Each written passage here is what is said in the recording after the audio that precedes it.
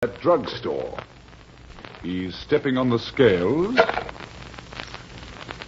Weight 239 pounds. Fortune, danger. Who is it? The Fat Man.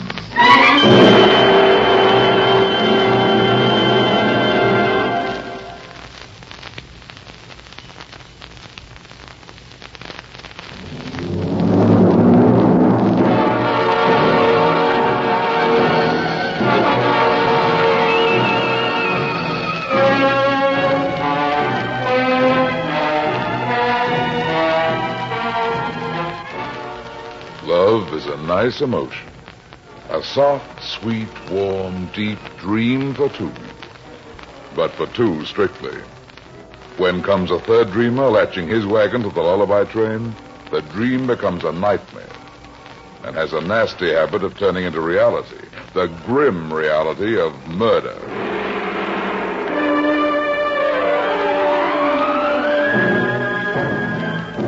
And now here's the Fat Man in Murder Squares the Triangle.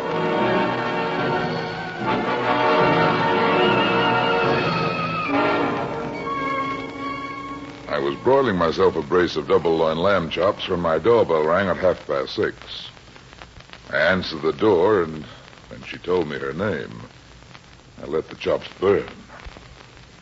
Her husband, Mr. John C. Kinnard, was famous as a hot-headed but well-heeled gentleman who could write a check with 6 zeros.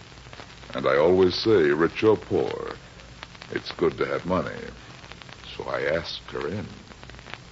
You must excuse me for coming to your home, but it was urgent. You need a detective, Mrs. Kinnard? No, I need to get rid of one, Mr. Runyon. That could stand a little clarification. I know. The fact is this. My husband's hired a detective to follow me.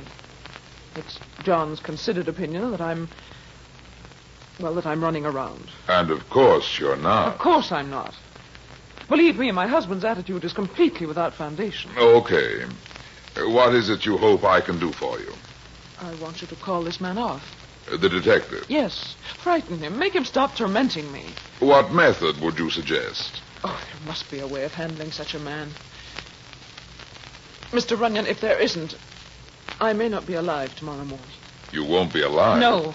Why not? My husband, he'll kill me, Mr. Runyon. You're not straining your imagination, are you? Oh, I wish I were, but it's all real. The detective phoned me this morning. Phoned me and openly demanded that I give him $10,000 in cash, or else he's going to talk to John. What can he say? You told me there'd been nothing but sweetness and light. He's going to make up a lie, a hideous lie. Now, let me get this straight. He's manufactured a character, Mr. Runyon. Tim Foster, he calls him. Timothy J. Foster. And he swears he's going to hand John a report to the effect that he spied on Mr. Foster and me under very compromising circumstances. I can't imagine a man like John C. Kinnard falling for a gag like that. But the awful thing is he will. Without investigating? He'll shoot first and investigate later. What's the matter with him? We all have our diseases, I suppose, and jealousy is John's. A thing like this is all he needs to turn into a raging lunatic. You've got to help me, Mr. Runyon. You've got to do something. Okay. What's the detective's name? Tanley. Fritz Tanley? That cheap bloodsucker? You know anything about him, Mr. Runyon? Plenty. What? Nothing I'd care to mention in mixed company, Mrs. Kinnard.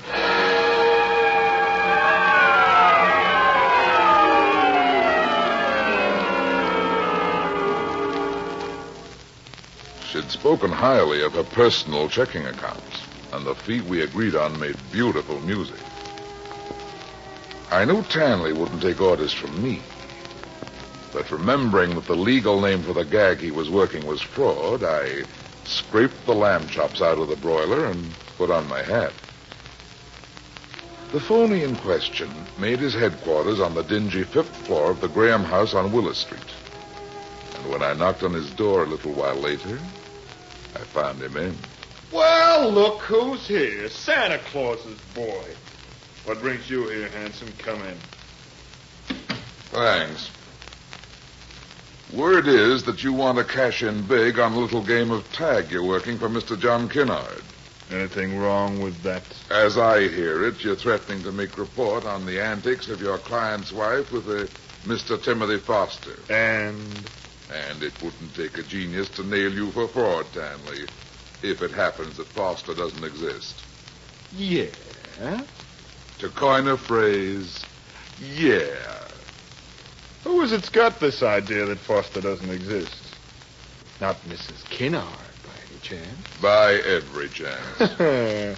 Must be a pretty funny sensation for her, then. What must be? Getting mail from a party who don't exist. What are you talking about? This letter, Runyon. Exhibit A in my defense for fraud. May I glance over it? Help yourself. Thanks. I hold on to it. Spell it out from where you are. Dear Kathleen, meet me tonight in the room at 26 Cabo Road. I'll be waiting at 8. Your own Timothy. How does that sound to you? Stylish stout. Where'd you get that? The bimbo Mr. Kinnard loves tossed it into a corner wastebasket early this a.m. What happened to the fraud conviction, powerhouse? You plan to show that to your client, Tanley? Me? No, I don't plan to show it to him, Runyon, because I already did. You don't say. 20 minutes before you gumshoed in.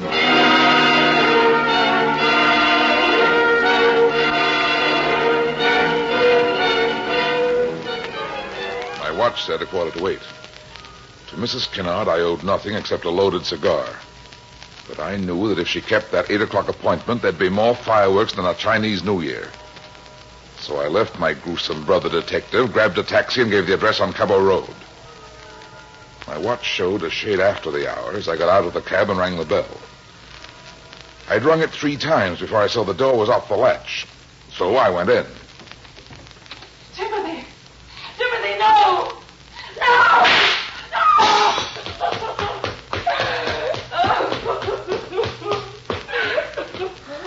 Well. Looks like an early 4th of July. I'm Brad Runyon, Mrs. Kinnard. Remember me? Who's the man on the floor? It's my husband. Your husband? Yes. I see John came with a gun in his hand. What happened? A slight case of backfire? Tell me, is he dead? He sure is. Oh, it can't be. It can't be. It's been, sweetheart. Sealed and stamped. The question before the house now is, where's the tenant? What? Where has he taken himself? I don't know who you mean, Mr. Runyon. Your friend, Mrs. Kinnard. My friend. The reference is to Timothy Foster. I told you this morning, Mr. Runyon, there's no such person as... You can cancel that speech, sweetheart. As it happens, I heard you screaming his name when I opened the front door. You did. Clear as a bell. Now, where is Foster? Who's Foster, Mr. Runyon? The man who was here with you when your husband walked in, Mrs. Kinnard. The man who shot first without waiting to be shot at, and then took a 2-story leap into the hydrant just through this window here. Really? Where will I find him? Tell me, or I promise you, pretty as you look, you'll hang as high as a Christmas goose. You know you're less attractive when you scowl. Where's Foster? Where does he live? What is it you two are making here, mister? Huh? Oh, who are you? Me? Henderson. Janitor. I think was maybe from here a big noise, no? Reasonably big. The man on the floor is only dead. Yeah? Yar. What do you know about Mr. Foster? Mr. Foster? The man you rented this room to, remember? I not rent rooms. Not no tenants. My place is in the basement. Somebody rents these rooms. Who is it? Mrs. Heufels.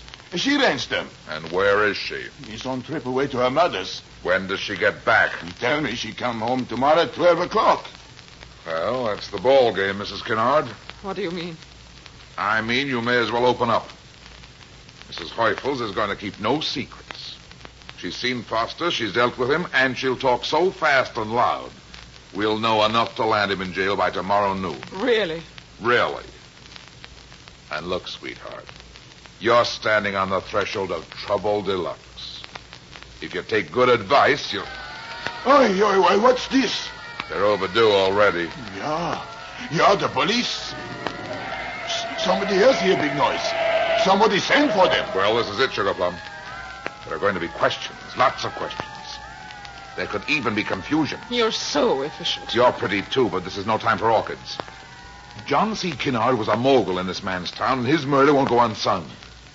The newspapers will make such a noise, there'll have to be a conviction. It's nice of you to care, Mr. Runyon. Do I have to tell a woman of your intelligence that your own safety's at stake, Mrs. Kinnard? Do I have to tell a man of your intelligence that Timothy means more to me than my own safety, Mr. Runyon?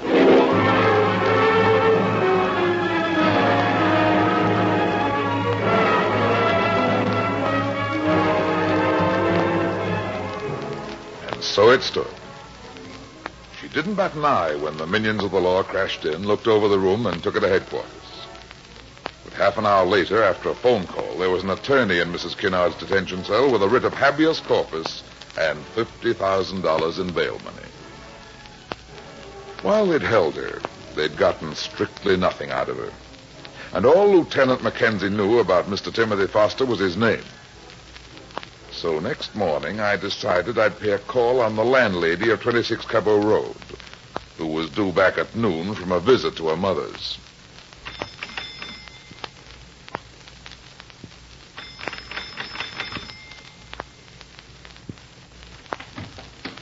Yes? Mrs. Heufels? What is it you want? Like everybody else in town, I'm interested in last night's murder. Go away from here now and don't bother. You haven't started being bothered yet, Mrs. Heufels. Wait till the DA gets here. The DA? He's gonna come here? In time, and not a lot of time at that. He's bound to. But if we get together and have the right kind of talk, we might manage between us to keep the police away altogether. Oh. Come inside. Who are you? Private detective. What is it you want to know? All about him. Who? Your second-floor boarder. And who is it will look out for me? Why does anybody have to look out for you? That's the way it is. From a distance it looks easy, and the next thing you know, the world is on your head. I'm afraid I don't quite follow you, Mrs. Heufels. Of course not, of course not. How could you? Go in the dining room and keep quiet. Why all the secrecy? Do what I tell you. Just sit down over there, and we'll bring all this to finish. That's what I want. Wait till I close the door. You may wonder why I'm being so careful, but if anybody heard it, it might be dangerous.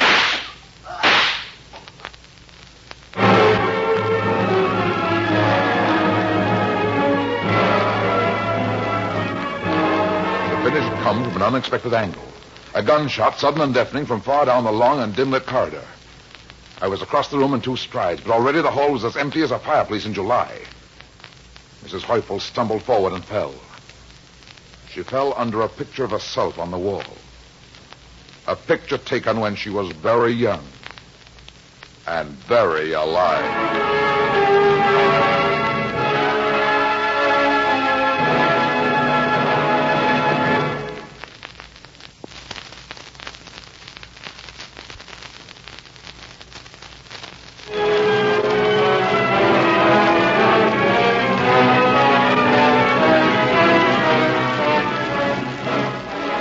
Mrs. Heufels lay dead on the carpet.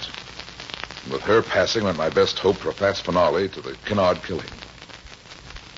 When I broke the news to Lieutenant Mackenzie, I could hear the ragged edge of despair in his voice. To soften the blow a little, I pointed out that now at least we knew Foster had been in the neighborhood as late as 12:15. After I hung up and sat a while in quiet speculation, my mind suddenly focused on a certain detective. A hard-bitten gent who had been overlooked. And as soon as the police arrived, I took my way once again to the Graham house on Willis Street. Beat it, Runyon. Take it easy, Tanley. Take it easy. I told you to beat it. Is that the way to talk to a friendly colleague? The friendly colleague will either take himself a walk. Go on in and sit down. What have you got with me, Powerhouse? Not much. Only a certain John C. Kinnard, who earned his money the hard way, might be alive today to enjoy it. If you hadn't stuck that note under his nose and let him go off on a rampage to get lead in his chest. I did what I was paid for. Why do you come off telling me my business? It just seems to me that a detective who actually spotted Foster with Mrs. Kinnard ought to have a pretty clear picture of what he looks like. Did you figure that all by yourself? With a minimum of prompting from the audience. You say you saw him, Tanley. And who's saying not? How often did you see him? Often. How close? Close enough to know. Then let's have it. He's about 6'1", brown hair, gray eyes, walks with a cane and drives a black 41 Ford sedan. Thanks for the information, Tanley. I'll pass it along.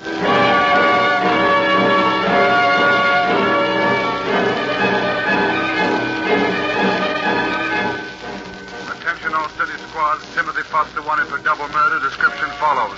Height 6'1", hair brown, eyes gray. Attention all state patrols. Murder of John C. Kinnard at large. Post guards at all toll bridges and highway entrances. Stop all suspicious vehicles with particular attention to black 41 sedan. Attention all National Police Headquarters. Arrest on site Timothy J. Foster. Height 6'1", hair brown, eyes gray. Uses cane and drives 41 sedan. This man is a dangerous killer.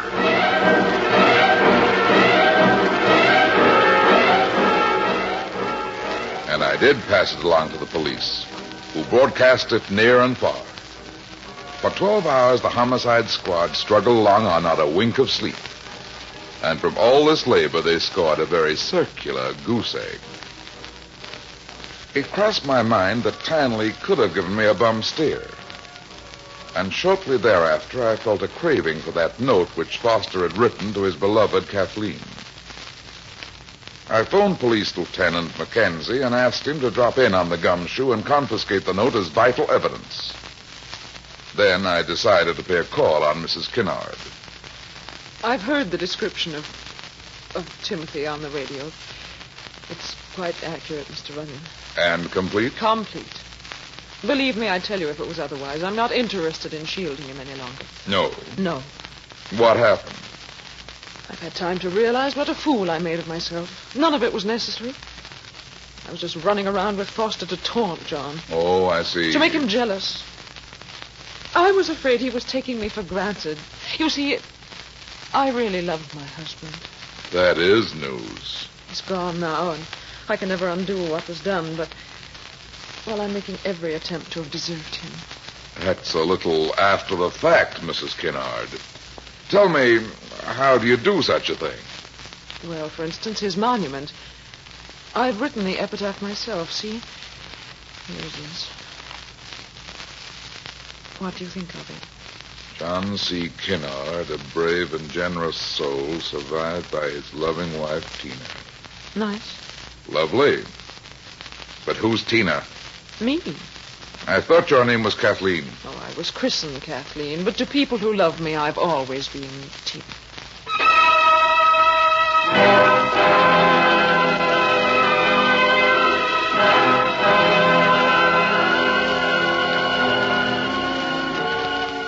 I left her and went down to the drugstore for chocolate malted.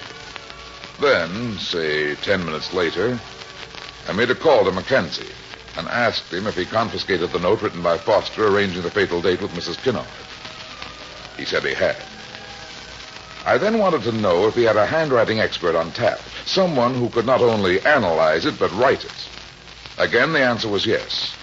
There was a graphologist named Mercer in the lab, and he was at that moment studying the note in question when Mackenzie switched me over. Mercer speaking. This is Brad Runyon. Oh, yes, Mr. Runyon. Do you have the Foster note nearby? Here, it's in front of me.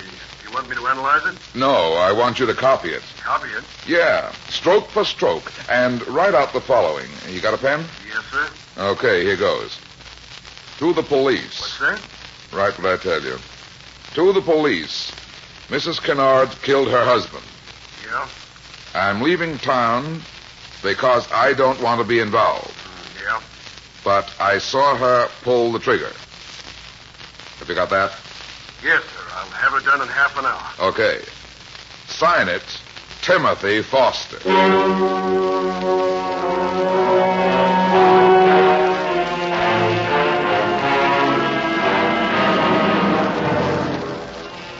I went over to headquarters and arranged with Mackenzie to take out the little document. And then went calling on that gentleman of the old school, Fritz Tanley.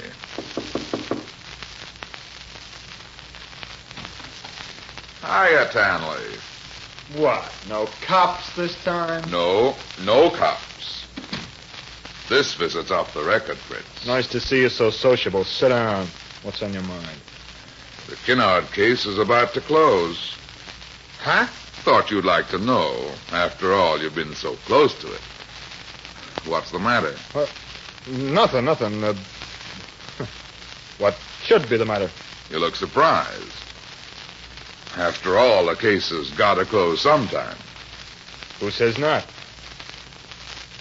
Well? Well, what? What's the payoff? Who did it? A certain much-discussed bimbo. Mrs. John C. Kennard. Who? Kathleen Tina, the dead man's wife. You must be nuts. Why, Fritzy? Well, I mean, how you figure? Oh, new piece of evidence clinched the deal. What piece of evidence? This note. Exhibit B. It is a note. To quote you, Fritzy, it is not a piece of veal. Can I see that? Sure, from where you're sitting. You're far-sighted. Spell it out. Mrs. Kennard killed her husband. I'm leaving town because I don't want to be involved, but I saw her pull the trigger. Who wrote that? The signature's there. Timothy Foster. And the script is identical with the first note. The one about the date on Cabo Road. You can see now why I say the case is about to close, huh, Fritzy? Yeah. You're the first person to see this little billet doux. Where'd it come from? Under a sofa cushion in Foster's room at the boarding house. You found it, I take it? Who else? What kind of angle are you looking to cut here?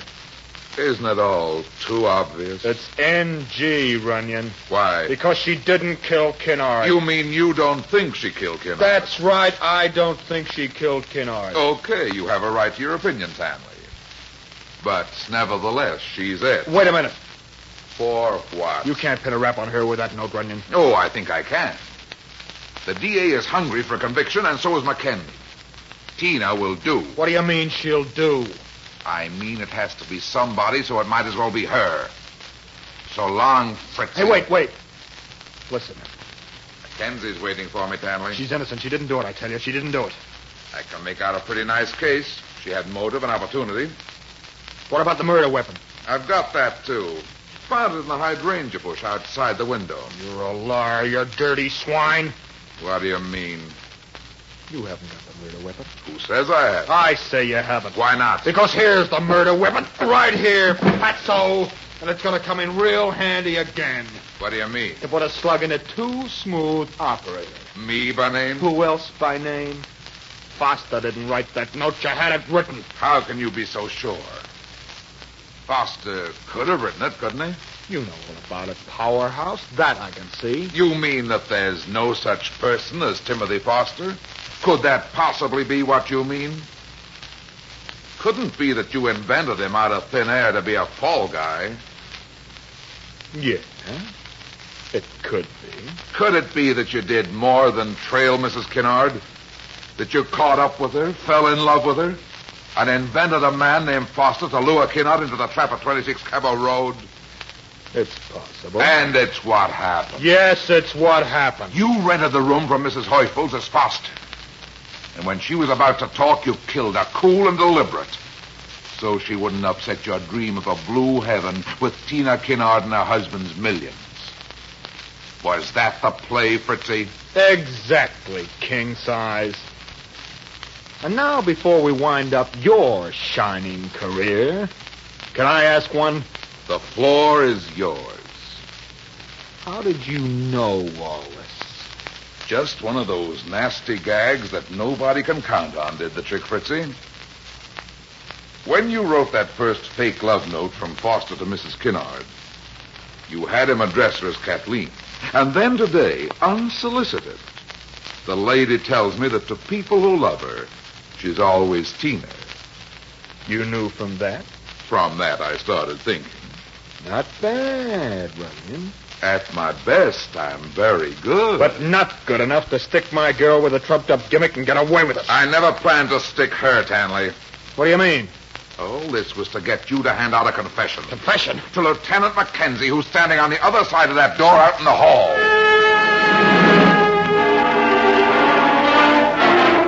For a moment, he doubted me. Then he decided I was on the level and turned, firing as he swung.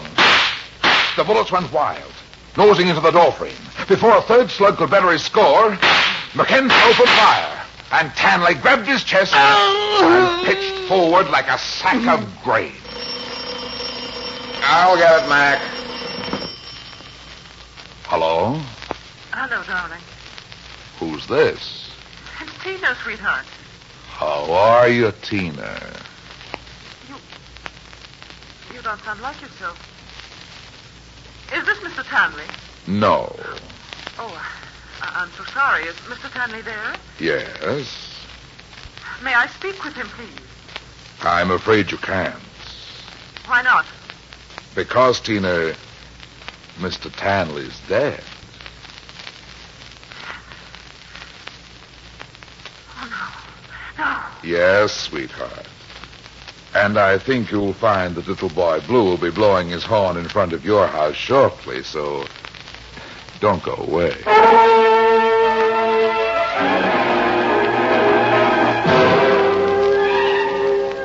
Mackenzie took over then. And as I left, he said little, but meant much. And he watched me descend as the wire cage elevator groaned me down to the lobby level. I went out in the street, and at the corner of 4th and Willis, there was a fruit stand with a pyramid of rosy wine saps, where I stopped and bought a sackful. Then I went on my way thinking that love is a nice emotion. A soft, sweet, warm, deep dream for two. But strictly for two. Strictly.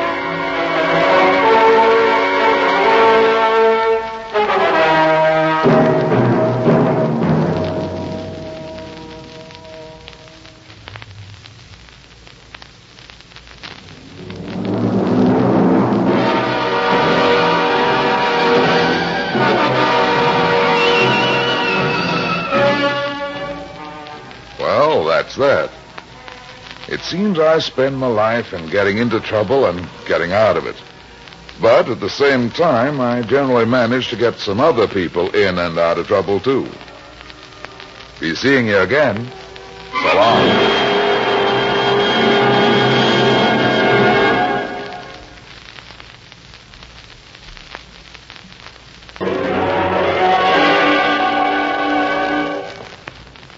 There he goes into that drugstore. He's stepping on the scales.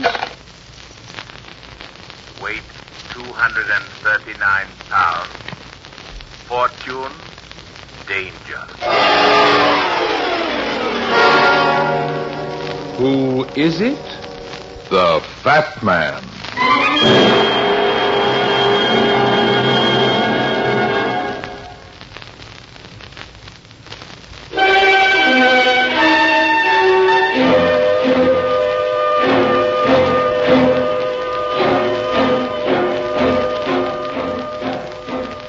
Man's bulk can cover a multitude of things, such as hard muscles and maybe a soft heart. I go for the first myself. They pay off better. Crime and soft hearts don't mix. But that doesn't mean you can't make a nice gesture once in a while, even in the midst of a considerable amount of murder.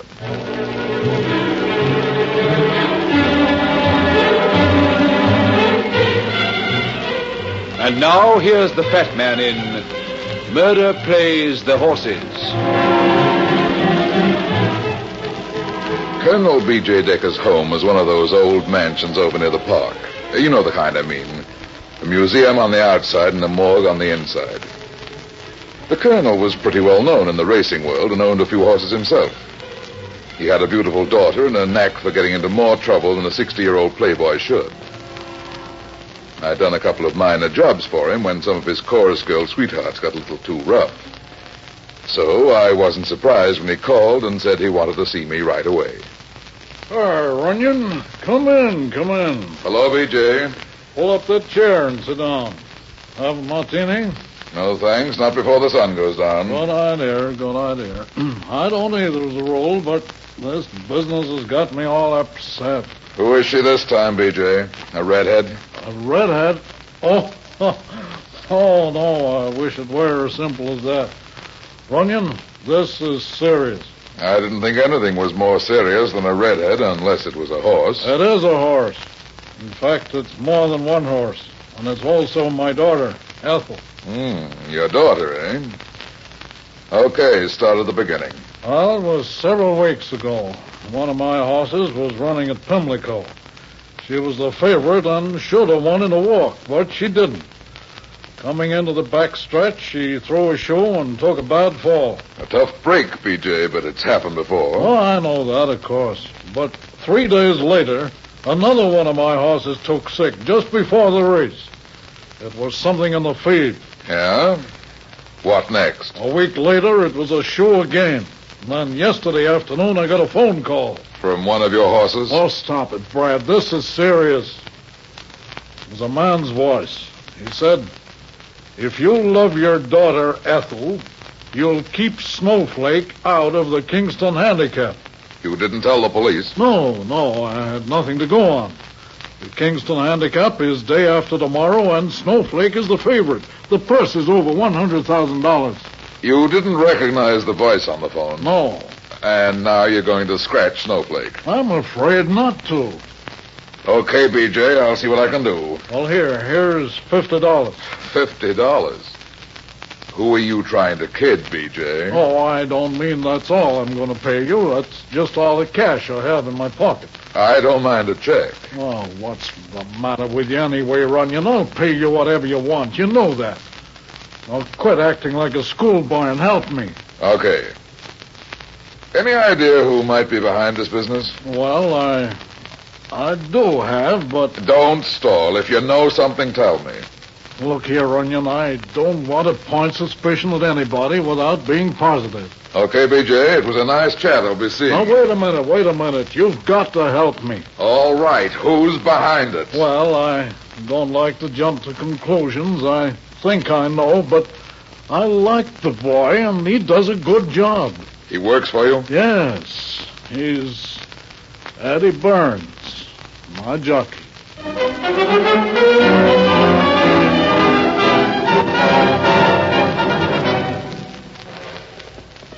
Attaboy, Eddie, attaboy! Let him out! Come on, Eddie, come on!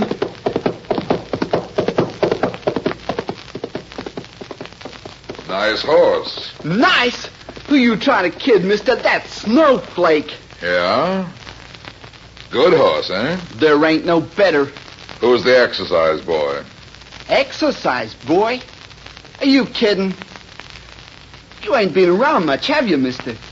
That's Eddie Burns, the best jockey in the business. Oh, Eddie Kearns. Not Kearns, Burns. Oh, brother, you're a real square, aren't you? Not if you're observant. You a jockey? No, not yet. I work 'em out. They give me the plugs. But I'm learning fast, and Eddie's talking me up. I'll get a break pretty soon. What's your name? Pete? Okay, Pete. See that tall, thin fellow leaning against the rail over there? Yeah? What about him? Who is he? I don't know. I seen him talking to Eddie a little while ago. I guess it's some pal of his. See you later. I want to talk to Eddie's pal. I thought I smelled something besides horses around here, Deacon. It couldn't be a fat detective, could it? It might be a tin-horn gambler. I know a fellow once who had a wonderful nose. Was so good he just had to go around using it all the time. But he had an accident. What a shame. Yes, wasn't it? They found him in an alley without his nose. Know any more bedtime stories, Deacon? Yes, lots of them. Tell me one about a jockey. The jockey? Yeah. A jockey named Eddie Burns. You know, it's a curious thing, but I don't know any Eddie Burns stories. How about the Three Bears? Let's skip that. I'd almost bet you knew at least one Eddie Burns story. You'd make more betting on a horse. Okay, Deacon, let's go. I got Hello, Sneed. Remember me? What's this two-bit dick doing here, huh? He's being too inquisitive. Oh. That's not so healthy, fat man. You know, Deacon, you ought to be more careful in picking friends. Somebody might get the wrong idea. Why, Cut you it, big... Sneed. Come on, let's go. Better brush up on your horse stories, Deacon. Take him, Pete. Okay, Eddie. Boy, oh boy, he's really looking good, ain't he? Like a dream. Feeling good, aren't you, boy? I say we're going to take that Kingston handicap like candy from a baby. Ooh, boy, hold it. Here, Pete, take him round again. Take it easy. Just cool him off. Okay, Eddie. Give me a leg up.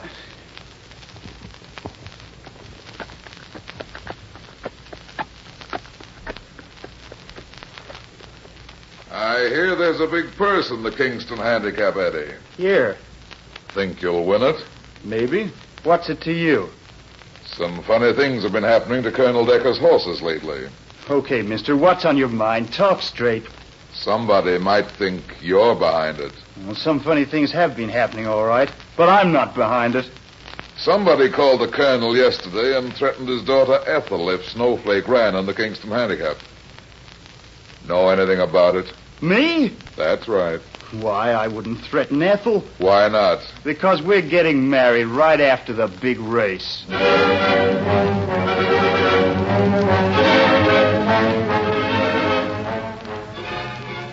Eddie's crack slowed me up a bit. While I was figuring my next approach, Eddie turned quickly and headed for the stables.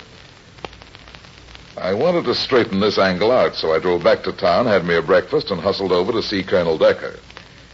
It was still only 10 o'clock, but the colonel was up and through breakfast when I called. Now, let me get this straight, B.J. You said it was your jockey, Eddie Burns, who phoned you and threatened Ethel. Ed, where's Eddie, I tell you? But he says he loves Ethel and they're getting married the day after the race. Why, that's ridiculous.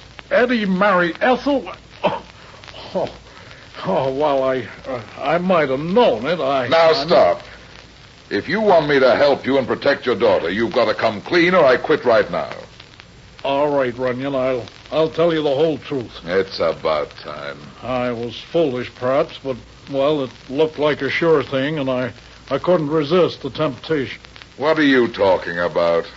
A few weeks ago, two gentlemen that I know got in touch with me.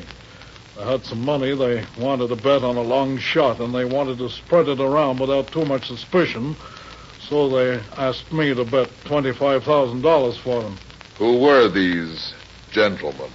Two men named Deacon and Sneed. And you took the money but didn't place the bet? That's right. It was a 7-to-1 shot. I didn't think the horse had a chance, so I decided to take the bet myself. But the horse won, so you owed them $175,000. Yes. Go on. When I told them I couldn't pay, that they'd have to wait, they threatened me. I told them I could pay after the Kingston handicap if Snowflake won, but that wasn't good enough. They wanted collateral. The only thing I had to give them was the deed to a gold mine I own. Which is worth more than the money you lost. Exactly. Now you see why I've got to win the Kingston handicap tomorrow. Yeah. Why didn't you tell me the truth to start with? Why all the business about Eddie Burns? But Eddie is mixed up in it. They're trying to keep Snowflake out of the race, and they've gotten to Eddie. Bought him off. Oh, excuse me. Hello? Colonel Decker? Yeah, speaking. This is Lieutenant McKenzie at police headquarters. We're at the stables right now, but can you meet us at headquarters in an hour? Why, yes, of course, but what's the trouble? Is Snowflake... Snowflake's all right, but there's a guy named Sneed that isn't. What happened? We found him on one of your empty stalls with a bullet in his head.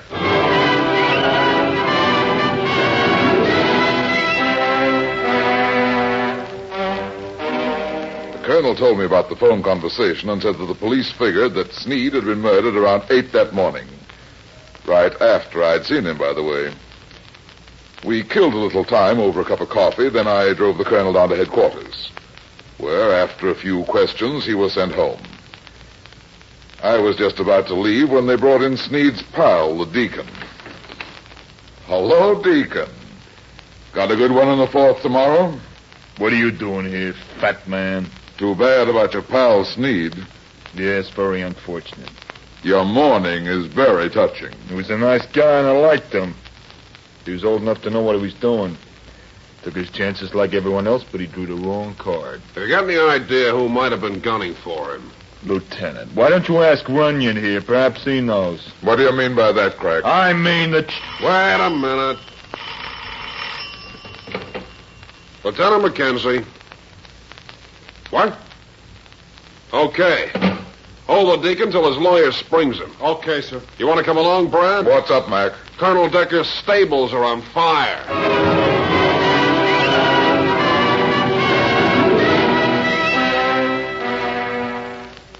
When Mackenzie and I arrived at the track, Decker's stables were a smoldering mass of ruins. The intense heat had prevented every attempt to save the horses. And Colonel Decker angrily declared, Eddie Burns is behind all this, Runyon. They didn't want my horse Snowflake to run. They wanted to ruin me, and now... But, Dad, I know Eddie didn't have anything to do with this. You keep out of this. But, Dad... Ethel, are you all right? Eddie, where have you been? Oh, I just heard about the fire. Oh, Mr. Runyon, I've got something important to tell you.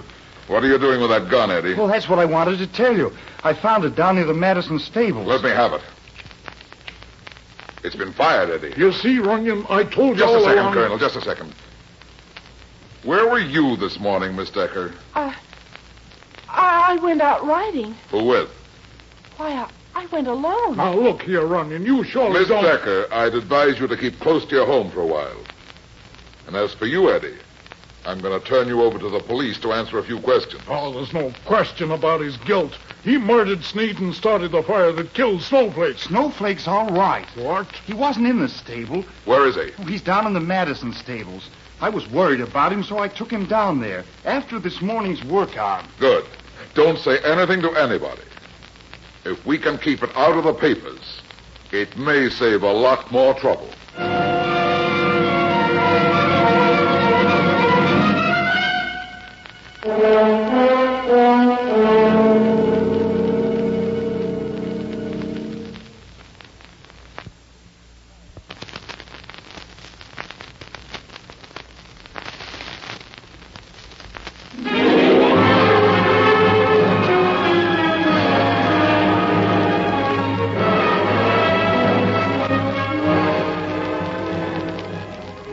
Murderer on the loose, I stayed close to the Decker family.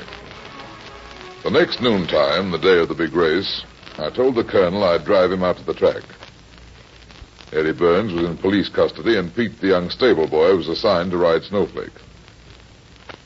With the deacon free because of lack of evidence, the colonel didn't object to my companionship until he found out where I was taking him. You know, Colonel, there are a couple of things that don't make sense. What? Why Sneed was murdered, for instance. Well, that's simple. Is it? Of course. The deacon killed him. The deacon may be a crooked gambler, but he's no fool. Besides, there are some others with equally good motives. Who? Eddie Burns, for instance. Oh, Eddie, yes. And there's somebody else. Who? You. Why, what do you mean? You owed Sneed and Deacon money. They wanted the mine instead. So if you lost the race today... But, Runyon, you're forgetting the fire and... Just a minute. Turn around, Runyon. It's almost time for the race. We're not going to the track, Colonel. We're going to listen to the race on the radio. What do you mean? What are you trying to do? Save your life, maybe.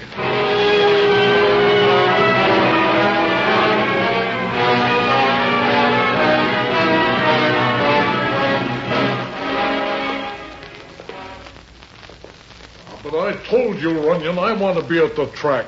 Whose house is this? A friend of mine. Come in and relax. Come on, Colonel. Sit down and be comfortable. I'll turn on the radio. I won't sit down. Have it your way, but you're not leaving. Don't worry about Pete. I think he knows how to handle Snowflake. Weather is clear, track fast. The horses are on the way to the starting gate. Right beneath me are the boxes reserved for the owners. There's Mr. and Mrs. Dudley Fletcher, owners of Breakaway, and Bill Donovan, who owns Fantan. One of the boxes is obviously empty. It belongs to Colonel B.J. Decker, owner of the favorite Snowflake. Rumors have been flying around here all afternoon as to whether or not Snowflake would run. But up to now, Snowflake has not been scratched.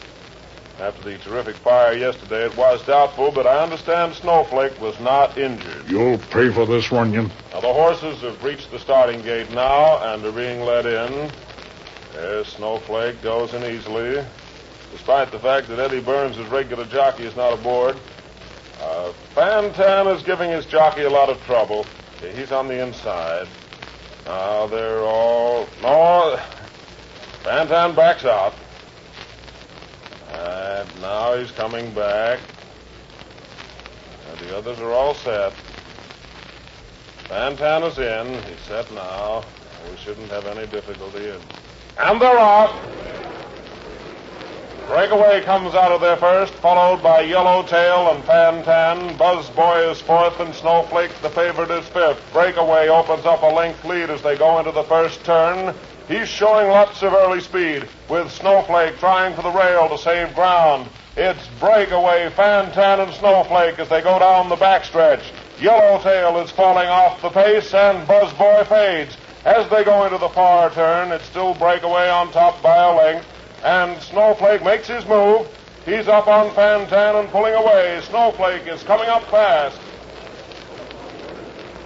They're making the turn into the home stretch now. Snowflake is bearing down on Breakaway. It's an eighth of a mile to go, and Snowflake has caught Breakaway. They're neck and neck. It's a stretch duel. Both boys go to the whip, and Snowflake goes into the lead. He's going to win. But something's wrong. The jockey on Snowflake has collapsed in the saddle. Breakaway takes the lead. The jockey is falling. Yeah, he's falling. There he goes. He's fallen off Snowflake, and Breakaway opens up a lead of a length and a half. Any idea what happened, B.J.? It's your fault, Runyon. If I'd been at the track, this would never have happened. Look, Runyon, the window.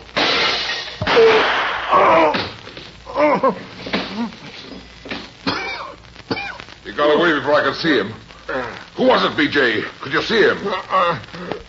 Try, B.J., try. Who was at the window? Eddie. It was Eddie. It was...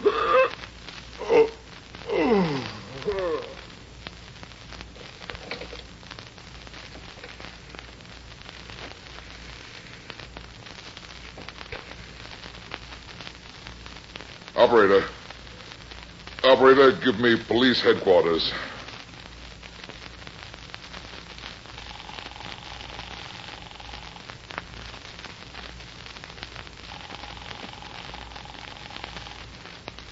Police headquarters. Get me Lieutenant Mackenzie.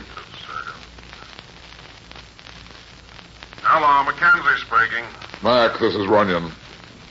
Colonel Decker has just been murdered. Murdered? Who did it? Why did you let the jockey go, Mac? What are you talking about? Eddie Burns is still locked in a cell here at headquarters.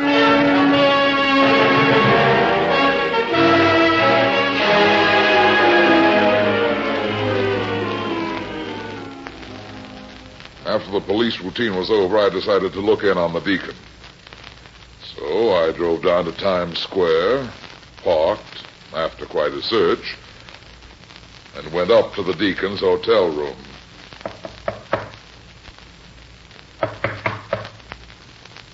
Who is it? Well, boy. What do you want? Message.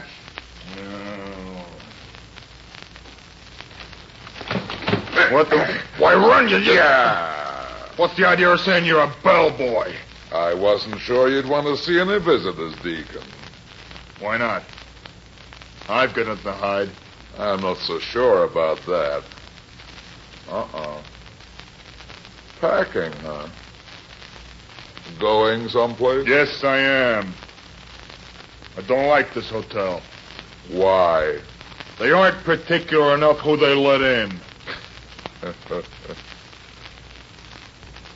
Deacon, how'd you cut your finger?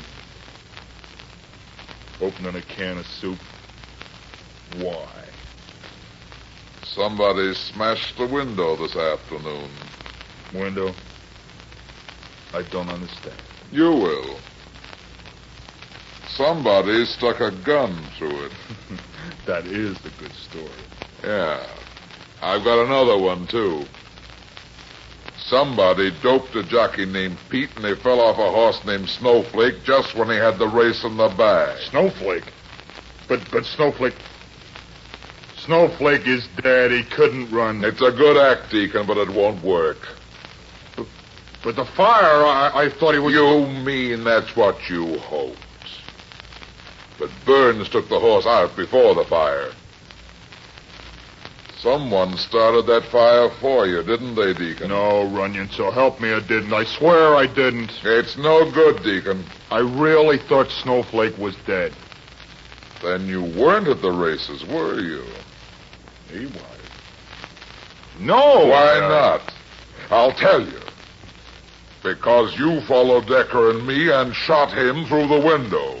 Right, that finishes the story, Runyon. Don't reach for your gun, Deacon, or I'll put a period to the story.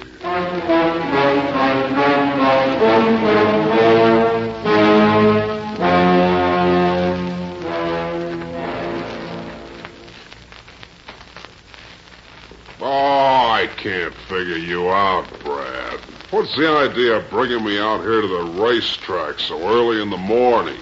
There's somebody here I want to see, Mac. Who? I'll show you in just a minute. But, Brad, it's an open and shut case. You said so yourself.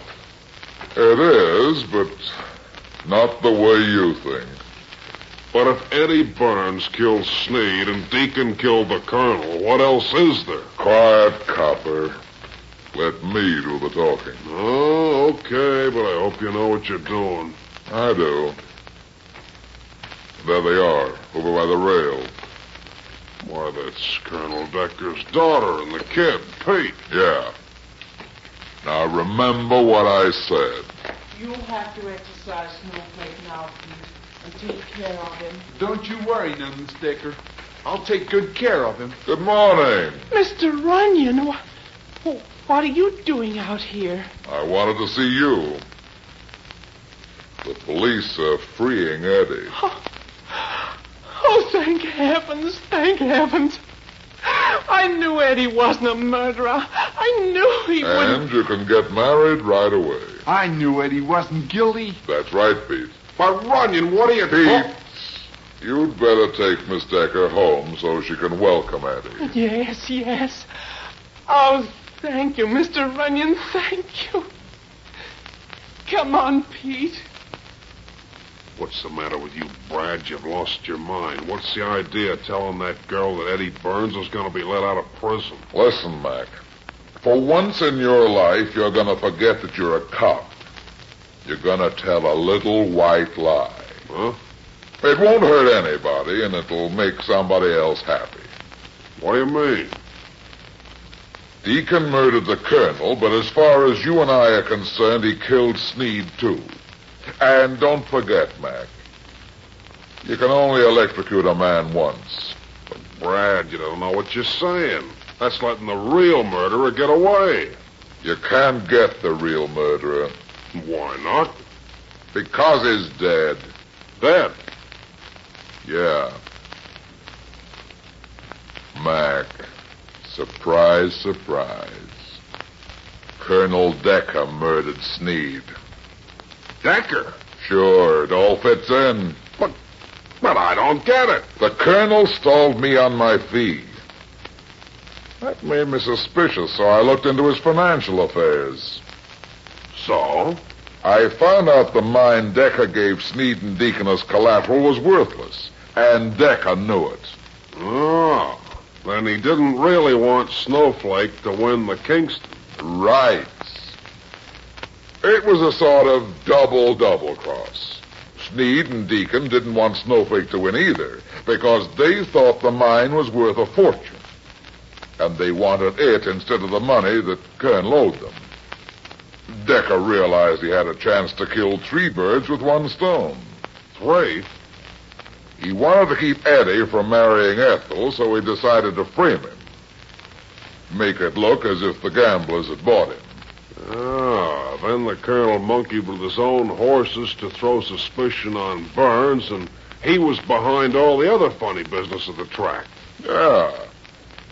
He saw a chance to clear his debt with a worthless mine by burning the horses and collecting the insurance. Decker was literally broke. But, why did he kill Sneed?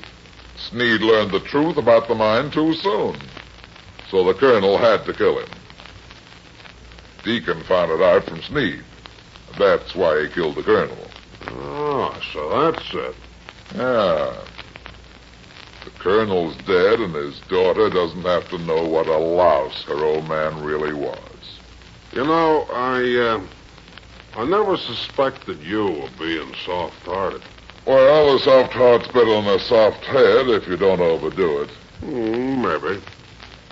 Hey, by the way, Brad, you know any good horses for tomorrow? Yeah.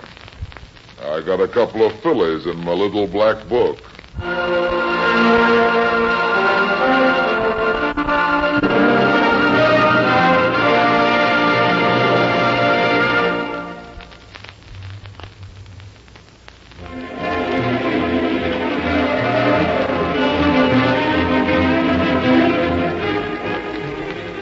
That's that. It seems I spend my life in getting into trouble and getting out of it.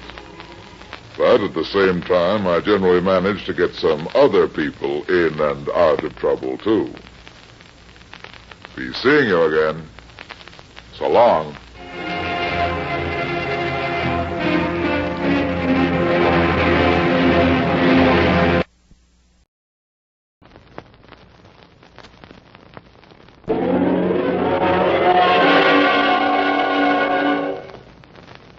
There he goes into that drugstore.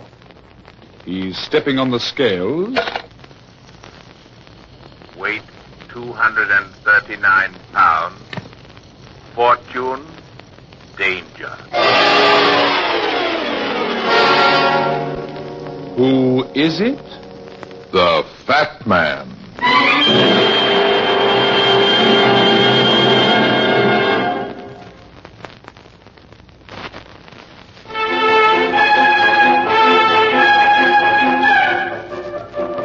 In this business of solving crimes, the detective runs into 2 types of criminals.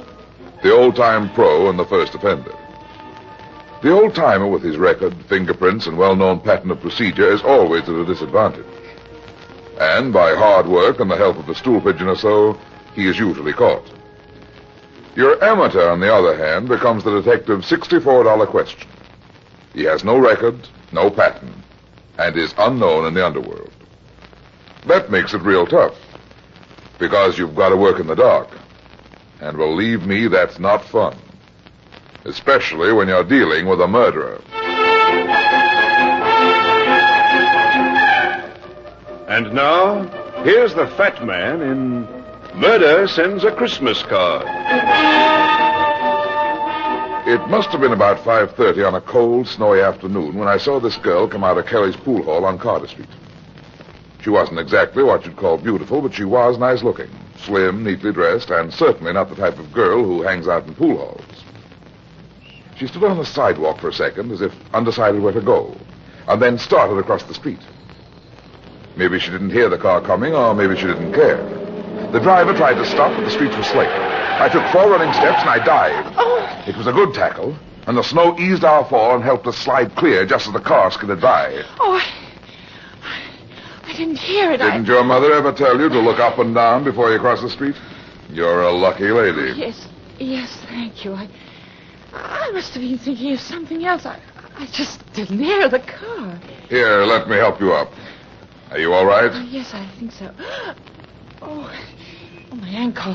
Is it sprained? No, I don't really think so. I must have turned it. I'll be all right. Thank you very much. Now, take it easy. You're not going to get very far on that ankle. No, please, I must get home. I left my little boy with a neighbor. I must get back. Okay, I'll take you home. Here, lean on my arm. No, please. I live a long way from here. Sam goes to that pool room because it's near where he works. But let me get a cab and take you home. No, Sam wouldn't like it. Who's Sam, your little boy? No, my husband. That's why I came out. I was looking for him. Is that why you went in the pool room? Yes, I thought he might be inside. Sometimes he does go there. Oh, I'm so worried. Why, is he out of work? No, he has a job, not a very good one, but he is working. Then why did you think he'd be in the pool room? Well, this is his day off, but... Oh, that isn't the reason that I... You're not making much sense. You didn't get that worried look just because your husband might be playing pool with the boys on his day off. Now, don't misunderstand, but I'm just trying to be helpful. I suppose I'm being silly, but I was worried. I was afraid... Afraid of what? No, it's nothing. I've no right to burden you with my trouble. Maybe talking will make it easier. Oh, you are very kind. My name's Myra Davis. Well, my husband's job doesn't pay much, just enough for us to get along on, and Sam gets discouraged. He feels he can give us the things that we need. That's always tough, but it's really nothing to worry so about. Well, that isn't why I'm so worried. This morning it all came to a head. Sam lost his temper. We had an argument, and he left. He said he was going out to get some money. A funny look on his face when he went out, and when he came back this afternoon, I got worried. I was afraid. That he might get in trouble? Yes, I thought he might do something wrong. Oh, don't you see? Sure, I see. But while we're talking, I'm going to take you home. And who knows, maybe I can help Sam get a better job. Hey, taxi!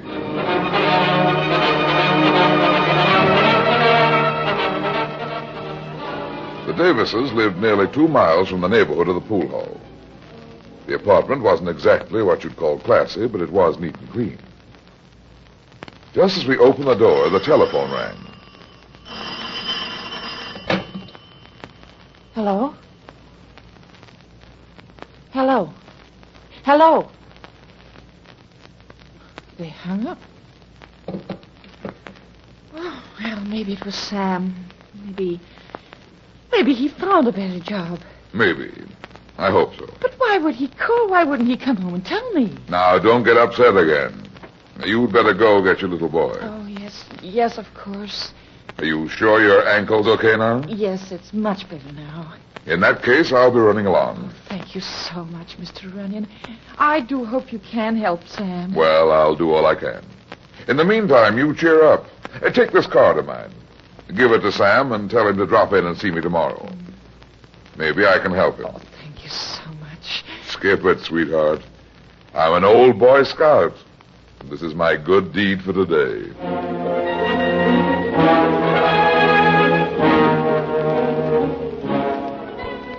There really wasn't any reason why I should have been worrying about this guy, Sam Davis, and his wife, Myra. He was probably a nice young fella, down in his luck and bitter. Maybe he was headed for trouble because of it, but, well, it wasn't any of my business. Besides, it was time for dinner, and I was hungry. It was cold and snowy outside, but I couldn't get them out of my mind. Maybe I was a sap, but I got a cab and rode all the way back to Kelly's bar and pool room. It was snowing harder than ever when I walked in.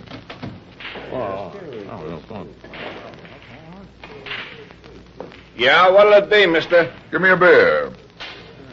By the way, do you know a fellow named Sam Davis? Yeah, sure, I know Sam. Has he been in here this afternoon? You a friend of his? Yeah. Here you are. Yeah, Sam was in a little while ago. How long ago? Oh, well, let's see. It was after his wife was here looking for him. She come in about an hour and a half ago, but Sam wasn't here then. He come in soon after she left. I remember because I gave him the message that she was looking for him. Oh, then he went home. No. He went to the phone booth over there to call her. Said he'd got himself a job tonight, so he'd be late getting home. I thought he had a job. He has, but he's going to pick up a little Christmas money by driving a truck or something for the guys he was with. He said it'd pay good.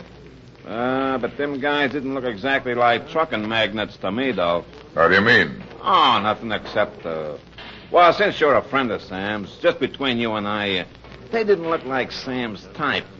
Know what I mean? Yeah, I was afraid of that. You didn't know the guys he was with? No, but I get the idea Sam owed one of them some money. They sat back there and talked for a while. I think they was arguing with Sam. Finally, they get up and all of them left. How long ago was that? Oh, not long. Maybe 5 minutes before you come in. Okay, thanks. See you again. Merry Christmas.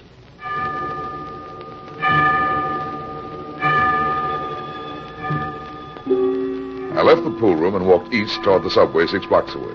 It was getting colder. The street was one of those extra-wide warehouse-lined streets, dark, and deserted except for a small cigar store a few feet ahead of me.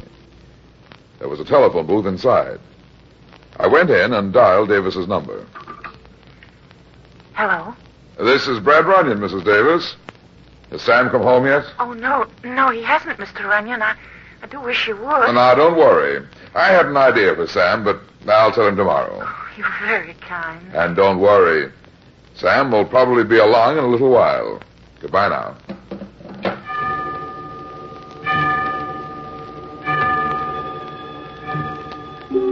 I went back out into the dark, snow-covered street and tried to forget about Sam Davis. I was 4 long blocks from the subway when a truck skidded around the corner a block ahead and rolled to a stop in front of a warehouse on the far side of the street. The door of the truck opened and 3 men got out. They seemed to be in a hurry. One of the men unlocked a small door beside the big rolling one used for trucks, and the 3 went inside. I walked 10 yards farther towards the subway, and the rolling door of the warehouse went up with a bang. I saw the flash of a gun in the black open pit of the warehouse. I jumped sideways into a doorway and pressed against the wall. 2 men ran suddenly out of the warehouse. One was bareheaded and the other wore a cap. They both had guns in their hands. A third staggered behind them and toppled headlong on the snow-covered walk. The guy wearing the cap stopped when his pal fell to the walk. But the first man ran to the truck and drove off. The guy with the cap on tried to make the truck, but was too late. Just then, a cop came running down the street, and a guy still on his feet started to run. He forgot how slippery the street was, but it saved his life. His feet slid out from under him, just as the cop fired and the bullet hit a window. Maybe he thought he'd hit the gunman. Anyway, he waited a split second too long before trying to fire again. The man in the cap turned over while he was still sliding along in the snow. He only fired once. The cop's arm flew up over his head. He fell forward on his face.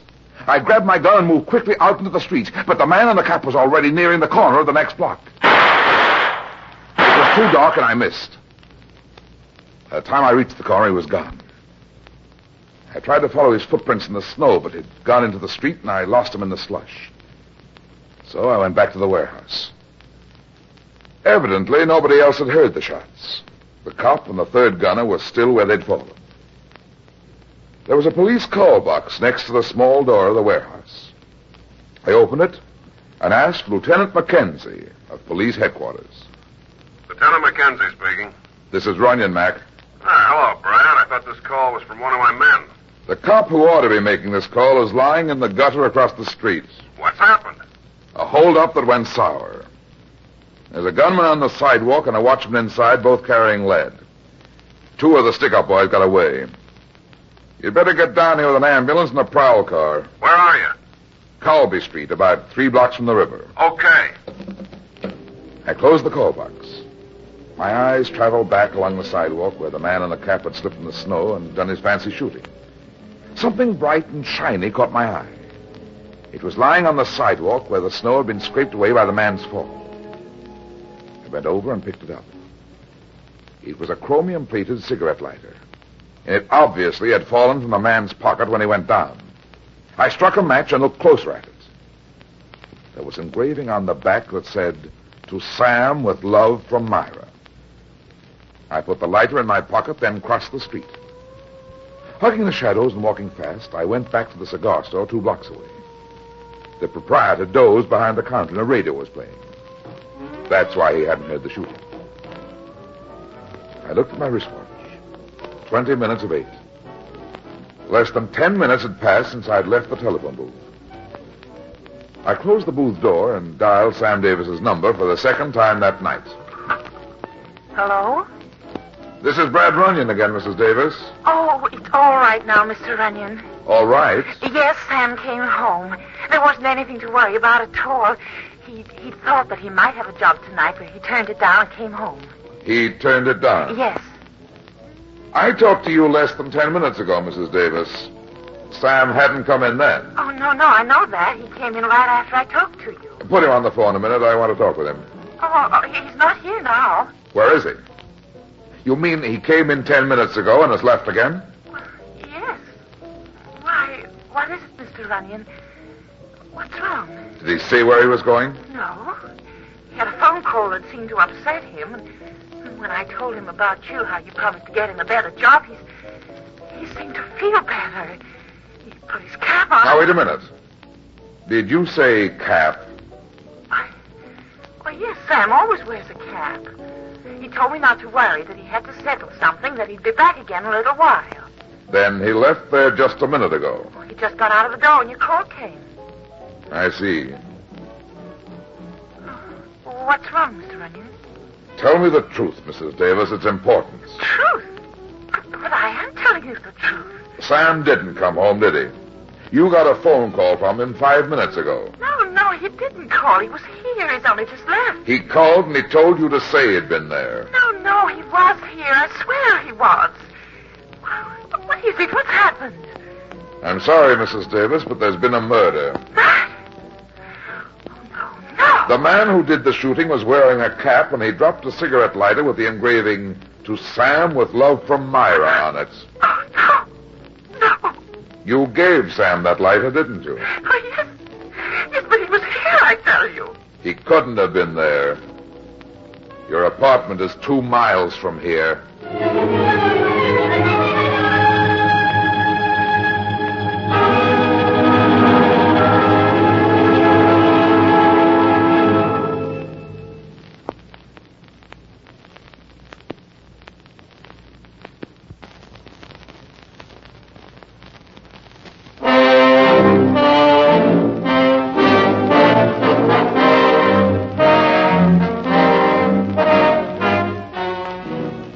I stepped out of the cigar store. 2 prowl cars and an ambulance stood in front of the warehouse. 4 cops stood around in the glare of a searchlight. I should have gone up and joined them, but I didn't. Somehow I wasn't quite sure. There was the lighter, the man in the cap, Myra's scared, flustered voice. It should have added up, but somehow it didn't. Maybe it was because I didn't want it to. I headed back to Kelly's pool room. As I walked, I brought out Davis's lighter and looked at it. I realized I was holding more than just a lighter in my hand. I was holding a man's life and a woman's happiness. That's a lot to hold in your hands. I quit thinking about it and remembered that I was a licensed detective. As I entered Kelly's, the bartender glanced up and nodded. I took a seat where I could watch the door and also the game of pool. The clock above the bar said 7:45.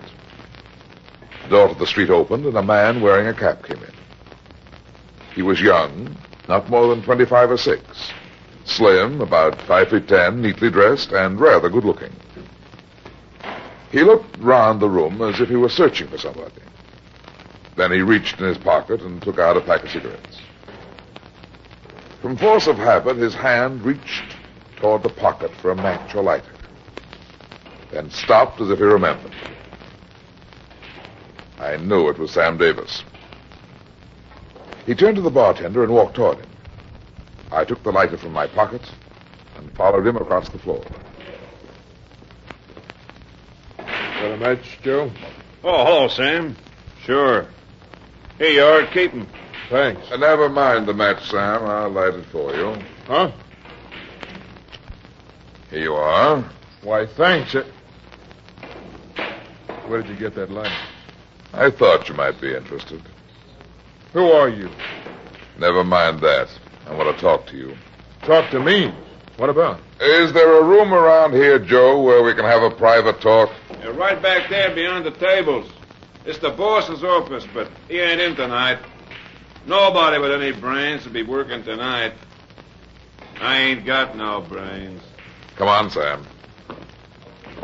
It ain't locked. Just go right in. Okay.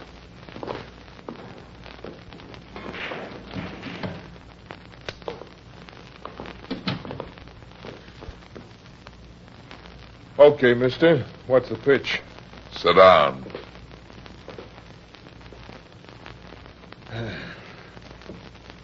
Who are you, and where did you get that lighter? I found the lighter where you dropped it tonight. Where I dropped it? I didn't drop it. It's no good, Sam. The cop died. The cop died? Hey, what are you talking about? Where were you at 7:30 tonight? I was home. I can prove it by my wife. I've already talked to your wife. She can't prove anything. But she saw me. She can tell you. She's your wife, Sam. She loves you. You shouldn't have let her down like that. And listen, you gotta believe me. I don't know who you are or what you're talking about. You said a cop died. I don't know nothing about it. I didn't go with him. I swear I didn't. So, you didn't go with him, eh? What I mean is, I don't... That doesn't sound like you don't know anything about it. Who are you? Are you a cop? I'm Brad Runyon. The fat man? That's right. Myra told me about you just a little while ago. When you called her on the phone? I didn't call her. I went home. I left there about 25 minutes ago. Why did you go out again so soon, then? I know it'll sound screwy. It all sounds screwy, but there was something I had to attend to, something I had to explain. Something like shooting a cop? No. I tell you, I didn't shoot anybody. Now, listen to me. You gotta believe me. You gotta tell me, that lighter of mine, where did it come from? I saw the stick-up tonight. I was standing in a doorway across the street. The man who shot the cop was wearing a cap like yours. He was your size, and he dropped this lighter when he slipped in the snow. It wasn't me. I swear it wasn't, Runyon. I didn't even know Keep talking.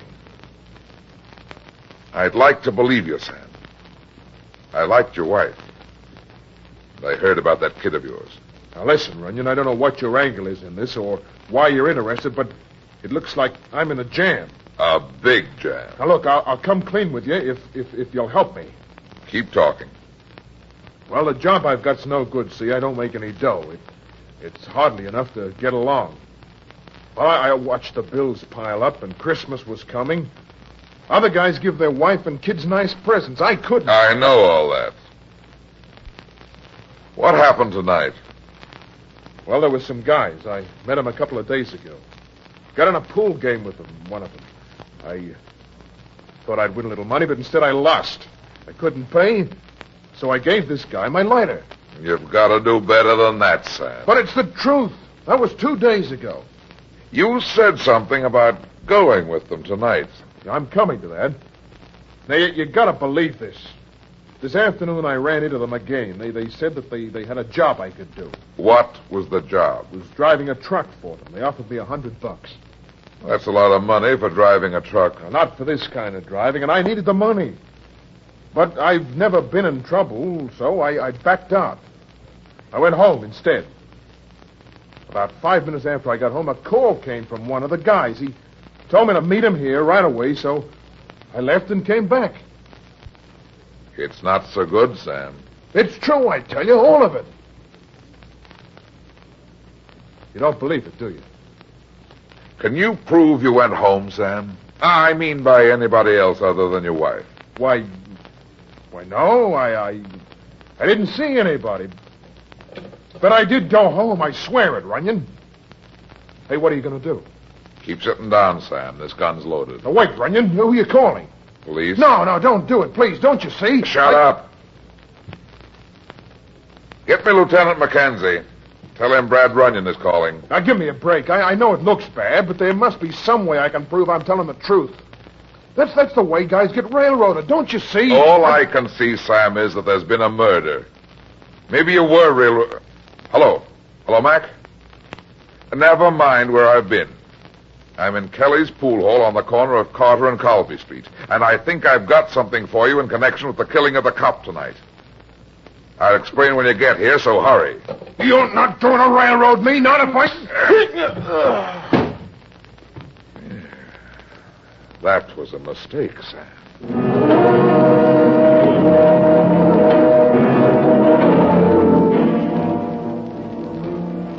I picked Sam up and propped him in a chair. There was a slight cut on the side of his mouth where my fist had connected. Otherwise, he was okay. But something had fallen out of his pocket. A small white card. I bent over, picked the card up, and looked at it. It read, Brad Runyon, Private Investigator. It was the same card I'd given his wife when I took her home. He had been home. I looked at my watch. Mackenzie wouldn't waste any time. Sam Davis was headed for the chair unless I acted fast. They'd never believe the story of the card. I slipped it in my pocket. There was a water cooler in the corner. I filled a paper cup and threw it in Sam's face. Come on, Sam. Come on, wake up. What happened? I hit you. Come on, get up. Oh, I told you the truth, Runyon. I swear it. Skip it. Now listen to me, Sam. We haven't got much time. Nobody's gonna railroad you. What do you mean? You just Let me talk. We've got to act fast. The cops will be here any minute. Yeah, but wait a second. I don't understand. I said, listen. If you love that wife and kid of yours, you'll do exactly what I tell you. Understand? Why did you... Never mind that. Now hit me. Hit you? That's what I said. Hit me as hard as you can right here on the jaw. Then open that window back there and wait for me to come to. And don't leave here. Whatever you do, stay. Now come on and hit me. But I don't get it. I'm not going... Listen, Sam, so help me. If you don't do what I tell you, I'll slug you again. Now hit me. Okay.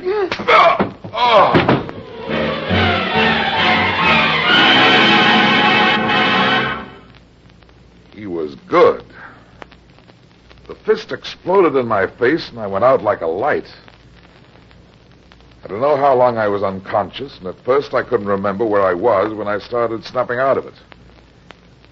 The back of my head ached, and my jaw felt like a flat iron had hit it. Gradually, a blurred face began making sense in front of my eyes. It was Mackenzie. Brad, are you okay? Oh, hello, Mac. Oh, yeah. Yeah, I'm okay. No, don't worry, Brad. I got him. He was still here when I came in. You got him? Oh, great. Yeah. Yeah, there he is over there with the handcuffs on. There. So he's in on a holdup, huh? Oh, hold it, Mac. That's not the guy. Huh?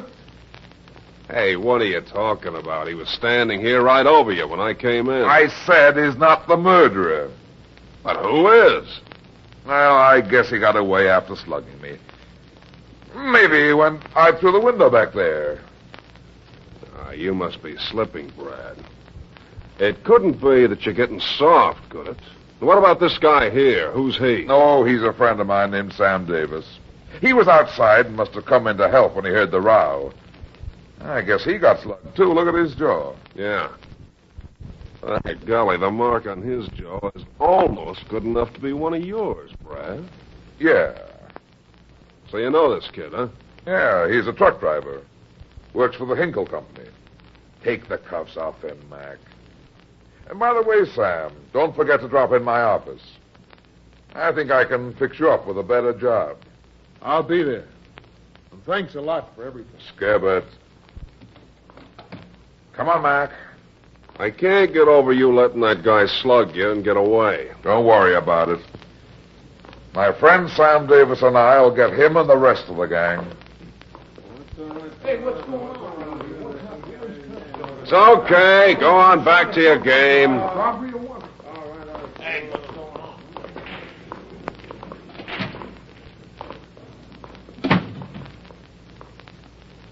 Well, it turned out to be a nice night after all, Mac. Yeah, it's pretty cold, but it stopped snowing. Well, I gotta get back to headquarters. I'll walk along with you. Hey, Brad, I don't get it. This is the first time in all the years I've known you that you ever let anybody clip you and get away with it. Somebody's gonna pay for it. I'll give you those guys for Christmas presents. Well, that sounds good, but how? With a card, Mac. A card? What are you talking Listen. about? Hear that? Sure, Christmas bells. But what about this card? What kind of a card? Let's call it a Christmas card, Mac. My own. And the best one I ever gave in my life.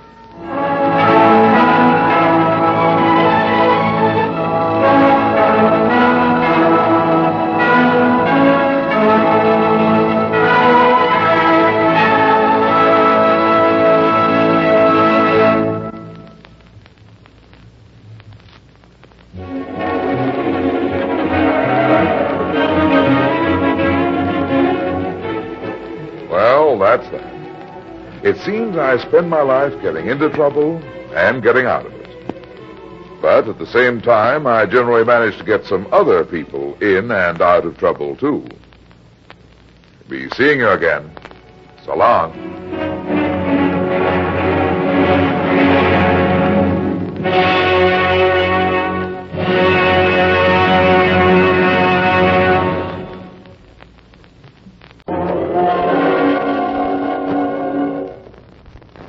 There he goes into that drugstore.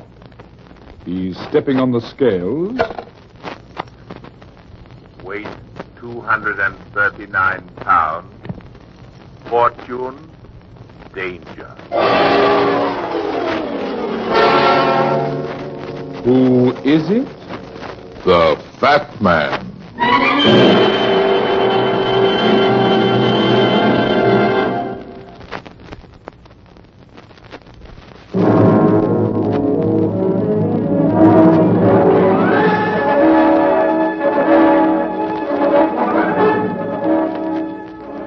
Recipe for everything in this modern world. Take some flour and stuff, mix them and bake them, and you've got hot biscuits. Take some uranium and assorted neutrons, split them down the middle, you've got atomic energy. Take a blonde and two guys, add a dash of larceny, a heaping amount of jealousy and greed, bring to a boil before pulling the trigger, and you've got the perfect recipe for murder. And now, here is the Fat Man in Murder Runs a Wanted.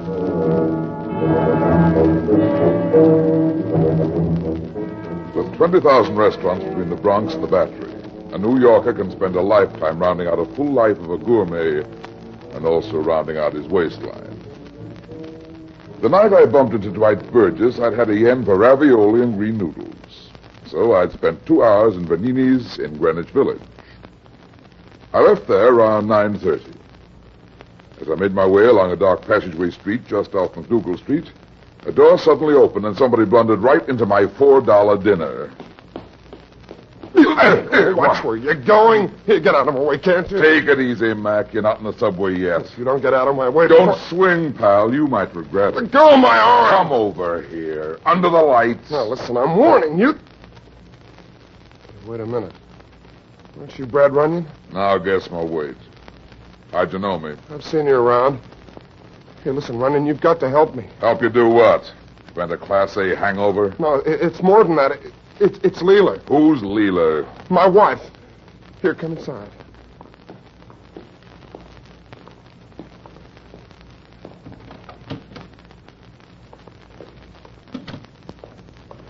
She's around the turn in the hole. Here. All in a heap on the floor, huh? She's dead, Runyon. My wife's dead. Murdered. Stabbed through the heart. I didn't do it, Runyon. I didn't do it. Where were you running? To get an aspirin? I lost my head. I had too much to drink, and then when I followed her here... Followed her? What does that mean? Look, I meant to kill her, but I didn't do it. I didn't. Tell the cops that. Maybe they'll believe you. Oh, they won't. I know they won't. You've got to help. Okay, I'll do what I can. Look, find out who did it, Runyon, and hide me out. Don't let the police find me. I'll help you, but I can't hide you. You've got to. You can't let them get me. Don't be a dope. I can't cover up for you that way. All right, then get back against the wall.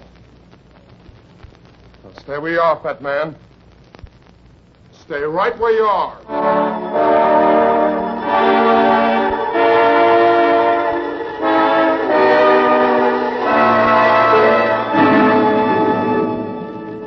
Nobody with all his marbles argues with an automatic, so I let him go. Then I turned to the murdered woman on the floor. Even in death, she had a selfish, handsome face. I went through her purse and came up with loose change, lipstick, compact, a driver's license. Her name, Leela Burgess, address, Sutton Place. All this plus a typewritten letter signed H.M. Smith arranging an appointment at the address where she'd been murdered. I called homicide and then caught a cab to Sutton Place. It was possible Widower Burgess had run back home. When I entered his apartment building... Oh, excuse me. Excuse me, ma'am. Oh, not at all. It was my fault entirely. Anything I can do for you, ma'am? I don't reckon so. I came to see Dwight and Leela Burgess, but they don't seem to be home. I reckon you came a long way to see them. How can you tell? All the way from North Carolina. I only came across town, but it's still a long hike if I'm going to miss them. Oh, you know Dwight, too? We're great pals. Too bad nobody's home. Such a shame. And the evening's still young. Yeah. My name's Brad Runyon. You think we might find someplace where we can talk and have a drink? Well, now, Mr. Runyon. My name's Betty Lou. Betty Lou Barlow. Just lead the way.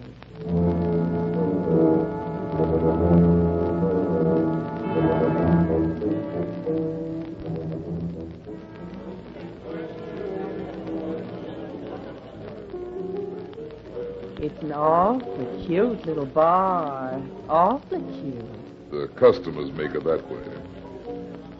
Some of the customers. Why, thank you, Brad. If you don't mind if I call you... Brad, go right ahead. You in New York on business? I surely am. How'd you guess? I read the tea leaves in my last old-fashioned.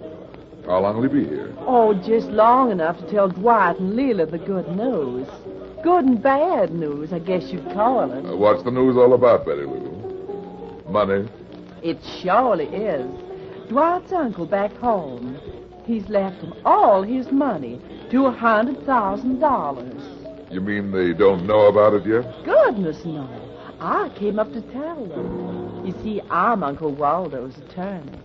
More uncles should have attorneys like you, sweetheart. Honey, I may not look like Portia, but I reckon I know how to face life in my own way.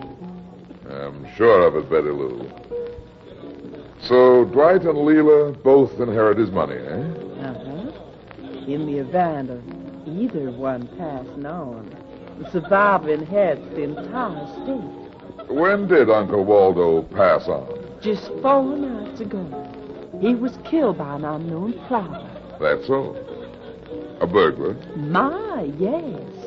Somebody broke in late at night. Uncle Waldo woke up and then got himself killed. But let's not talk about that. Let's talk about something gay. Brad, honey, you're so big and strong. Now tell me what great big eyes I've got.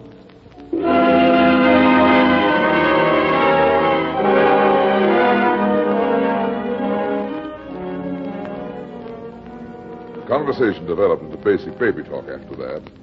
It was 3 in the a.m. before I dropped Betty Lou off at her hotel. 4 hours later, I was jerked out of sleep by some goon leaning against my door buzzer.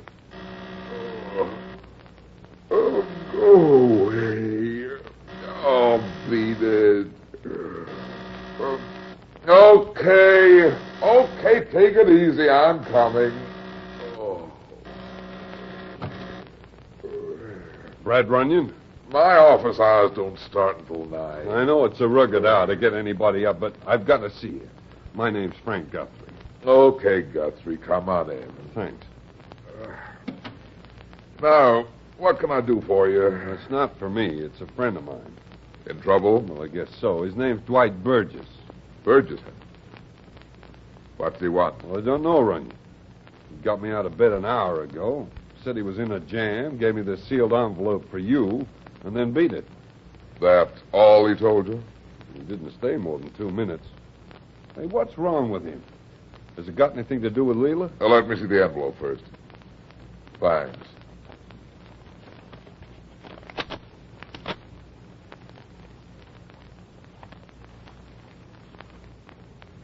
Well, what's happened, Runyon? He encloses $200 cash and the key to his office. And he doesn't want me to talk to anybody about the trouble he's in. Well, you can tell me. The Burgesses are my best friends. They happily married? Well, yes. They've been married 4 years now. Came here from North Carolina. What business is Burgess in? He runs a small brokerage office. I do happen to meet them. Why all the questions? I'm in the same business. Now, what's happened to him? Sorry, Guthrie. Burgess asked me to keep it to myself. I can't betray a client's confidence. Okay. Well, I'll go and find out from Leela. She'll tell me what's happened.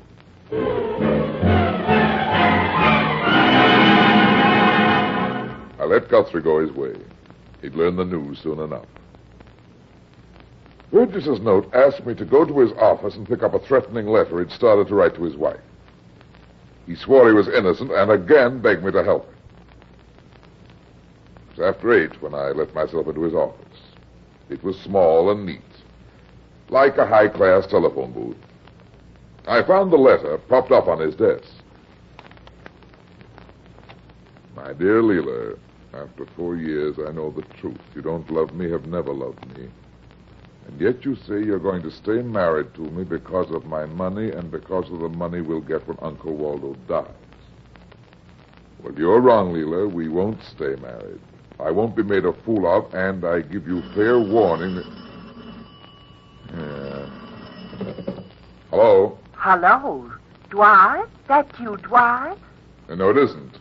Who's calling? Oh, I reckon I must have the wrong number. No, you haven't, Betty Lou. Well, I declare. Who in the world? This is Brad Runyon, sweetheart. For goodness sake. Is Dwight there with you, honey? No, he isn't. Well, I just don't know what's happened.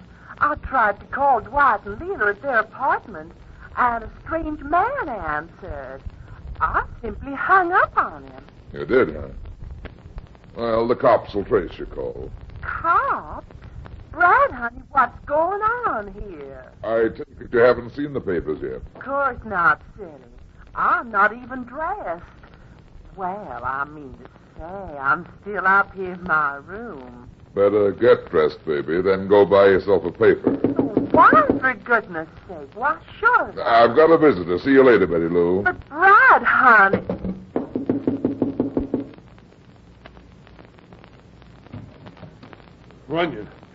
Runyon, I hoped I'd find you here. Come on in, Guthrie.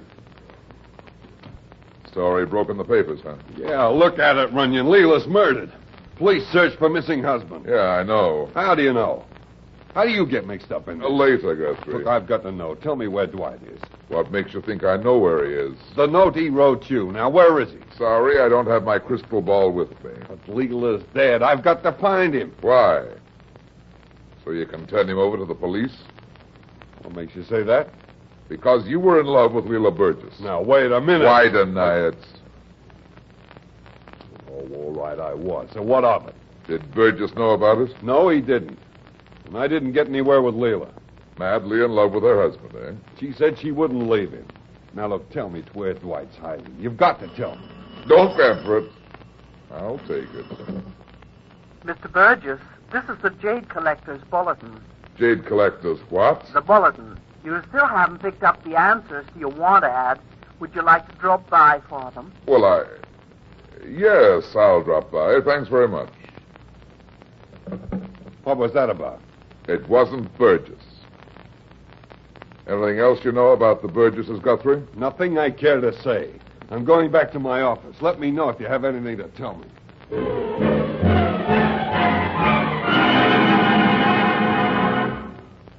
I went through Burgess's desk before I left his office. I found one item of interest in it. A reservation envelope for an airline ticket to Durham, North Carolina and back, dated 4 days before. I put it in my pocket, checked the address of the Jade Collector's Bulletin, and then caught a cab. The Bulletin's office was on the 9th floor of a broken-down office building on Lower 4th Avenue.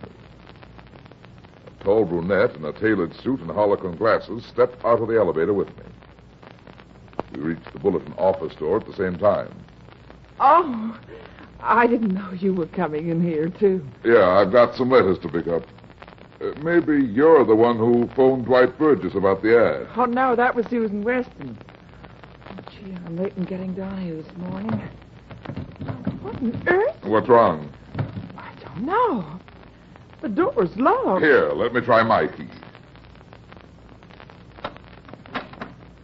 There you are. Thank you. Susan. What? Susan!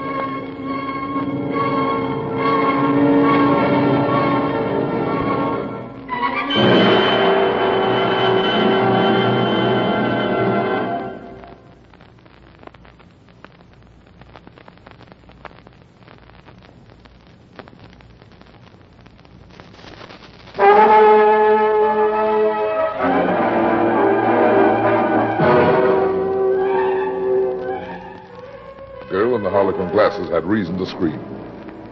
Susan Weston lay in a heap on the office floor. A tiny redhead who must have been a lively city mouse when she was alive. Now she was a limp bundle of rags with the back of her head extended. Oh, no. No, Susan, it can't be. You better get hold of yourself. This is no time to go to pieces. But she's dead. Susan's dead. We'll call the police on it. Who are you? Uncle Vincent. We were friends. Partners. Oh, who could have done this to her? Let's hope we can find out, Margot. I spoke to Susan less than half an hour ago. Oh. My name is Runyon. I'm a detective. Detective? I don't understand. I'm working for a client named Dwight Burgess. Susan called his office about a want ad in the Jade Collector's Bulletin. She said she had some replies for Burgess to pick up. Yes, the Bulletin's weekly newsletter we circulate among Jade collectors. Susan handled our want ad section. I'd like to see that ad and those replies. But what about the police? Why don't you call the police? As soon as I've seen the ad. But we can't waste time with that. We've got to find out who killed Susan. That want ad may give us a lead on her killer. What? Oh, quit stalling, sweetheart. Get me that ad. Well, here it must be in this issue. Okay, I'll find it while you get those letters. Well, I'll have to check the box number in the book first.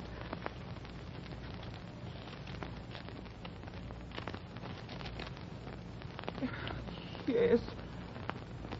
Here it is. Box HF. A blind ad, huh? And Dwight Burgess paid for it? Yes, that's the name. Okay. Here's the ad in this column. Get those letters for me now, huh? All right. All right. They'll be in this box. Yeah. A real blind ad. Need money quickly. Will sell my very rare Chinese jade necklace to right buyer. Right box, HS for appointment. Mr. Runyon! Mr. Runyon! Now what? The letters, the answers to the ad, they're gone!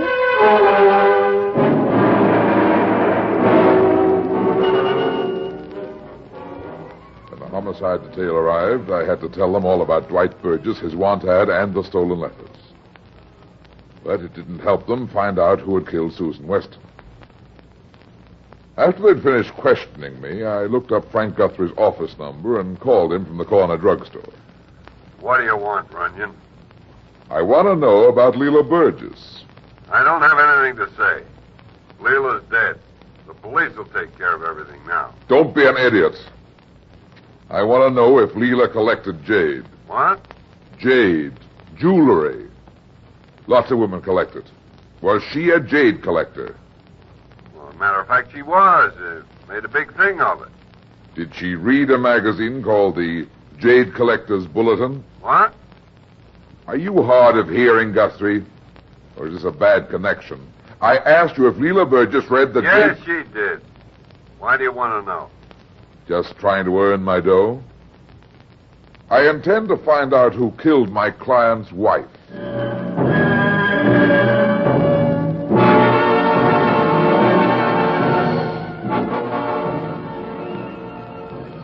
After hanging up on Guthrie, I called the airline office to check on the ticket Burgess had bought to North Carolina. Then I went to Betty Lou Barlow's hotel. Oh, Brad, honey, I've seen the papers. Poor Dwight. The police think he killed Leela. Do you think he killed her, Betty Lou? I don't care to answer that. Why not? You're not under oath. Well, I just wouldn't care to say. You've known the Burgesses a long time, haven't you? Ever since we were knee-high to a possum. You knew Burgess before he married Leela. Of course I did, silly. What's so unusual about that? Well, it occurred to me you might have been in love with him. Oh, for goodness sake, honey. What put that crazy notion in your head? You did, sweetheart. I did? Yeah. You're not at all concerned about Leela, but you're plenty upset about Dwight. Oh, you detectives think you know so much. How did you know I'm a detective? I found out. Snooping, eh? Well, I've been doing some snooping where you're concerned, baby. You've been registered at this hotel for 2 days now. There's nothing wrong in that. Maybe not. But maybe the police will want to know why you didn't get in touch with the Burgesses right away. I wanted to mix pleasure with business. I wanted to have a good time by myself. Better think of a smarter answer than that, sweetheart. What are you talking about? Lady lawyers can be cute, Betty Lou, but they're not dumb. Better give up that sweet but stupid routine, baby. Just what are you getting at? You're Uncle Waldo's attorney. Who killed him? I've already told you. An unknown prowler. An unknown prowler named Dwight Burgess. That's crazy. Dwight hasn't been home in 4 years. Burgess inherits all the money now Leela's dead. What happens to the estate if he dies? Dwight isn't gonna die. Who gets the money if he kicks off? It goes into a trust fund for charity. Who's the executor? I am. I'll handle it. You will, huh?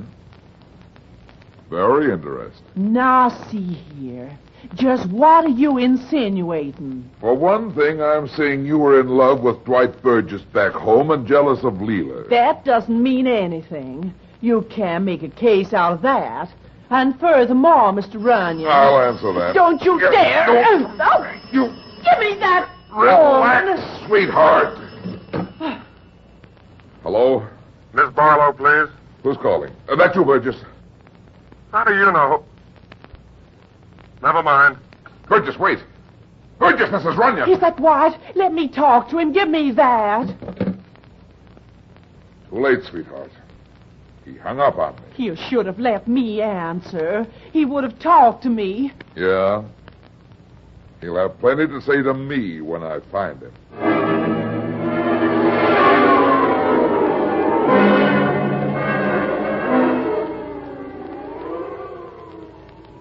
I told the hotel operator to trace the call, but it got lost in the welter of incoming and outgoing switchboard calls.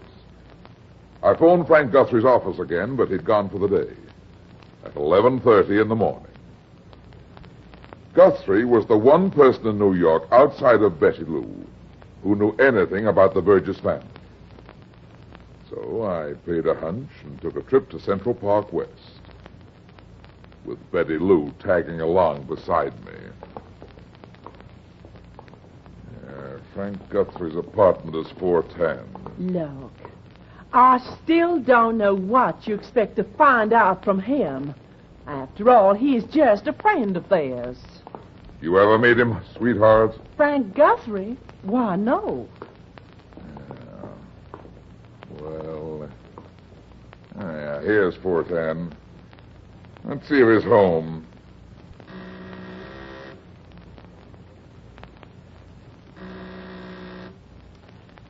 I don't know why you didn't phone him first. I did.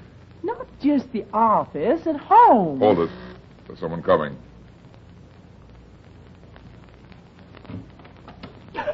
Oh! Come in, Runyon.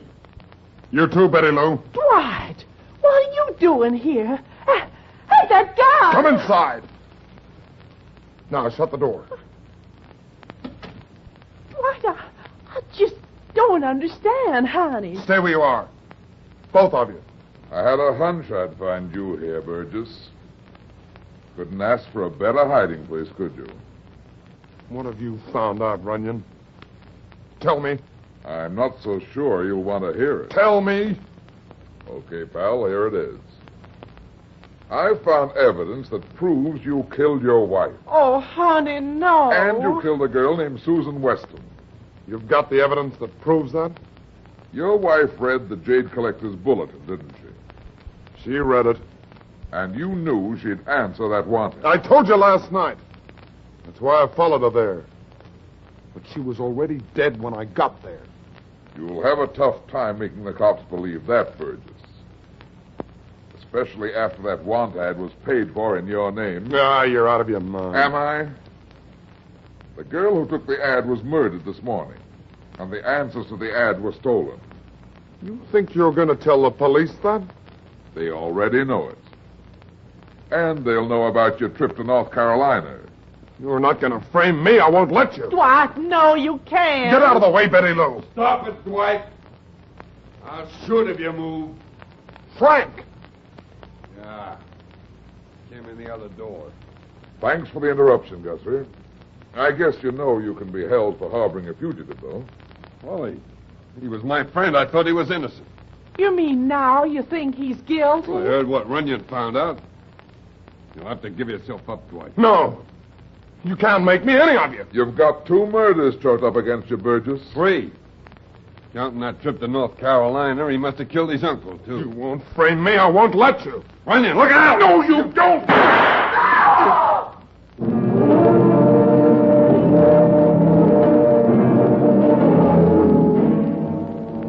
Guthrie thought he was playing Notre Dame when my 239 pounds hit him. He went on hard. But he was still struggling as I cried out to Burgess, "Don't shoot! Hold it, Burgess!" Hey, you fool, Runyon. Let me up. Not yet, pal. Give me that gun. Come on, give me. No, all right.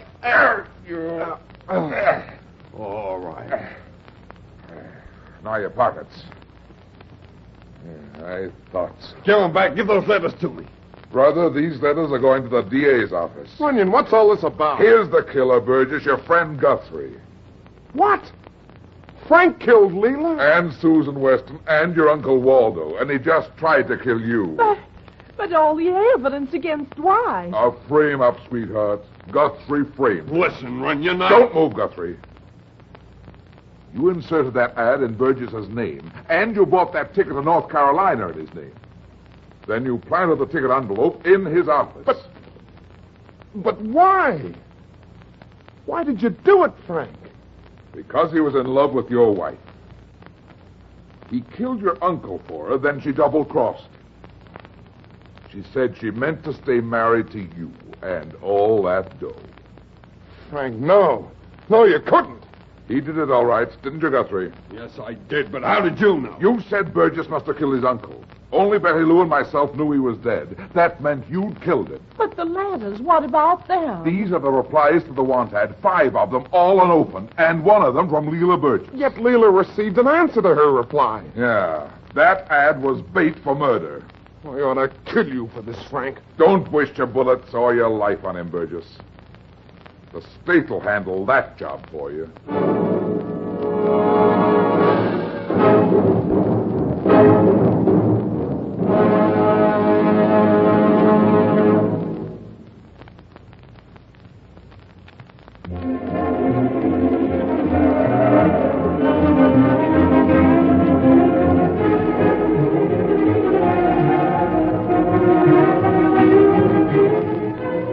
Well, that's that. It seems I spend my life in getting into trouble and getting out of it. But at the same time, I generally manage to get some other people in and out of trouble, too. Be seeing you again. So long.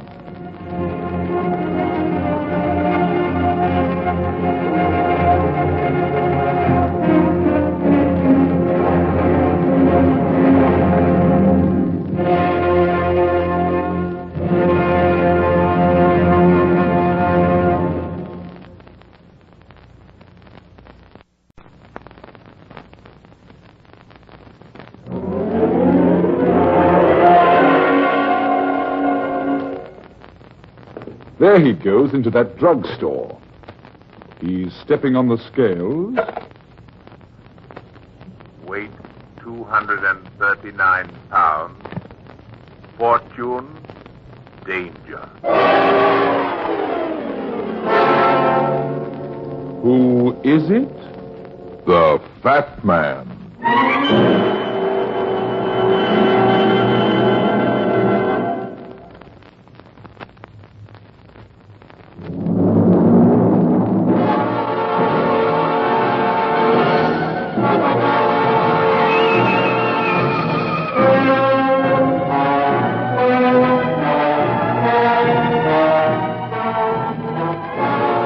A fat man can be very self-conscious sometimes and also very shy. He's conscious of being overweight and will do everything in his power to be self-effacing. In my business, it's not a bad idea either, because when you're on the trail of some of the characters I run into, the more inconspicuous you are, the more chances you have to nab the murderer.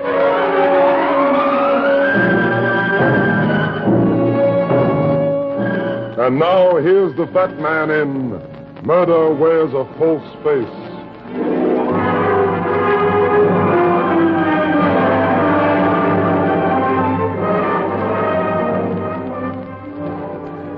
Nobody knows the trouble I've seen, runs the old spirit.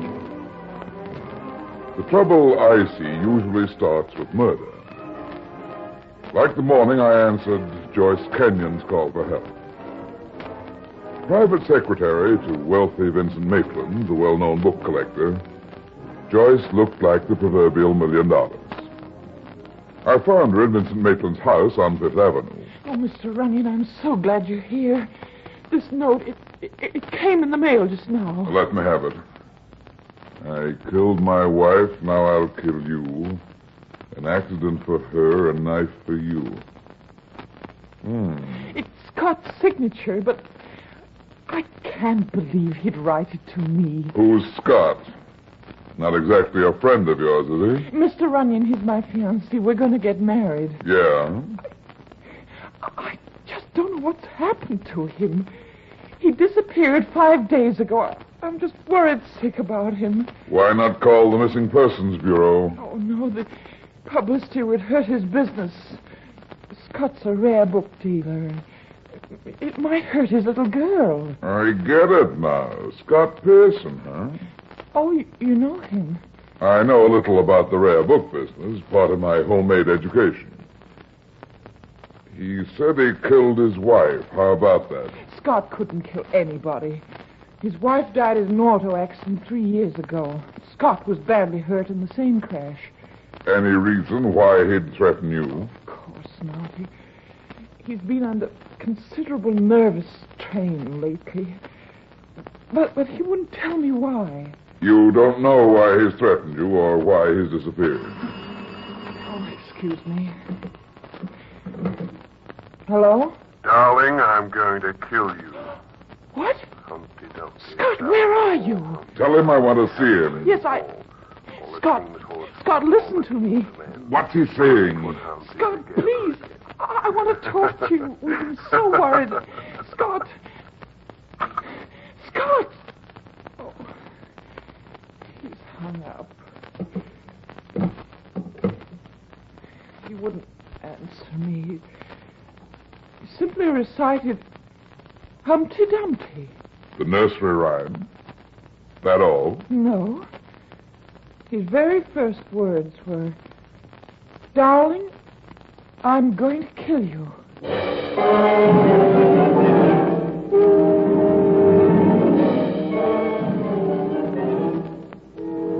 In 3 minutes flat, I had Pearson's call traced. It had been made from his business number. We caught a fast cab to his office the other side of Broadway. It was empty. And everyone I questioned in the building said Pearson hadn't been around for 5 days. At that point, his girlfriend broke down, but good.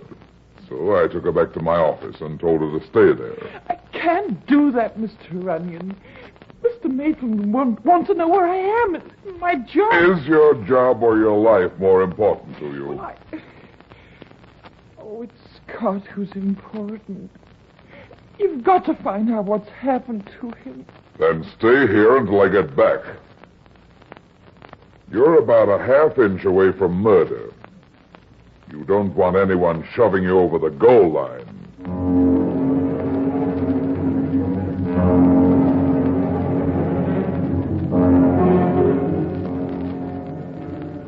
In the cab, Joyce had told me about Pearson's sister-in-law, Sylvia Lawton.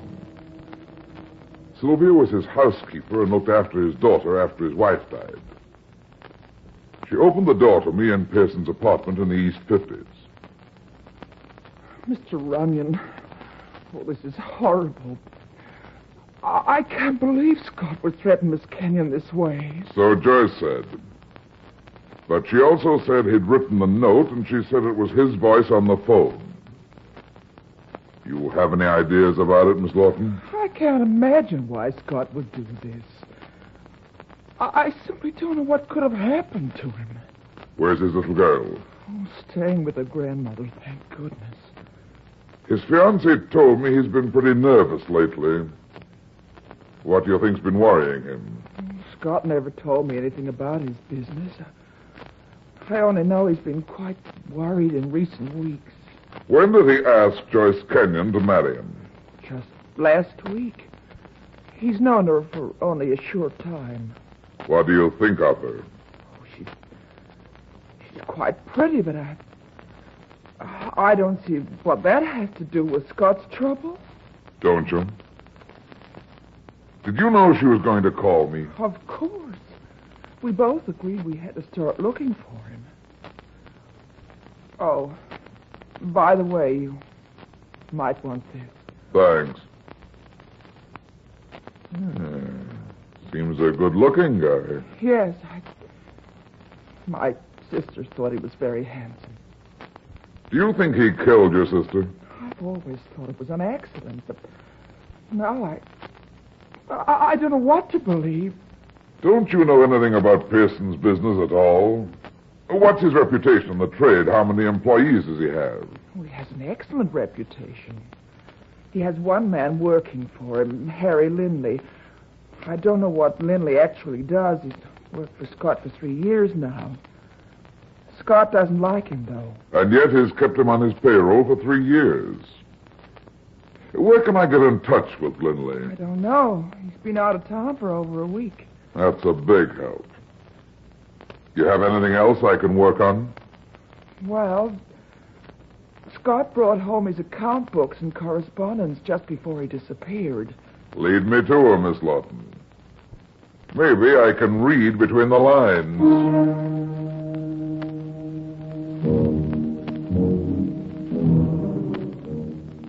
Checking over Pearson's accounts, I realized the rare book business was big-time stuff. He'd made some really fancy sales, $20,000 and $30,000 a crack. The biggest 3 years before, when he'd sold Vincent Maitland a Shakespeare folio of Troilus and Cressida for 75 G's. Shortly after, before his wife died, he'd taken Harry Lindley on his payroll. His weekly payments to Lindley had become progressively larger. Unusually large. I've seen items like that before, and they've added up to one thing. Blackmail. It was enough to send me over to Vincent Maitland's house again. Well, Runyon, what do you want?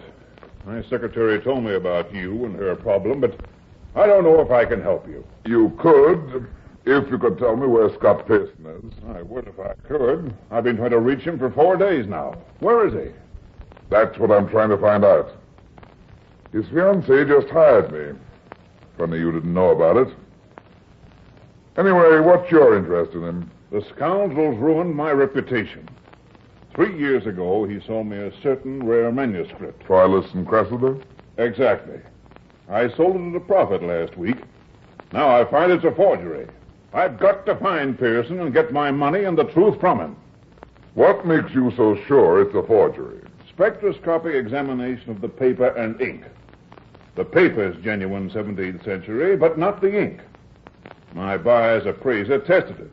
Something I didn't do when I bought it from Pearson. Oh, confound that phone. Hello? What? No, she isn't here. Yes, I have your number. Goodbye. Blasted nuisance. Young idiot keeps calling my secretary. Sounds lovesick. Sounds interesting. Who is he? Interesting? Don't be absurd. But, what does this have to do with Pearson? Why not let me find out? Who's the guy so interested in Joyce Kenyon? Oh, his name's Ron Jordan. Runs a garage in Manhasset. You have his number? Here. See him if you like, but remember this. It's Pearson's number I'm after.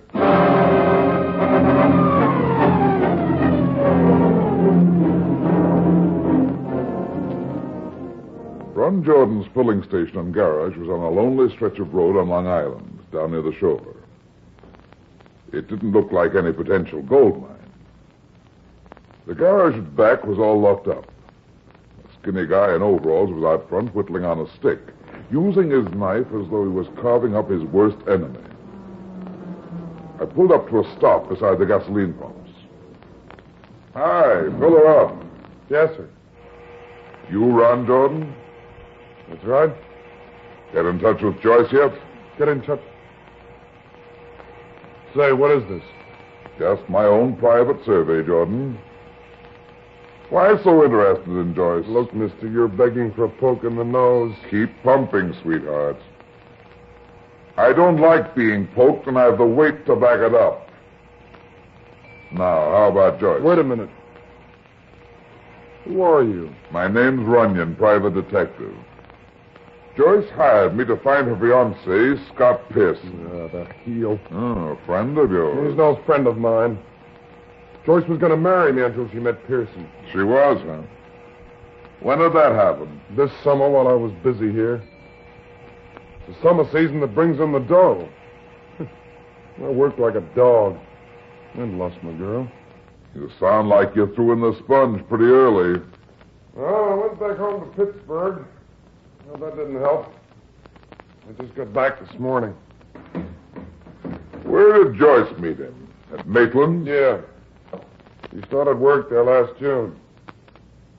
How come Joyce wants you to find him? Pearson's disappeared. And he's sent her a threatening letter. Joyce, too, huh? Here, take a look at this. When'd you get this? This morning. I've been trying to call Joyce about it. Go ahead, read. I killed my wife, Jordan. Now I'll kill my next wife, and you'll be double cheated, not only double crossed. Typewritten like the first one. He's a maniac, Runyon. All the signs of paranoia are here, all right. Oh, find him. Find him before something happens to Joyce. Still lugging the torch around, huh? Never mind that. Find him and let him know. For his own sake, Runyon, if he harms Joyce in any way, I swear I'll kill him.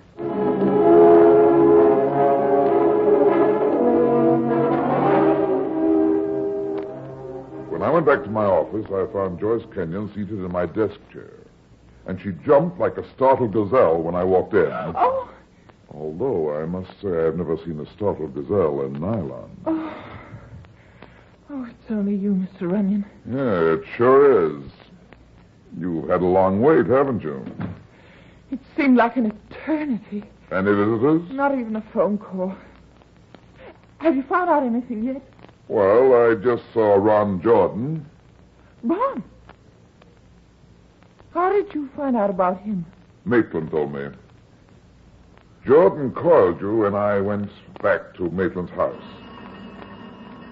Excuse me. Hello? Hello, Runyon. Speaking. Vincent Maitland. I've had a call about my toilets and Cressida from Harry Lindley, the chap who works for Pearson. He wants me to meet him in Pearson's office. We'll see him together, Maitland. I'll be right over.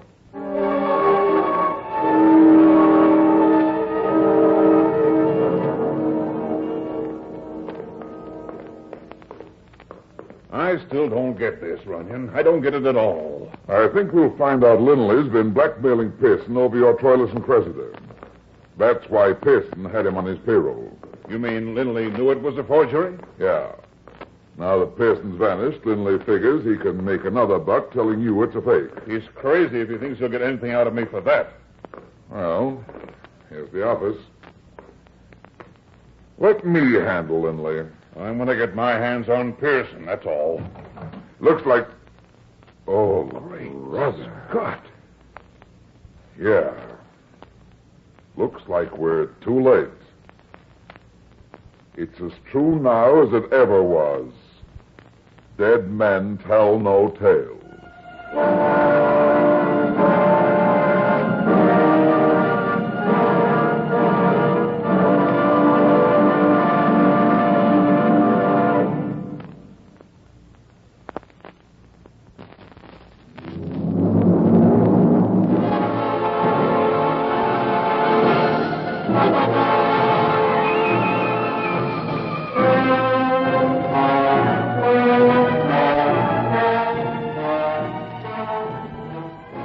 The corpse on the floor had been slugged with a mechanic's wrench. The wrench lay near the typewriter stand. Alive, the corpse had been a little guy in a snappy chalk-striped suit. A sharp little guy with a pinched rodent face. It wasn't Scott Pearson, that much was certain. It's Harry Lindley. Shut the door, Maitland. What? Let's get out of here. I can't get mixed up in anything like this. Shut the door! We'll give the place a quick once-over first. Let's see if our stiff was really Harry Lindley. You don't touch him. Your fingerprints. Don't worry about fingerprints. It's his wallet. What's in it? A $10 bill, pocket comb, driver's license. That's Harry Lindley, all right. A scrap of paper with a phone number on it.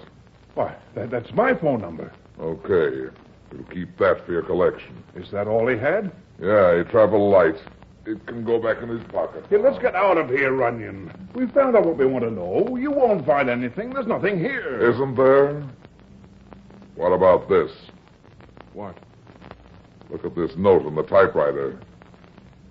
My final warning before you die, I tell you... That's all? Yeah. Somebody was interrupted. Lindley, you mean? Or Pearson. I'll compare the typing with the other two notes. Suppose I ought to answer that? Hey, you out of your mind, Runyon. We've got to get out of here. Take it easy. Not going to lose. No. No, he's been gone for 3 days. Goodbye. That's funny. What was it? That was Sylvia Lawton. This phone rings at Pearson's home, too. What's that got to do with it, Runyon? Let's go, for heaven's Wait sake. a second. Here's something else. Now what? A man's cufflink. A monogrammed cufflink. Let me see those initials. S.P. Scott Pearson. Could be. Or Sam Price, or Steve Palmer. It has to be Pearson. You said Lindley was blackmailing him. His cufflink was torn off in the struggle. Yeah. Well, now we can blow, Maitland. We've got to notify the police, but I don't intend to welcome them when they get here.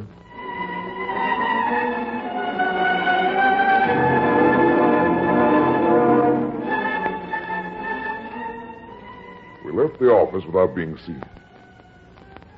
Down in the lobby, Maitland went his way, and I called Mackenzie at homicide. Then I scooted back to my own office. My phone was ringing as I came down the hall.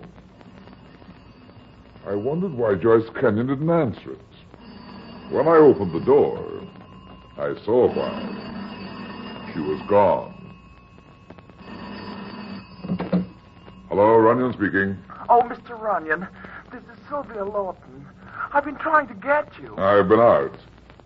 Nobody answered, huh? I know. I've called several times. Don't you have a secretary?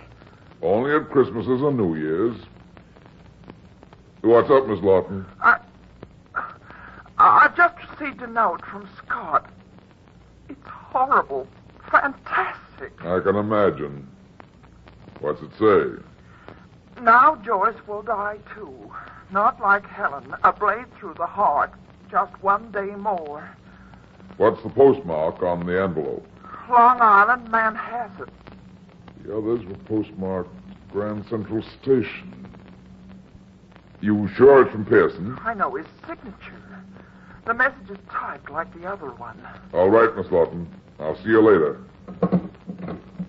What's happened, Mr. Ryan? What did... Oh. Where have you been, little Miss Muffet? I just couldn't stand being cooped up in this office. I simply had to get out and walk around. How far did you walk? To Pearson's office? What do you mean? I haven't been outside the building. Harry Linley's dead. I found him murdered in Pearson's office. Linley? The little man who worked for Scott? Yeah. Surprised? What do you know about him? Only that Scott didn't like him, but if he's dead, who could have done it? What do you think? I don't know what to think. I'm all mixed up now. I've never been so scared in all my life. If you're so scared, why did you leave my office? I told you why. I had to get out and move around. I've been walking up and down these corridors. You may have to prove that, sweetheart. Oh, that's ridiculous. Why would I kill Harry Linley? He was struck from behind. He might have been mistaken for Scott Pearson. But I'd never want to kill Scott. You know that. I don't know anything from what you've told me. You didn't even mention Ron Jordan, remember? I forgot about Ron. That's all over anyway. Not for Ron, it isn't. And Linley was killed with a mechanic's wrench. If you're accusing Ron or even myself... Just stay right here, sweethearts. You're still too young to die. Even in the electric chair.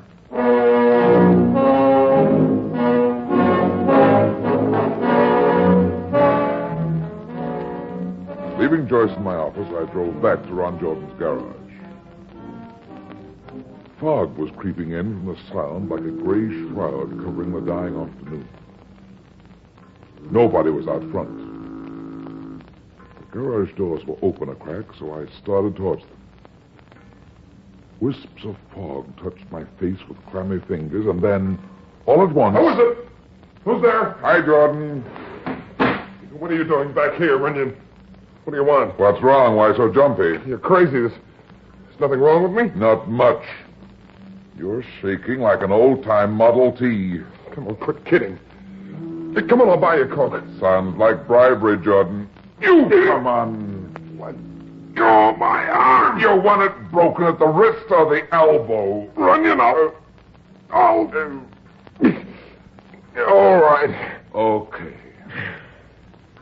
Harry Linley was killed with a wrench. We'll go check your tool rack. Now, look, wait a minute, Runyon. I don't know any Linley. You're making a mistake, Runyon. Then why the shakes? It's not that cold, sweetheart. I'm upset about Joyce, that's all. I've been thinking about her and Pearson. I've been getting madder by the minute. He's too old for aim, and he has a family. Sure, a daughter.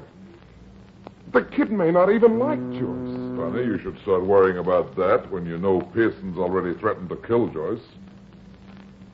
Open those doors. Now, turn on the light. Now, look, Runyon. Like I told you, I've been aware. I just opened up back here. Save it, sweetheart. Save your breath for the DA.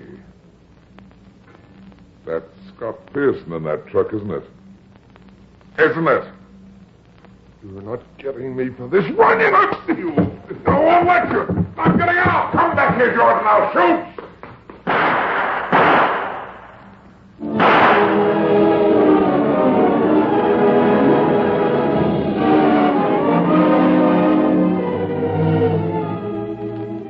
I aimed for his legs, but he was already outside. I raced after him, but fog swallowed him up.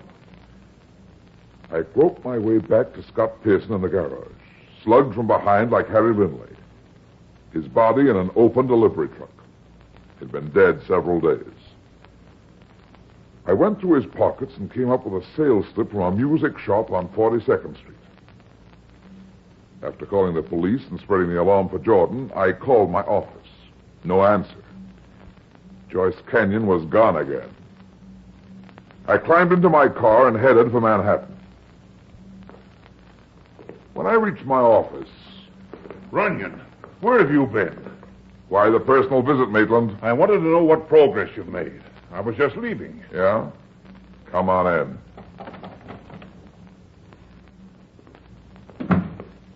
Well, how about it, Runyon? Have you found out anything new about Pearson? Yeah, he's dead. Murdered. What? I found him in Jordan's garage. He's been dead for several days, maybe a whole week. But that means... It means a lot of things, Maitland. You know Pearson's home number? No, I don't. What good will it do to call there? Skip it.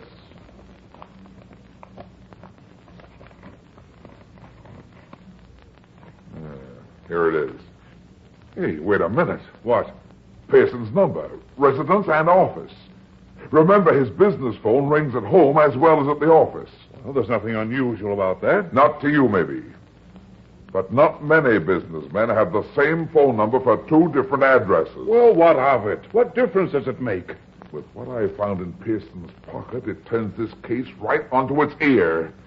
Come on. We're getting over to Pearson's apartment right away.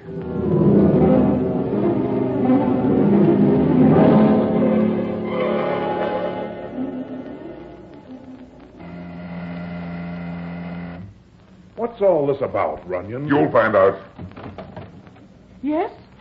Oh, Mr. Runyon. I thought you were going to stay in my office. I'm awfully sorry, but Miss Lawton called you.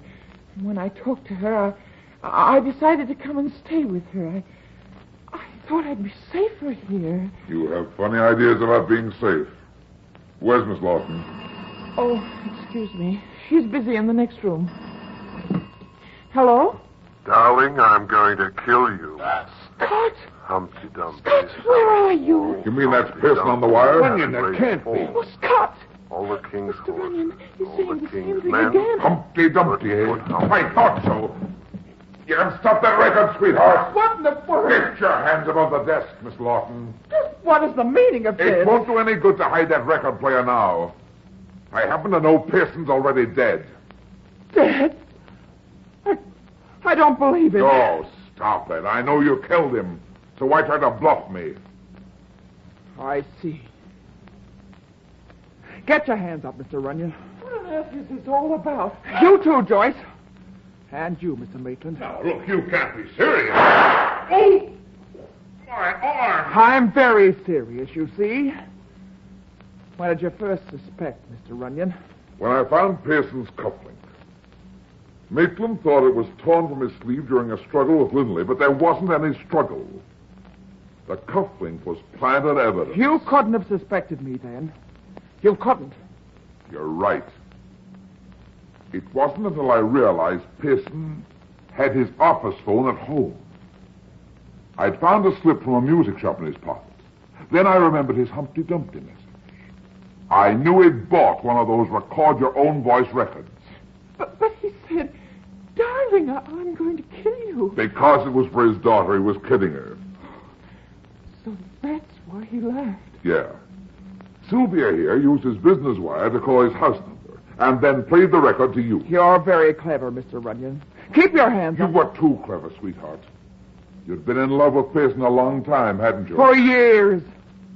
When he told me he was going to marry this little snip, he asked me to drive out to see Jordan with him to prevent future trouble. That's where I killed him. Killed? Oh, no. Jordan stumbled across his body just before I got there. He got panicky and ran. Stupid fool. I wanted to destroy Scott completely. His memory, his reputation, everything. What made you kill Lindley? I had to. Came across me typing another note in Scott's office. He guessed the truth. Unfortunately for him. And for you. You spun your last platter as an amateur disc jockey, baby. Stay where you are. I still have a gun. It won't do you any good. Hand it over. Mr. Onion, look out! Oh, that's all from you, Sylvia. No! You... There now, relax. How's the arm, Matron? Just grazed. Nothing serious. Well, it'll be serious for our little friend here. When the DA finishes with her, shooting you will pound another nail in that coffin that's waiting for her up the river.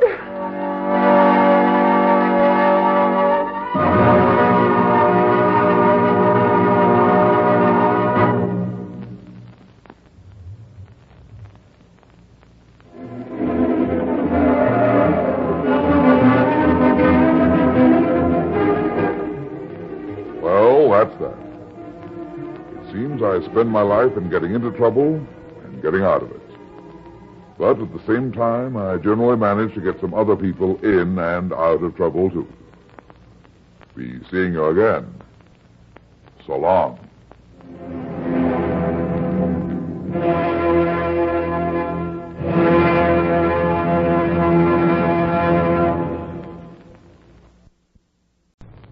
There he goes into that drugstore. He's stepping on the scales. Weight 239 pounds. Fortune, danger. Who is it? The Fat Man.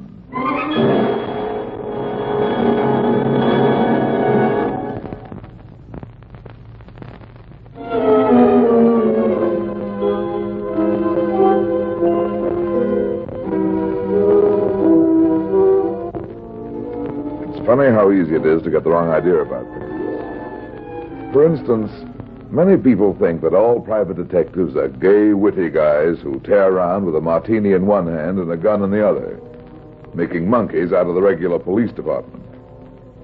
Of course, nothing is further from the truth, as any real detective can tell you. A private operative wouldn't get very far without the full cooperation and help of the regular police. And don't ever kid yourself there's no better friend in the world than a well-trained, rugged policeman. Especially when you're closing in on a murderer.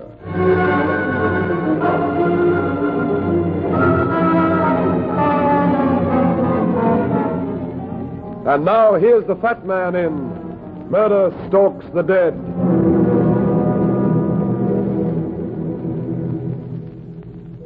I never pass a graveyard without remembering the night that Jimmy Turner phoned me and insisted on coming up to my apartment, even though it was well past midnight. It was one of those wild, stormy nights in early fall when winter gets impatient with summer and starts banging on the door to get in. The wind moaned through the empty streets, hurling water against disdainful windows.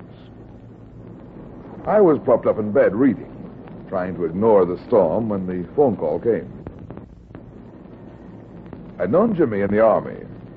He was a nice guy, young, good-looking, and very much in love with a girl back home. His voice had sounded scared and excited over the phone. His clothes were soaking wet, and his face was pale and drawn. He managed a weak grin. Hello, Brad. Long time no see. Too long. Glad to see you, Jimmy. Come in. Hope I didn't wake you, Brad. You didn't. See, I didn't have anyone else to turn to. You gotta help me. Sure. Sit down and tell me about it. Give me a drink first, will you? I need it. I just thought you'd had enough of the pain after that storm. Yeah.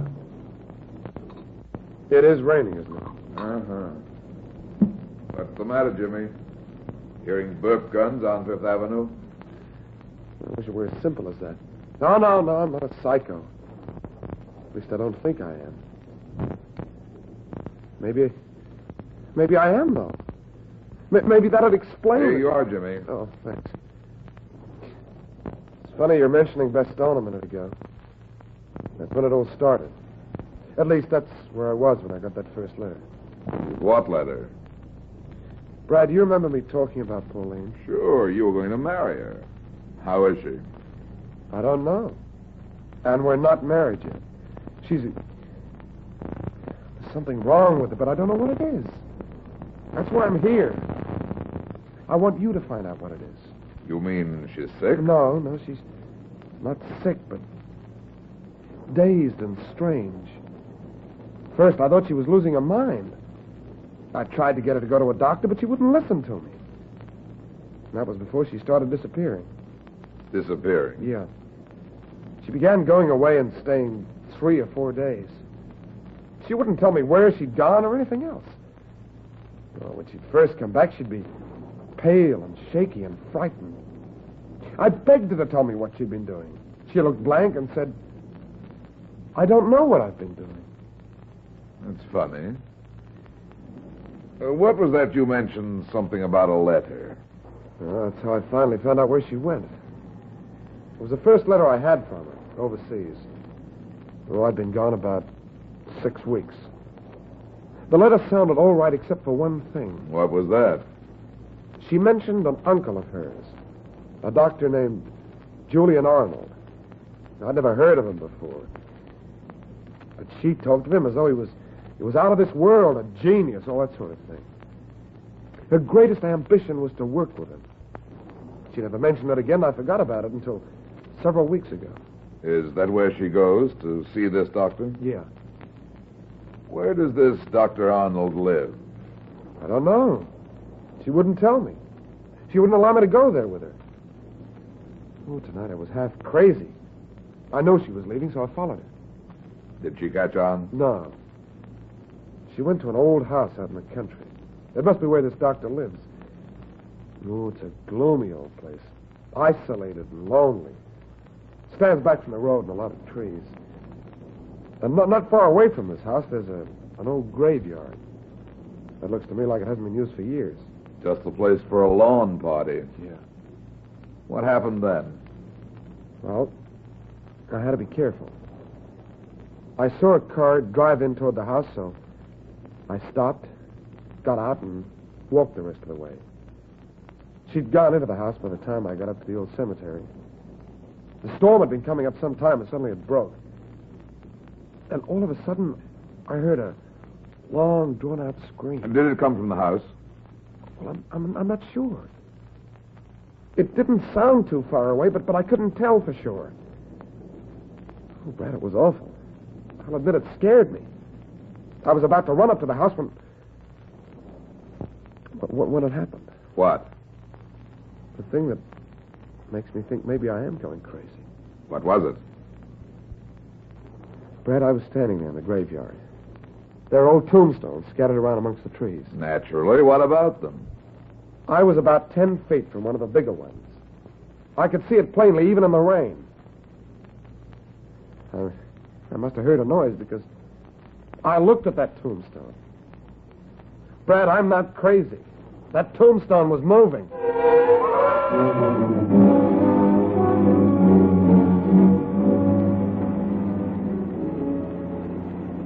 Oh, maybe I'm silly. Now, with the daylight and the storm gone, I can hardly believe what I saw last night. Oh, I don't know. Maybe I did dream. You didn't dream up that mud on your shoes. No. But you could be mistaken about the tombstone moving. No, Brad, I'm not mistaken. You're sure about the scream, too? Yeah, I'm positive. It might have been the wind, or... Oh, it might have been an animal. No, it wasn't the wind. And I don't think it was an animal. Well, we'll soon find out what's going on. Oh, that's Pauline's apartment house before.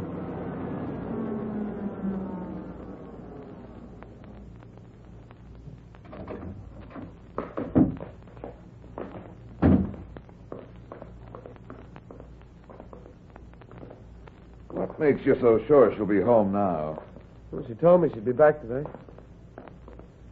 She said her uncle had an important job for her to do. but that it wouldn't take long. After you found out where she went on these secret visits, did she tell you what she did there? No. She only said that she helped her uncle. Here, this is Paul's part.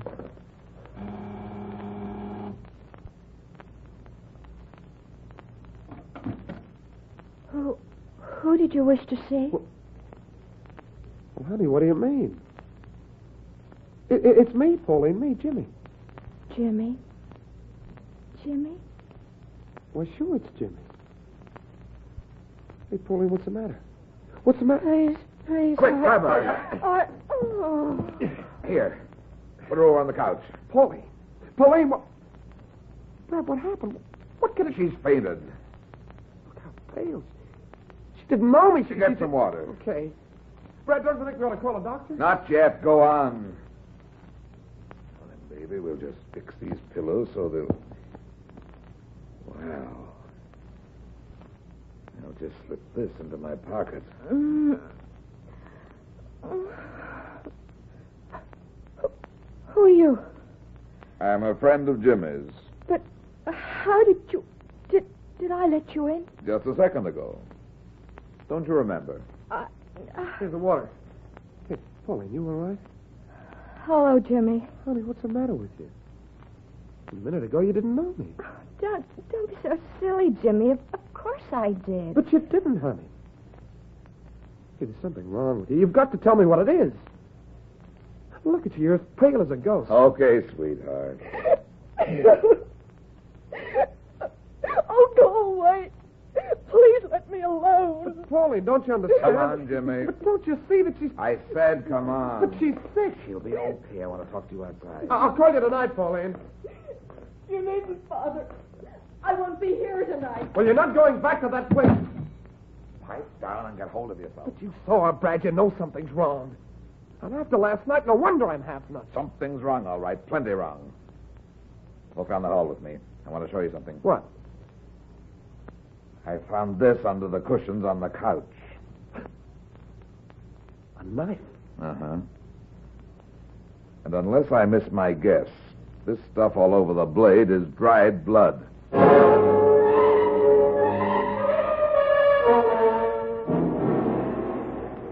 Have a look at this, Mackenzie. Yeah. Where'd you get this knife, Brad? Never mind that, Mac. Just do me a favor and have one of your experts check it. What's behind it? Maybe nothing at all. I want to find out whether or not that stain on the blade is human blood. I haven't heard about any murder. Blood on a knife doesn't necessarily mean murder, Mac. Okay, I'll have the boys give it the works. Fingerprints and all. Thanks. By the way, do you happen to know anything about a Dr. Julian Arnold? Arnold? No, I don't think so. Why? I just wondered. Does it have something to do with this knife? Maybe. Now, look here, Brad. If you know something about I am not holding out. How soon will you know about the knife? A couple of hours. You want to wait? No, I've got to make a little trip. Where are you going? Out to look at a cemetery.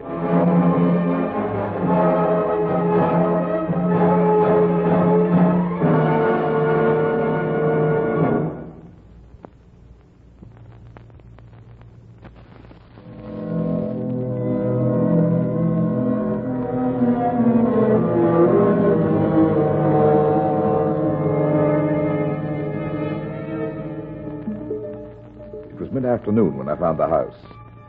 It stood alone in a grove of tall trees, and the trees stood gazing mournfully at the house like relatives waiting for an old man to die. It looked empty and deserted. A thin spiral of smoke drifting up from one of the chimneys said it wasn't. The road curved behind a hill, and the house was hidden. I stopped the car and got out. Nobody was in sight. I stepped over a low stone wall and found myself in the ancient graveyard. There weren't many graves, 15 or 20 at the most. I bent over and looked at the inscription on the stone nearest me. It was just barely visible, and the date of death was 1803. I pushed against it with my foot.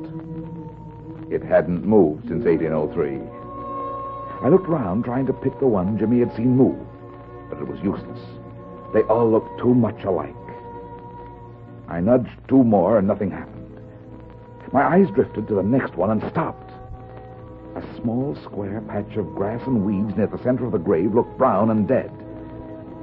knelt down and tugged gently at it. It came away easily in my hands, a small, square piece of sod. Planking showed through the small, bare spots. I put the sod back in place and pushed on the upright headstone. It tilted slightly to the left, and a crack appeared in the ground where one side of the grave should have been.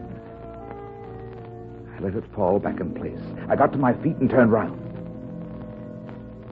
A man was standing about 10 feet away, staring vacantly at me. He was a little man with a meek face, on the downhill side of 40. Standing there in the cold afternoon wind, he didn't look like he cared whether I pushed gravestones around or not. You're not Dr. Appleby. No. I thought you were, Dr. Appleby. When I saw you, I thought he'd come back. Who's Dr. Appleby? He's the nice one, but he went away. I don't know where he is, but he said he was coming back, and that's why when I saw Do you live in the big house up there? Yes. Is your name Arnold? Oh, no. My name is Crocker, Earl Crocker. Dr. Arnold is taking care of me. Dr. Appleby was helping him, but he went away. Are you the only patient Dr. Arnold has? Oh, no. He has others. They come and they go, and some stay quite a while. Others only stay a day or two. Have you been here long? Oh, yes.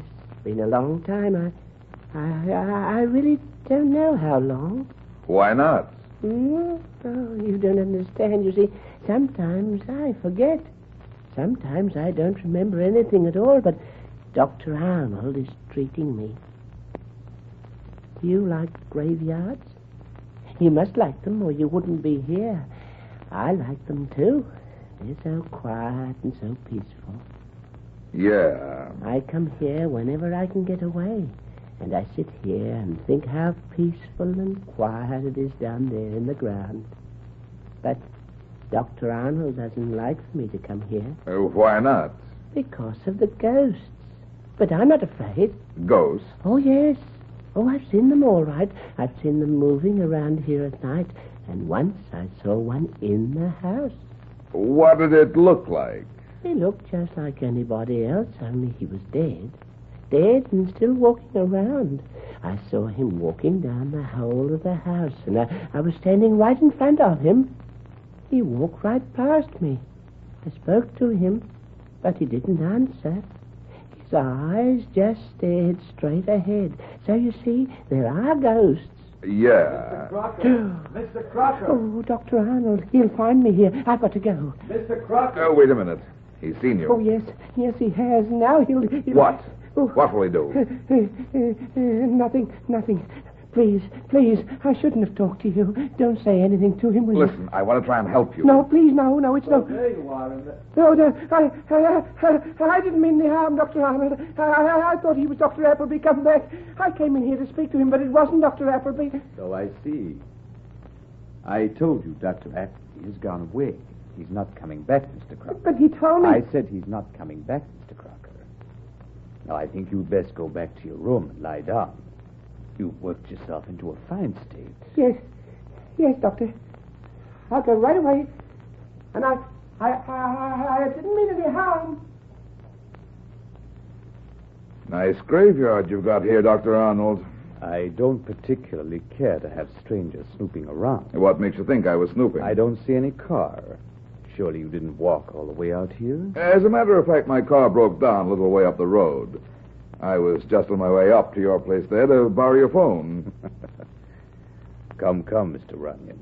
A detective such as yourself should be able to produce a better story than that. Yeah, I'll try and do better next time. There won't be any next time, Mr. Runyon. Your niece, Pauline, told you. Of course. Pauline confides in me completely. Is she out here now? As a matter of fact, she is. Although I fail to see what concern it is of yours. Just what does the girl do out here, Arnold? Really, don't you think this is all rather ridiculous? Pauline's a full-grown woman, free to do as she likes. Nobody forces her to come here. I'm not so sure about that. Are you insinuating She that... has blank spells, Doctor. She doesn't remember anything. My niece is not too well. I'll say she isn't. Mr. Crocker has blank spells, too, Arnold. Mr. Crocker is a sick man. He's a patient of mine. My niece is not a patient. She is my assistant in my work. And what is that word? That's enough, Runyon. Get out. Okay, Arnold. But I still think your little graveyard is very interesting. Yes, Mr. Runyon. It is very interesting. Very interesting indeed.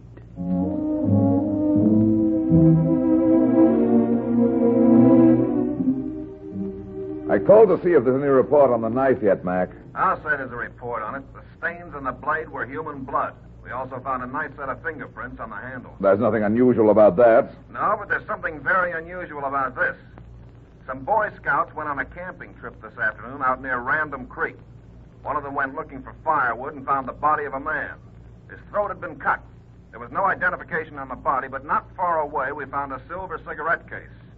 It had fingerprints all over it, and they matched the ones on the handle of this knife. But you don't know who the dead man is yet. Sure we do. There was a name engraved on the cigarette case. That's why the murderer threw it away. What was the name, Mac? Dr. R.J. Appleby.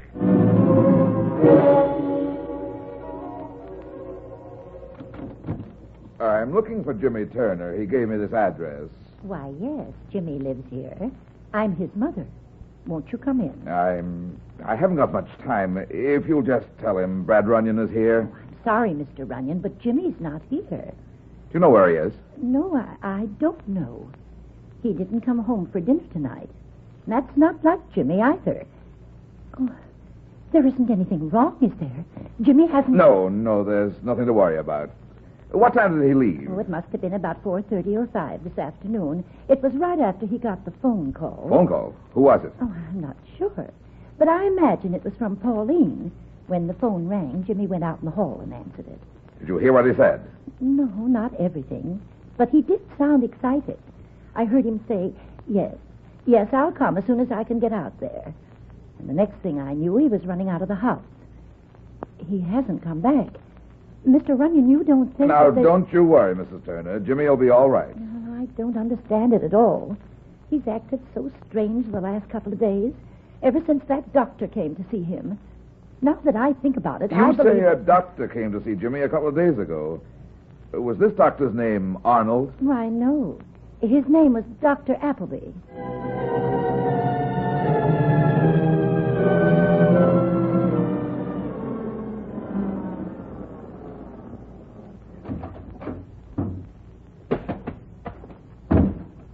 What did you find out about Appleby, Mac?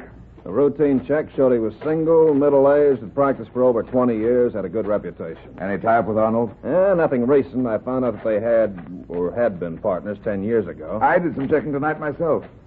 Arnold was barred from practicing by the Medical Association 3 years ago. You mean he's practicing illegally? Looks like it. You've got a patient out here. Well, this is it, Mac. I want to take another look at the graveyard. I can see a light through the trees. Look over there. Yeah, that's the house. It's a couple of 100 yards up there. The graveyard is right over here. Careful, there's a stone wall here. Yeah, I see it. Keep your flashlight ready, but don't use it unless I tell you to. Okay. What are you looking for in here? I'll show you in just a... What's wrong? Listen. Yeah, where's it coming from? Over here, come on. It's so dark I can hardly... Here he is. Who? It's Jimmy Turner, the kid I was telling you about. Somebody's tied him up and stuck a gag in his mouth. Just a second, Jim. I'll have these off. Oh, thanks, Brad. Boy, am I glad to see you. What happened? I was home waiting for you like you told me to, and I got a phone call. It was Pauline. She sounded scared, awful scared. She said she was out here and would I please come quick because she was afraid. What was she afraid of? Well, she started to say and the phone went dead. I came out as fast as I could, but it was dark by the time I got here. I left my car up the road a little way and started for the house. All of a sudden, I saw a light moving around here in the graveyard. I came over to see what it was. It went out before I got here. I stepped over the stone wall and something smacked the back of my head. That's all I remember until a few minutes ago when I came to and heard you. Why didn't you tell me Dr. Appleby had been to see you? Well, he knew I was in love with Pauline. He told me that if I loved her, I'd better get her away from Dr. Arnold, quick. He wouldn't say much more than that. He was scared, silly. I was already worried about Pauline. That's why I followed her last night. I thought this Dr. Appleby might be imagining things. What things? Well, he seemed to blame himself somehow. He kept calling himself a coward and babbling something about experimenting with the devil. I thought maybe he was crazy until last night when He wasn't insane. Somebody cut his throat after he talked to you. His body was found this afternoon near here. The knife I found in Pauline's apartment was the murder weapon. Hey, you don't think that Pauline... Oh, no, she couldn't. I she don't wouldn't. know, Jimmy. I want you to stay behind this tree, out of sight, and keep your eye on that tombstone over there. That's the one I Lieutenant saw. Mackenzie and I are going to have a little talk with Dr. Arnold.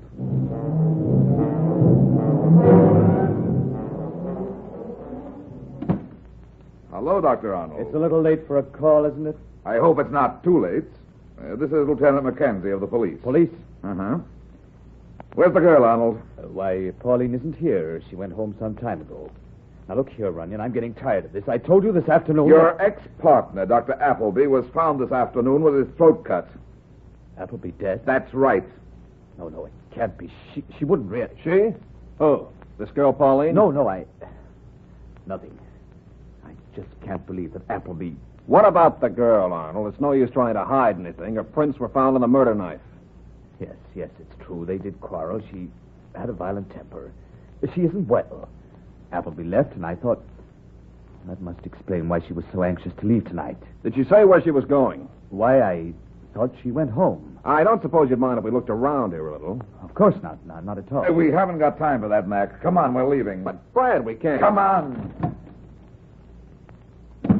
Brad, that guy might be lying. Of course he's lying. That's why we've got to hurry. Let's run, Mac. But where? The graveyard.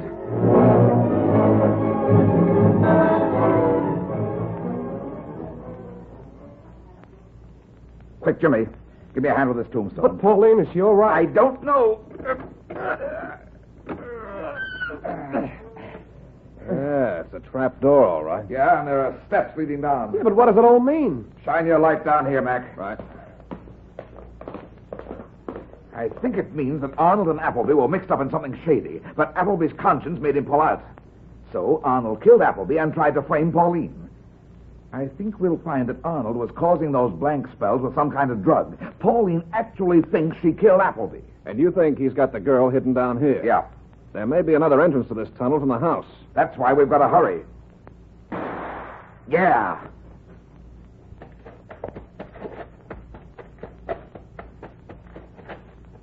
It's Arnold. He's dead. Of course he's dead. What the... Give me that light, Mac.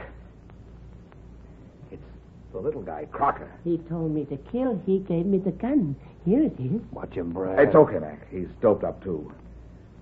Arnold told him to kill, but he meant the girl. Crocker got the kill part, but he shot Arnold instead.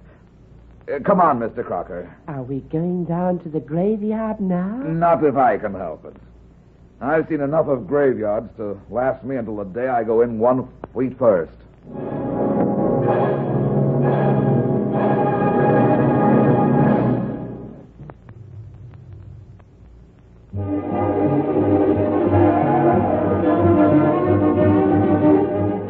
Well, that's that. It seems I spend my time in getting into trouble and getting out of it. But at the same time, I generally manage to get some other people in and out of trouble, too. Be seeing you again. So long.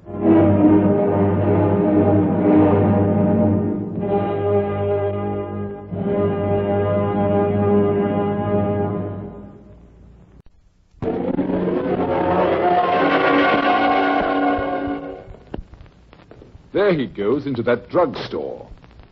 He's stepping on the scales.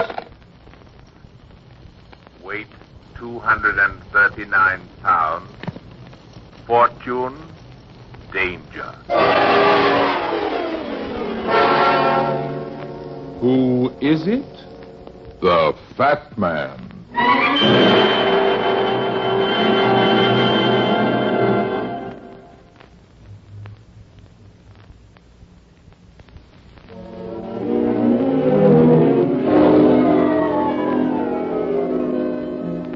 And now, here's the Fat Man in Murder Through a Crystal.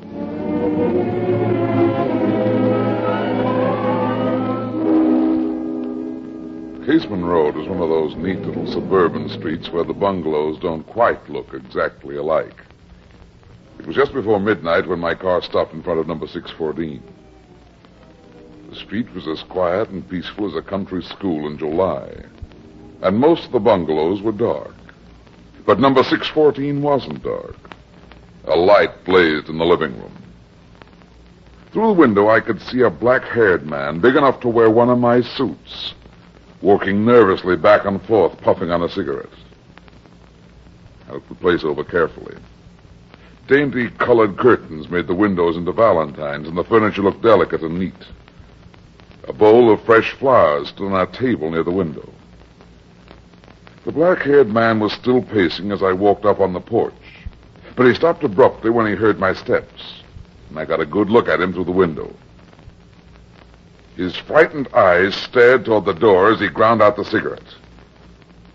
He stood there long enough for me to see that he looked 30, but was probably a good deal older. When I hit the knocker, he jumped, then headed for the door. Who's there? The fat man, Brad Runyon. Oh. Come in. I wasn't sure who it was. Expecting somebody else? No, I'm not expecting anyone but you. I'm nervous, I guess. Why? Well, after all, I don't do this sort of thing every night. Just what sort of thing are we doing, Frazier? You weren't too specific over the telephone. Sit down, Mr. Runyon. I couldn't say too much on the phone. You're not talking on a phone now. What time is it? 5 minutes to 12. At 12:30, I'm going to meet some men. I want you to go with me. Why do you need me? Well, I'm not sure about these men. I don't trust them, and I might need help. Who are the men? I don't know. Why are you meeting them? To give them some money. Blackmail? No, not exactly. I don't know whether you've heard about it, but during the last 3 or 4 months, it seems a gang of thieves have developed a new and apparently very safe racket.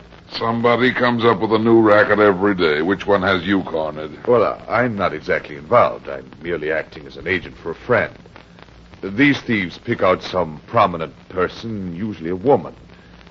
They watch her closely, learn her habits, and try to find out what valuable jewelry she may have.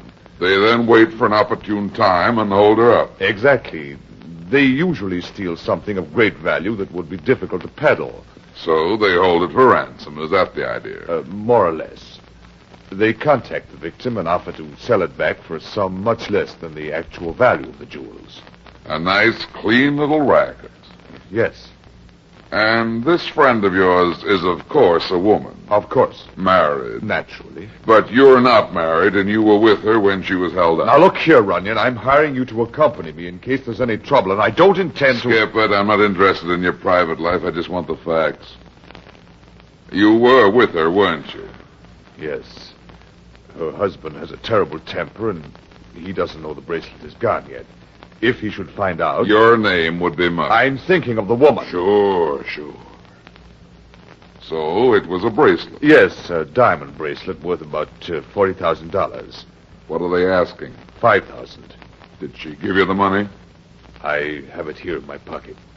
Where are you supposed to meet these guys? Well, it's about a 15-minute drive from here out in the country. We'd better get started. Do you have a gun? Yeah. Why? I don't want any trouble, any shooting. I'd prefer it if you empty your gun. If they try anything when I give them the money, you can step out with the gun and frighten them away. They don't sound like the kind of boys who frighten easy. And you don't look like a wife chaser to me. I think I'll keep the bullets in. I don't understand. It may just be a coincidence, but we might look a little too much alike standing still in the dark.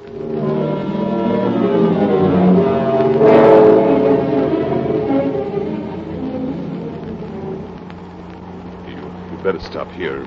Turn off the lights.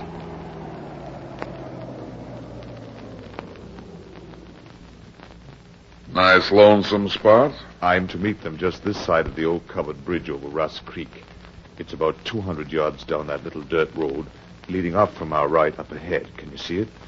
I think so. I'll walk on down there. Wait about a minute and then follow me, but don't make any noise.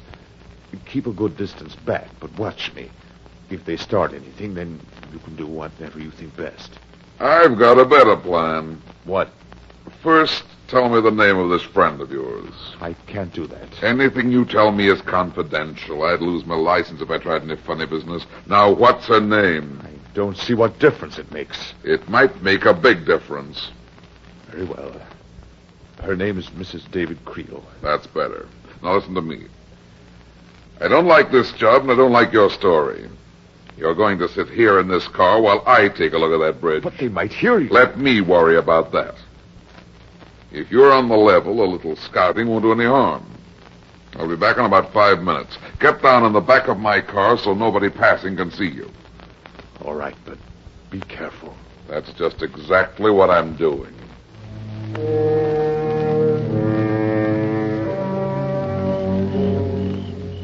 The moon ducked behind a cloud as I moved off into the shadows, got contrary, and popped out again just as I reached the little dirt road.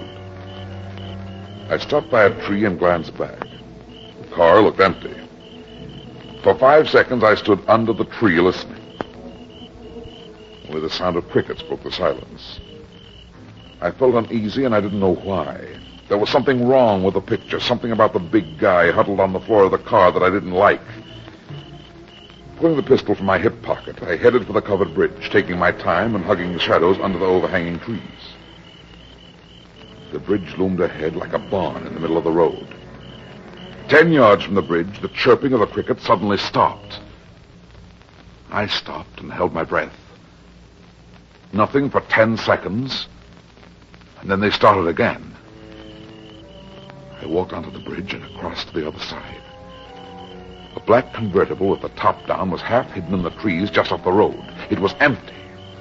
But the driver's license in the pocket was made out to David Creel. I was halfway back up the little dirt road when I heard somebody trying to get through the brush. Slipping the safety on my gun, I waited behind a bush. What's your hurry, Mr. Creel? Oh, who are you? Little Boy Blue. And this is no horn in my hand. It's a loaded .45. What do you want? How did you know who I was? You ought to carry your driver's license in your wallet. My driver's license? But my license... It's in the pocket of your car. Oh, yes. Yes, my car. Let's take a walk, Creel. First, tell me who you are. I'm a private detective. A detective? He's waiting for you in my car. He? My client. The guy you're looking for. He was afraid of you, so he hired me to come along and hold his hand. I don't know what you're talking about. Move along. He's about 50 yards down the road. You don't look like a mob to me. Listen to me. I don't know who you are or what you're talking about. Then what are you prowling around the woods this hour of the night for? That's my business. Was he blackmailing you, or were you blackmailing him? There's been some mistake. Yeah. There's my car up ahead. He's waiting inside. On the floor. He's scared silly. And I thought a mob was gunning for him. Wait a minute. What's this about a mob? That's his story. I guess he felt foolish being afraid of you. No, I think you're wrong. Who is he? Who's waiting in that car? Frazier. Who else? Frazier? Carl Frazier? Yeah. Wasn't he the guy you were expecting? No, I wasn't expecting anybody. Then what were you doing here? I followed someone here tonight. Who? My wife, Emily. What was she doing here? I don't know. I suspected she'd been seeing this Frazier. Tonight, she took my car. I had a taxi waiting on the corner. I followed her out here to the other side of the bridge. Then you didn't drive your own car here? No. I left the taxi about 300 or 400 yards back, from where she parked back there in the trees. I tried to follow her in the woods, but I must have lost her. Come on. I think we'll have a talk with Frazier. What was all that about, blackmail? I don't know yet. It's Runyon, Frazier. Get out and come out here. It's okay, Frazier. There's nothing to be afraid of. He must have left the car. Emily must have been the person he was meeting. I don't know who he was meeting, Creel, but whoever it was didn't like him much. Huh? How do you know? They stuck a knife in the back of his neck.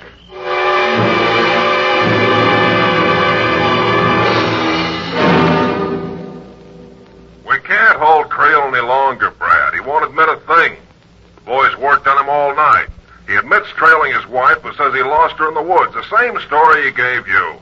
No fingerprints on the knife, Mac. Nah. What did you find on Frazier's body? The usual stuff. Watch, cigarettes, wallet. What was in the wallet? $9 in cash, some stamps, a tailor's receipt for a suit of clothes, nothing that means anything. Frazier told me he was carrying $5,000 in cash. Hey, that might make a difference. Did you see the dough? No, but I think he had the cash, or something that was worth that much or more. What do you mean? I don't know, Mac. What about Mrs. Creel? Well, we haven't found her yet. We found Creel's car, though. It was parked in an alley over near Covert Street. Looks like she's our baby. Maybe, but don't discount Creel. If Frazier was playing around with his wife, Creel had a swell motive, and he had the opportunity. On the other hand, you said yourself this Frazier wasn't exactly a lady chaser. I can't imagine any dame going for it. That's the part that doesn't fit, unless he was blackmailing her. But I think there's something else in this, Mac. Something that hasn't shown yet. I think it's a woman, Brad. When we get her... I'll call you later, Mac. I got a visitor. Okay. I'm looking for Mr. Runyon. Your search is ended. Have a seat. Thank you. I'm pretty busy right now. What did you want to see me about? You're not too busy to make $5,000, are you? Murder is a very serious crime, Mrs. Creel. You knew me. Kublan was right. Kublan? He's a famous mystic, a great man. And you go to this Kublan for advice? Yes. He said you'd give me the letter back for $5,000. You will, won't you? Maybe. I have the money here in my purse. I promise the police will never know. Never know what, Mrs. Creel? That you murdered Carl Frazier last night. Oh, you needn't pretend, Mr. Runyon. The letter was not on Carl's body last night. Then you were the one he had a date with? Yes. He was to bring the letter, and I... The letter? Of course. Oh, it was foolish of me, I know, but I thought I loved him. And then he wouldn't see me. I became frantic. I wrote this letter and told him I loved him and how much he meant to me. Please give it back to me. I'll give you the $5,000 gladly, and I'll forget that I've ever seen you. It's not as simple as that, Mrs. Creel. But why not? If you took the letter... I didn't take any letter, and I didn't kill Frazier. He told me a bracelet had been stolen from you by a gang of hold-up men. He said he was buying it back for you. A hold-up and a bracelet? There wasn't any hold-up. I've lost nothing. You didn't give Frazier $5,000 to buy back a stolen bracelet for you? No. No, of course not. Don't you see, he was blackmailing me for the letter I'd written. He was going to sell the letter to me last night. Don't you understand? Yeah, I think I do understand. What do you mean? Frazier hired me to go with him last night because he was afraid the person he had a date with was going to kill him. Mrs. Creel, you killed Carl Frazier last night. I'm desperate, Mr. Runyon. I want that letter, and I intend to get it. The gun won't help you. I want that letter. Sorry, I don't have it. Maybe your husband got it. David? Uh-huh. He was there last night, too. He followed you in a taxi. No. No, he couldn't have. Well, that's impossible. Don't move, Mr. Runyon. And don't try to follow me. I wouldn't think of it, Mrs. Creel.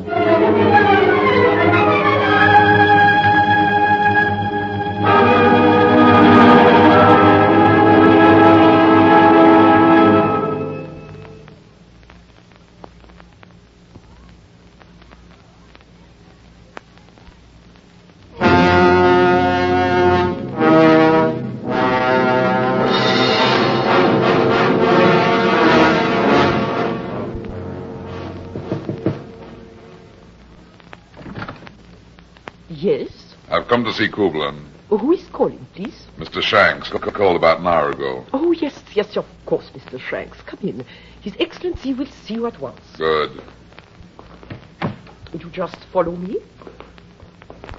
Since this is your first visit, Mr. Shanks, I feel I must warn you of our rules. Rules? Under no circumstances must you speak while His Excellency is concentrating. Second, we prefer as little publicity as possible. I'm sure you understand. I think I do. Third, it is customary to pay in advance for the reading. So, if you please, $10. Here you are. Thank you so much. In here. Mr. Shanks is here, Your Excellency. I am ready. Come in, sir. That will be all, Mother. Please be seated in the chair across the table from me.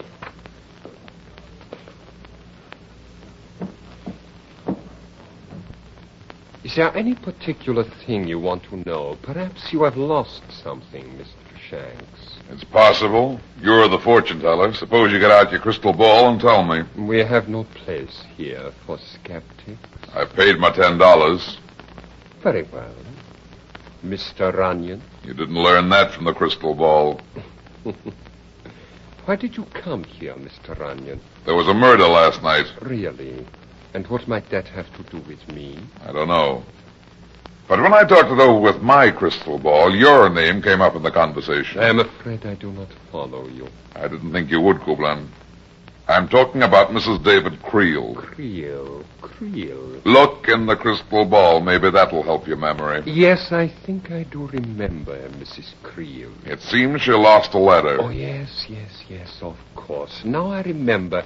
A rather good-looking woman. Some people might think so. She has been to me several times for readings. She wasn't here this morning by any chance. This morning?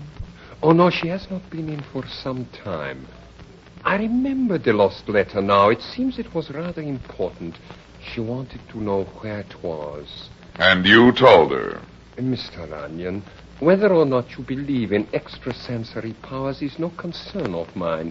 There are a number of people who attribute such powers to me. And there are a number of doctors who tell rich women they're sick if the rich women want to be told that. Naturally.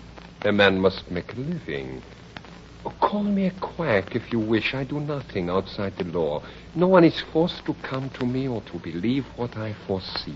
And what did you foresee about this lost letter of Mrs. Creel's? Didn't you have the lost letter, Mr. Runyon? No. I think you did, Mr. Runyon. And I think you still have it.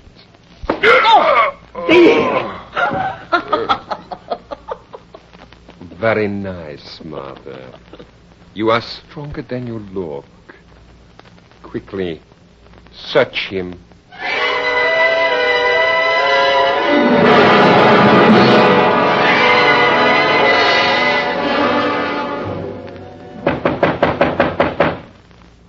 All right, Kelly, break it down. Okay, Lieutenant. Drop that knife. Hey, Brad. Brad, what in the name of... Mac. Brad, that knife, did you kill him? No, Mac, I didn't do it. At least I don't think I did. Who is it?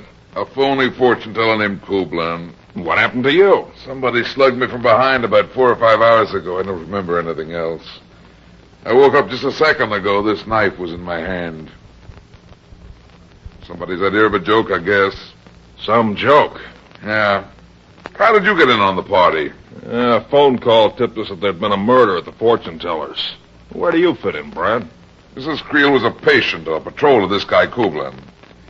He sent her to me to get a letter that Frazier was blackmailing her with. You? But I don't get it. I think I'm beginning to. Did the same person that killed Frazier last night kill the Swami? I'm not sure. I think Frazier and this guy Kublan were working a racket together. Blackmail, huh? Yeah, that's an old racket. They look for silly women. The fortune teller gives her the works, gets her confidence by telling her a few obvious things. Then he tells her some dark man is coming into her life. I've seen it hundreds of times. Then Frazier pops up and the game is on. Yeah, I get it. In this case, it was a love letter she wrote to Frazier, probably at Kublan's directions. After that, they wring her dry. The fortune teller pretends to help her, but of course he only makes it tougher for her. Then she must have gotten wise to him and knocked them both off. Maybe.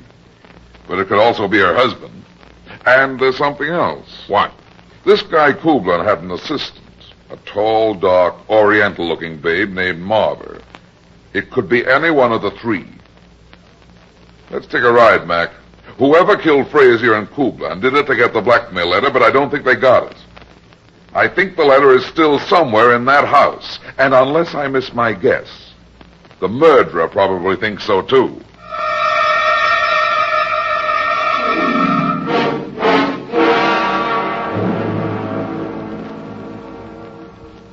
Get out your gun, Mac. The door's unlocked. Check.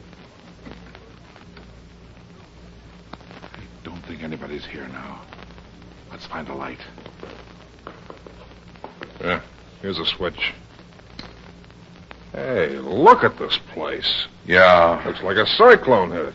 Must have been the murderer, all right. Whoever it was in an awful hurry. I wonder if they found the letter. I don't think so, Mac. Why not? First, they were in too much of a hurry. And second... Don't you notice anything peculiar in this room, Mac? No, I don't think so. Nothing except the room's been torn apart. I don't mean that. I mean something unusual, something that isn't right. No. What are you driving at? That bowl of flowers on the table by the window. Oh, yeah.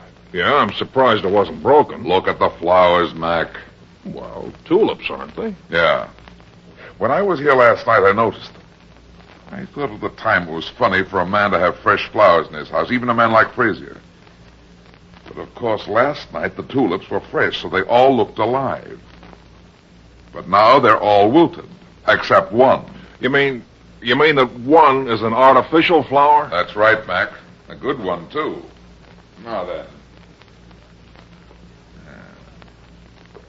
Hey, in the stem. Uh-huh. It's hollow. Here, let's see now.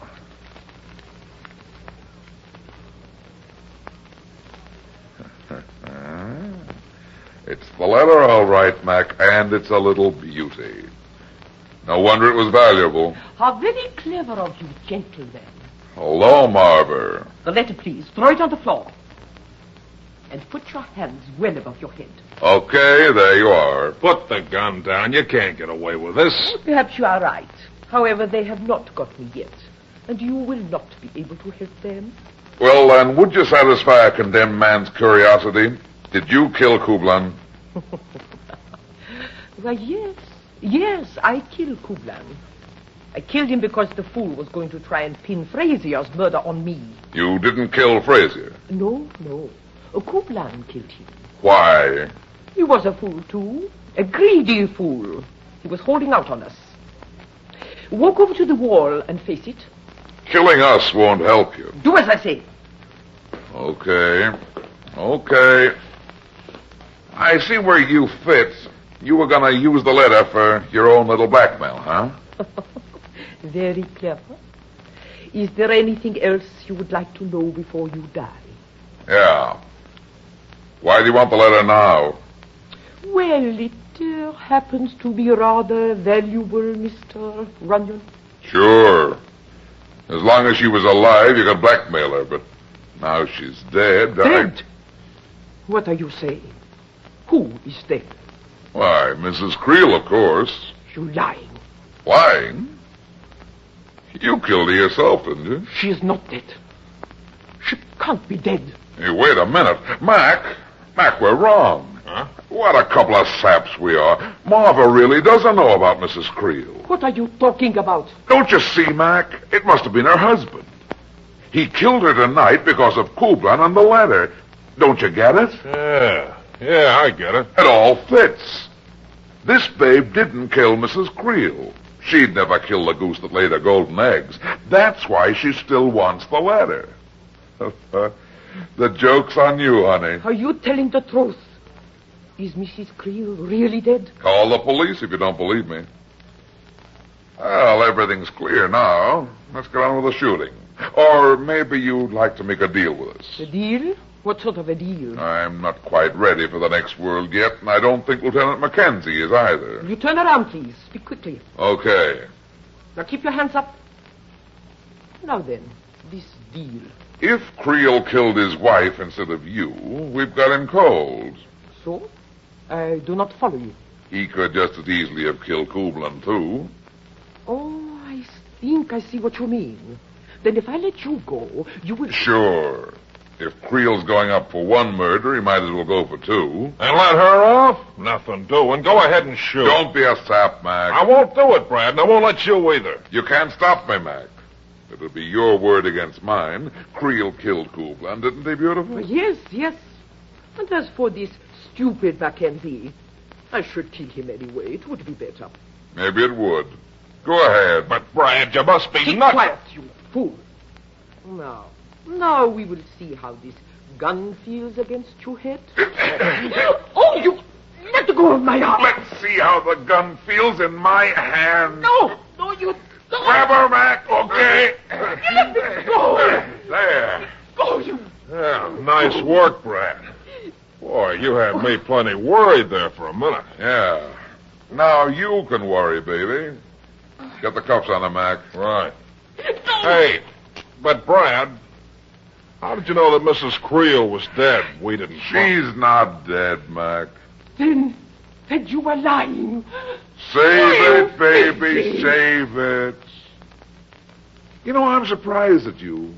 A big-time fortune teller like you should have been through that. The trouble with you is you don't consult your own crystal ball. If you did, you'd see that murder always puts you behind the 8 ball.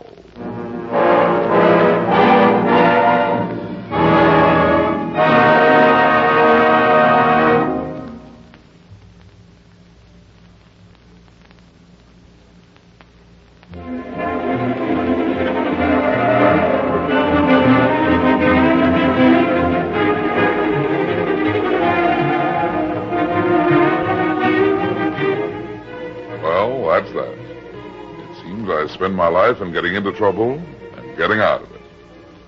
But at the same time, I generally manage to get some other people in and out of trouble, too. Be seeing you again. So long.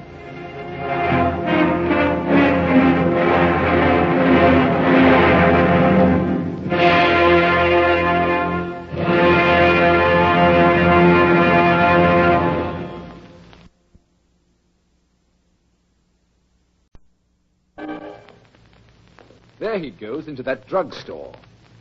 He's stepping on the scales. Weight 239 pounds. Fortune, danger. Who is it? The Fat Man.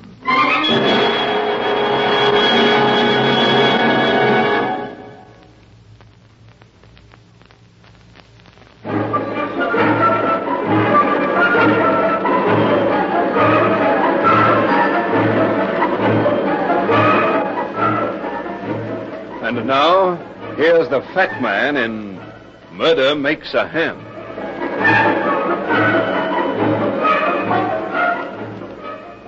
The day had been hot and murky. Not the sort of day to spend at a desk answering letters, but it had to be done. The afternoon had dragged slowly by while I pounded the typewriter. The sun sank out of sight and the street noises began to die down. The silence in the hall outside my office told me the rush hour was over. The emptiness in my stomach told me it was time to quit and get some chow. I looked at my watch. It was just 6 o'clock. I closed the typewriter. Hello? Is this Mr. Runyon? That's right. Mr. Runyon, I want to hire a detective. Could you come to the stage entrance of the Male Theater tonight at 11:30? I'm just closing the office. Can't it wait until tomorrow? No, it can't wait until tomorrow. It's very important. Tell me what the job is. I've lost something very valuable. I think it's been stolen. I've got to get it back. Will you take the job? Yeah, I guess so. Oh, thank you. Then you'll be at the Male Theater tonight? Why the theater? I work there. An actress? Yes, you must have heard of me. Linda Lane, I'm starring in The Jinx at the Mill. Sure, I've heard of you. Come to my dressing room tonight at 11:30. I'll leave word with the doorman to let you in. What's been stolen, Miss Lane? A picture? A picture? You mean a painting? No, Mr. Runyon, it isn't a painting. It's a photograph. I thought you said it was valuable. It is valuable. Very valuable. What's it a photograph of? It's a photograph of me, Mr. Runyon.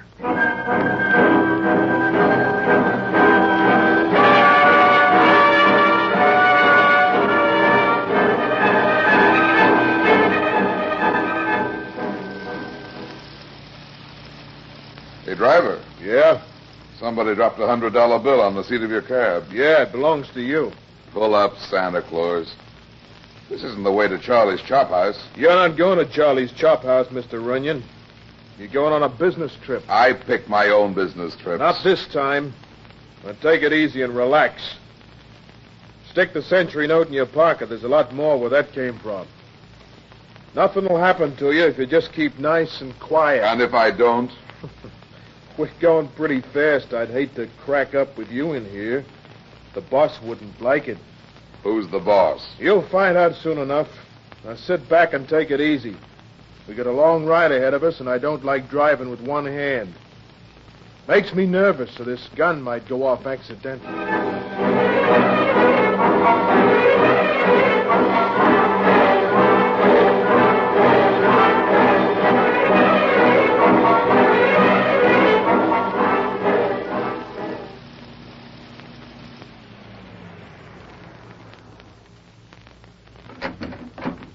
This is it. Come on. Pretty fancy layout for a taxi driver. Inside. That door's straight ahead.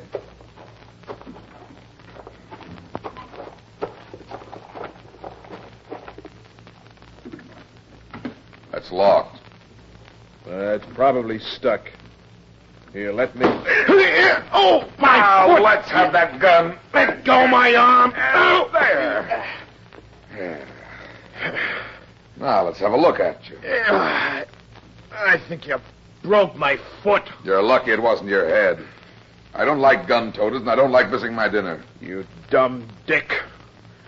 You're getting a break and you don't know it. I'll decide that. For such a wise guy, you're a pushover for an old trick. Now, let's go in, and this time you lead the way. Right down this hall.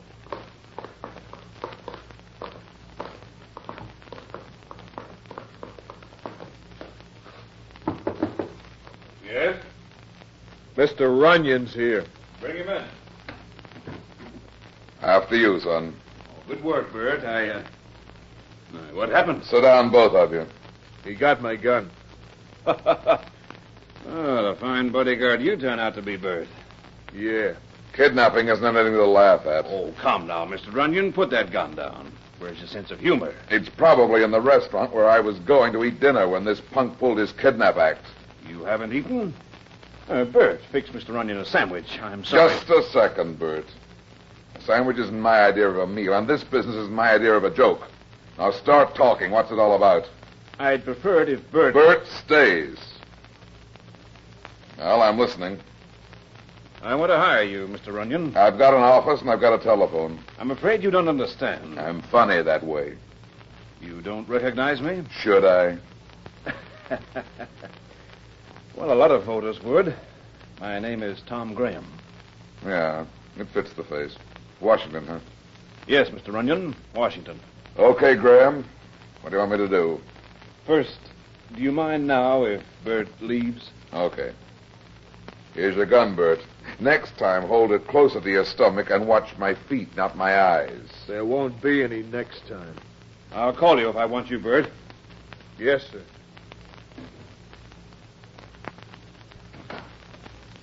I'm being blackmailed, Runyon. You can imagine what that means to a man in my position. Is it a frame job or the real thing? Unfortunately, it's the real thing. Do you know who it is? A woman I used to know rather well.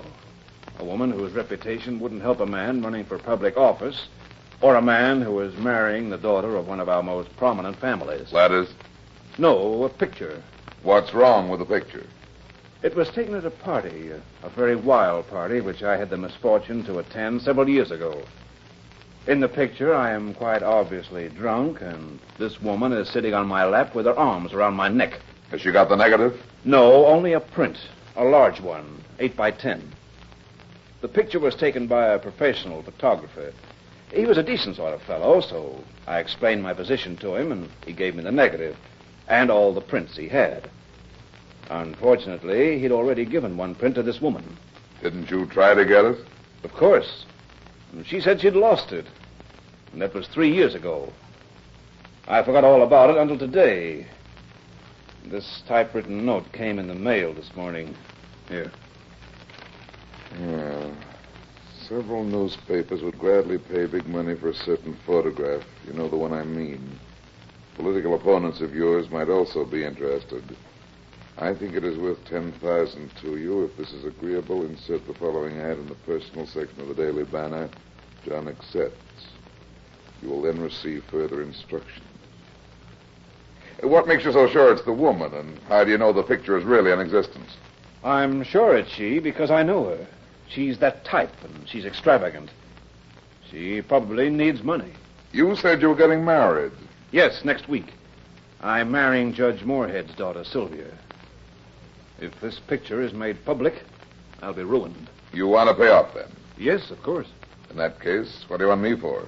I want you to make sure I get the picture when I pay the $10,000. Okay, Graham. Where can I find this woman? You can find her at the Mayo Theater. She's an actress named Linda Lane.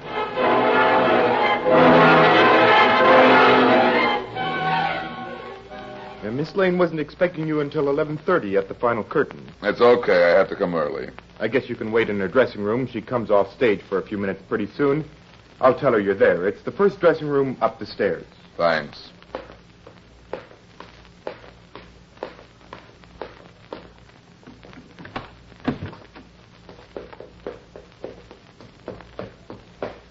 Mr. Runyon. Yeah. You shouldn't have come early. I told you 11:30. Yeah, I know.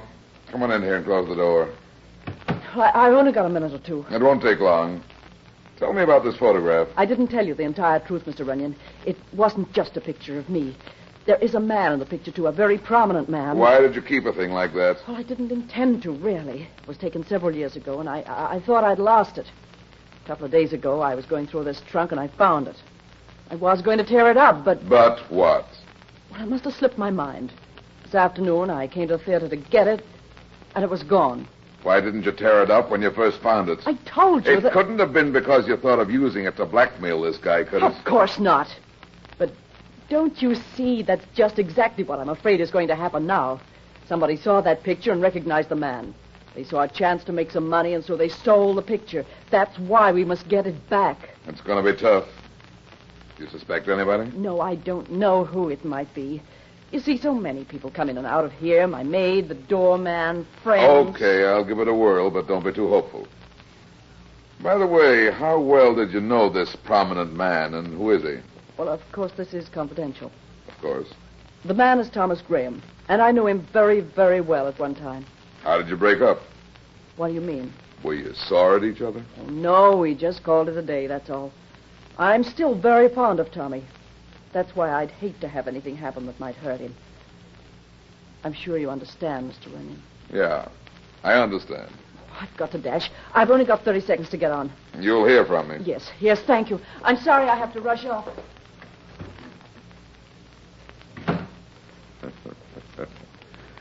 You can come out of the closet now, honey. She's gone.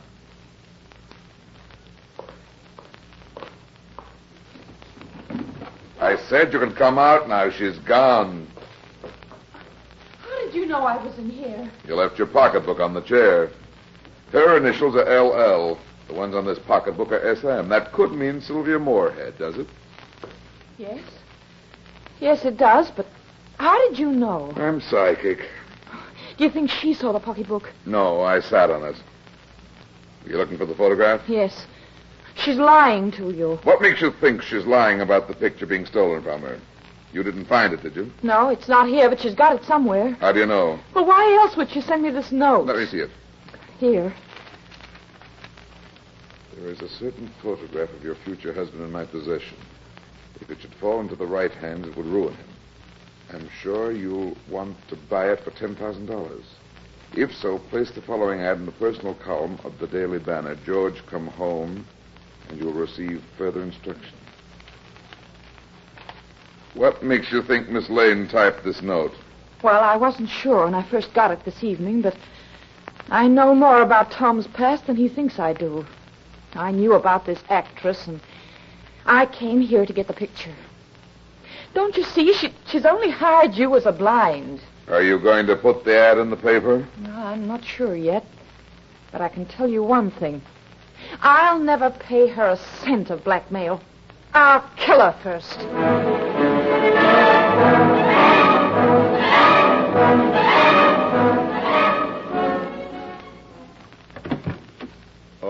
you, huh?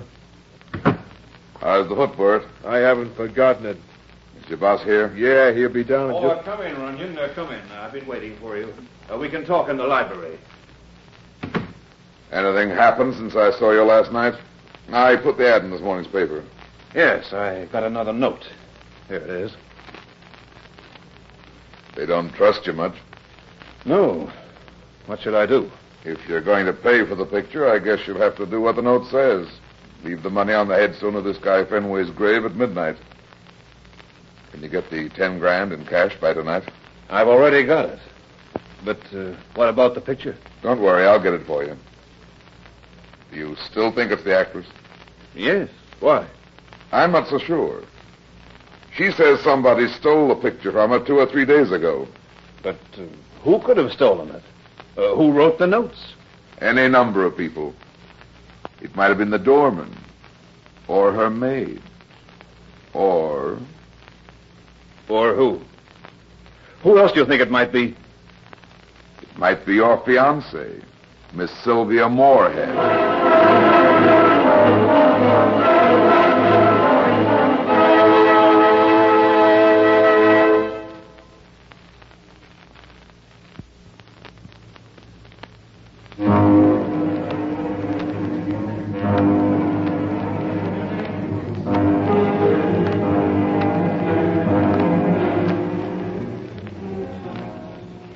Trouble, Graham, finding the grave?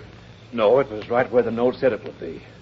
I put the money in the envelope on the headstone. You didn't hear or see anything? No. Then I walked out the west gate and came around here. That was nearly 20 minutes ago. Okay, we'll wait another 10 minutes. That'll be a half hour since you put the money on the grave. If they're playing on the level, the picture should be there by the time we walk over. But suppose it isn't? We'll have to take that chance for the time being. If it isn't there, then we start playing rough. I don't like it. Hold it a second. Quick, put your cigarette out. Get back here with me. Whoever it is running for the street. It's a woman. See if you can recognize her as she goes by. It's pretty dark.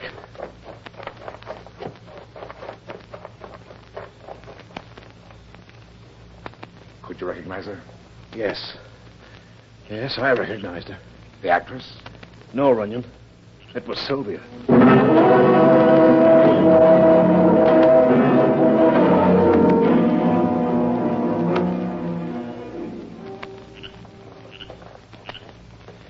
I can't understand it, Runyon. If Sylvia's behind all this, what's the reason? There could be only one reason, Graham. What? Money. But that's absurd. The Moorheads are very wealthy. Does she have money of her own, or is it just the family? I don't know. I never thought about it that way. If she has to go to her father for money, and if she has some dirty linen of her own... But not Sylvia. She's not that sort of girl. Look deep enough, Graham, and you'll find out that everybody has at least one secret. You're not alone with your past. I can't believe it of Sylvia. We should have stopped her back there, Runyon. I think it's better this way. First, let's see if the picture is there. We can always find Sylvia. The grave should be near here. Yes, it's right over behind that crypt, near the big tree. Okay. Wait here a second, and I'll take a look.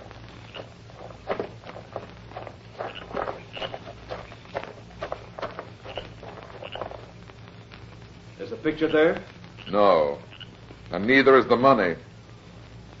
But there's something else here. What? The dead body of your friend, Linda Lane.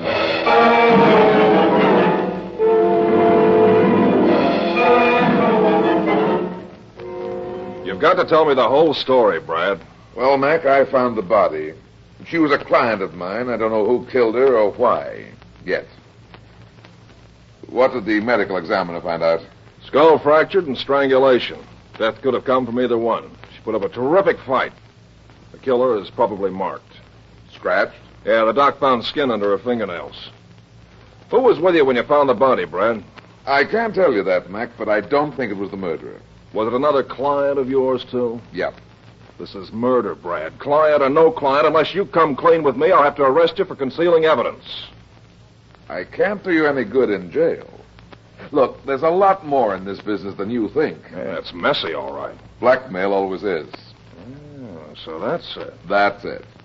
The names involved are top bracket. If we go off half-cocked and are wrong, it might ruin these people. I can handle the newspapers, if that's what you mean. That's what I mean. Okay, we'll keep it as quiet as long as possible.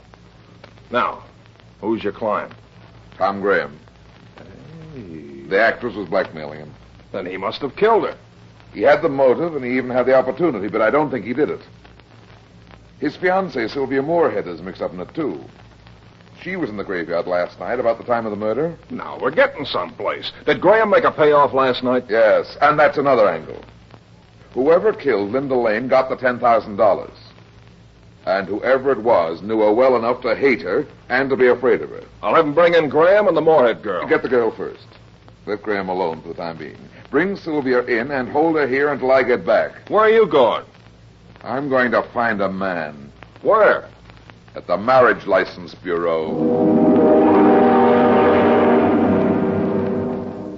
No, I tell you, I didn't kill anybody. What were you doing in the graveyard last night? But I wasn't in It's no good, Miss Moorhead.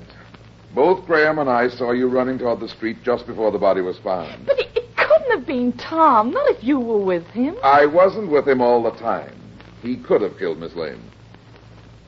Lying won't do any good. You'd better tell us what happened last night. What were you doing in the graveyard? Oh, all right, I was there last night, but I didn't kill Miss Lane. I didn't. Why did you go to the graveyard? I showed you the note I got. Yep. Well, after I talked to you, I changed my mind. I decided to pay. I put the ad in yesterday morning's paper, and yesterday afternoon I got a phone call. A phone call? Yes. Did you recognize the voice? No. I was told to get $10,000 in cash and take it to the graveyard last night. I was to leave it on the grave of a man named Fenway. Half an hour later, I was to come back and get the photograph from the same place. How did you get that much cash? I pawned a diamond bracelet and some other jewels. And then last night, it must have been about midnight, I went to the graveyard. I had some trouble finding the grave, and I was later than the designated time. I was just walking up to the big crypt underneath the trees when I heard a peculiar choking groan. What did you do? I was frightened, and for a second I just stood there. I couldn't see this man Fenway's grave, so after a few seconds I tiptoed over to the crypt and looked around. There, lying across the grave, was the body of a woman. It was Linda Lane. Did you see anything else? Yes. I saw the figure of a man running towards the west gate. He was too far away for me to recognize. I only saw his back anyway. But you thought it was Graham. Yes, I thought it must be Tom. And then you turned and started running yourself? No, not just then. What did you do? Well, I fainted. I came to about 15 minutes later. That's when I started running. So you see, it couldn't have been Tom if he was with you and saw me running. Lieutenant Mackenzie speaking. Yeah? Yeah. Okay, Kelly, good work. Well, that cinches it. What happened? Graham isn't home, so I sent some of the boys out to look around a little. They just found something very interesting hidden in his library. What? The photograph.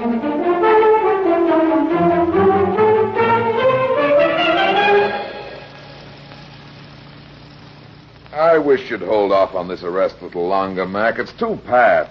Brad, you're always trying to make things out of nothing. Now listen, big shot or no big shot, murder is still murder.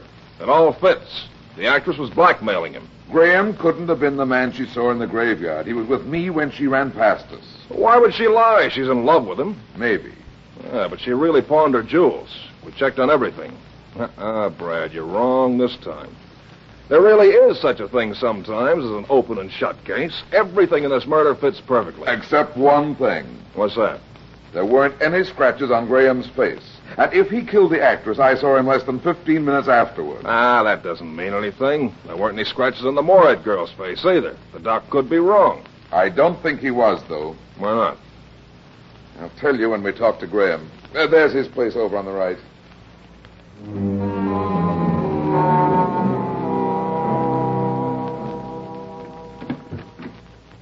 Back again, huh? Hello, Bert. Is the boss in yet? No, he hasn't come back. Don't know when he'll be in. We'll wait. Maybe quite a while. The law doesn't mind. The law? Yeah, Bert. This is Lieutenant Mackenzie of the police. What's wrong? Haven't you heard? There was a murder. You don't think the boss... Come on, Brad. We'll wait in that library where the boys found the picture. Show it to us, Bert. Sure, it's right over here.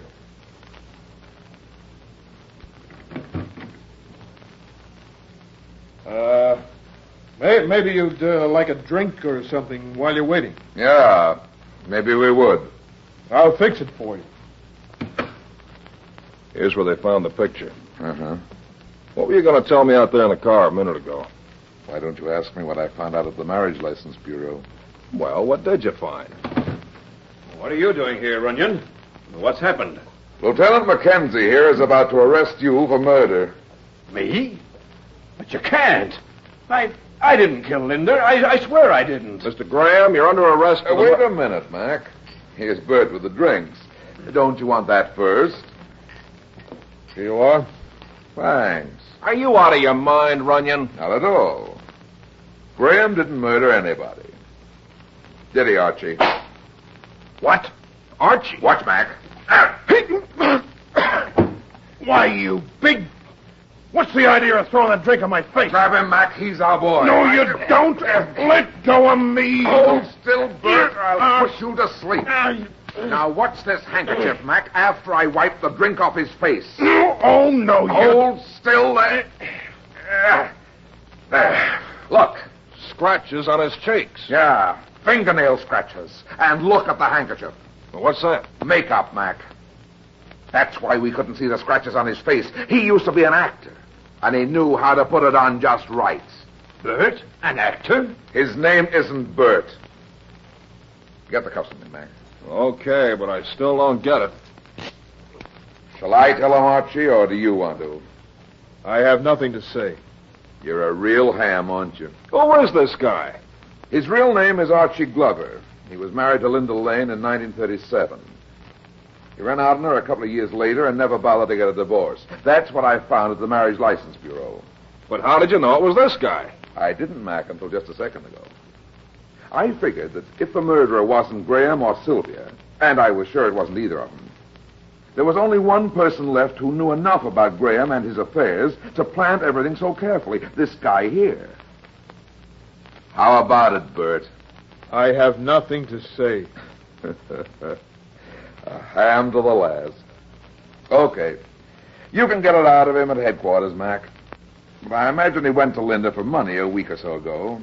He saw the picture and recognized his boss and the possibility, so he stole it. Then he wrote the notes, which he knew Graham would think came from Linda. She guessed what happened and followed him to the cemetery, where he had to kill her. Well, I guess that'll do for this ham. Yeah. And he ought to enjoy the frying pan when they turn the heat on. Hey, and that reminds me, Mac, we haven't had dinner. Let's go over to Charlie's Chop House.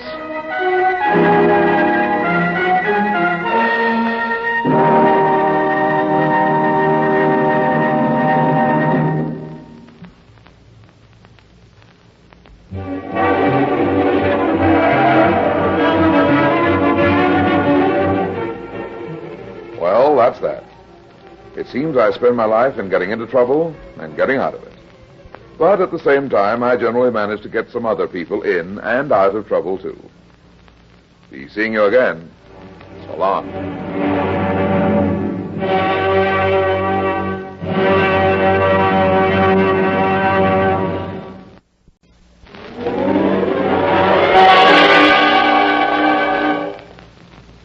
There he goes into that drugstore.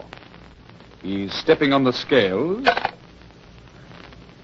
Weight 239 pounds. Fortune, danger.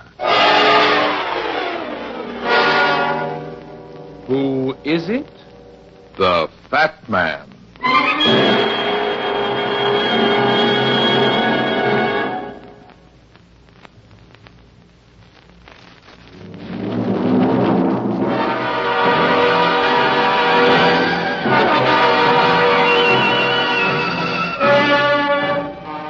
And now here's the Fat Man in Murder and the Peacock.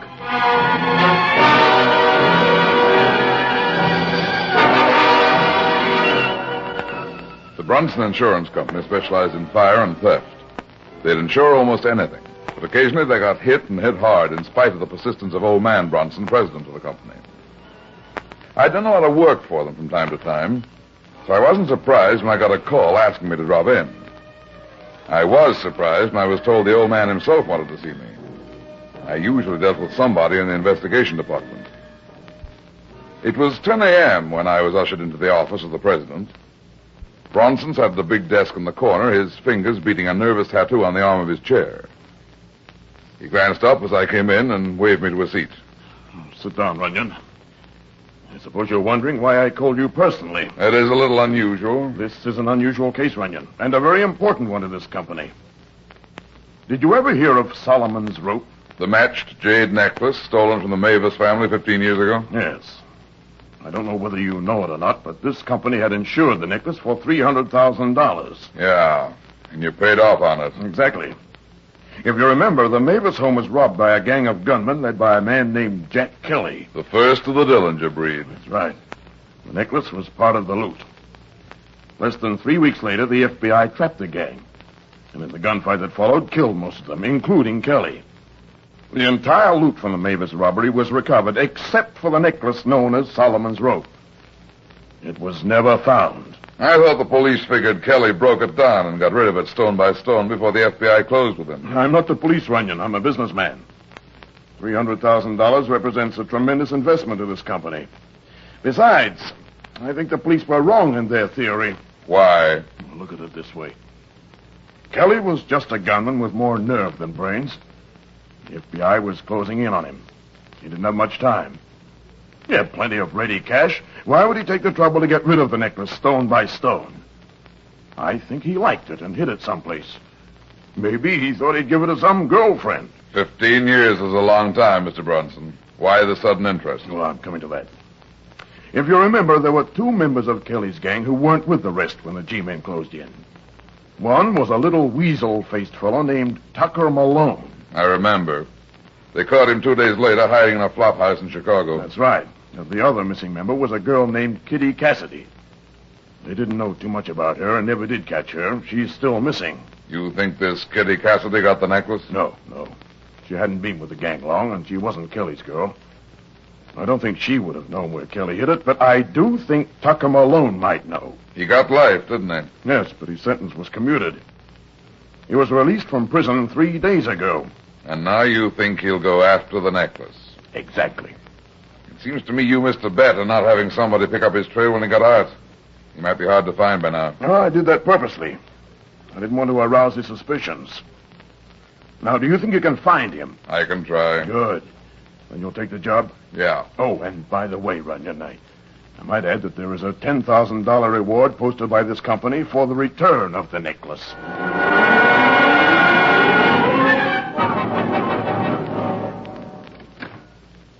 And so, with his head bowed deep in thought, the fat man solved another case. Very funny, very funny. Now listen, Charlie, I'm busy. Sure.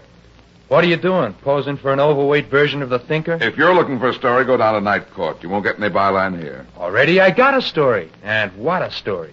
You like to hear it? Go write it. I'll read it in the morning edition of that tabloid you work for. I haven't got the ending yet. That's why I came to see you. I'm not a storyteller. I'm a detective. Precisely, my dear Watson. Which brings me to the purpose of my visit.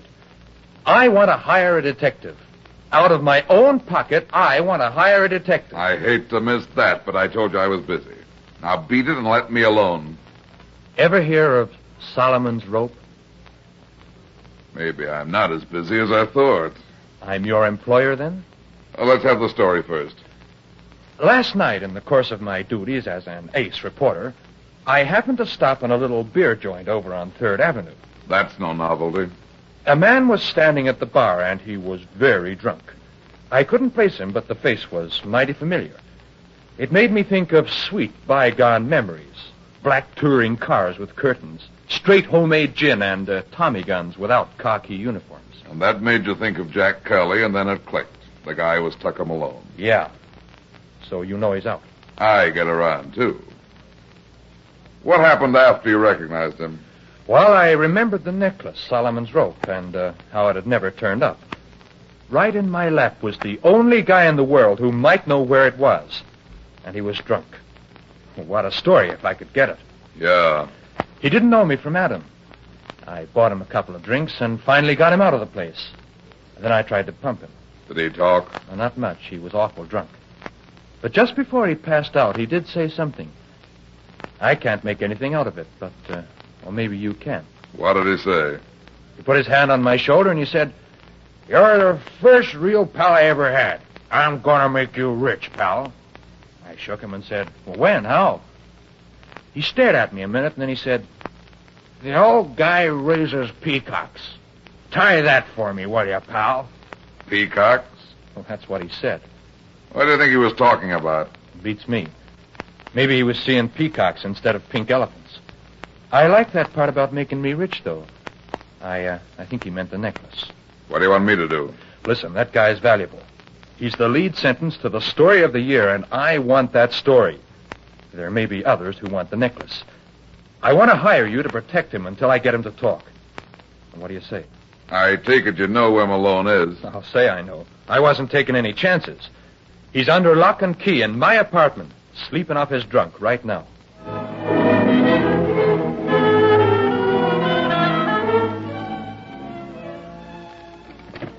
In here. You'd better make some coffee for Malone. That's a good idea. You haven't got a girl hidden in here, too, have you? A girl? Well, of course not. Why? Perfume, smell it. It's constant love. Yeah, you're right. Well, that's funny. Where's the bedroom?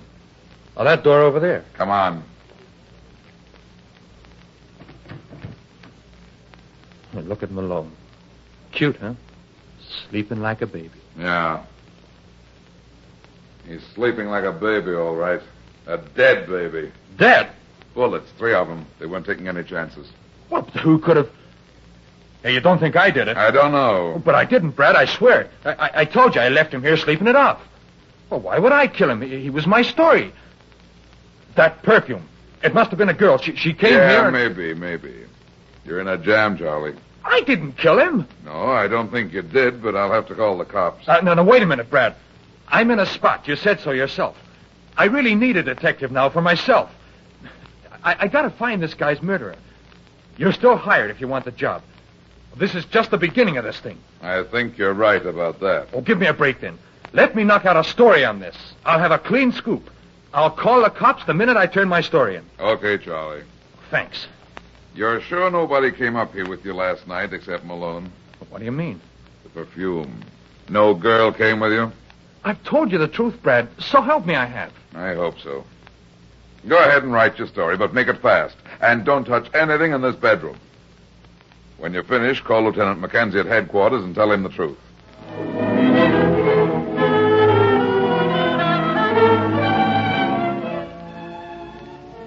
I left the reporter alone with the dead man and drove to my office. All the way downtown, Malone's last words kept running through my head. The old guy raises peacocks. Tie that one for me, will you, pal? A drunk's dream or the key to something? In this business, you can't afford to pass up anything, not even a drunk's dream. So somebody raises peacocks. It was just noon when I parked the car and went up to the office. I opened the door and smelled it. The same perfume. Constant love. The girl sat carelessly in the client's chair, one slim leg crossed over the other. I noticed her eyes. You'd always notice her eyes first. They were black. Blacker than the inside of a coffin at midnight. And they caught the light like agates. She motioned slightly with a small, flat automatic pistol in her right hand. Kick the door closed with your foot and try to touch the ceiling with those big, strong arms, fat man. What movie did you step out of, beautiful? All right, white guy. This gun has 6 bullets in it. According to my figures, your gun, if you still got it with you, has only 3. I want it. Now turn around. Somehow you don't strike me as the constant love type. Never mind that. Now I'll take the gun. Nice ride. There's no powder smell. Wrong guess number 1 for little kitty. Loaded and hasn't been fired. Must have been the newsboy. Charlie didn't kill Malone, beautiful, and neither did I. We sort of thought you did. You think I look like the kind of sap that would kill the goose that lays the golden eggs? If the goose had quit laying, yeah. Take your necktie off, fat man. It's not hot. That's what you think. Now, off with it. Throw it on the chair. Now open your shirt. Why, the striptease beautiful. A necklace is made to wear around a neck. Even a neck as big as yours. Smart girl, but wrong guess number 2 for little Kitty. Yeah, well, let's stop guessing, huh? Where is it, fat man? I don't know. This gun's got a silencer, and I'm not kidding. Shoot, sweetheart. I wouldn't tell you even if I knew. You've got a nerve. I like guys with nerve. I don't like girls with guns. What made you add my name to this party? That's easy. I've been waiting 14 years to talk to Malone. When he came out, I told him. He must have led you to some interesting places. He did. I saw the newsboy pick Malone up last night. I tailed him to his apartment. Malone was loaded, and I knew he wouldn't move until late today. I came back this morning and paid a call. The reporter was gone, Malone was dead, and the necklace was missing. It wasn't hard to figure, so I hung around outside and waiting. I saw you and the newsboy come in. That gave me ideas, so I came to your office to wait. How did you know me? Why, Mr. Runyon, haven't you heard? You're a celebrity. You like it? It makes sense. Better sense than yours in the reporter's story. Now turn around and face the wall. Time to travel. Sorry, but I'll have to keep your gun. Maybe we'll meet again. I can hardly wait. You know, for a fat man, you wouldn't look at all bad in a bathing suit. Okay, sweetheart. Lock the door. Have it your way.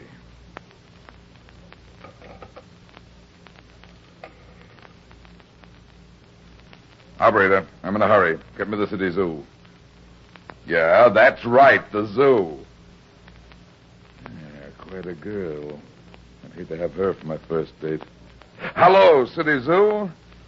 I'd like to know the name of anybody who raises peacocks within 100 miles of this city.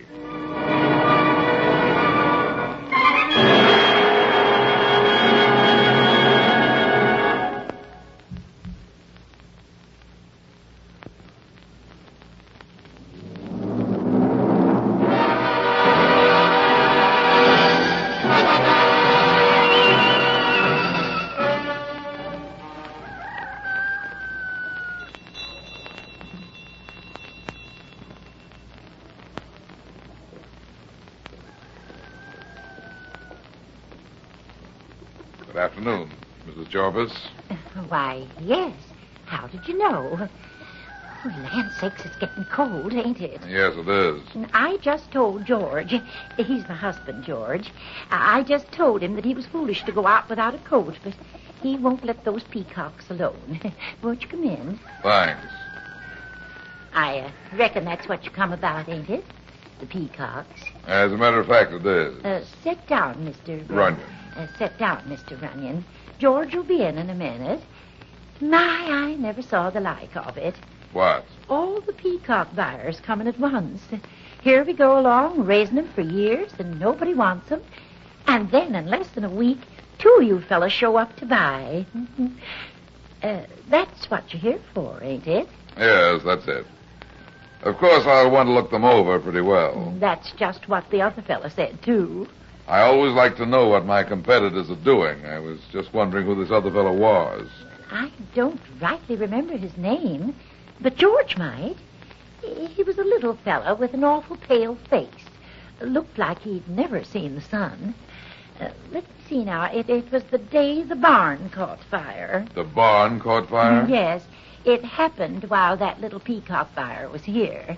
We was all mighty busy putting it out, I can tell you. That was just 2 days ago. This is a nice old house you have here, Mrs. Jarvis. Yes, it's real homey. Lived here all your life? Oh, land sakes, no. George bought this place about 10 years ago. You never know what you might find in an old house like this. Ain't it the truth? Antiques and things. Oh, it's funny you're saying that. I found something very peculiar in this house right after we moved in. You did? Yes. George don't like for me to talk about it. He says it might not be good publicity. What did you find, Mrs. Jarvis? Guns, Mr. Runyon. 5 of them, all loaded up. They was under the floor in the kitchen. Guns? Oh, lots of folks don't know it. But this house was headquarters for some gangsters in the old days. You don't say. Yes, sir. What do you think of that? That's very interesting. You never found anything else, did you? No, not a thing. Some folks think there's a loot hidden here somewhere on the place, but we ain't never seen any of it. Oh, here comes George. Now, don't let on I told you about the guns. He don't like my talking so much. Maggie, where was that? Come in, George. This here is Mr. Runyon. He's another one of those peacock buyers. He wants to look at your birds. I ain't interested in selling my peacocks, mister. Why, George, what on earth are you... You heard me, Maggie. I ain't interested. So you might just as well run along, mister. But, George, you know very well I that said you... no. Do you mind if I just look at them? Yes, I do mind. I told you I ain't interested in selling, so why look at them? I don't want no more buyers coming around here, so you can get. George Jarvis, you must have lost your mind. I know what I'm doing. I ain't selling my peacocks, and I ain't showing them to anybody either. And that's final.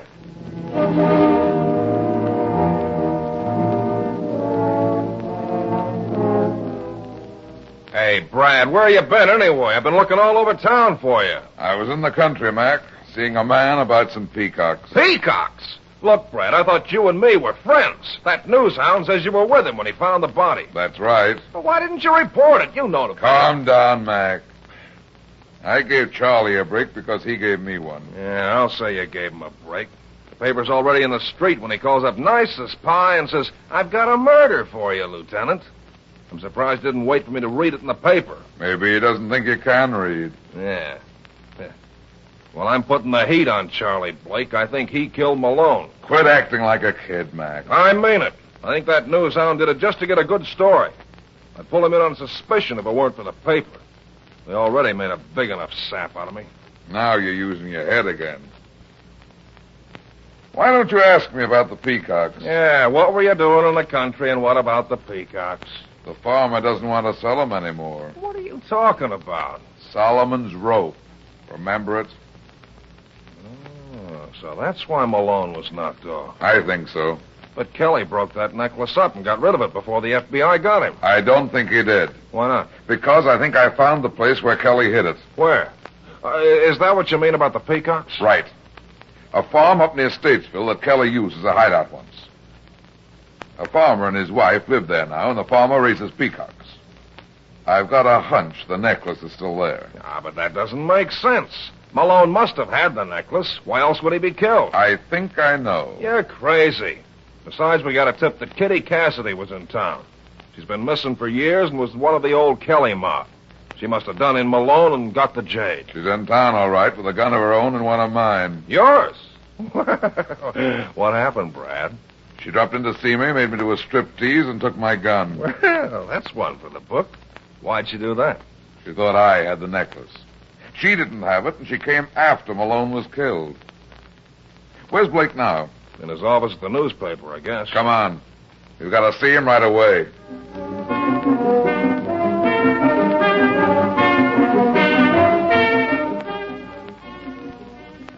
I hope Blake's in his apartment. Yeah, there's a light under his door. See, he knows the game's up and he's stalling. Come on, put your shoulder against this door and heave. Right? You don't need your shoulder. It's unlocked. All right, Blake, don't try to... Put your gun away, Mac. Somebody else got to Blake first. Dead? Yeah, but not long. The girl. He did have the necklace, and she got it away from him. I think the girl killed him, but she didn't get the necklace. Come on, Mac. We haven't got much time. Where are we going? Back to that peacock farm.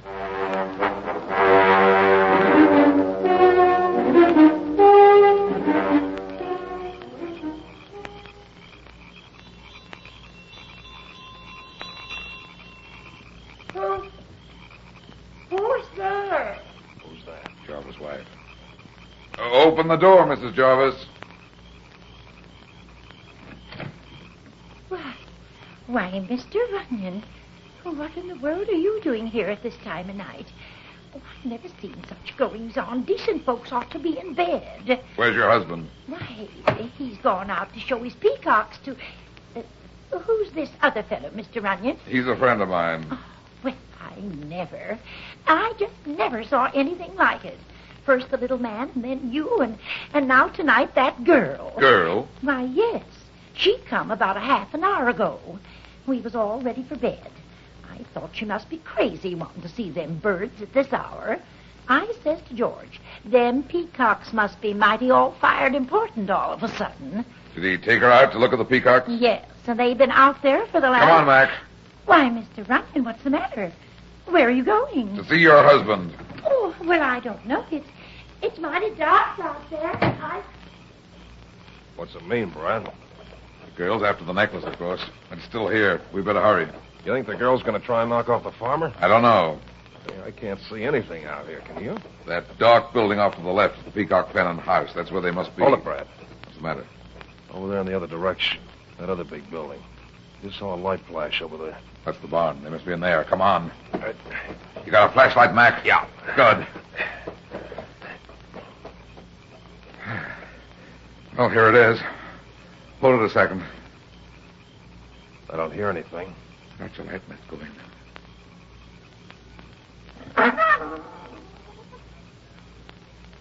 Jarvis. They've gone. Shine the light around, Mac.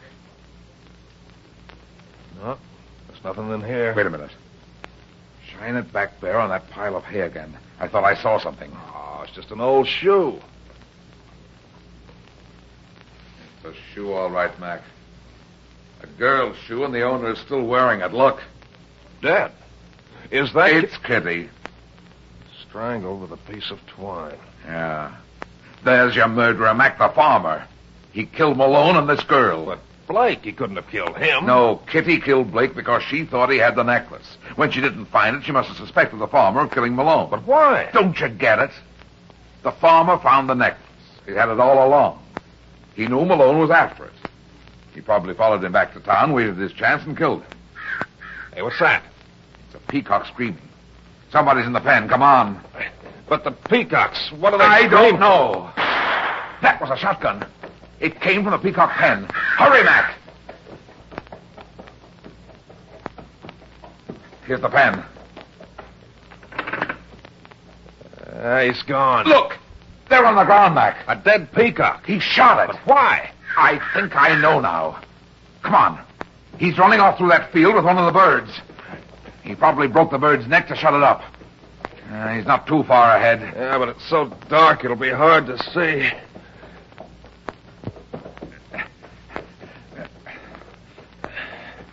Right. Hey, the shotgun again. What could he be shooting now if he's killed the bird already? I don't know, but... Look, Mac. Over there in the field near the fence. I can't see anything. Give me that light. There. There, now do you see? The farmer. Yeah, but what happened to him? He must have fallen. He fell all right. Look there. My golly, half his head blown off. He tripped in the dark, and when he fell, the shotgun went off and hit him. Well, that'll save the state a lot of trouble. What about the peacock he was carrying? Dead, too. He wrung its neck while he was running. Yeah, but I don't get it. What did he want with the bird? This, Mac. Look here where I'm shining the light, here on the bird. I don't see anything to... Well, I'll be darned. The necklace. Smart boy, that farmer. What better hiding place could he find than the plumage of a peacock? But how'd he manage it? Easy. It's strung around the body of the bird and held in place by a piece of wire. The green color of the jade fits in perfectly with the green feathers of the bird. But why did he shoot the other bird back there? It was dark. He thought he had the bird with a necklace. He shot it so he could get it off easier. Then he realized he made a mistake. He probably heard us coming and didn't have time to shoot this one. Or maybe he wanted that one remaining shotgun shell to fire at us. Yeah, but it got him instead. That's irony, isn't it? Yeah. Wait a second, Mac. Until I get this necklace off. There. Come on, let's go. Well, You got your necklace, and I got my murderers, even if they are both dead. Yeah. And we're each $5,000 richer. Huh? Hey, what are you talking about? That's right, Mac.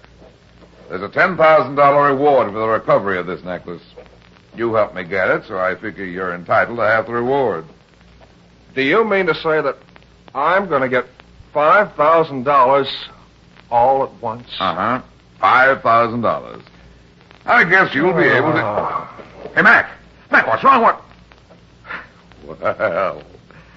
Well, I'll be. That's the first time I ever saw a cop faint.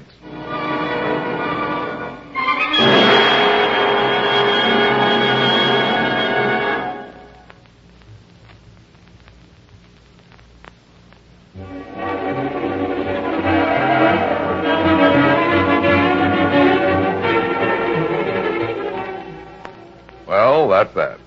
It seems I spend my life in getting into trouble and getting out of it. But at the same time, I generally manage to get some other people in and out of trouble, too. Be seeing you again.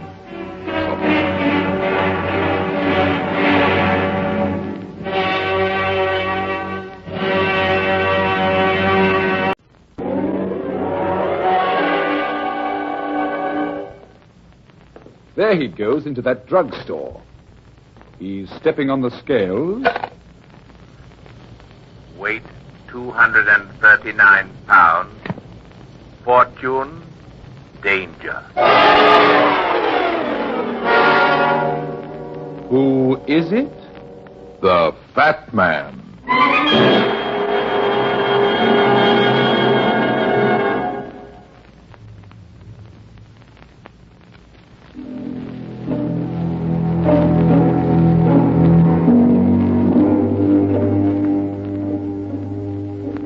And now here's the Fat Man in Murder Calls the Undertaker. I was sitting in my office hoping nothing had happened. It was a warm, lazy morning, and I didn't feel like working. A soft breeze blew through the window. I lit a cigarette, leaned back in the chair, and began to look over the mail. Indian summer. The kind of a day meant for picnics, a ball game, and a tall glass of something cool. But someone else thought it was a day for the perfect murder. Runyon speaking.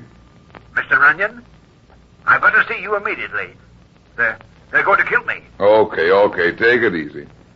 Who's trying to kill you, and who are you? Hernley's my name, Joshua Hernley. 1032 Fairview Avenue. There isn't time to explain. I tell you, they're after me. Now, cool off, Hernley. Start at the beginning. What do you mean someone's trying to kill you? Just what I say. Can you protect me? I need protection. That's my business. But I have to know what I'm supposed to protect you against. Against the... wait a minute. How much will you charge? I'm a reasonable man. I'll pay, but mind you, I won't pay too much. Listen, Hernley. If someone's trying to kill you, don't you think it's a little ridiculous to be talking price? I'm not a fool. I save my money. That's why they want to kill me. They're trying to steal my money. You want me to protect you and your money, eh? I think you're crazy, Hernley. Go bother someone else. Don't be hasty, Mr. Runyon. I'll pay. Yeah, I know. You've got money. Will you take the case? I don't know. You've got to. They won't. Hernley! Hello! Hello!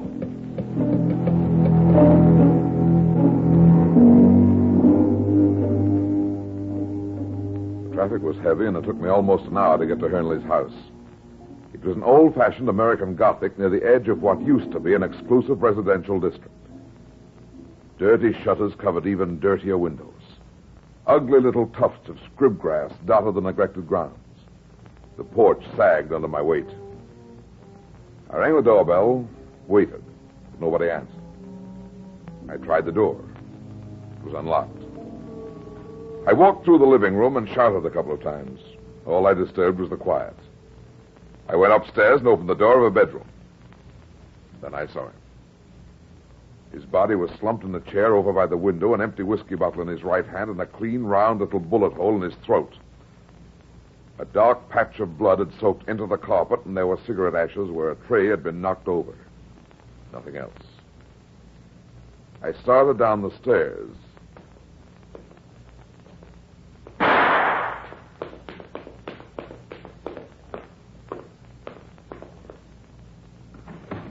All right. Put down that gun. Who are you? Skip it. What are you doing here? I just killed a man. Who are you? Dr. Paul Walters. I'm Hernley's personal physician. I was on my way to see him when... When what? When I saw this man shoot through the window. What do you mean, this man? What man? The man in the back of the house. He saw me and started to run. I chased him and he hid in the garage. Yeah? He pulled his gun and I shot first. And killed him? Yes. Is a gun standard equipment for a doctor? I always carry a gun. Some of my patients live far out of town. Hernley doesn't. Hernley isn't my only patient. Okay. Let's look at this guy.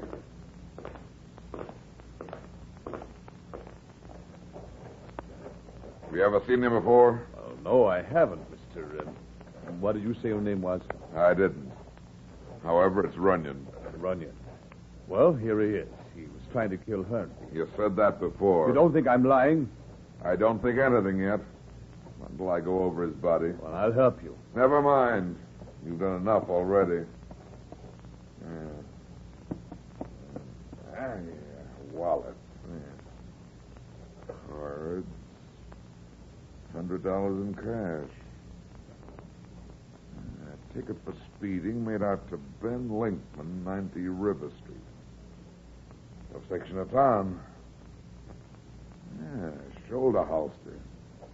38 revolver. 5 shots left. Only took 1 to kill Hernley. Hernley, is he dead? Yeah. This guy must have got him. I'm going to have another look at Hernley's room. Come on, Walters. You're sticking with me. I certainly am. I want to find out what you're doing here. You will. But for the time being, I'll ask the questions. Have you called the police? Not yet. After you, Dr. Walters. Thank you. The body's upstairs. Oh, poor Mrs. Hernley. Mrs. Hernley? Where is she? Why, I don't know. This will be a terrible shock to her. Yeah. Here we are. He's in here. What?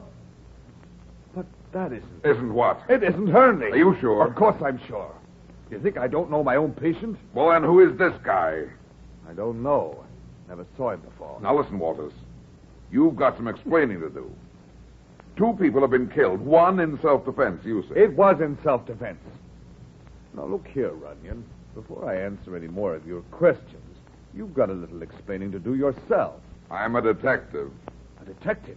Yeah. Brad Runyon, the fat man. But what are you doing here? Hernley sent for me. What for? He said something about needing protection. Protection? Against what? Maybe you can tell me that. Well, I don't know. He's rather eccentric, especially when it comes to money. Yeah? What about his money? Hernley's always been afraid someone was going to steal it. I suppose you know he's very wealthy. No, I didn't. Well, that's possible. People don't hear about it very often. He's something of a hermit. The surroundings indicate that.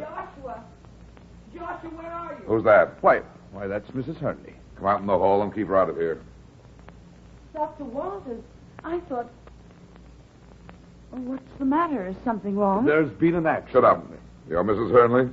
Why, yes. Who are you? Runyon. Brad Runyon. Your husband sent for a detective. Sent for detective?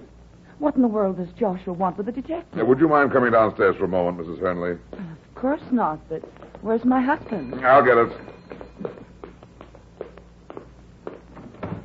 Well? Pardon me, is this Joshua Hernley's house? Yeah, what do you want? Where's Mr. Hernley? Who are you? Thompson, the undertaker. I got a call to pick up Hernley's body.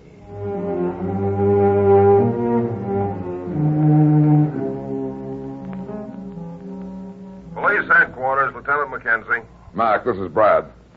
You identified those 2 bodies yet? Brad, this is the craziest case I've ever been on. One body is Linkman, all right. He was just a 2-bit gunman, and unless he was trying to rob Hernley's house, I can't know about what he was doing there. What about the other body? Well, it was Linkman's gun that killed him, all right, but we haven't been able to find out who he was. The only sure thing is that he was loaded with liquor. That doesn't help much. Brad, where is this guy Hernley? I want to know that even more than you do, Mac. I have a stake in him. He's a client of mine. I might have known.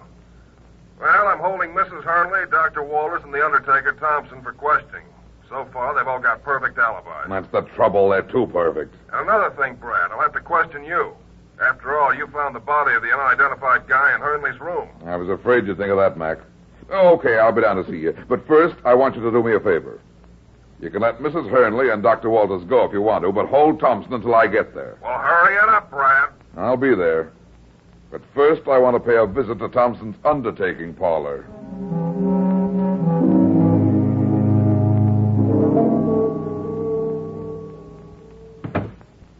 Yes? Where's the boss? Mr. Thompson? He's not in. Can I help you? I'm his assistant. No, it's not important. He should be back any minute. Will you wait for him? No, thanks anyway. I guess he's out of the Hernley's house. Hernley? What Hernley? Joshua Hernley died this morning. Didn't you get a call to pick up his body? Why, no.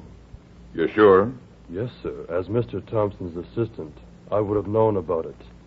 Nobody called all morning.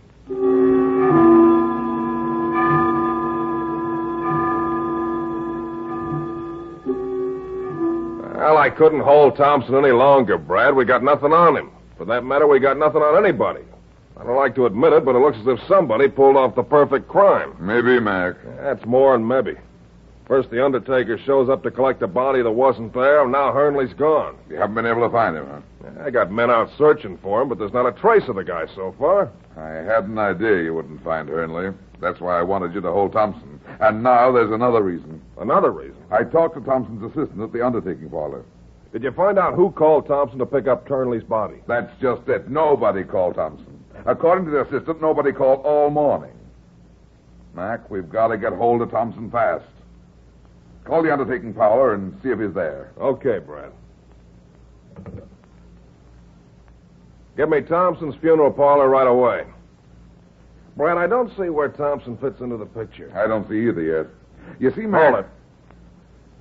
Listen, this is Lieutenant Mackenzie, police headquarters. Is Mr. Thompson there? Why, no, sir. He just left a few minutes ago. Did he say where he was going? Why, yes, sir. He went home to pack.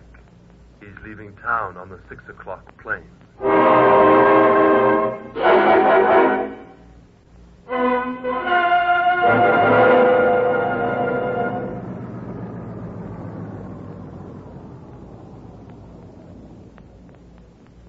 Here's Thompson's place. Yeah. A gloomy-looking house. Right, and character for an undertaker. Come on. Quiet neighborhood, isn't it? Yeah. I hope that assistant didn't give us a wrong steer. We'll soon find out.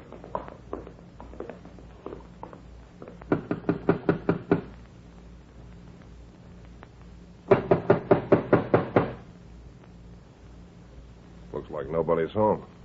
Come on, let's try the window. There's no need to exert yourselves, gentlemen. The door to my house is always open. Come in. Thanks, Thompson. I don't want to appear inhospitable, but to put it plainly, I'm a busy man. I tried to help what I could when I answered your questions at police headquarters, but you must realize that I have other things to do. Simmer down, Thompson. Since Lieutenant Mackenzie last spoke with you, a few questions have come up that need answering. And we believe you can help us fill in the blanks. But I gave all the information I had. Besides, I'm... Yeah, I know. You're a busy man. Tell me, does your business often take you out of town? Occasionally. Is this an occasion? I don't understand. Let's not be coy, Thompson. We called your assistant a little while ago, and he said you were leaving town on the 6 o'clock plane. Oh, is that what all the mystery is about? Yeah, and I hope your answer is just as funny. It is, I assure you, gentlemen. Here, read this telegram. Huh? Looking forward to seeing you at Jubilee reunion of class of 1912. Stop. Reunion costume for class will be white beard jacket and white shorts. Signed, George Baker, secretary. Well, what do you think of that, Brad? A college reunion. Yeah, well, his answer was funny. I don't think, though, Thompson, that you'll be able to wear that beard jacket. You'd better stay in town until the Hernley case is cleared up. It seems to me that as far as I'm concerned, it is cleared up. Not quite. You said that you received a call to pick up Hernley's body this morning. That's right. When I questioned your assistant, he told me nobody phoned all day. He said nobody phoned? Oh, that's not true. He must have been up when that call came. You mean to say there was a call? Somebody did phone you to collect Hernley's body? Why, certainly.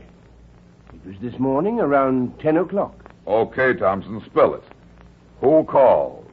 It was Mrs. Hernley.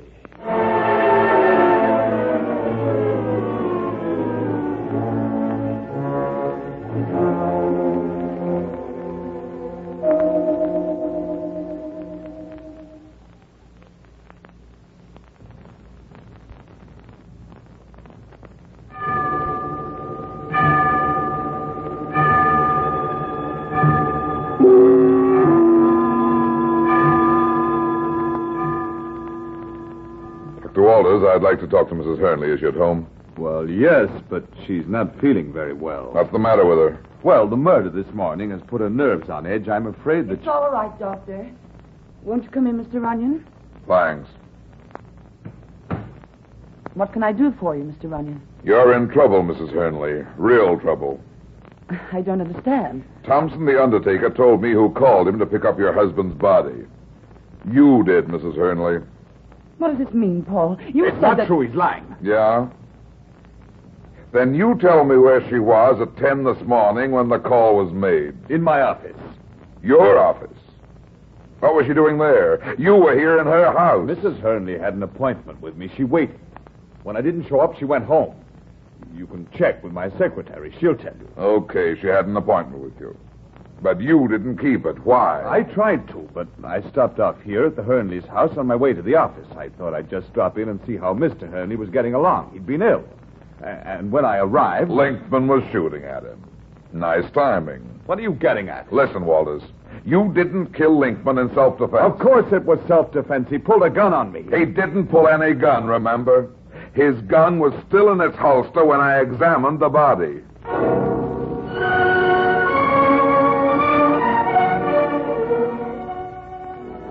And let me have a double report on it as soon as you can. Right. Goodbye. Hey, Brad, I got a lead on that body we found in Hernley's room, the guy Linkman killed. Who was he? Well, that's the funny part. Just a tramp. An old panhandler named Simmons. Always hung around the Oakland bar. Wonder what he was doing in Hernley's house. That's what we've got to find out, Mac. But the only guy who can tell us is missing, Hernley. I think I know how we can find him. Well, how? I got a dragnet out for him already. Don't hunt for him. Make him come to us. And how are we going to do that? Set a trap. Well, we got nothing on him. That's where you're wrong. Listen, Mac. I want you to give a story to the newspapers. Tell them Hernley was found dead this morning, a suicide victim. Suicide? But we didn't even find Hernley's body. That's the idea. When Hernley reads the paper, he'll wonder what's up. So what does that do? Plenty. What happens when someone dies? They bury him. Yeah. And if he's got dough, they liquidate his estate. I know that. And so does Hernley. If he wants to protect his money, he'll have to show himself. Otherwise, he'll be left without a dime, if he's alive.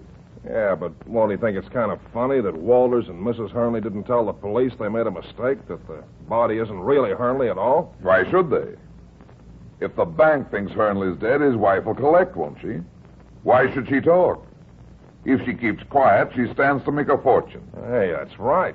You know, Mac, people have various motives for murder. Love, hate, jealousy, revenge. And sometimes there's another one more dangerous than the others. Money.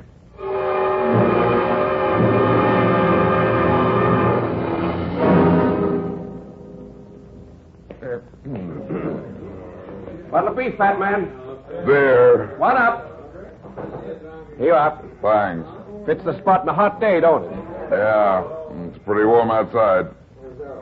You been working here long? Sure thing. Been at the Oakland Cafe ever since it opened. Must be 3, maybe 4 years. No, a friend of mine, Simmons, he sometimes comes in here. Simmons? That old tramp. What are you doing pulling around with a deadbeat like that? Did me a couple of favors once. Haven't seen him lately. Has he been in? Well, he was here, let me see now. Yes, must have been yesterday. Came in for drink just about 8. Alone? Yeah, that was the trouble. What do you mean? What trouble? No dough, broke. Always coming that way. I didn't want to serve him. But then this guy says... What guy? Well, the guy that paid for the drinks. I was going to toss Simmons out when this character says he'll take care of the check. The drinks are on him. Then what? Simmons kept knocking it off. And the guy paid, just like I said. Only I guess Simmons had one too many, because he almost passed out. Yeah? What did you do? I told the guy to take his body home. He says that's a good idea. Let's go to my place. And they left together? Yeah. Simmons just about made it. You don't happen to remember what this guy's name was, do you? The one who paid for the drinks? I think I remembered. I think he said his name was Hernley. Won't you sit down, Mr. Runyon? Thank you. The terrible thing about Mr. Hernley's suicide, he was one of this bank's largest depositors. Yeah. I suppose you'll have a lot of work to do now. How do you mean? Well, the estate, will, things like that. You are the executors, aren't you? Why, yes. Mr. Hernley empowered our bank to administer his interests in case of death. We even helped him make his will. You just said Hernley was a very wealthy man. I suppose he'd have had a lot of bonds, papers, and so forth that'd have to be cleared up? He would have had. What do you mean? Well, strangely enough, only day before yesterday, he liquidated all his holdings. Asked us to give him cash for everything. And he withdrew his money? Closed all his accounts? Yes. I haven't any idea why. Was Mrs. Hernley the beneficiary named in his will? Yes, she came into the bank this morning. When I told her that her husband had withdrawn all his money, she collapsed.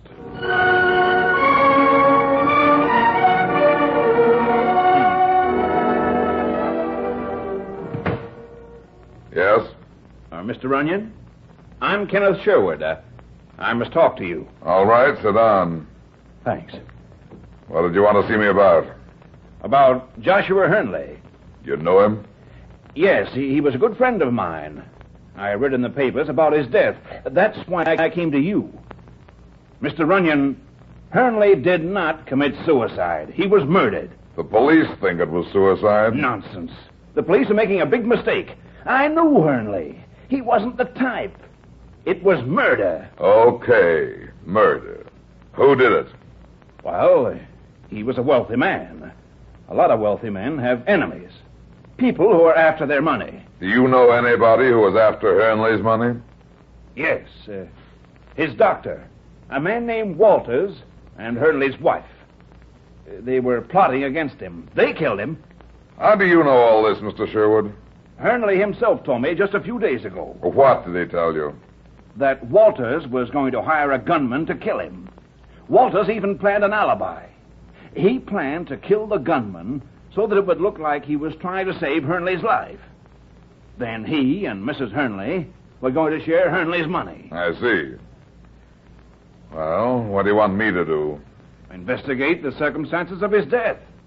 You can prove they did it. Maybe. Where can I reach you, Mr. Sherwood?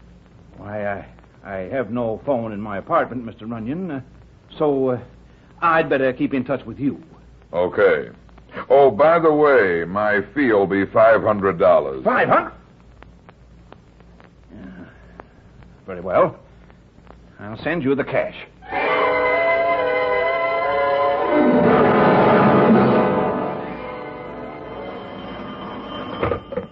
Runyon speaking. Hey, Brad, this is Mac. Did you get a lead on Hernley out of that suicide story I planted? Well, the minute the story broke, Mrs. Hernley went to the bank to collect his money, but it was gone. Gone? Yeah. It seems Hernley withdrew his entire account 2 days ago. Hey, I don't get it, Brad. Where does that leave us? I'm not sure, but it begins to look as if we're up against not one, but two setups for the perfect crime. Yeah, and a slip-up now may let one of them get away with it. Exactly. I want to see Dr. Walters again. Go on over to his office and pick him up. If he isn't there, meet me at Hernley's house. I'm going out there now to see Mrs. Hernley. I have a hunch that right now another perfect murder is being planned, and I have no desire to be the victim.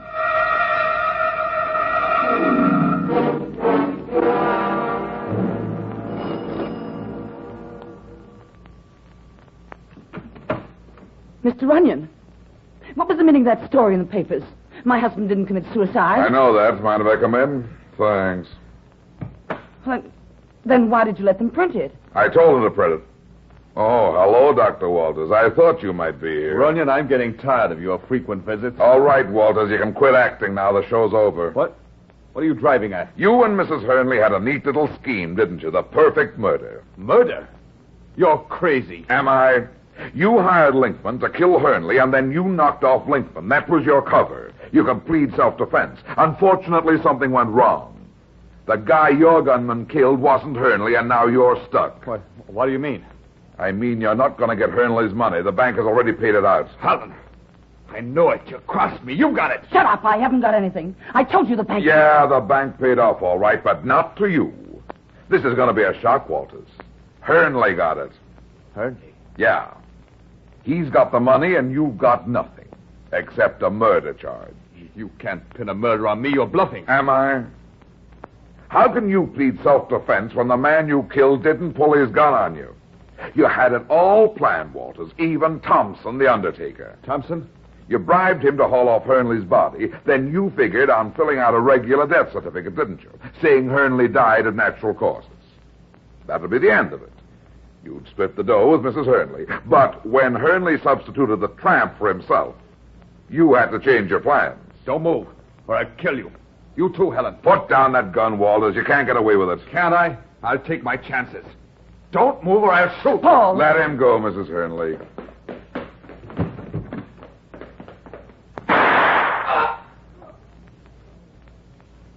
Hey, Brad. Brad, are you all right? Yeah, I'm all right, Mac. I was beginning to wonder if you'd get here. Did you get Walters?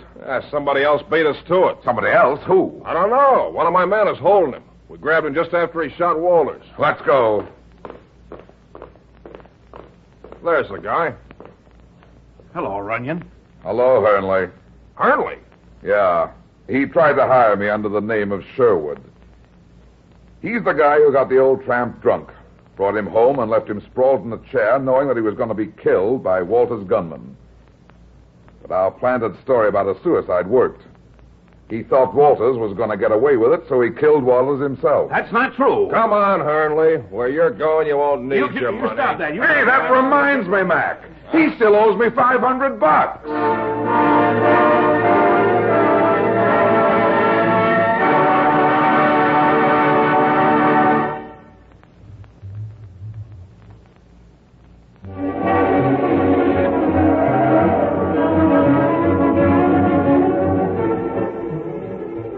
Well, that's that. It seems I spend my life in getting into trouble and getting out of it. But at the same time, I generally manage to get some other people in and out of trouble, too. Be seeing you again. So long.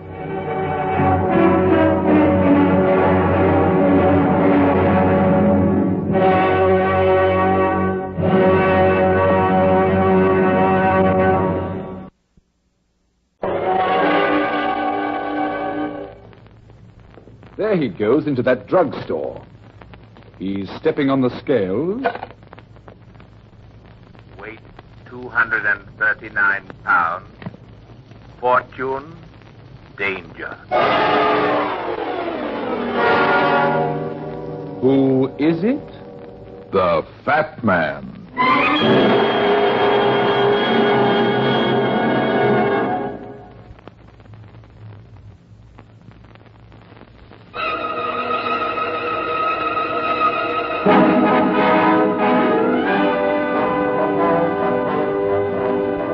And now, here's the Fat Man in Murder Seeks a Lost Penny.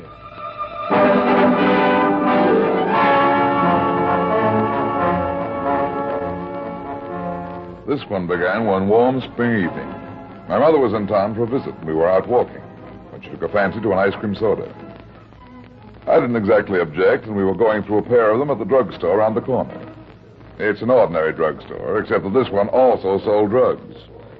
Mother had just finished her soda and looked as if she'd like to continue the process.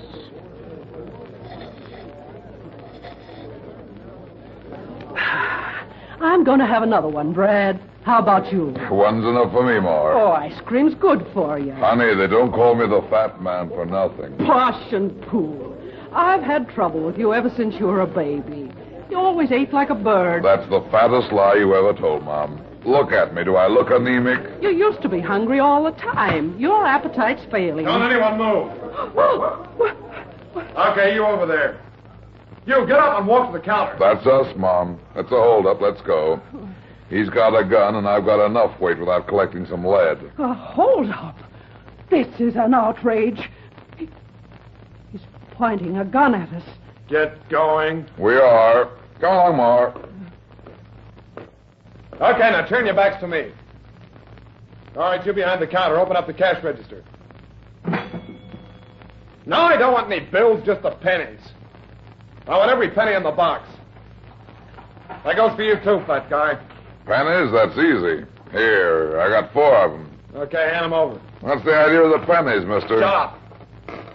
You, lady. I want all your pennies, too. Well, if you'll just wait a moment, I'll look in my pocket. Now, hurry up, you old fool. Don't like anyone calling my mother an old fool. Let go of me. Go. Now I'll take this gun. Get up. Oh, nice work, Brad.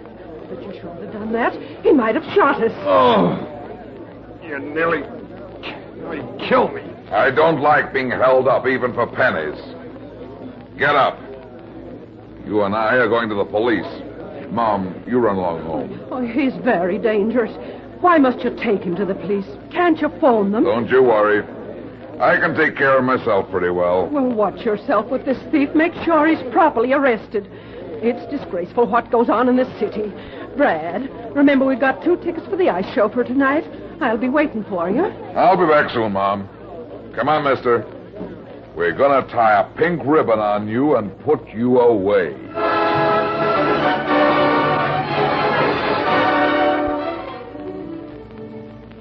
Say, I thought we were going to the police station. No, it's my office. And we'll get to the police soon enough. You aroused my curiosity. You must have come fresh out of an institution. No, I'm not crazy. Well, you're not an ordinary criminal. What's your racket? You better close the door first.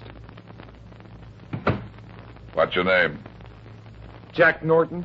What are you collecting pennies for? Because they're so nice and round. All right, wise guy, I've lost my curiosity. Maybe you'll be more talkative with the cops. No, wait a minute, wait. You're a private detective, aren't you? That's what it says on the door.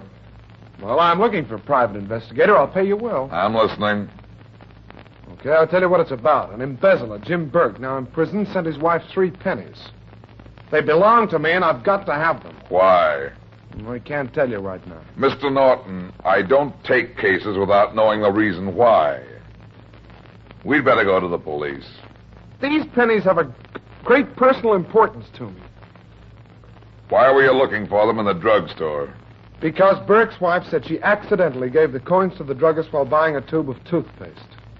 If the pennies were sent to Mrs. Burke, what right have you got to them? Because they really belong to me. The whole thing sounds phony. Maybe you're not a common criminal, but maybe you're a fancy one. Mr. Runyon, there's nothing phony about it. I wish I could tell you now, but I can't. How about $500 as a down payment? Huh? That's an interesting angle. Okay. Well, here you are. 5 of them. $100 each. Now, you can start looking in on Mrs. Burke. She lives right above the drugstore. Now, what do you say, fat man?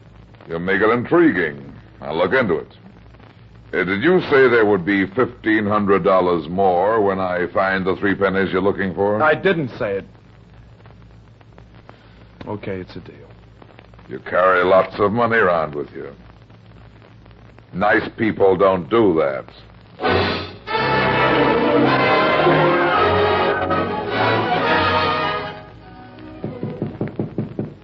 Just a minute. Yeah, what do you want? I'd like to talk to you, Mrs. Burke. I won't take up much of your time. I don't talk to strangers. Goodbye. Please get your foot out of the doorway. I don't like to force myself upon you, Mrs. Burke, but it's important that I talk to you. So let's be friendly about it, shall we? What are you after, mister? I'm interested in 3 pennies, Mrs. Burke, and I think you can help me. I don't know what you're talking about. What 3 pennies? The ones your husband sent you from prison. How do you know? Did Norton tell you? It doesn't make any difference how I know. Of course it was Norton. He was here a few hours ago. He managed to get one of the pennies from me by force. Oh, he did. What about the rest? Well, I told Norton I accidentally gave the rest to the druggist. Yeah, I know. That's where we bumped into each other. Excuse me. Hello? I'd like to talk to Mr. Runyon, please. You must have the wrong number. There's nobody here by the name of Runyon. That's for me. Let me have the phone. Hello? Runyon? Yeah, who's this? This is Norton. Look, you can forget about the pennies. I got them. I won't need your help anymore. Hey, just a minute. Well, thank you all the same. Goodbye. Norton! He hung up. He says he's got the 3 pennies, Mrs. Burke. He's lying. Why is Norton after the pennies, and why did your husband send them to you? I don't know why, but those 3 pennies mean something. I must get the other penny Norton stole from me. Perhaps I can help. I'm a private detective, and I'm not working for Norton now. Oh, I guess you're all right. What do you want me to do? First, tell me the truth. What do those 3 pennies mean? I honestly don't know. Don't lie to me, Mrs. Burke. I'm not lying. I had no idea they were important until Norton tried to get them. He offered me $5,000 for them. Who is Mr. Norton?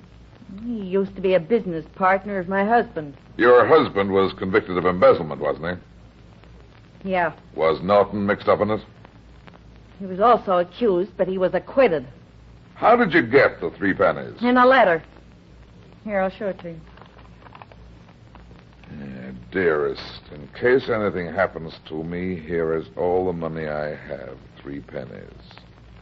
I hope they will make you very happy. Goodbye, darling. Jim.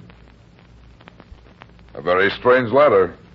I don't understand the pennies at all or what they mean. You say Norton took one of the pennies from you, but you managed to hide the other 2. May I see them? Funny thing, Mr. Runyon, there weren't 3 pennies in the envelope. There were only 2. He must have forgotten to send the 3rd one. Let me see the one you have. I dropped it into the sugar bowl without Norton noticing it. Look, I'll get it. Somewhere inside the sugar. Oh, here it is. Yeah. The lower half of the figure of Lincoln has been carefully scraped off. Oh, what are you doing with the penny? I'm putting it in my pocket. Why? Well, maybe I ought to hold it. You might lose it. I'll never lose anything, not even weight. Look, Mrs. Burke, you've got to trust me or I can't work with you. And it's got to be 100% or it's no go. All right. I trust you, Mr. Onion. Good. Now, you said there were only 2 pennies in the envelope. Yeah. I don't know why he said there were 3 when there were only 2. Maybe there was a reason, or maybe he just forgot the other penny. The only way to find out is to go up to the prison and have a talk with your husband. Goodbye, Mrs. Burke. I'll give him your love.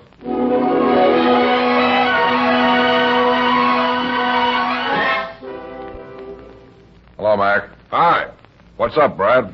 I need a permit to see a prisoner. Will you fix it up for me? Sure. Who's the prisoner? A guy by the name of Jim Burke sent up for embezzlement.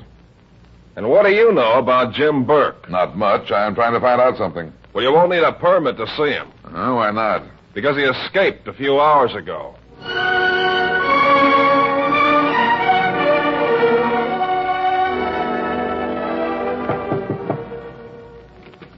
Come in, Mrs. Burke. I hope I didn't keep you waiting. I came as soon as I could. And please sit down. Why did you want me to come to your office? To save time. Where's your husband hiding out? My husband? What are you talking about? You just went out to the prison to see him. I didn't. When did you see your husband last? About 10 days ago. What's happened? Jim Burke has escaped. Escaped? When?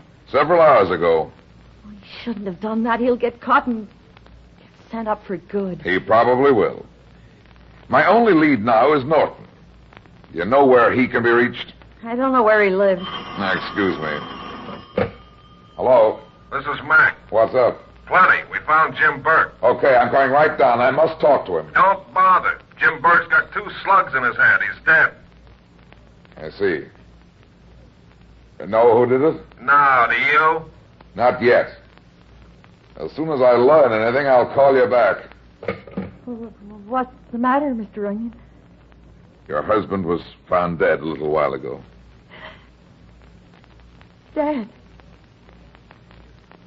Jim's dad? It's true, Mrs. Burke. I'm sorry. Who did it? We don't know yet. Norton must have killed him. He never liked Jim. They never got along. Oh, Jim. We've got to find Norton. There must be some place we can get to him. He must have friends or relatives. Do you know anyone close to him? Mrs. Burke, you've got to help me. The only one I know is a friend of his. A woman named Joyce Woods. I met her when she lived at the Garden Hotel. That's good enough. I'll find Miss Woods. And I might even give her a penny for her thoughts.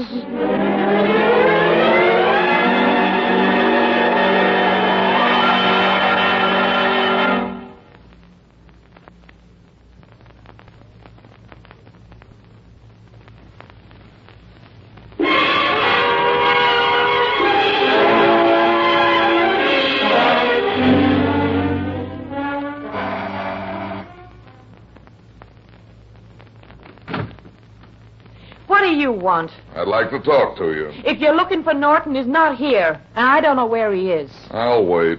He's gone away. He won't be back. That's all right. I'd like to talk to you. I'm busy. In that case, sister, I'll come back later with a police escort. You don't frighten people. I'll be back with some uniformed friends. Oh, all right. You can come in and look for yourself if you want to. Thanks for the hospitality. Nice, elegant apartment. I'm glad you like it. Why does a pretty girl like you get mixed up with a guy like Norton? Why does a fat man like you stick his nose into other people's business? I asked for that one. Where can I find Norton, sister? I don't know. I've got some information for him. Did you find the pennies? So you know nothing about Norton. Stay where you are. I'll get it. Jack, you've got yourself a visitor. Oh, the fat man. What are you doing here? Getting acquainted with your girlfriend? She doesn't like fat men. Now get out. Norton, besides being rude, you're something of a liar. You told me on the phone that you had the coin. Look, you're not working for me anymore. Now be smart and forget the pennies. That would be a bit difficult. Because just by accident, I happen to have them in my pocket. You have? Well, if you give them to me, I'll pay the rest of the money. You fired me, remember? You don't owe me anything. Besides, the situation's a little different since I saw you last. For example, Jim Burke got himself murdered. He's in prison. He escaped and got himself killed. Now, Joyce, please don't get behind me. I hate people looking over my shoulder. Oh, you're not afraid, are you? To be perfectly honest, I am. My mother always told me to beware of pretty girls sneaking up behind. Now, listen, fat man, I don't know what your game is, but you give me those pennies and I'll give you the dough. Double. You offered Mrs. Burke $5,000 for them. I think I'm getting gypped. And then again, Norton, Burke was murdered. Some people think you did it. You can't pin that one on me.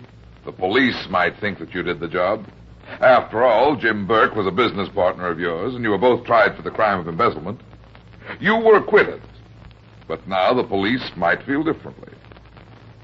Besides, you forced Mrs. Burke to give you one of the pennies, and now you're in hiding. All these things add up very uncomfortably. You're just trying to frame me. Well, it won't work. Well, I've got to be going. Thanks for inviting me in, Joyce. No, Norton. Don't touch any gun. I'm liable to shoot you in self-defense. Well, goodbye. Oh, yes, I forgot something. The penny you stole from Mrs. Burke. May I have it, please? I haven't got it with me. Hand it over and be quick about it. You'll be sorry, fat man. Thanks ever so much. Miss Woods, it was nice meeting you. Thanks for everything.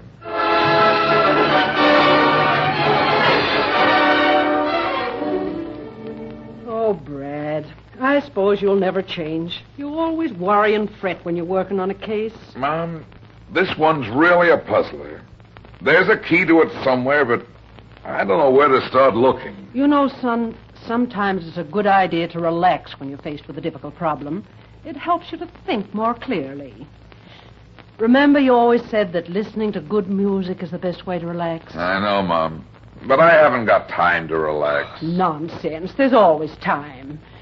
Remember how you always liked Beethoven? Especially this one that I used to play for you.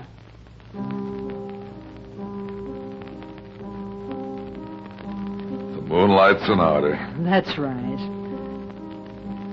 Brad. Look at these 2 pennies, Mom. You wouldn't think a man was murdered because of them, would you? Murdered for pennies? See, one of them has the date crossed out, leaving just the number 19.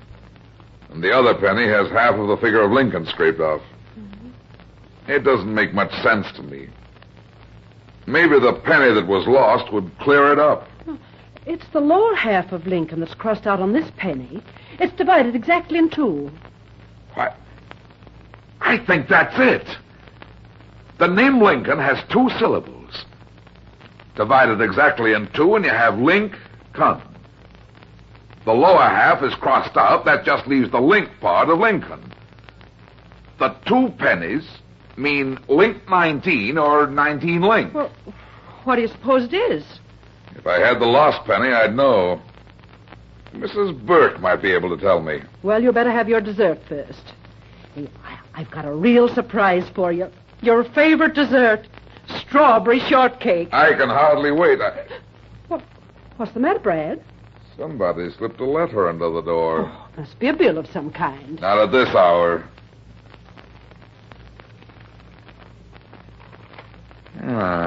Quite a bill. What is it? They put pennies on the eyes of dead men. No signature. Now, what do you think of that? First we get held up for pennies, and now someone wants us to forget them. Son, you ought to keep away from this. It sounds very dangerous. Oh, come and have your strawberry shortcake and forget the pennies. I haven't got time now. There's someone else mixed up in this, and it might be a murderer. Mrs. Burke could be his next victim. I'll be back. Save the cake for me, Mom.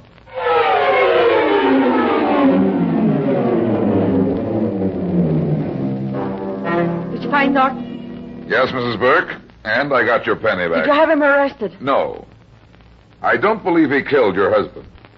There's somebody else who's very anxious about the pennies. Does Link 19 or 19 Link mean anything to you? There's a Link Road, number 19. It's familiar, but I can't remember. I'll try information on the phone.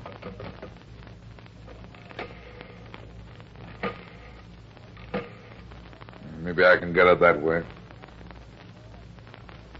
Information. Can you give me the telephone number at 19 Link Road? Park 6, 4023. Can you tell me under what name the phone is listed? Arnold Thatcher. Thanks, honey. Mrs. Burke, do you know an Arnold Thatcher? Yes, he's an old associate of my husband's. I remember him. They saw each other frequently. I never knew what he did, except that Jim spent lots of time with him in Norton. What's Thatcher got to do with this? The code on the pennies was Thatcher's address. I'm going to pay him a visit. I'm going with you. I have a feeling this is going to be for men only. You better stay home and keep yourself alive and healthy. No, I'm going with you. All right, you go at your own risk. First, I'll use your phone. Who are you calling? Lieutenant Mackenzie.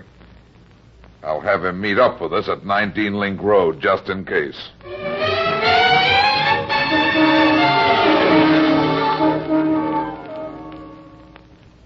Here's the house. Very big house, too. There's no light showing. Maybe Mr. Thatcher's asleep. I have to wake him up. I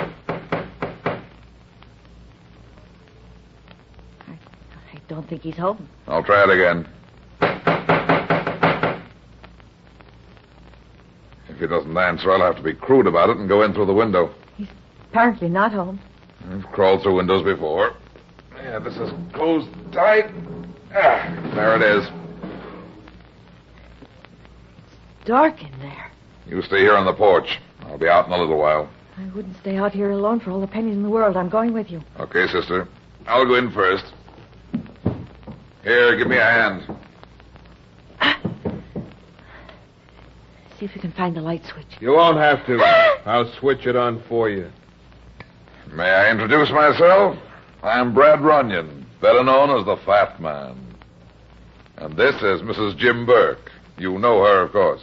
Stay where you are, Fat Man. Several people have been pointing guns at me in the past 24 hours. It seems to be epidemic. I presume you're Mr. Thatcher. What do you mean by breaking into my house? We tried coming in the front door, but you didn't answer. I was asleep. With all your clothes on? Don't you find it kind of lumpy? You can get 10 years for breaking into a house. Well, we're burglars and we deserve to be punished. I'll call the police for you. Put that phone down. If you insist. There's some blood on the floor, Mr. Thatcher. Hand over those pennies, Fat Man.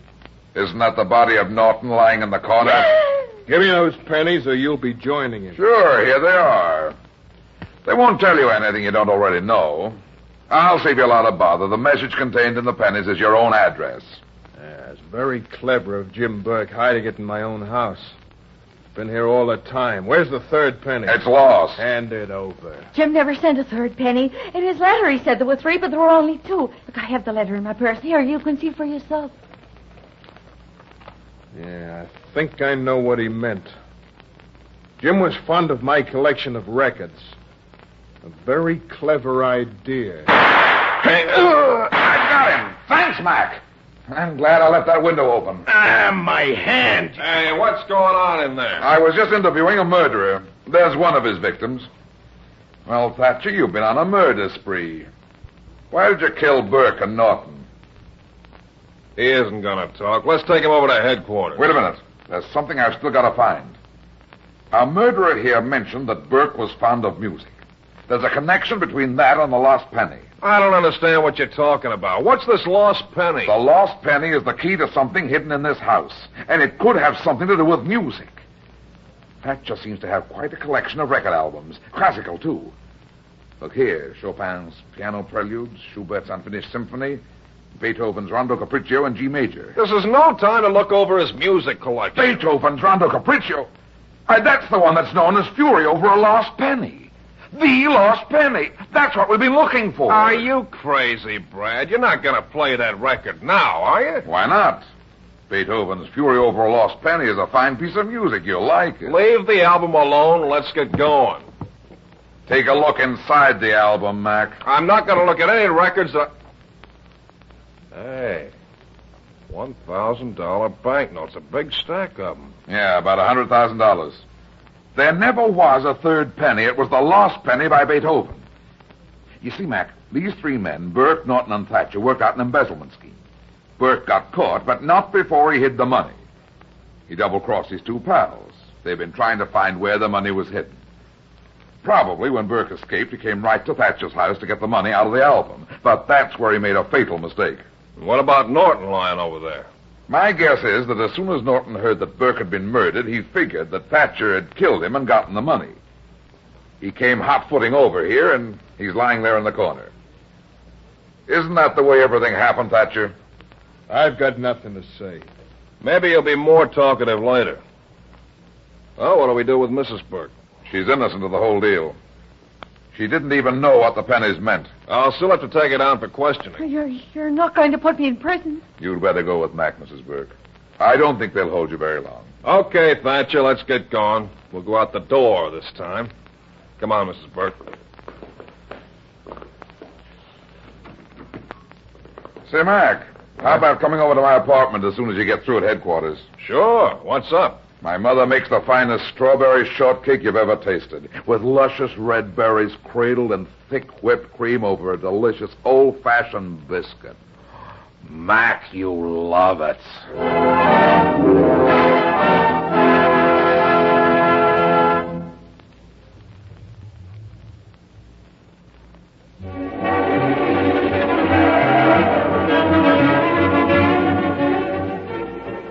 Well, that's that. It seems I spend my life in getting into trouble and getting out of it. But at the same time, I generally manage to get some other people in and out of trouble, too.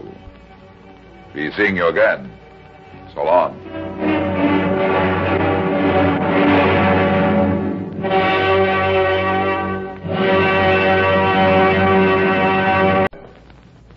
There he goes into that drugstore.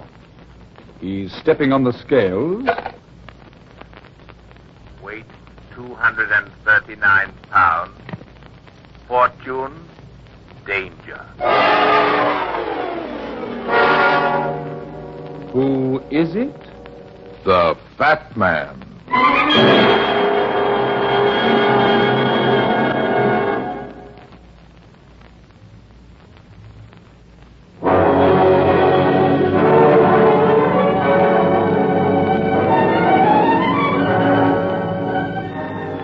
And now here is the Fat Man in Murder Makes a Statue. A picnic isn't exactly my idea of the way to eat a good dinner, especially after being in the infantry and remembering a few picnics I'd had in the snow in Belgium. But you know women, once they make up their mind to do something, it's going to happen or else. And Kathy had made up her mind that we were going on a picnic. When she came into the office that morning, she was all excited about the spring and the trees and the cute little lunch she'd packed. Oh, isn't the spring wonderful, Brad? Doesn't it just do something to you? Makes me sleepy. Oh, you're about as romantic as a laundry list. I lose my appetite in the spring, too. Say, these sandwiches look good. But they're sort of small, aren't they? Oh, Brad, it's only 9:15. Don't eat them now. Okay, honey, okay. Look, I've got an idea. What? Why don't we just have our picnic here? It's nice and quiet, and there are chairs and a desk. Oh, no, you don't. We're going, and we're going right now. Oh, Mr. Runyon. You are Mr. Runyon, aren't you? That's right, beautiful, but I'm taking the day off. It's spring, and I'm getting back to nature. I'm going on a picnic. Oh, no. Oh, yes. But this is important, Mr. Runyon. I'm sorry, honey, but it's no use. I'm taking the day off. I'm going on a picnic. But you've got to help me. I'm in trouble. Look, I got money, a lot of money. I'll make it worth your while. Just listen to me. Here, take this first. $200? But I can't. Please take it. I'll give you more later, but first just listen to me. For $200, I'd listen to anything. I know it. Now, don't get excited, Kathy. I'm just going to hear what she has to say. Oh, Brad. Okay, stop talking. What's bothering you? It's confidential. Do you mind? She means you, Kathy. I know what she means. Do you mind waiting out in the hall just a couple of minutes? Certainly I mind. It better not be more than a couple of minutes either. All right, make it fast. What's your name? My name is... What's the matter? I'm getting dizzy. Hey, wait. I feel so faint. Kathy! Kathy, come in here quick. Well, that was fast. Yeah, too fast. Can we go... What's happened? She fainted. Here, give me a hand with her. Maybe I ought to get some water. Her pulse seems normal. She'll be around in a minute. Now, hand me your pocketbook. Mm-hmm. Oh, here. What are you going to do with it? Look inside and see if I can find out who she is. Maybe we ought to call a doctor, Brad. I don't think we'll need one. What an odd hairdo she has. Yeah. Makes her look like Cleopatra. Is there anything in her bag to identify her? No, nothing here but lipstick, powder, money, comb. Wait a minute. Here's something that might... What is it? A wedding ring. It's got some engraving inside, but I can't make it out. Give me that magnifying glass there on the desk. Here. Can you read it? Uh-huh. It says, to Laura, June 16, 1940. Oh, she's coming through. Where am I? What? Take it easy. You're okay. You fainted, that's all. Let me help you up. There, that's better. Now, just sit here in this chair. Who are you? Where am I? I'm Brad Runyon, the detective you came to see just before you fainted. A detective? But I don't understand. I can't seem... Who's that girl? Wait a minute. What's the matter with you? Kathy was right here when you came in. I don't remember coming in here. Why did you want a detective? I don't know. I don't get this. What's your name? Where do you live? I don't know. I can't remember. I can't remember. Do you understand? Shut up, hysterics. Stop it. What's happened? You probably had a shock of some sort. When you fainted, your memory went blank. You mean amnesia? Yeah. Maybe we can snap it back. Listen, does the name Laura mean anything to you? Laura? Laura? No. No, it doesn't. Look at this wedding ring. Do you recognize it? No. Where did it come from? It was in your pocketbook. Oh, what's happened to me? Why can't I remember? Why can't I? Take it easy now. Look, Kathy, I think we'll have to postpone the picnic for a while.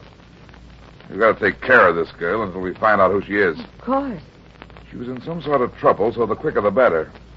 I want you to take her over to your apartment and keep her there until I come. Where are you going?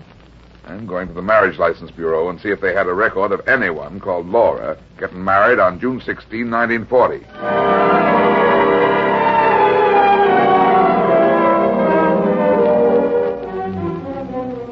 It's no use. It's no use. I just can't remember anything at all. You mustn't get yourself so upset. Brad should be back in a minute. But it's so horrible.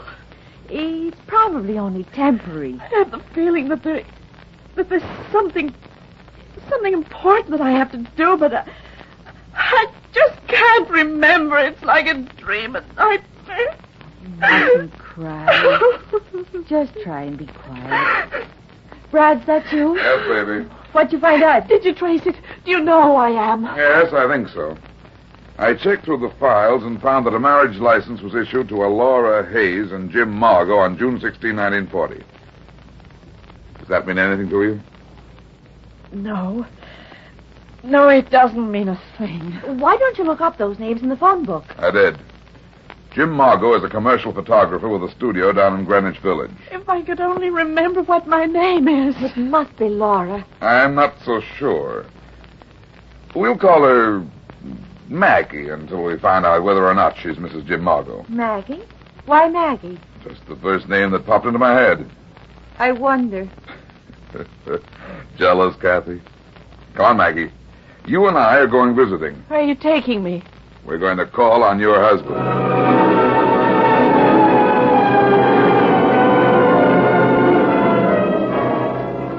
I'm sorry, but Mr. Margot's very busy right now. He can't see anyone. But this is important. Listen, Irene, how long is Margot going to keep me waiting on that other set with this flimsy wrap on? I'm freezing to death in there. Take it easy, honey. He only has one more shot to make. Hey, that's cute. They're making wraps out of feathers these days. Yeah, cute, isn't it?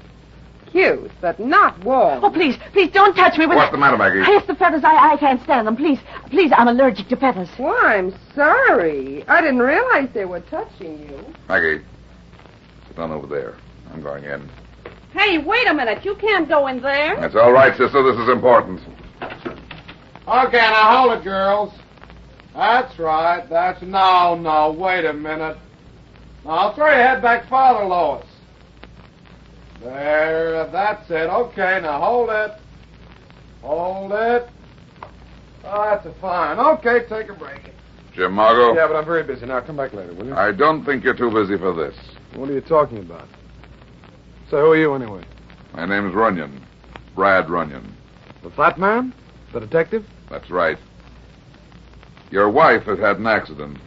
Laura, in an accident? What's happened? Don't get excited. She's not really hurt. She's lost her memory. But I don't understand. She was all right. When did you see her last? Why, this morning, of course, when I left home. Hey, where is she now? She's sitting in your waiting room. She's had a bad shock or a bad fright. I want you to go out there now and talk to her just as if nothing were wrong. Sure, I understand. Good. Come on. There she is over there.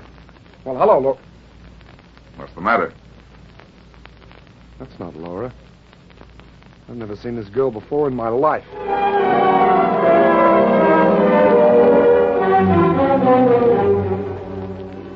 Didn't he know Maggie at all? He never saw her before. If only I could remember. If I could What only... about the ring? It was his wife's ring, all right, but he had no idea how it got in Maggie's bag. I don't understand it. Maggie, are you sure you didn't recognize him? I've never seen him as far as I can remember. Oh, Mr. Runyon, please help me. You are going to help me, aren't you? Uh-huh. Why don't we take her to the police, Brad? They could probably trace her. I've got a better idea. What? You wanted to see the countryside in the spring. Let's go for a ride. Are you out of your mind? We can't do that now. Sure we can. Jim Margot's got a place in the country. But what do you want to see him again for? I want to return his wife's wedding ring.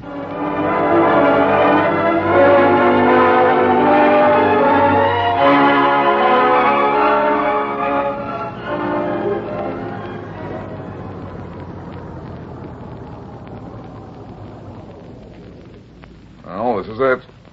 Anything look familiar, Maggie? No, nothing. Lonely-looking place, isn't it? Yeah. Don't open the door, Brad.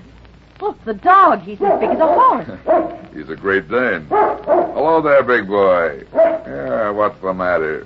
What are you sore at? Don't, Brad. Don't. Look, he'll bite you. No, he won't. We big fellas know how to get along together. Besides, I'm bigger than he. Please be careful. You reach in that compartment there and give me that box of cookies. Here they are. Thanks, Maggie. Watch out, Brad. Now, wait a minute.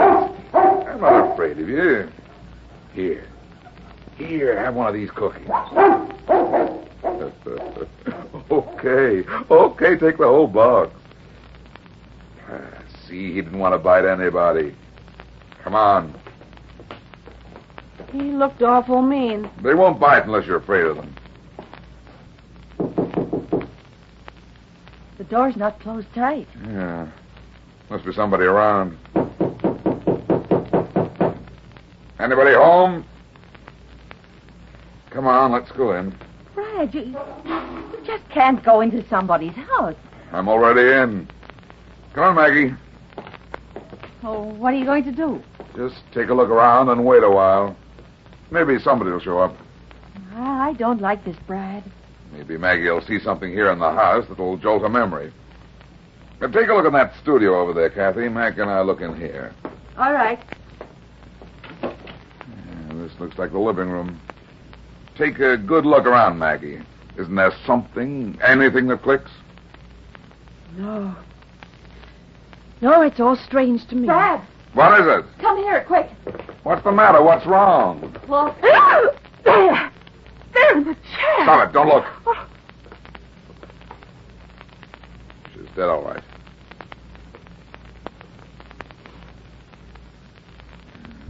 Somebody stuck a knife in her back. Still here. Who do you think she is? I don't know, but I imagine it's Laura Margot. Come on, Maggie, snap out of it. Do you recognize that dead girl? No. No, I've never seen her before. Oh, if only I could remember. Brad, what are you putting that little statue in your pocket for? Quiet. I like it, honey. It's But very what are pretty. you doing? Just a minute. Look here in the fireplace. Pieces of a torn photograph. Don't touch it, Kathy. But don't you want to... I'll try to put it together with my foot. Just a second. What is it, Mr. Runyon? Just a picture, Maggie. A picture of whom? Of you, Maggie.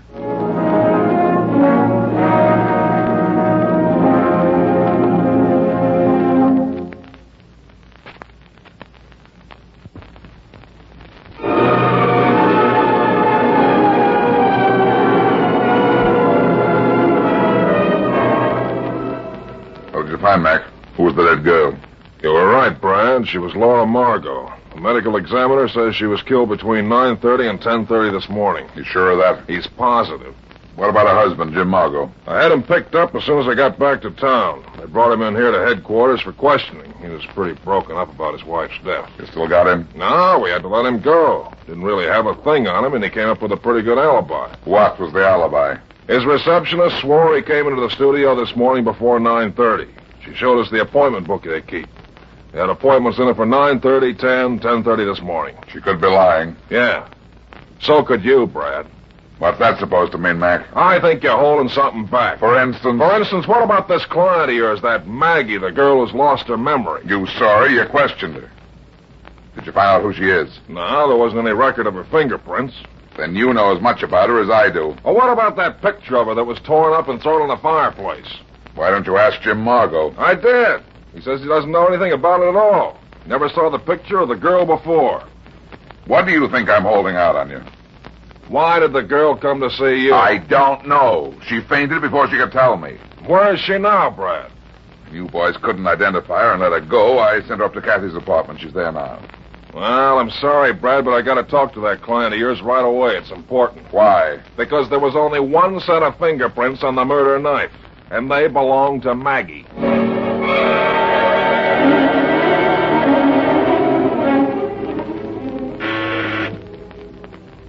It's funny.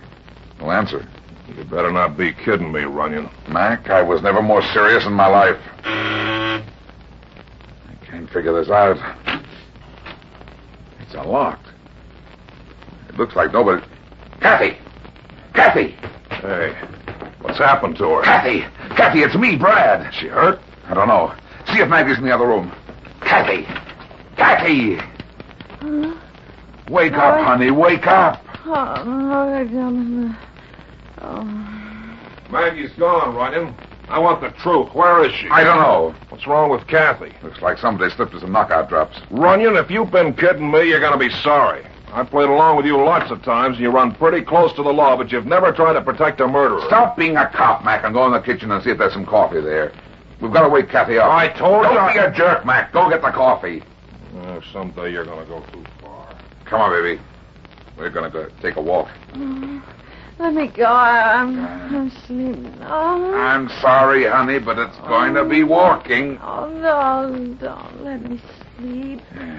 What are you... Walk, baby, walk. What happened?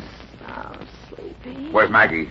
I don't know. I'm sleepy. Please don't. You've got to wake up, Kathy. Now try, honey, try. It's Brad. What happened? Brad. Oh, hello, Brad. Here's the coffee. Good.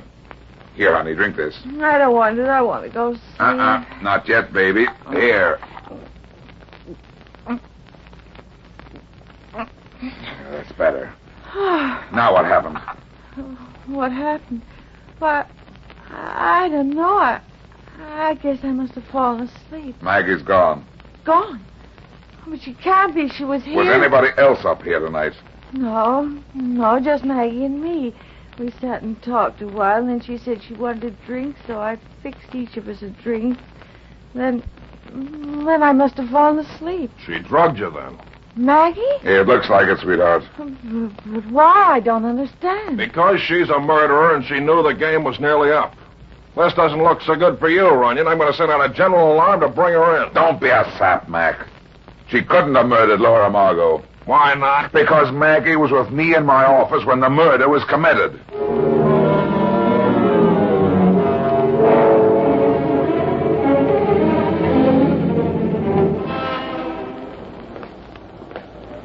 But, Kathy, it's nearly midnight.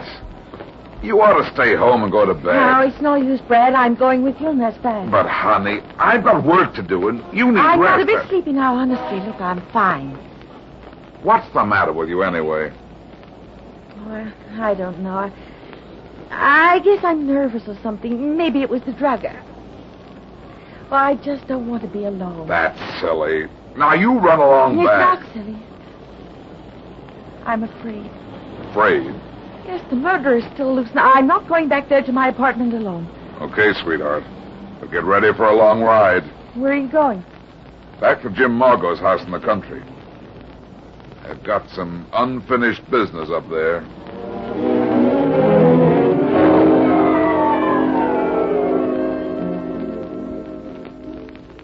Do you think Margot's here? I doubt it.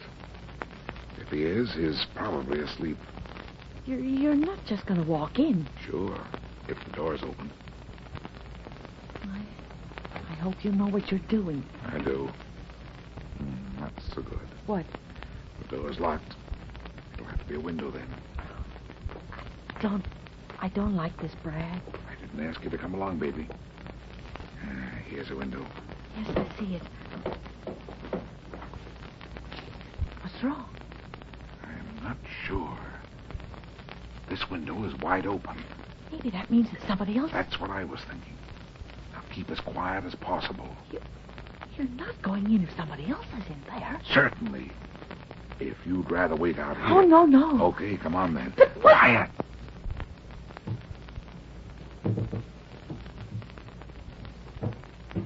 to the hall is right over there. Hold on to me and be as quiet as possible.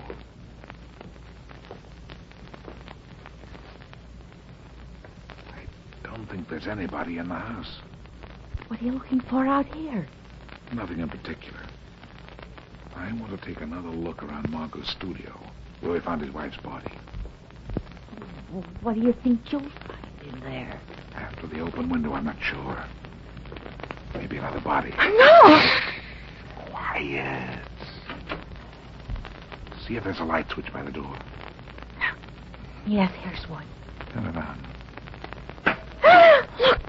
Look at this room. Somebody's been here. Yeah. Looks like a tornado hit it. Listen. Yeah. It's that big guy. Something must... Come on, honey, quick! Somebody's driving away, Brad. Oh! What's the matter, Kathy? I tripped over something. Brad, I think it's a body. Give me that flashlight. Who is it? It's the dog. Somebody shot him. What's it all mean, Brad? It means that we've got to get back to Jim Margot's studio in town as fast as we can. The murderer was just in this house looking for something, but it wasn't there. Well, how do you know it wasn't there? Because I've got it in my pocket.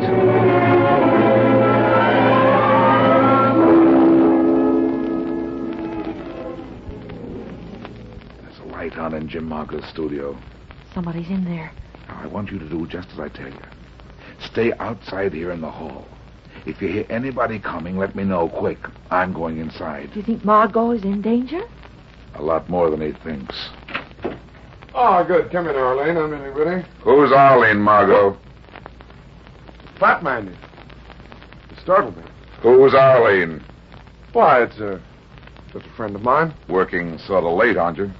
I had some things to finish up tonight. Why the suitcase? Going someplace? No, I'm going to stay in town a while. After what happened this morning, I naturally don't feel like going back home.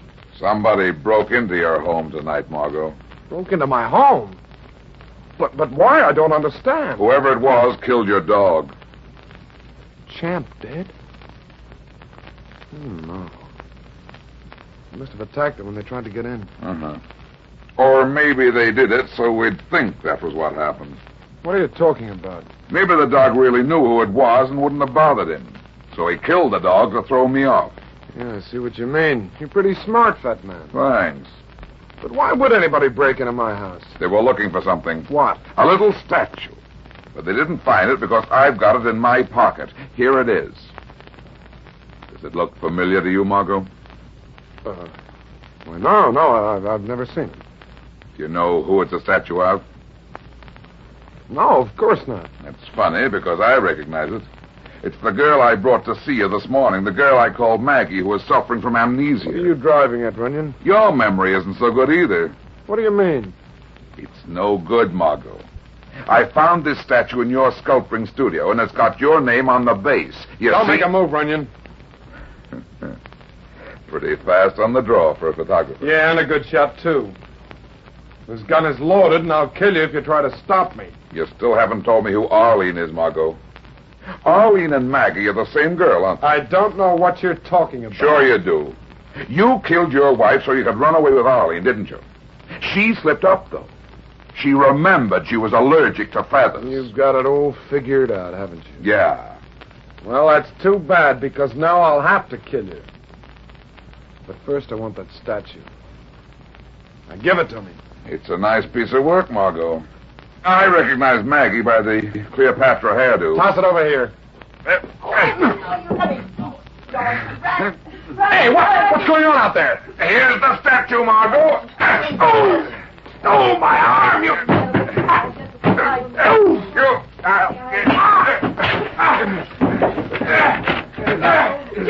Jim, that's here, man. Let go.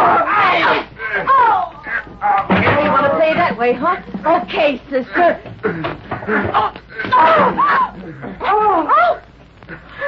Gosh, well, what do you know? Huh. How do you like my type knockout drops? You'll get yours, fat man. Watch the birdie, Margot! Oh, what a punch, Brad. Yeah, I guess he'll sleep a while. Where's Maggie? Over there on the floor. She's dreaming, too. What did you do to her?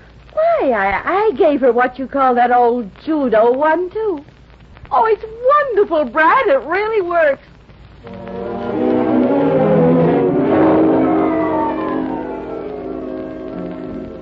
Hey, what's the idea of a party at 3 o'clock in the morning, Kathy?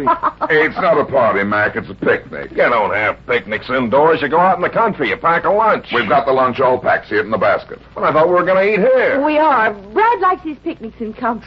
Sure. Nice chairs, a table, no bugs. Oh, it's a beautiful night. How can you tell with that beefsteak over your eye? Huh? Oh, you ought to see the other girl. Well, nobody will be seeing her for a long time, or Margot either. Why did she fake the amnesia, Brad, and come to your office? She did it for an airtight alibi. She and Margot had planned it that way. He was to do the killing and then point everything toward Maggie, or rather, Arlene. That was her real name. But why? I don't get it. Well, it looked for sure as if she'd done it. Fingerprints on the knife, the torn photograph. But she couldn't have done it, because she was in my office at the time of the murder. It was supposed to be a real stumper for us, and it would have been, too, if Margot hadn't forgotten about the statue, and she hadn't pulled the boner about the feathers. Oh, listen, Brad, is that thunder? Yeah, have an olive, Mac. Well, this is one picnic that won't be rained out.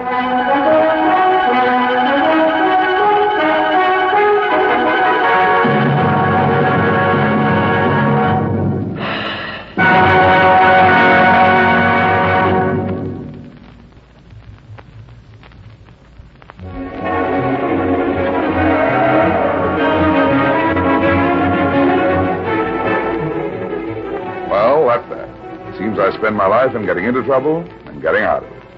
But at the same time, I generally manage to get some other people in and out of trouble, too. Be seeing you again. So long.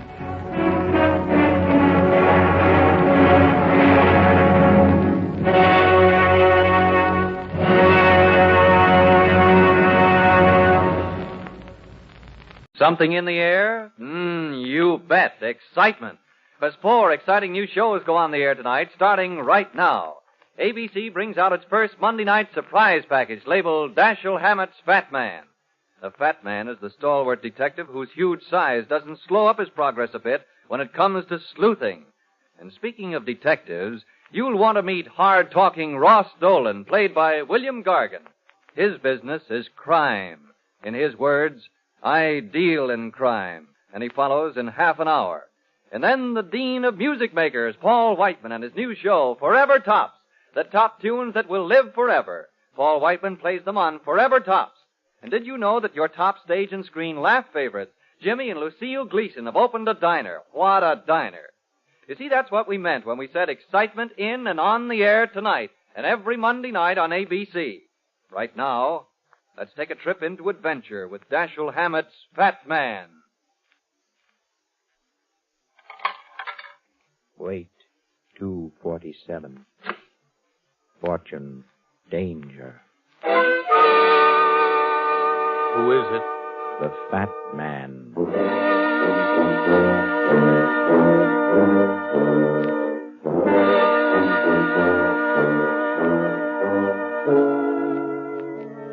The American Broadcasting Company brings you Dashiell Hammett's latest and most fascinating character, the Fat Man. The hard-boiled, hard-hitting adventures of a criminologist who tips the scale at 247 pounds. Tonight's adventure, the 19th Pearl. And now, here is the Fat Man.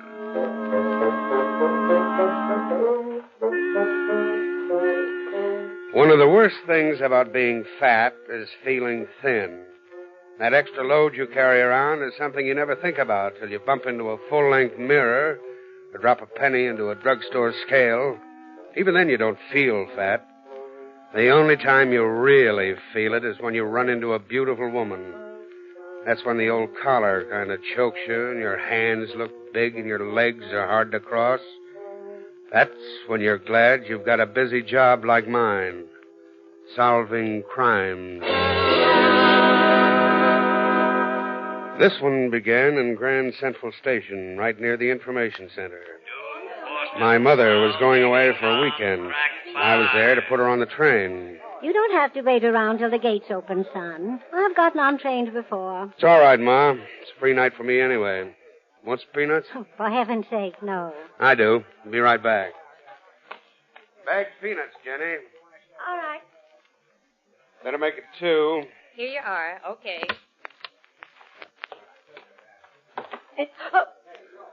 Sorry, sister. I didn't mean to bump into you.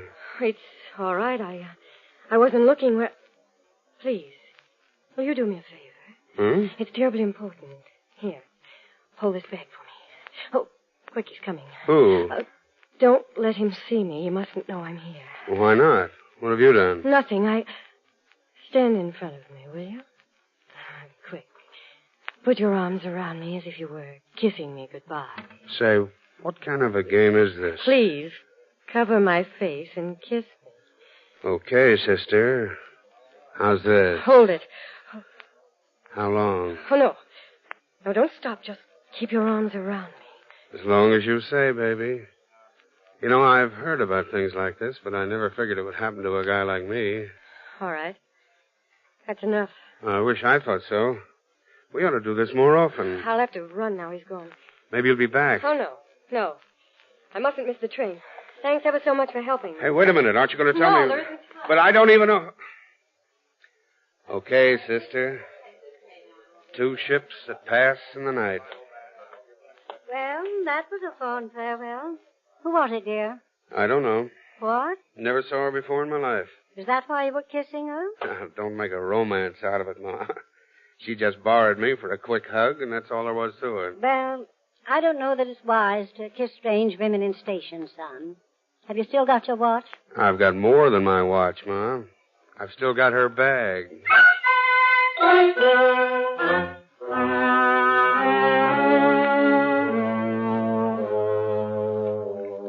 But how do you know she's on this train, dear?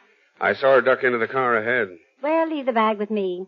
I'll give it to her as soon as we pull out of the station. Are you kidding? Son, we're going to start in a moment. It's all right. I'll ride up to 125th Street. Just to give her back her bag? That's a good enough reason. Well, be sure you get off at 125th Street.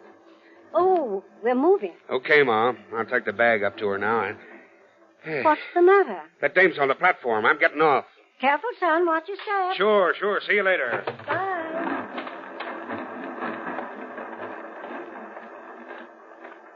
Good evening, beautiful. Oh, you frightened me.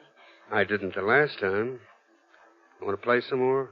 I don't think so. Well, don't go away. I still got your bag. Oh, well, thank you.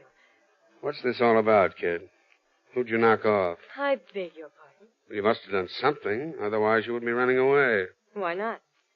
Can't I be running away from danger? There's a man following me. The guy on that train? How did you know he was on it? Simple arithmetic. You got on to give him the slip. He must have followed you. Otherwise, you wouldn't have got off. That's exactly what happened. What else happened? I don't know what you mean. Come on, kid. Tell me the truth or I won't help you. I don't know that I want you to help me. Okay, sister. I'll walk right out of the picture. No, wait. Changed your mind? No. A man who's been following me changed it. Huh? He's standing right over there on the platform.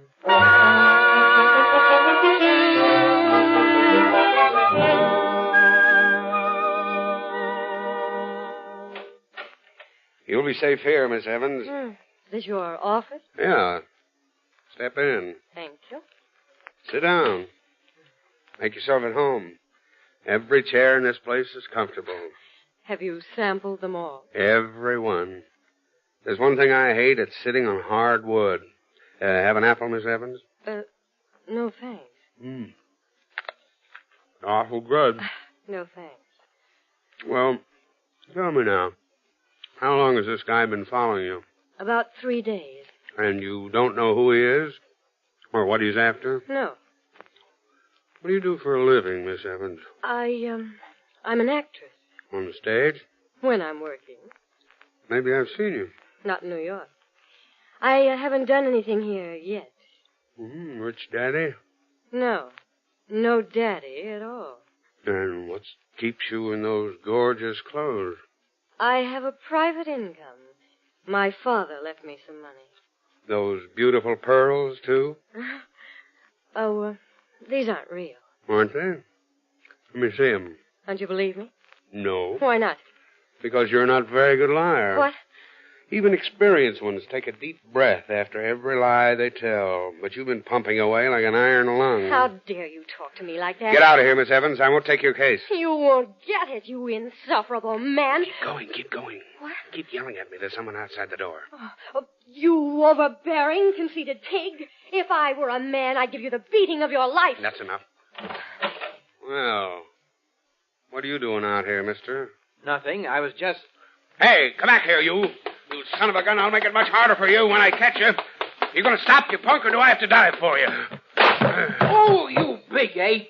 I'm not as slow as I look. Well, you didn't have to tackle me. I'm sorry, old man. It's my old football training. Can you get up? I don't know. Well, there you are. Now, maybe you'll tell me what you were doing outside my door. I was keeping an eye on Miss Evans. That's an interesting pastime. Come on back to the office and tell us why. It's my job. I'm a private detective. Well. Who hired you? Mrs. Stanton. Mrs. Jeffrey Stanton. The banker's wife? Yes. She wants a record of every move Miss Evans makes. Why? That's my business. Well, maybe Miss Evans has an interest in it. Miss Evans! Miss Evans, where are you? What's the matter? He's gone.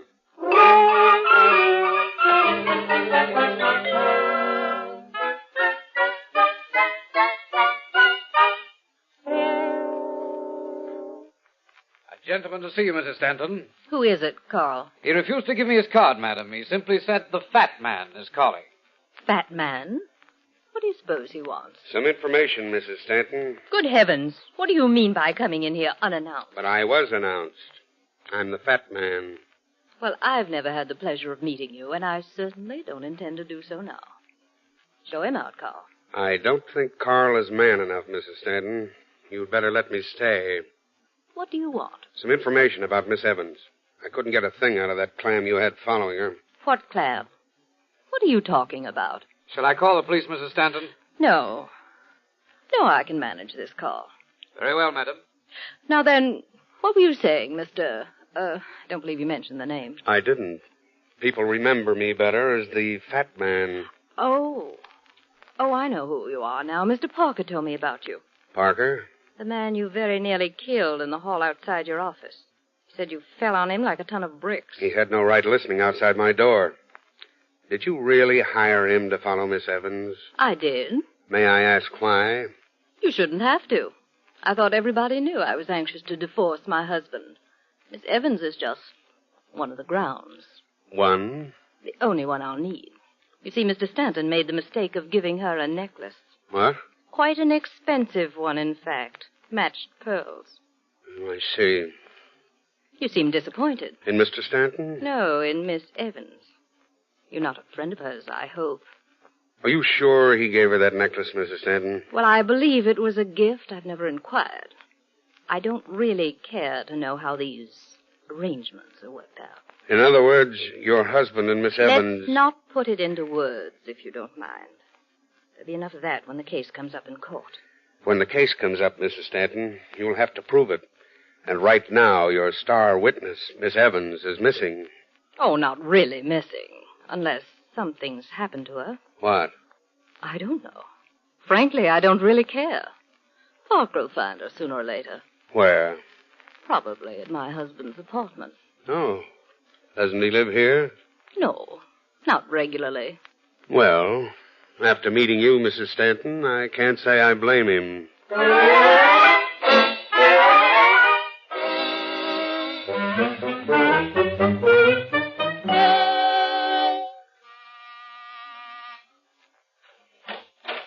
Mr. Stanton in? Yeah, he's in.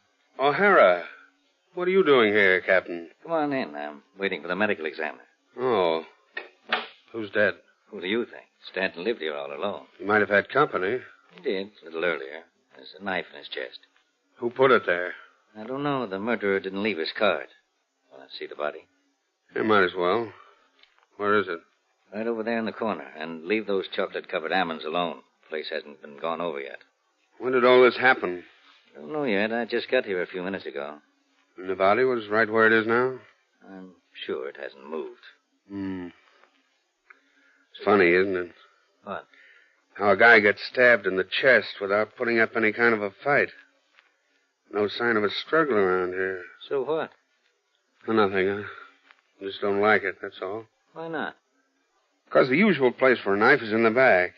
The chest, you see it coming. You got a chance to protect yourself. Not if you trust the person that's coming at you. Not if she's your sweetheart or something like that. Then you don't see the knife till it's too late. What makes you think it's his sweetheart? I don't. I don't even know if the man had one. Well, then stop putting a noose around her neck. Whose noose? What are you driving at? Nothing. I just don't like your theory, O'Hara. Well, it's apparent he was killed by somebody he trusted. If it wasn't his sweetheart, then... Will you stop mentioning his sweetheart? Why? Is she a friend of yours or something? Don't be funny. What are you mad at? What's eating you tonight? Your theories. Stanton could have been sitting in that chair when he was killed. The murderer could have moved the body to throw us off the track. I doubt it. The murderer didn't even have time to cover up the one clue that's going to convict him. What's that? Piece of string in the dead man's hand. You see how Stanton is holding onto it? String? Looks more like a strong silk thread. Probably something he tore from the murderer's clothing just before the knife went into his heart. You don't tear single threads from a person's clothing, O'Hara? Then what is it? I don't know. Let's open his hand and see. Wait a minute. We don't have to open it. I can see something between the fingers. What is it? The pearl.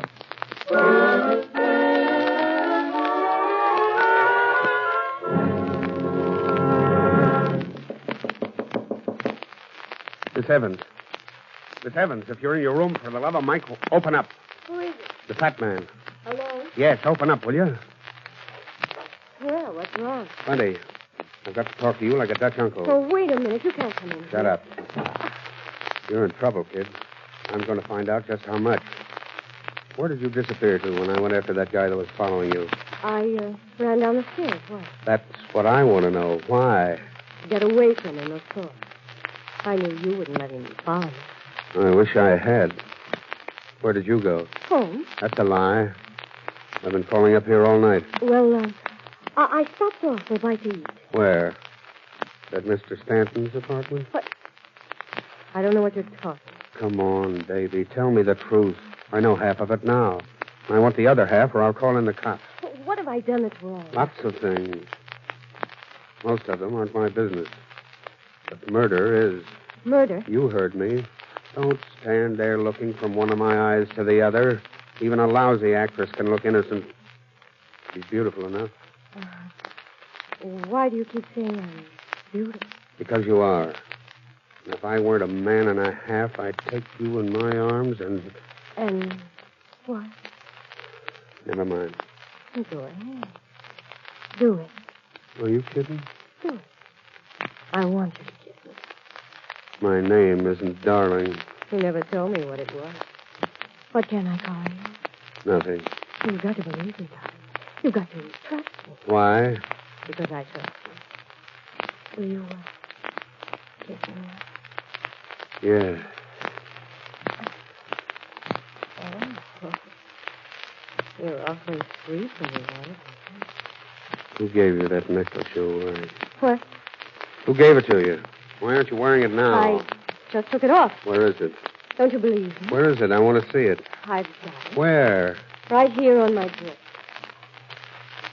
Are you satisfied? Not yet. Is this the necklace you were wearing in my office? How many of these trinkets do you think I have? How do I know? There must be more where this came from. Who gave it to you? Mr. Stamp. Why didn't you tell me that before? Because it was none of your business. Well, that's a good answer.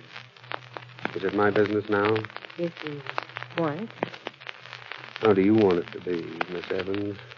I want it to be Kathy, not Mr. Stamp. Okay, Kathy. I'll take your case. Have I got one? You will have. The cops will be swarming all over this place by tomorrow morning. Why? Don't worry. Everything will be all right. You didn't feel that way when you came in. When I came in, I never expected to find this string of pearls. Not in one piece, anyway. You mind if I take them? What for? I thought you trusted me. You still haven't answered my question. I need these pearls to make your alibi stand up, Kathy. Don't forget, I'm working for you, but the police aren't.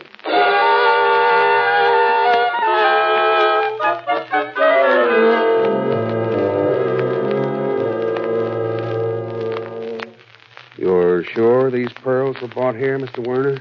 Quite sure. I matched them to Mr. Stanton myself. No chance of a duplicate set looking exactly like these. Very unlikely. Pearls are almost as individual as people. That's why they're so hard to match. I see. This is your clasp, of course. Oh, yes, it was made here. And the string? Oh, the string might be anybody's. There's nothing distinctive about a string. But the pearls are distinctive. Quite. Why did Mr. Stanton rearrange them? You mean they're not in the right order? Oh, the order is correct. But I only counted 18. What? The big one in the center is missing.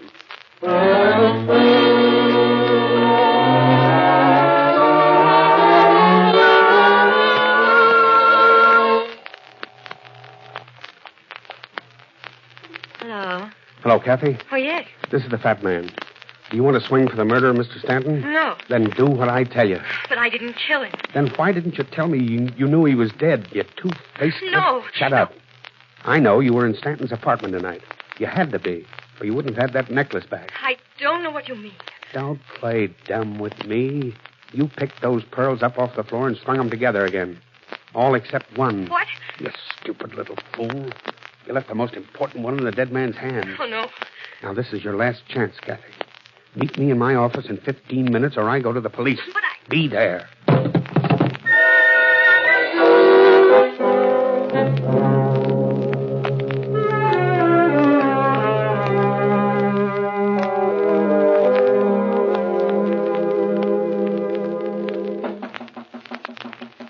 Yes? It's me, Kathy. Come in. What? Mr. Puck? What are you doing here? Waiting for you. The fat man sent for me. Where is he? He'll be back. He stepped out for a few minutes. Oh? Come on in. Don't be afraid. Well, Come on. The fat man wants me to show you something. What? Look over there on top of the desk. See it? What is it? A pearl. The largest one of a set. And what's it doing here? That's the fat man's business. He just wanted me to show it to you. Recognize it? I don't know very much about pearls. Then you wouldn't be interested in buying it. Not from you. Who told you it was for sale? The fat man. He offered it to me for... What's the matter? There's a microphone hidden in this bowl of fruit. The fat man must be interested in your reactions. Where do the wires go? Over here to the window and down the side of the building. He must be listening in another office. He won't listen anymore. Don't do that, you fool. Put that microphone down. Why? Because he'll know you smashed it. You want to get... Where's that pearl, Miss Evans? I beg your pardon. That pearl. You took it off the desk while I was at the window. Oh, you're mistaken. I haven't been near the desk. Come on. Give it to me or I'll search you for it. Let go of me. Not until you put that pearl back. Open your hand. No, Open it, I said. The fat man will kill me if you get away with it. Oh, come back here, you little devil. Not on your life. Just a moment, Miss Evans. Mrs. Stanton. Yes. I'll take that pearl, please. Look out, she's got a gun. Stay where you are, young lady. No, you can't make me. Stop. I told you to stop. You're wanted by the police for the murder of my husband.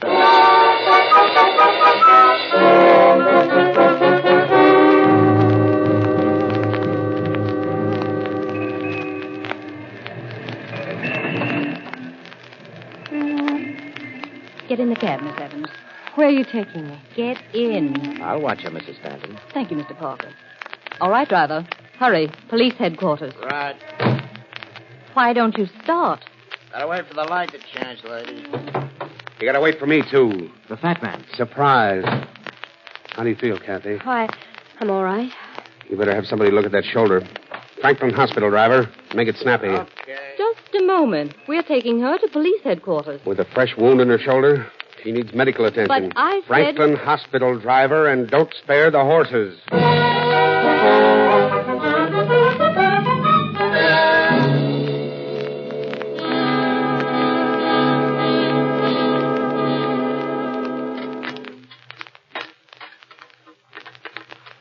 How is she, Doc?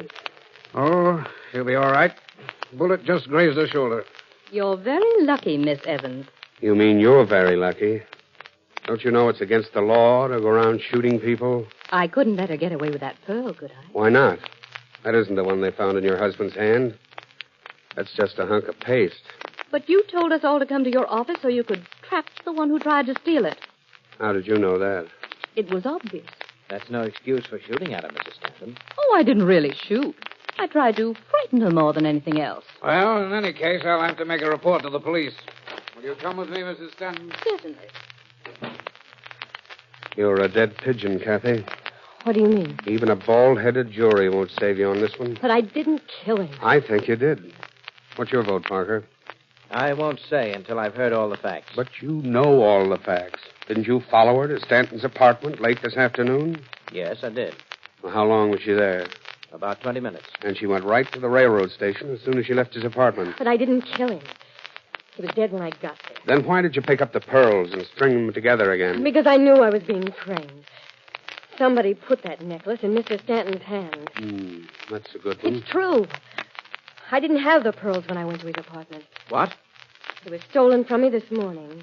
Can you prove that?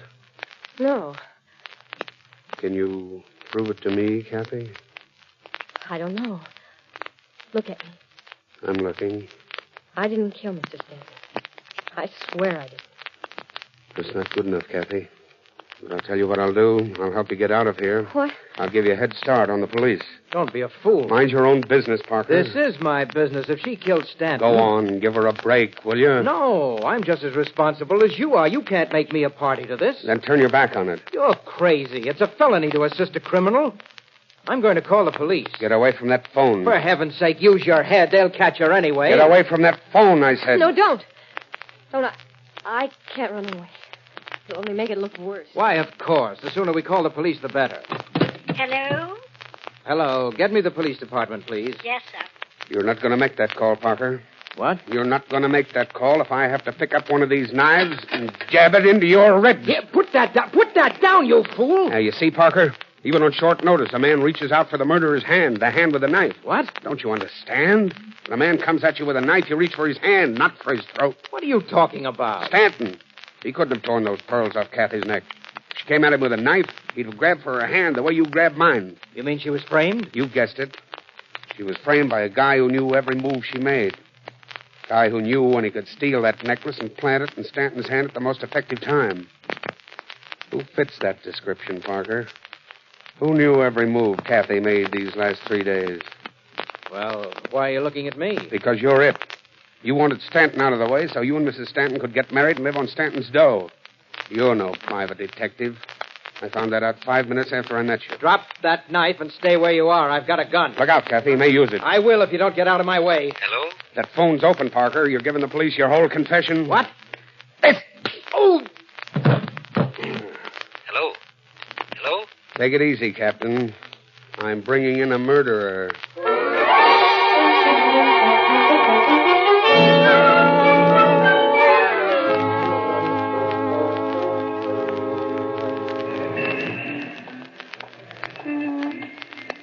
So you and Stanton were just good friends, Kathy? That's right. Must have thought an awful lot of his friends to give them pearl necklaces. Well, I know you won't believe it, but he was like that. He once gave a surgeon a brand new car just for operating on his hand. What did you do for the old boy? I went out with him, let him take me to shows and things. Well, here's where I get off. Am I home already? This is it.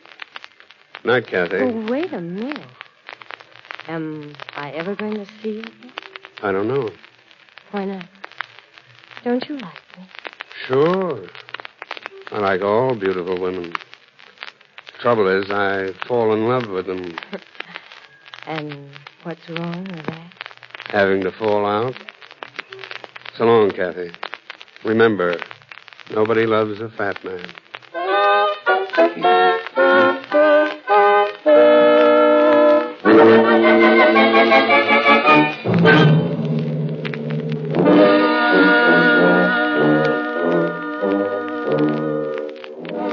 Listen again next week at the same time when the American Broadcasting Company brings you another adventure of Dashiell Hammett's exciting new character, the Fat Man.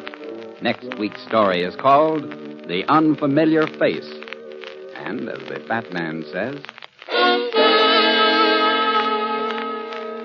Know a man's face, and you know the man behind it. Line for line, it tells the story of his life. From the women he's known to the crimes he's committed.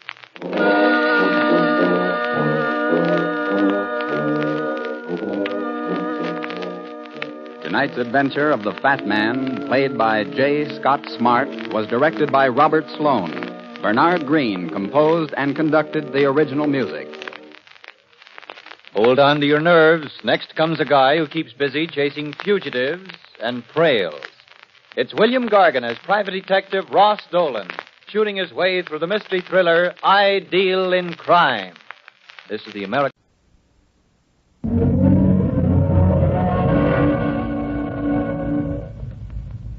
There he goes into that drugstore. He's stepping on the scales. Weight 239 pounds. Fortune, danger. Who is it? The Fat Man.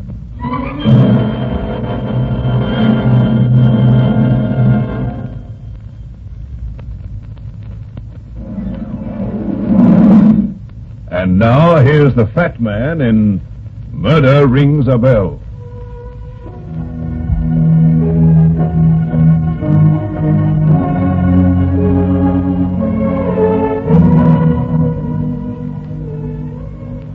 Before noon when I walked up to Lung Toy's antique shop. It was in a pretty crummy neighborhood over near the river, and I wondered why a guy as well known as Toy would keep his shop there. He must have made a lot of dough in his day, and I'd heard of him many times. But I'd never met him. When he called me that morning, he said it was urgent and insisted that I come to see him right away.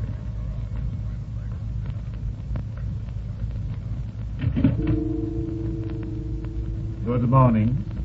You would like to buy something? I'm looking for... Certainly. I have some beautiful mandarin shawls. They're in this room back here. But I don't want... This way, please. Just follow me. Okay, brother, okay. In here, if you please. You will pardon, Mr. Onion. I must take precautions. Whatever you say, it's your show. Are you Toy? Yes, Mr. Onion. I am Lung Toy. Why the mystery act, Toy? You will sit down, yes? Thanks. There are those who watch me, Mr. Onion. We must be careful. That is why I did not wish to come to your office. That is why I asked that you come to me here. Okay. Why are you being watched? As the vulture watches the hunter to lead him to the feast, so do my enemies watch me. I see. Yes, Mr. Onion. You see, I know the whereabouts of something valuable, and I want it. That is why I asked you to come here this morning. I want you to get it for me. If you know where it is, why don't you get it yourself? I would be followed. And if I succeeded in acquiring the object, I might not return. Oh, like that, huh? What is this thing you want to get hold of? A black lacquered box or chest known as the Laughing Lotus. Why is it so valuable? It is very rare and very old. It was once the jewel case of the Emperor Sing Fu, and its value as an antique is extreme. You know where the box is now? Yes. At the moment, it is in the hands of people who are completely unaware of its value. And how do I go about getting the box for you? It is not what you are thinking.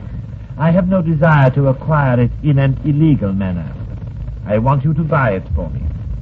I might add that I am prepared to pay you rather well if you do as I desire. Yeah? How well? If you conclude the purchase in a satisfactory manner, I will pay you $500. If you fail to make the purchase, your fee will be $250. Why should I fail to buy it if the owners don't know its real value?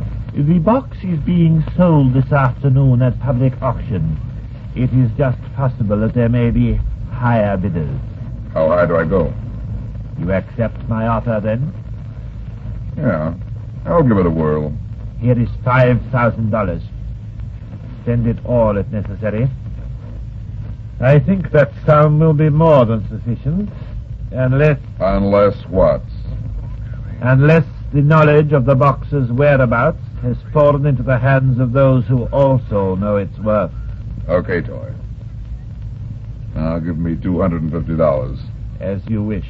Thanks. You can give me the balance when I deliver the box to you. One more thing. How do I recognize it? It will be simple. The box is about 1 foot in length and 6 inches in width. It is black lacquer, and the lock is of a particularly unique design.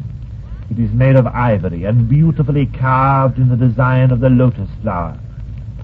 This lock is one of the reasons for the great value of the chest. The ivory lock, huh? It is the only one of its kind in existence. It was made by the ancient and renowned Chinese locksmith Sun Yonghui in the year 400 B.C.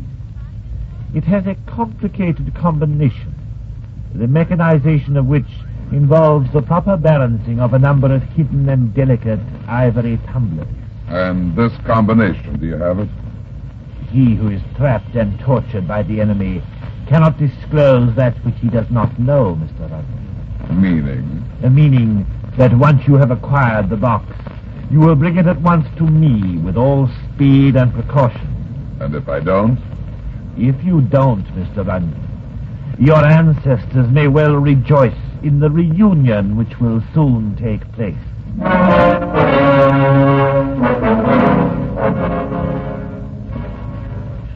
Wow. Who are you, beautiful? You keep erratic office hours, Mr. Runyon. I've been waiting 40 minutes for you to come in.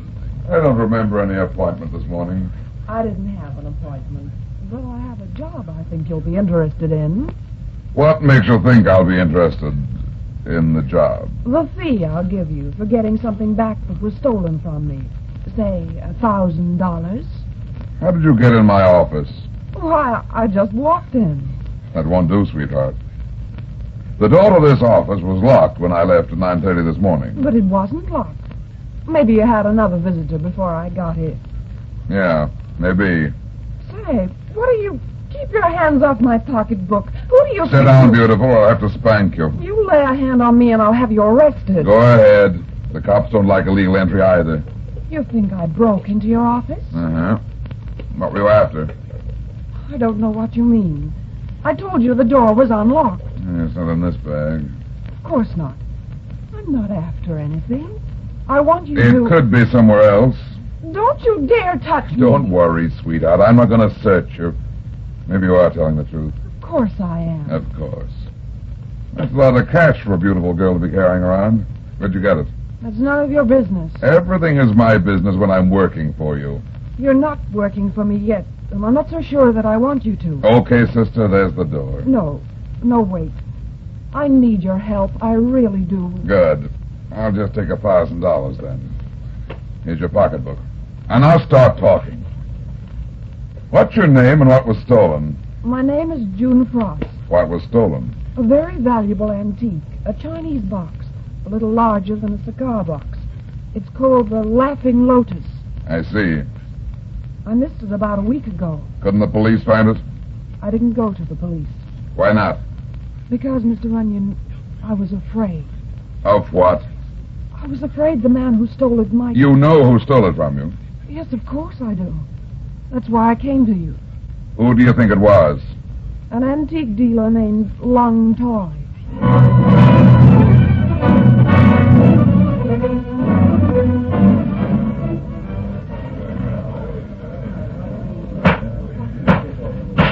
Next we have this beautiful old Oriental chest, ladies and gentlemen. It once belonged to the ancient Chinese emperor Sing Fu. It's called the Laughing Lotus. Note the lock carved in the design of the lotus flower. The name originates from the intricate lock. The lotus lock is so well made it is said to laugh at thieves. Note 2, the black lacquer. Now, if you wish to bid, simply raise your hand up high. Thank you. We'll start at $100. Who'll bid 100? Oh, good. 100 from the stout gentleman on my right. 200, 200, yes, madam, yes, I see your hand. 200 from the tall lady in the black hat. 300 from the small man sitting on the bench. Thank you, sir. Now, who'll make it fall? 400 from the fat man. I beg your pardon, sir. I should say stout. Now, 500. Who'll say 5? 5. Come, ladies and gentlemen. That's better. 5 from the little man on the bench. And 6. Who says 6? Do I see 6? I do. 6 from the stout gentleman. 7. Do I see 7? 7 from the tall lady. Oh, where are you, madam? Yes, I see you now. 7 it is. 8. Do I see? What happened there? What was that? He's fainted. This man is fainted. Stand back. He's fainted. He needs air. Why, it's the man who was bidding against you, sir. Yeah, here. Let's see if we can't bring him around. Is there a doctor present? Never mind. This man doesn't need a doctor. He's dead. Dead? Yeah. Somebody shoved a silver-handled dagger in his back. Shut up! Quiet, everybody! Quiet! Man has just been murdered. Now, don't try to leave. The police will be here in a few minutes, and they'll want to question you. Hey, you auctioneer! Where's that tall woman? The one in the black hat who was bidding on the chest? She was standing right over there, sir. Yeah, but she's not there now.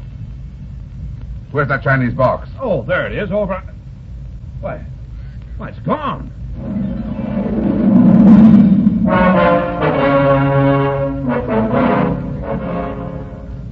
Who was the dead guy, Mac? Charlie French, a well-known trigger man with a record a mile long. He's been mixed up in every racket from Frisco to New York. Any fingerprints on the dagger? No. You better tell me all you know, Brad. Now, what about this tall woman in the black hat? I didn't notice her until she started bidding. She disappeared in the crowd during the confusion. What were you doing at the auction? Trying to buy something, but I didn't get it. What? A Chinese box called the Laughing Lotus. Hey, I didn't know you were interested in antiques. I'm not. The client of mine is. Oh. Who is the client? Long Toy. The old antique dealer? That's right. You know him? Sure, I've known him for years. Hey, I don't get his angle in this. What about this box? He said it was very valuable, and he was afraid to bid on it himself. That's why he sent me. Hey, maybe Lung Toy can explain something we found in the murdered guy's pocket. What? This piece of paper with Chinese writing on it. Here. Part of it's been torn away. Well, where's the rest of it? That's all there was. Lung Toy's Chinese. He ought to be able to tell us what it means. Yeah. But there's somebody else who isn't Chinese who might tell us more about it.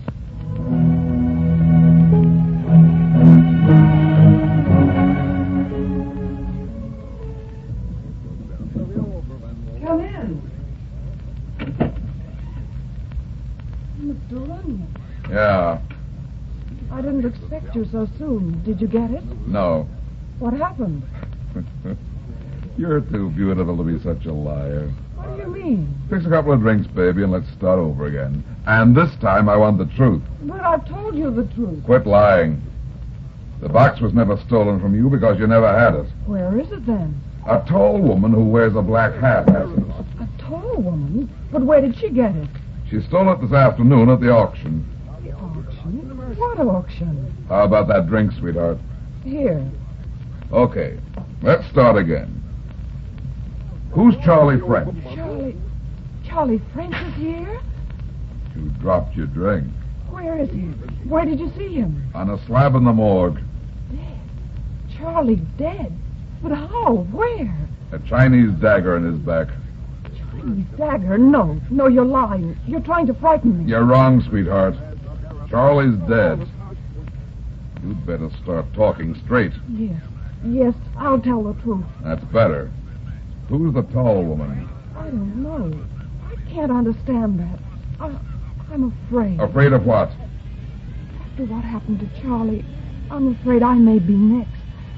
The Laughing Lotus is very valuable, Mr. Runyon, and whoever has it may be in danger of... But you haven't got it. No, I haven't got it. But I have something that's just as important. What? This paper with Chinese writing on it. Here, I'll show you. It's half of the combination to the lock.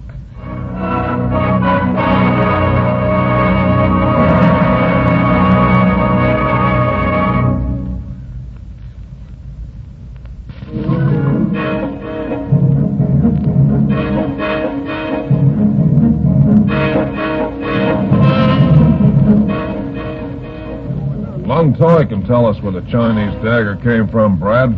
He's an expert on Chinese antiques. I think he can tell us more than that, Mac. Here's his shop. Let's go in. Yeah. Hey, what's that? It sounds whenever anybody opens the front door, so Toy'll know he's got a customer. Sort of a Chinese version of the old country store. Ah, Mr. Runyon. It is indeed fortunate that you come at this time. I have a friend here who... Why, Lieutenant Mackenzie. Hi, Alon. It is indeed a pleasure to see you after so long a time. May I present my friend, Mr. David Hawkins? How do you do, gentlemen? How are you? Mr. Hawkins is a collector of rare antiques, Mr. Runyon. It was at his request that I hired you to acquire the Laughing Lotus. I see. Yes, Mr. Runyon. Where is the chest? I didn't get it. But why? Where is it? What happened? A guy was murdered, and during the confusion, a tall woman in a black hat got it. Did you see her closely? Not very. Whoever she is, the box won't do her any good without an axe. Why not? She hasn't got the combination. How do you know that? Because I've got it. Take a look at these 2 pieces of paper, Toy. Hey, where'd you get the other half of the paper, Brad? Never mind. What about it, Toy? Yes. Yes, it is the combination. Here, give it to me. Not so fast, Hawkins. I think I'll just keep it a while. No, you can't. I have a right to that combination. You've got a right to nothing yet. But if I get the box... You didn't get the box. So the combination won't do you any good. Well, that's it. Yeah, that's it. In that case, I'll say good day, gentlemen. I think our business is finished. Toy? I am so sorry, Mr. Hawkins. What does the writing on the paper say, Toy? It is in code, but it is the combination to the Laughing Lotus. It must be deciphered. Can you do it? Yes, but it will take time. Where did you find it? Half of it was found in the pocket of the guy murdered at the auction. The other half came from a girl. A beautiful girl with blue-black hair done in a knot at the back of her head. The last time I saw her, she was wearing a green suit. What's the matter, Toy? This girl. Yeah, June Frost. Do you know her? I do not know her, but I have seen her. Where? Here in my shop. Day before yesterday. What was she doing here? She bought something from me. What? A pair of silver-handled Chinese daggers.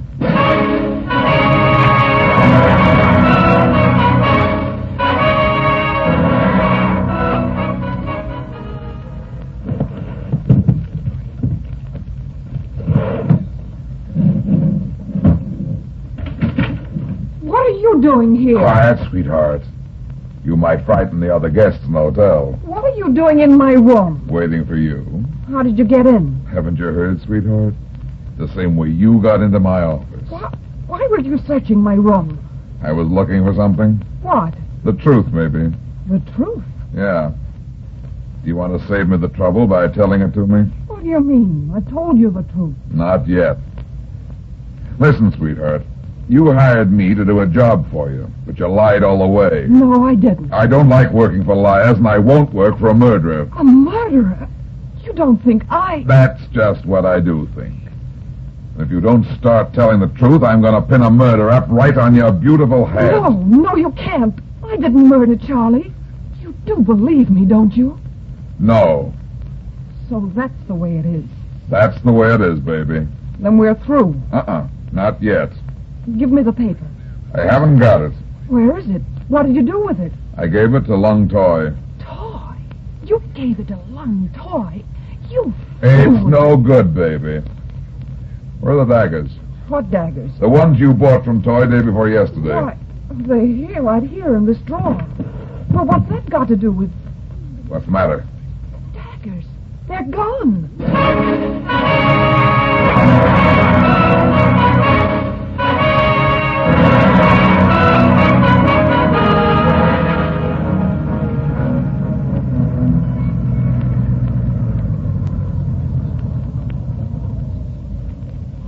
This is it.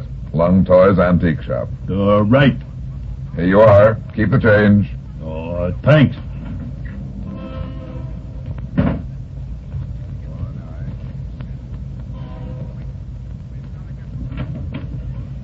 Hello, Brad. What What are you doing here, Mac? Official business. Where's Long Toy? Upstairs. I want to talk to him. Won't do any good. Why not? Because we found the other silver-handled dagger. Where? In Lung Toy's back.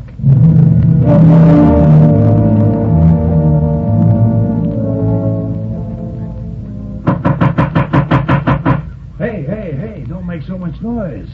You want to wake everybody in the hotel? Who are you? I'm the bellboy. You better run along, mister. It's late. Listen, I've got to talk to Miss Frost, the lady who's staying in this room. Well, she's not in now anyway. How do you know?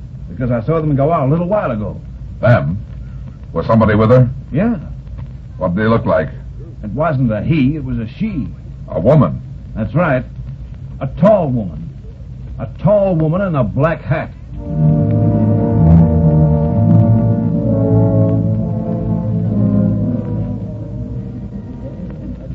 Can I help you, sir? Yes. What room is Mr. David Hawkins registered in? Mr. Hawkins. Just a moment, sir. What was that first name again, sir? David. David Hawkins. A tall, distinguished-looking man with gray hair. Oh, yes. I remember now. I'm afraid you're too late. Too late? Where is he? I don't know. He was registered here for nearly 10 days. He checked out at the hotel about an hour ago.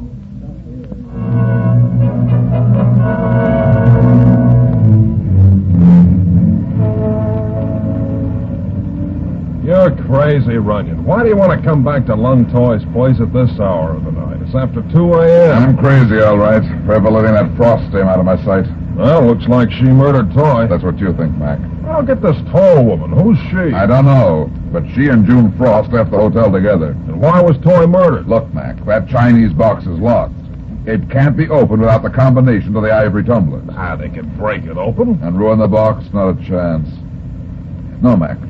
Toy was killed because he had the combination. It wasn't on him when we found it. And we didn't find it among any of his papers in the shop. Then the murderer got it. Maybe. Nobody knew Toy had the paper but you and me and June Frost. And how did she know it? Because I told her I'd given it to Toy. But why are we coming back here now? I don't get that. I want to look the place over again. But we went over it this evening. We didn't miss a thing. I think we did. What? I don't know, Mac. But I've had the feeling all night that something was wrong. Something was out of place in that shop. Out of place? That's right. I don't know what it is, but I'm going to find out. Well, here we are. Come on, let's go.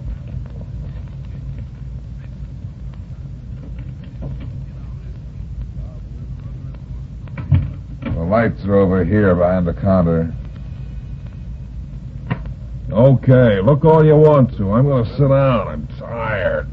You're going to be a lot more tired before you get to sleep again. What are you talking about? We're going to stay here for a while, and we're going to stay awake. It won't take you long to give the place a going over. Now just quit wasting time talking and look around. I've already found what I was looking for. And what do you want to stay here for? To catch the murderer. You think the murderer will come back here? I'm sure of it. But why? If the killer got the combination... The murderer didn't get it, Mac. It's still here, right where Lung Toy hid it. What are you talking about? Didn't you notice anything strange as we came in? Anything different? Different? What? I knew there was something, but I couldn't figure it until we came in just now. What is it? Look here, Mac. See? No. You're nuts. You just opened the door. Looks okay to me. The gong, Mac, the gong. Gong? What about... Oh. It didn't ring when we came in, and it didn't ring this afternoon after Toy was murdered. But I still don't see what that's got to do with... Why didn't it ring? That's what I'm going to find out right now. Here, give me a hand with this chair. Right. Hold it while I stand up. Okay.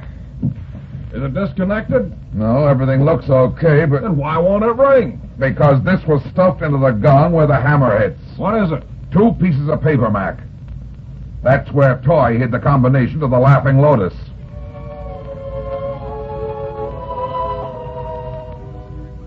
We've been sitting here in the dark behind this counter for over an hour, Runyon. I don't think the killer's coming back. Keep your shirt on, Mac. Can you see the door? No, but we'll hear it. Remember now, when I nudge you, snap the lights on and come up with your gun in your hand. Okay. Hold it. I think I hear something.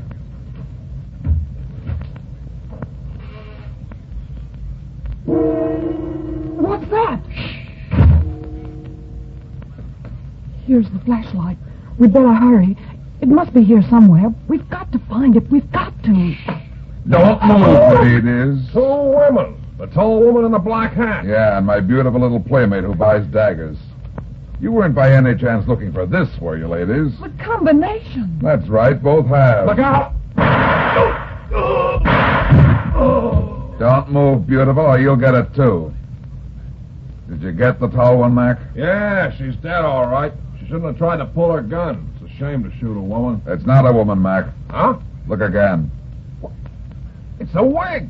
Yeah, it slipped in the fall. It's a man. It's Hawkins, the guy Toy was trying to buy the box for. Please, Mr. Runyon, I didn't kill Toy or Charlie. Hawkins did it. He made me come with him. Sure, beautiful, sure. Oh, it's the truth, I tell you, the truth. Where's the Laughing Lotus? It's checked at Grand Central Station. Hawkins has the check slip in his pocket. Why is it so valuable, beautiful? I'll tell you. I'll tell you everything, only please, you must believe me. I didn't... Keep talking. The inside of the chest, underneath the black lacquer, is pure jade. It's worth more than $200,000. No wonder nobody wanted to break it open. What about Charlie French? He and Hawkins and I knew about the Laughing Lotus.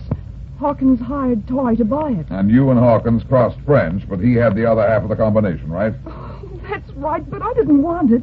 David Hawkins forced me into it. He made me do it all. And that's why he dressed as a woman at the auction and killed French. Yes. You did break into my office, didn't you? Yes. I thought you had the box. I knew Toy had called you, but I didn't kill Toy. Oh, you do believe me, don't you?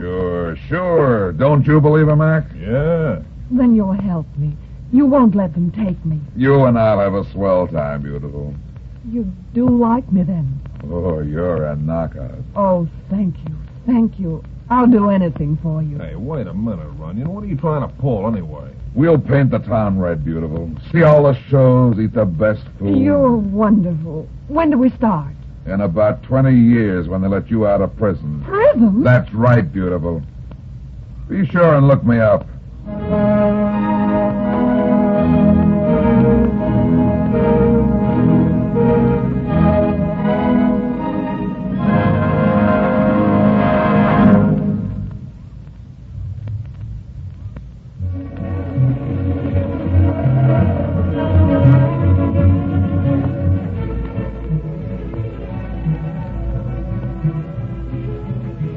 Well, that's that. It seems I spend my life in getting into trouble and getting out of it. But at the same time, I generally manage to get some other people in and out of trouble, too. Be seeing you again. So long.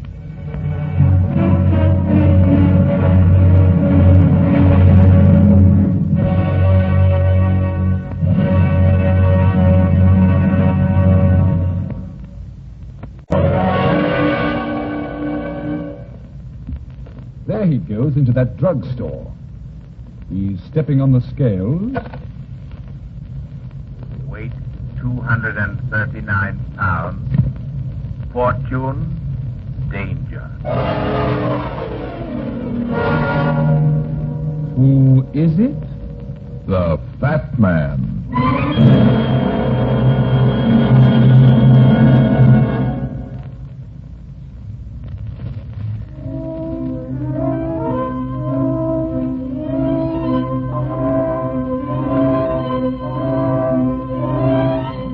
And now, here's the Fat Man in Murder Repeats Itself.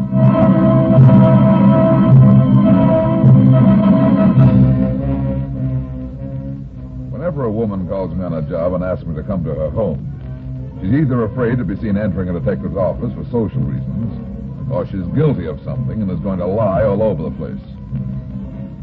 It was the former reason with this woman who said her name was Margaret Chandler. The address she gave me was downtown in the old part of the city.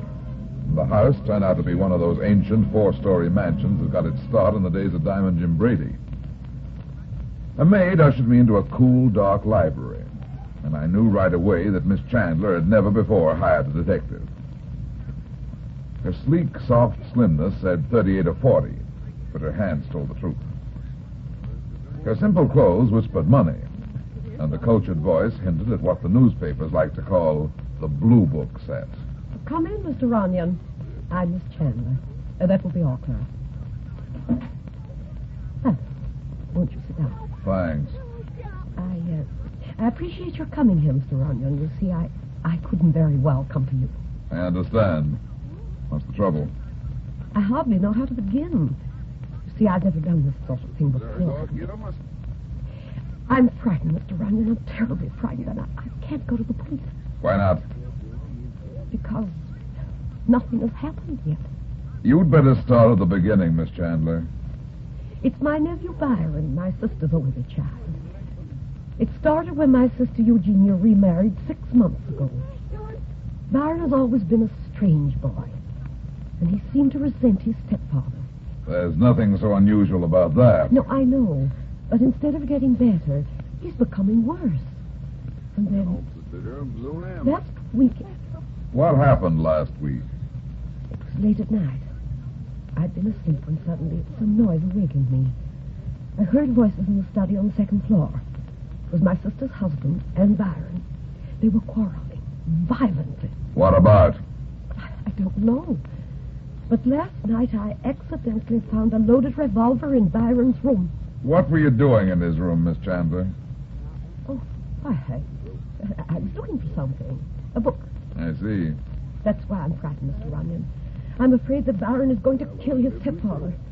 Aren't you jumping to conclusions, Miss Chandler? After all, a man doesn't usually murder somebody just because he resents him as a stepfather. Oh, but you don't understand. You don't know Byron. I've told you he's strange. He has a wild, vicious temper, like his father's. His father? Yes. His father had the worst temper I've ever seen. Oh, that's his portrait hanging over the fireplace. You said had the worst temper. Is Byron's father dead? Yes. Good-looking guy, wasn't he? Yes, he was handsome. But he was stern and unrelenting, and his temper was terrible. That's funny. What? You're saying he was stern and unrelenting. Anybody looking at this portrait would think he was a shrinking violet. I don't understand. The eyes. They're looking sideways at the floor. It gives him a shy, timid look. Why, yes. Yes, I do see what you mean. I'd never noticed. The rest of the family, where are they? Why? I might like to talk to them. Oh, no. No, you mustn't. Why not? Well, you couldn't see them anyway. Eugenia's in her room. She wasn't feeling well. And her husband is busy in his study. And Byron? No, please. You mustn't talk to Byron. Is he here? I think so. But, I don't know just where. I see. Just what do you want me to do, then? You don't understand. I want you to prevent another murder. Another murder? Yes, Mr. Runyon. A year ago, Brian's father was murdered in this house.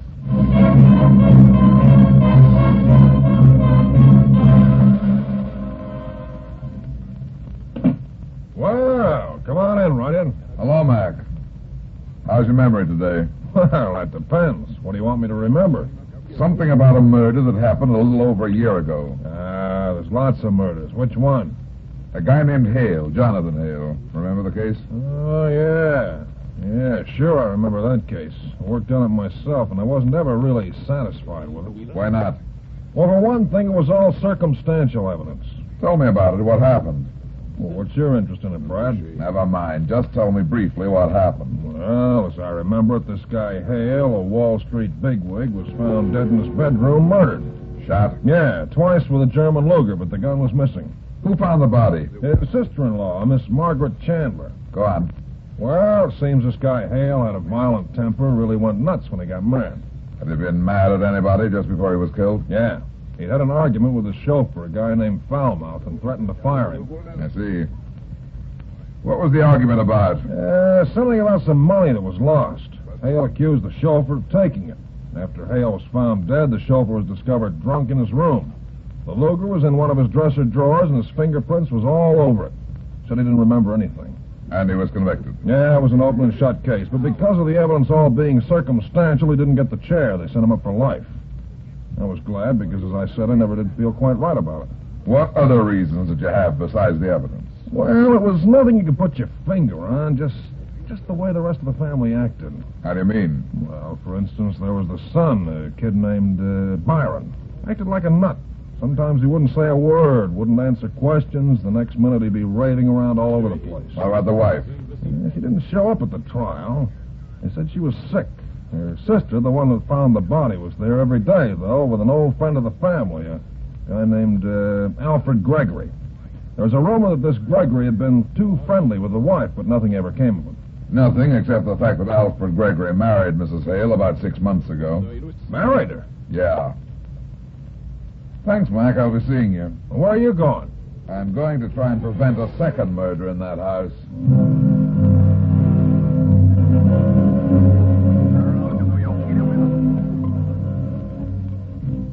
Clara said you wished to see my sister Margaret. Yes, isn't she here? She's gone out, but I'll be glad to give her a message. No, thanks.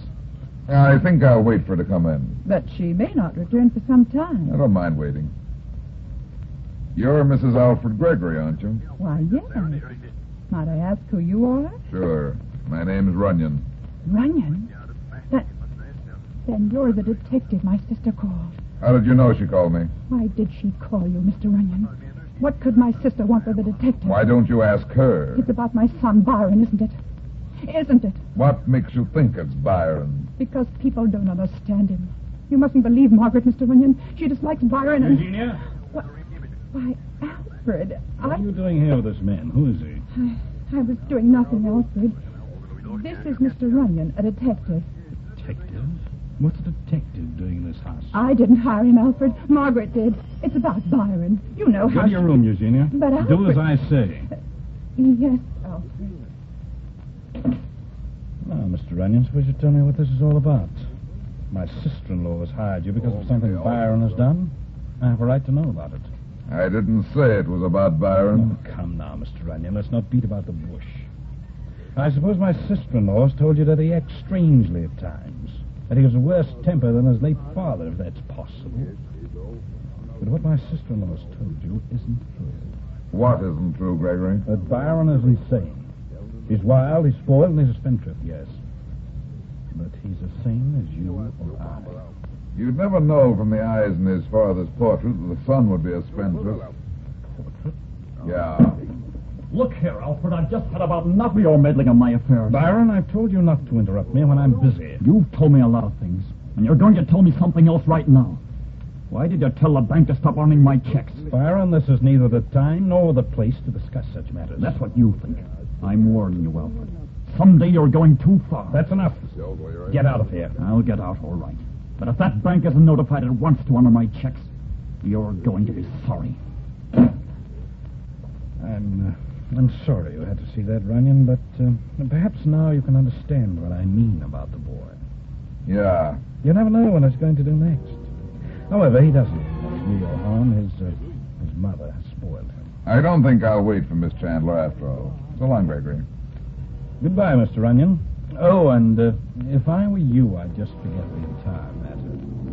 I'll speak to Margaret, and I'm sure she'll understand. Yeah. I'm sure she will. Mr. Runyon? Yeah? I've got to talk to you, Mr. Runyon. I've only got a second, but... But what, Mrs. Gregory? My sister is lying to you. You mustn't believe what she says, and you mustn't do what she wants you to. She's trying to hurt me and cause trouble to all of us. Why? Because she's in love with my husband, Alfred.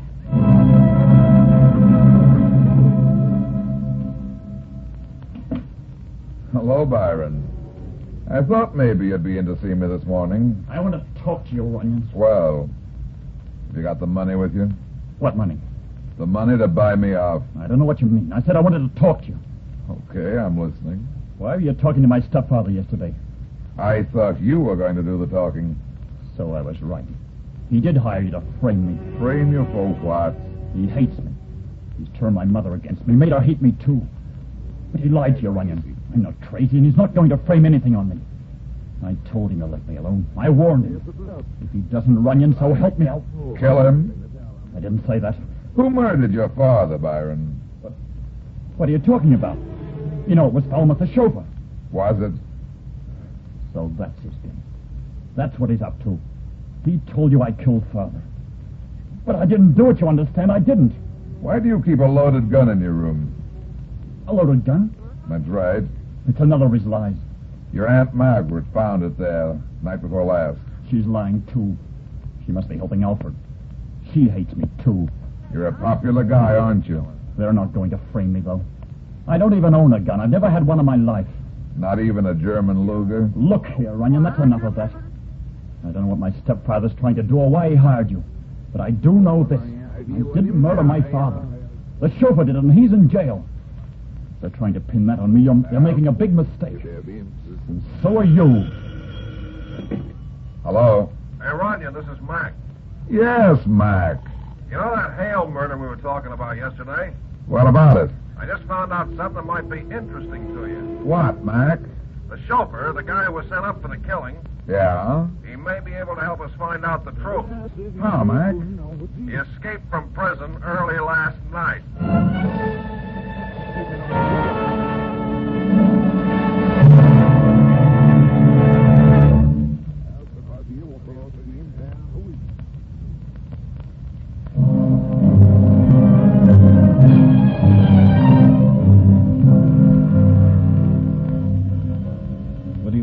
For Runyon, I thought it was all settled. Not yet, Gregory. If you want to be of any help to us, the best thing for you to do is to keep an eye on Byron. I think I'd better keep an eye on all of you.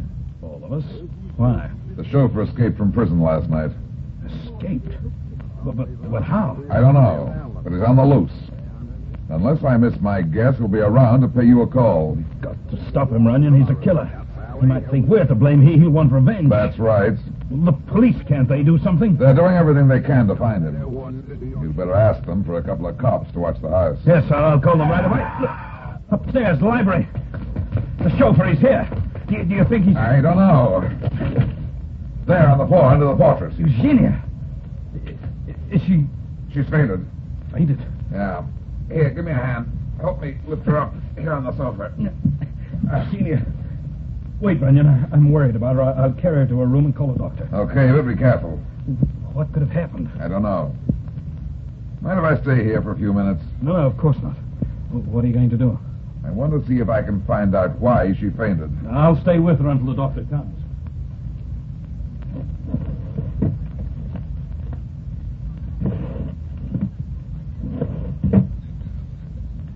Well, what? Mr. Runyon! Mr. Runyon! Yeah? Quick, Mr. Runyon. It's Byron. Where is Byron? He's in his room lying on the floor. Oh, Mr. Runyon is dead. There's a knife sticking in his heart.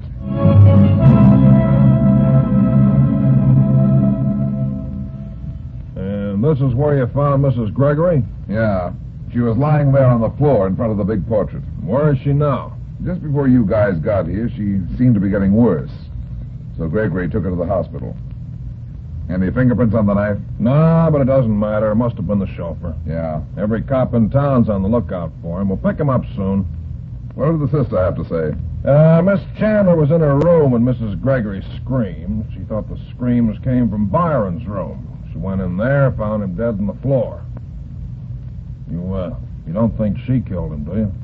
Maybe. Ah, you're nuts, Brad. She was scared silly. Besides, whoever killed Byron would have been messed up some. He put up quite a fight. Just look at the condition of the room. You said yourself she didn't have a hair out of place. I know it doesn't make sense. There are several things that don't fit together in this business. What? Why didn't we hear the fight? Gregory and I were on the first floor talking when Mrs. Gregory screamed. No, Mac. Something is wrong here unless... Unless what? Unless Byron was already dead when I got here. You mean the chauffeur got in the house earlier, killed the boy, and then hid himself waiting to finish off some more of the family? I'm not sure the chauffeur was ever in the house. But you're crazy. That's why Mrs. Gregory screamed. She must have seen the chauffeur. Yeah. Must have been hiding here in the library, maybe in that closet over there. Yeah. She must have come in here, accidentally found the chauffeur, screamed, and fainted. Yeah. Hey, what's the matter with you anyway? What do you keep yamming me for? You're wrong, Mac. It wasn't the chauffeur that made Mrs. Gregory scream. Well, if it wasn't the chauffeur, what was it? The portrait, Mac. The portrait of a late husband. What about it? Look at it, Mac. Well, I don't see nothing wrong with it.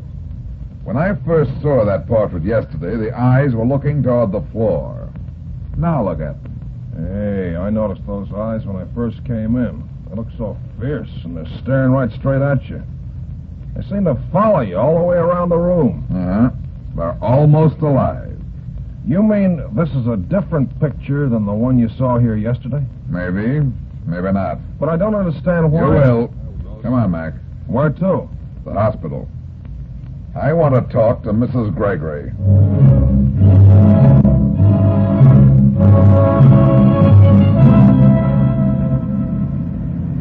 Calling car 22. Calling car 22.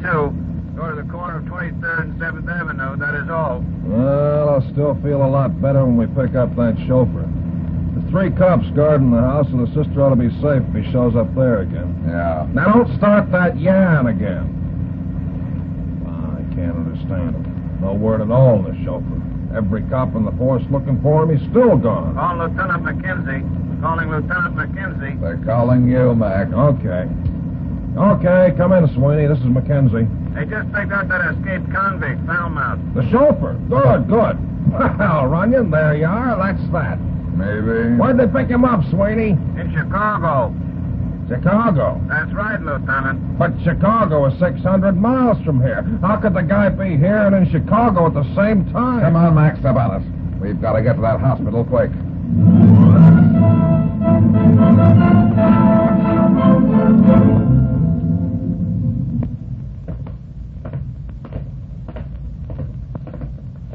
Yes? Can I help you? We want to see Mrs. Alfred Gregory. What room is she in? Mrs. Gregory? Yeah, we're from police headquarters. It's important. Oh, just a moment. Yes? Doctor, there are 2 men here to see Mrs. Alfred Gregory. They say they're from police headquarters. Shall I... Send them into my office. Yes, sir. Would you step into the doctor's office? It's right across the hall. Okay. Come on, Mac. Hey, Brad, maybe she's still unconscious. Well, you certainly got here in a hurry. A hurry? Yes, I called less than 5 minutes ago. You called us? Certainly. Why? About the patient, Mrs. Gregory, of course. What about Mrs. Gregory? Somebody poisoned her. She's dead.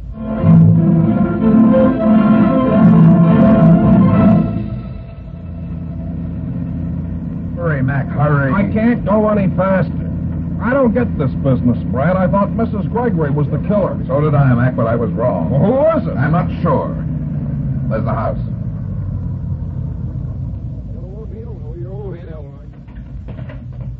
Nothing to report, Lieutenant. Everything's been quiet. Okay, Riley. Where's Kelly and Andrews? Kelly's in back of the house, and Andrews is in the basement. Anybody come in or go out? Sister's been here all evening. Gregory came in about half an hour ago. He's still here. Good. Come on, Mac, we're going in. Hey, I still don't get it, Brad. There are more things in heaven and earth, Horatio, than I dreamt of in your philosophy. Huh? Hey, now, what's the matter with you, Runyon? What kind of talk is that? Shakespeare, Mac, Shakespeare. I thought it was Macbeth, but it's not. It's not? Well, who is it, then? Hamlet. Hamlet? Shh. Keep as quiet as possible.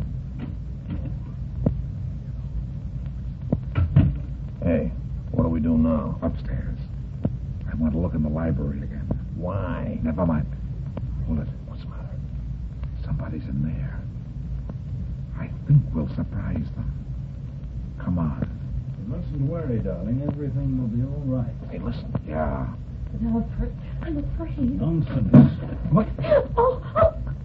Sorry to intrude, Gregory. You're not intruding. I was merely comforting Miss Chandler. She's quite upset over Byron's death. Do you have to put your arms round her to comfort her? Now, look here, Runyon. I don't like your implication. That's too bad. What are you doing here? There was another murder tonight, Gregory. Your wife, Eugenia. My sister. Oh, Dad. Uh-huh. She was poisoned. But how could the chauffeur have done that? He must have poisoned her when she saw him here in the library. She didn't see the chauffeur in here. Of course she did. That's why she screamed. You're wrong, Gregory. The chauffeur was picked up in Chicago about an hour ago. Chicago? Well, that's impossible. Then he couldn't have murdered Byron or Eugenia. No, he couldn't have done it. Then who did? You're a pretty smart pair. Too smart, in fact. You don't think that we... Oh, no. Alfred. You had it all figured out, didn't you? Alfred, what's he talking about? I don't think he knows.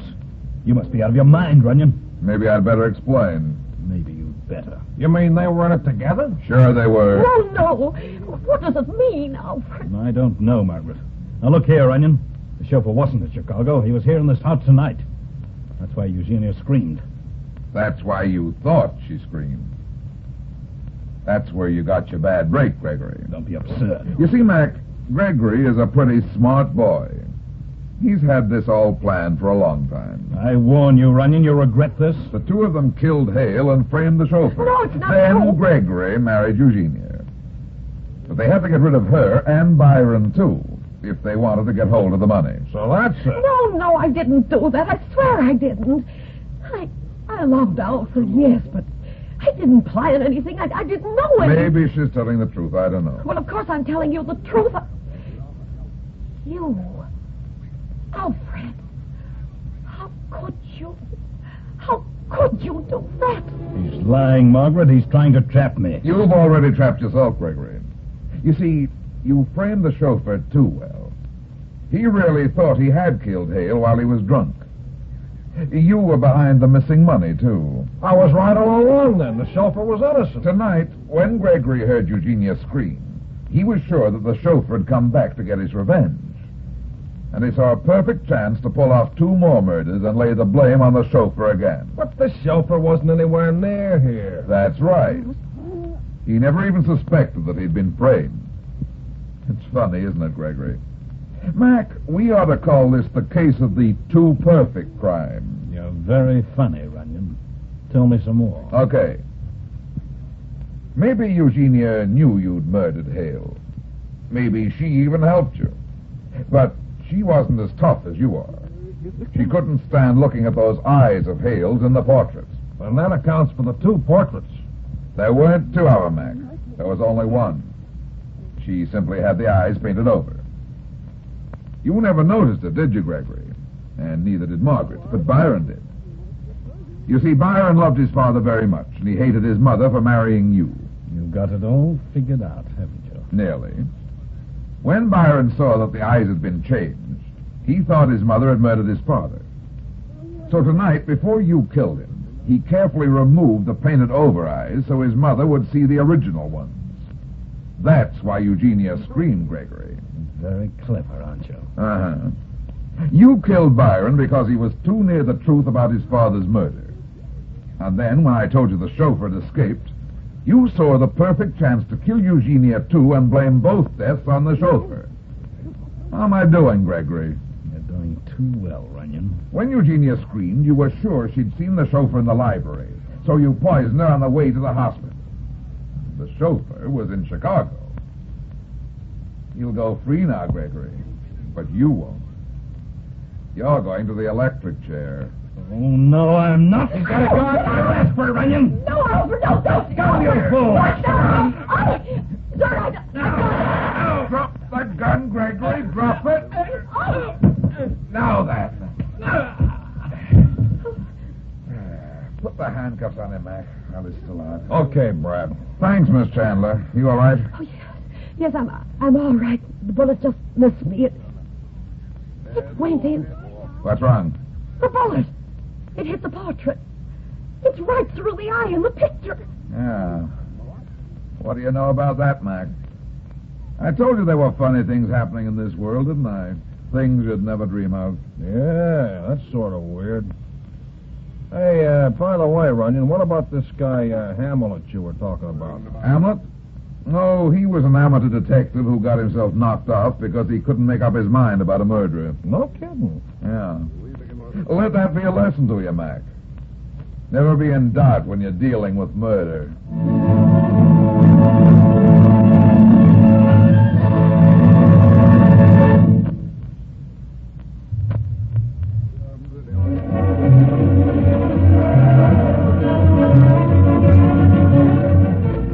Well, that's that. It seems I spend my life in getting into trouble and getting out of it. But at the same time, I generally manage to get some other people in and out of trouble, too. Be seeing you again. So long.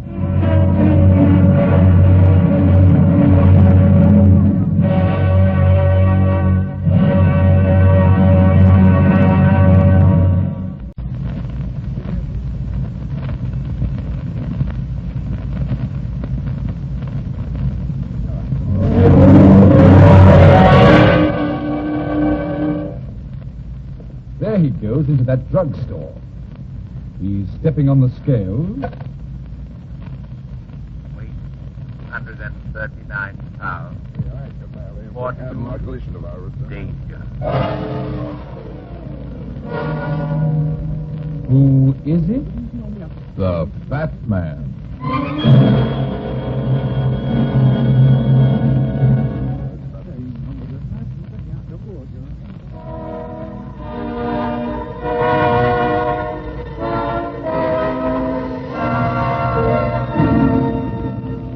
And now, here's the Fat Man in Murder Rides a Wheelchair.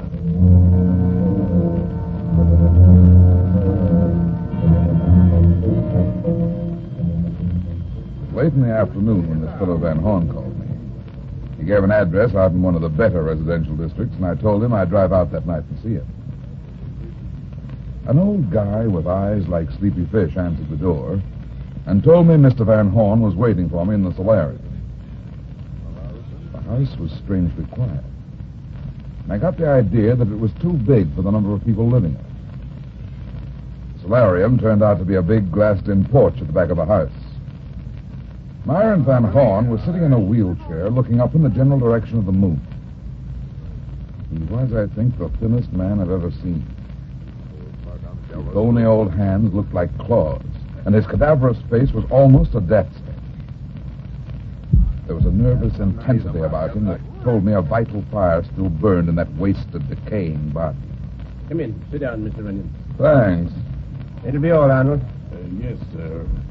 By the way, Arnold. Yes, sir. You can leave the door open. There won't be any need for you to listen. Yes, sir. Good, Arnold. He does so like to know everything that happens in this house. Well, go ahead, Mr. Runyon. Ask it. Say it. What? What you're thinking. What everybody thinks. That I'm hideous to look at. That I'm sick, crippled, and dying. But I won't die, do you understand? I won't, unless somebody murders me. Is that why you called me out here? Because you're afraid somebody is going to murder you? No. Why did you call me? My daughter Laura is being blackmailed. What have they gotten her? Gambling debts, IOUs. Are they on the level? What do you mean? The debts. Did she really lose the money, or is it a frame-up? No, it is not a frame-up. She undoubtedly lost the money. She was drinking heavily, and the place is a notorious gambling house. It would ruin her reputation if it became public that she'd been there. What's the name of this place? It's called the Little Casino. A man named Luke Estep owns it. Ever heard of him? Uh-huh. He's a bad boy. How did your daughter get mixed up with him? It's quite simple, Mr. Runyon. She's a Van Horn. What's that supposed to mean? I'll tell you what it means. The family's always been rich and respectable as far as the outside world knew, but always underneath in the dark closets of the past there have been stories of blackmail and violence. I see. Do you? It wasn't always a shrunken mummy chained to a wheelchair. For 2 years, I've not left this chair except to be lifted into bed at night. My home is now confined to the first floor of this house. It's a curse, I tell you. But I'm determined to save Laura, if possible. What do you want me to do? Well, I want you to talk to this fellow Estep. Threaten to expose Laura, ruin her if the debt isn't paid. How much money is it? $15,000. There isn't much you can do but pay if the IOUs are on the level. I expect to pay. But there's to be a stipulation. In return, I want a signed statement from Estep saying that he'll never again allow my daughter to enter his gambling place. And you don't think you'll want to sign such a paper? I doubt it. So that's where you come in. Get this paper from him, and your fee will be $1,000. Okay, Van Horn. And now let's shake out the rest of the dirty linen. What else has Estep got on your daughter? I don't know, Runyon. I honestly don't know. But you suspect he's got something besides IOUs? Yes. I thought perhaps you could find that out. I'll find out. I don't like blackmailers. Neither do I. You'll hear from me in a day or so. All right. Oh, just a second. I'll ring for Arnold to show you out. Never mind. I can find my way around. It's getting cool in here, Van Horn. Maybe I'd better shut this door now. Yes. Yes, please do. Good night. Good night. You can come out from behind that curtain now, Laura. You do know your way around, don't you, Mr. Runyon? Yeah. Do you? What do you think? Give it. There's a curse in your family. It certainly laid off the outer appearance. Would you do me a favor? What? Give me a lift into the city. Isn't it a little late to be going out? I like late hours, Mr. Runyon. What else do you like besides late hours and gambling? Maybe I like you.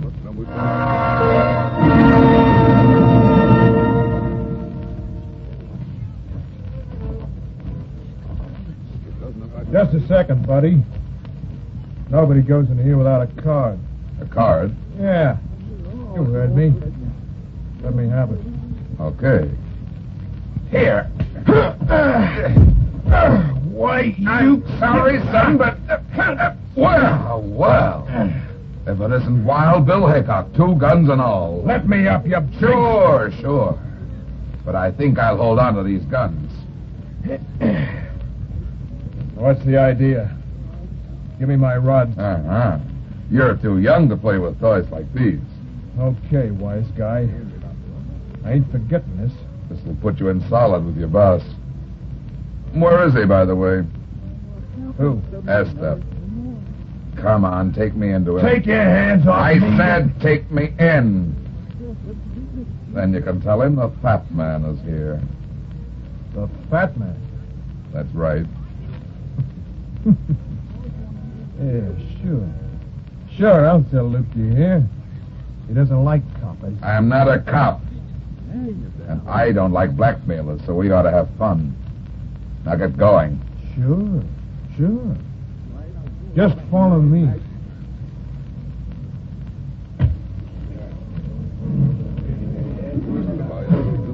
Wait at the bar, fat man. I'll tell Luke you're here. He's gonna like this. So am I. Well, if it isn't my dream man again. I thought you didn't approve of late hours. That makes 4 things you like. Really? What's number 4? Lying. I thought you had a date in town. I have a date, all right. With these. Nice, huh? Yeah. How are they treating you tonight? Oh, lousy. Buy me a drink, will you, handsome? Sure. Give the lady a drink. Come on, Flatfoot. Hey, you haven't paid for this drink. Charge it to Estep. He's throwing this party tonight. You don't know how right you are, mister. In here. Here he is, Luke. Okay. Tony, beat it. Wait, what about my... I said beat it. Okay. Nice office you've got here, Estep. You must be doing all right. Oh, I get along. Oh, by the way, these guns belong to the kid. You better teach him how to use them before you give them back. He knows how to use them, and I'm afraid you'll find it out. That wasn't very smart from you. Listen, Estep. I don't like gunmen. Keep him out of my way, do you understand, or I'll kill him. You're a little high-handed in your likes and dislikes, aren't you? Yeah. And I don't like blackmailers either. If that's all you came here to say, you can get out. I'll get out when I'm good and ready. You're running a crip joint here. I don't know how you're getting away with it, who you're paying off to, and I don't care. But you're going to stop putting the squeeze on Laura Van Horn. Oh, that's it. Yeah, that's it. The old man hired you? What do you think? So the old boy sent you here. This is really funny. Yeah, very. You ready to talk business, Estep? Sure. I'm always ready to talk. What have you got in the girl? Got on her? I've got nothing on her. Except that she likes to gamble, and she doesn't win. She owes me $15,000. I want my money. That's all you want? Of course. Okay. You'll get your dough. I'll bring you a check tomorrow evening. I want the IOUs and the paper stating that you have no hold on Laura. And also stating that you will never again allow her in this place. You want a lot, don't you? Uh-huh. I'm going to get it all, too. You can have the IOUs, but no paper. She's a grown woman. She can do as she likes. Van Horn may call your bluff, Estep. A scandal is one thing. Father's love for his daughter is another. He'll pay this time. Next time he won't. Next time he'll call the cops. Grow up, Runyon. Grow up. Somebody's been handing you a line. Van Horn will never call the police where a girl is involved. Why not? Because Laura isn't his daughter.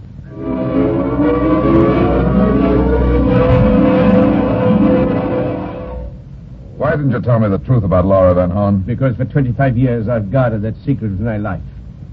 You think I'd be fool enough to trust it to you? Oh, no, Runyon. I was sure nobody knew until... Until this business with Estep came up. Yes. I suspected then that he knew my secret and meant to blackmail me on that score as well as the gambling debts. And Laura has no idea that she isn't your daughter. Naturally not. And she must never learn the truth. It happened in Munsterberg when she was less than a year old. Munsterberg? Oh, you wouldn't know the name. It was a remote little mining village in the diamond country of South Africa. We were after diamonds, Mr. Runyon, and we'd found them. What do you mean, we? Laura's father. He was my best friend and partner. We came to Africa. We both came from Holland together. He brought his young wife and the baby Laura with him. Mind you, Runyon, I'm telling you this in the strictest confidence. I understand. Tell me what happened in Munsterberg. It's as vivid in my memory as if it had happened yesterday. Fire, the screaming natives and Vernier in a drunken rage. Who is Vernier? Stefan Vernier, Laura's father. On the night I'm speaking of, he got drunk and ran amok among the native workers. At last they turned on him and killed both him and his wife. The baby and I would have been next, but I managed to escape with her. And I swore that night that she'd never, ever know the truth. That I would raise her as my daughter. So that's the story. Yes, that's the story. Now you see why she must not learn the truth. Have you any idea how Estep learned this? No, but I know if Laura found it out, if he told her, it would be a terrible shock to her. She suddenly learns that she is not my daughter. I'm afraid... What, Van Horn? I'm afraid she'll kill the man who tells her the truth.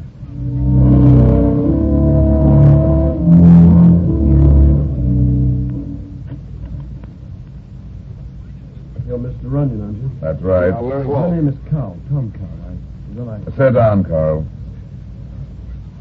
Look here, Mr. Runyon. You're working for Noir and Van Horn, aren't you? Maybe. Why does that concern you? Oh, I know you're working for him, and I think I know why. It's something about Laura, isn't it? Something to do with a gangster named Estep. I'm not in the habit of discussing my client's affairs with strangers. But that's just it. I'm not a stranger. I'm in love with Laura. I wanted to marry me, but... But what? Something's happened to her. She's changed. How has she changed? For one thing, she promised to marry me, but now she avoids me. She's in some sort of trouble. That's why Mr. Van Horn hired you, isn't it? Well, isn't it? Why don't you ask her? I did. She laughed at me. Told me to mind my own business. I'm desperate. I love Laura. And there's something else, too. What? Her father and the gambler Estep. What about them? There's something between them. I'm sure of it. What makes you think so? Something Estep said to me. You've talked to Estep? I told him to leave Laura alone. He said, that old fool doesn't watch his step. He's going to be sorry. What do you want me to do? I want you to get her away from Estep. His influence. You've got to, Mr. Runyon. You've got to... Or what? I might have to kill Estep.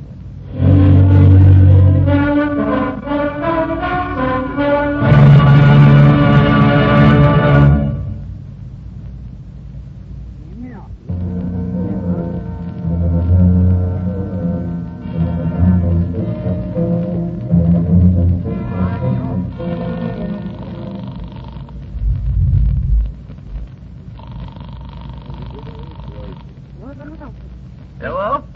Is this the little casino? Yeah. I want to speak to Estep. Yeah, who's calling? This is important. It's business. I asked who's calling. Just tell him the fat man is ready to talk business. Well, just a second. Estep ain't here. What time's he coming in tonight? I don't know. Where can I find him? Got a house on Farley Street, 410. Thanks. Don't mention it.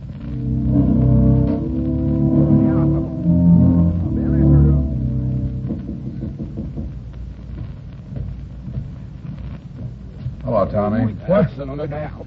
What are you doing here? Same thing you are, looking for Esther.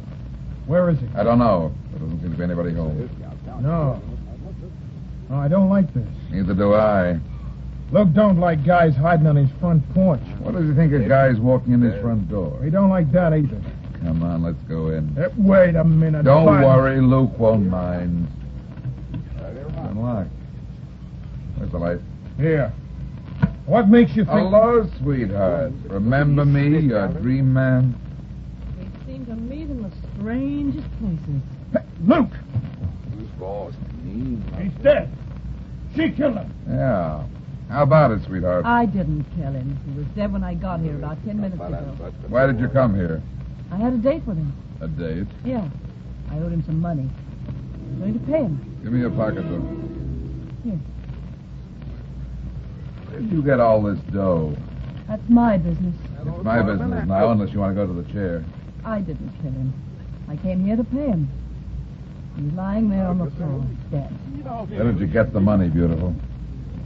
I pawned my jewelry. What are you going to do?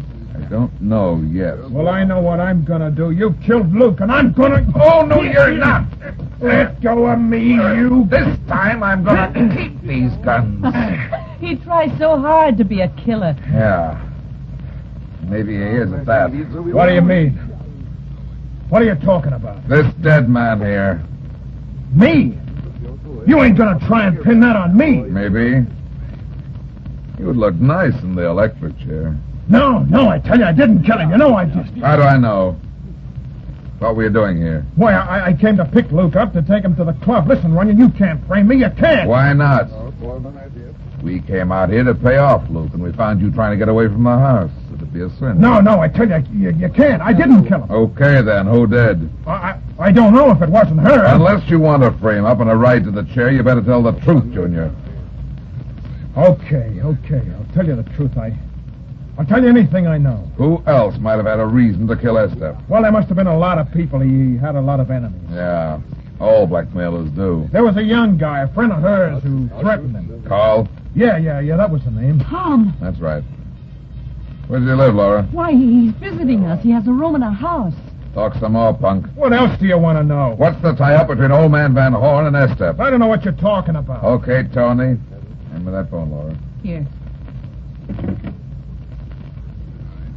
Hey, what are you going to do? Hello, operator. Get me police headquarters. No, wait a minute. Hello, police headquarters. Wait, Runyon, I'll talk. This is Brad Runyon. Yeah. Tell Lieutenant Mackenzie there's been a murder out at 410 Farley Street. No, don't, Runyon, don't. I didn't kill Luke. I'll talk. Yeah, that's right. No, I don't know who did it. Yes. Okay, Junior, talk. Estep and Van Horn knew each other, all right. It was something that happened a long time ago. Where and what was it? Well, I don't know what it was, but I know they knew each other in South Africa in a mining camp called Munsterberg.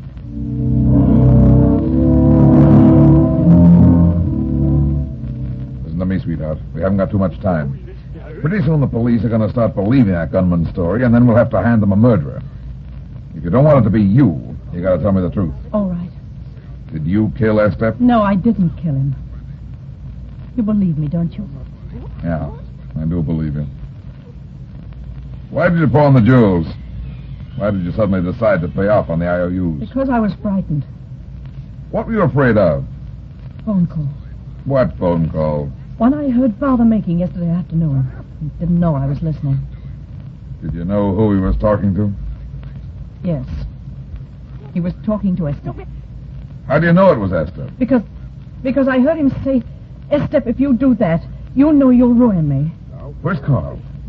Why, he's in his room, I think. And your father, where is he? He's in the solarium. I saw him sitting there in his wheelchair just before you came in. Come on. We've got to find him quick. You don't think... I think he may be in danger. Not Tom. I don't know. Quick, come on. It's Father. Father. Hold it, Laura. But please, hurry. No, baby. He's dead. Dead? Oh, no. No. Oh, Father. Listen to me, Laura. Don't let yourself go. You've got to control yourself. But Stop it! But he must have been up at the top of the stairs in the chair. He must have got too close and fallen down. He didn't fall. Somebody pushed his chair over the stairs. Look, see how it smashed? He must have been flung out of it as he fell. He was murdered. Yeah. Whoever pushed him must still be upstairs. Come on. Where's Caldwell? Here, the first door on the...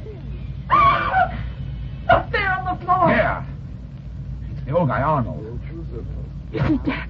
No, he's just been knocked out. Somebody slugged him on the back of the head. See if Carl's in that room.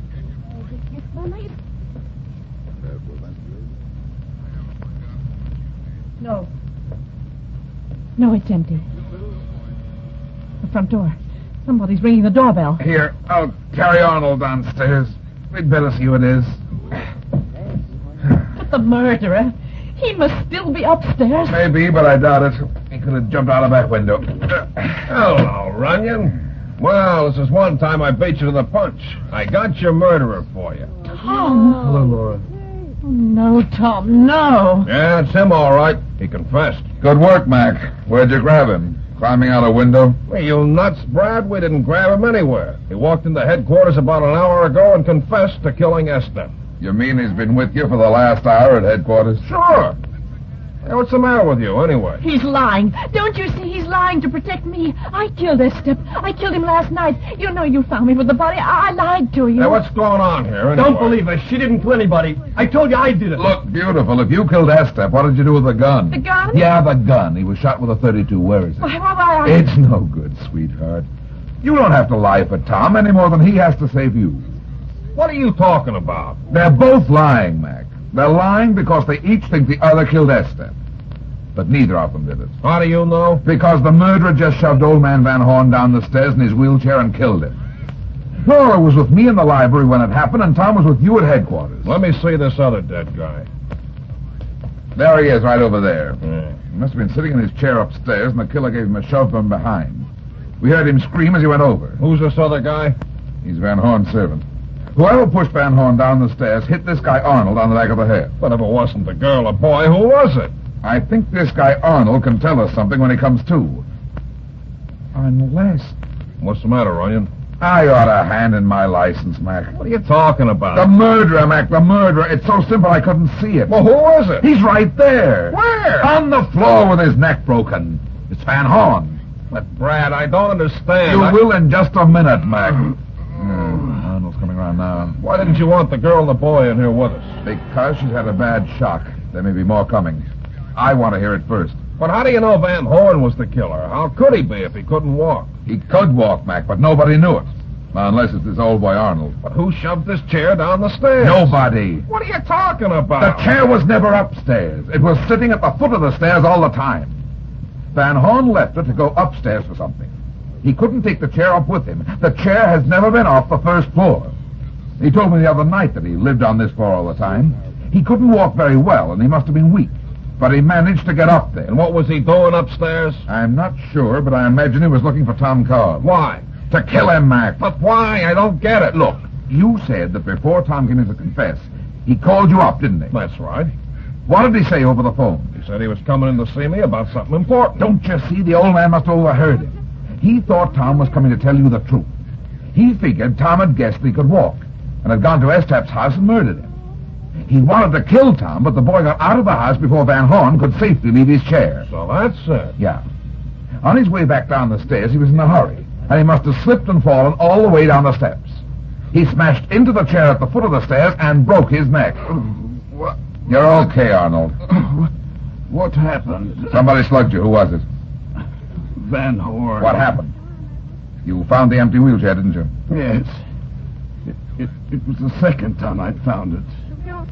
I knew last night when he was gone that he could walk. So you followed him upstairs, didn't you? Yes. He wasn't around. I started into Mr. Carl's room when suddenly something hit me. He was a devil, a demon. I'm glad he's dead. All these years I've kept quiet because he threatened me. What really happened in Africa 25 years ago? His name isn't Van Horn. His real name is Stefan Vernier. He murdered Van Horn and his wife, took their name, the child, and their fortune. Only 2 of us knew the truth. You and Estep? Yes. Estep was one of his foremen. He blackmailed Van Horn until he was on the verge of ruin. And then he got hold of Laura. I see. Well, Mac, that clears it up. Yeah. So he murdered Estep and then accidentally killed himself. You know, Brad, in some murder cases, they just don't need the police. How do you figure that? Well, when a man sells his soul to the devil, the old boy doesn't always wait for delivery. That's what they mean by the devil's due. Yeah. Van Horn sure got his just desserts. Say, speaking of desserts, I haven't had my dinner yet.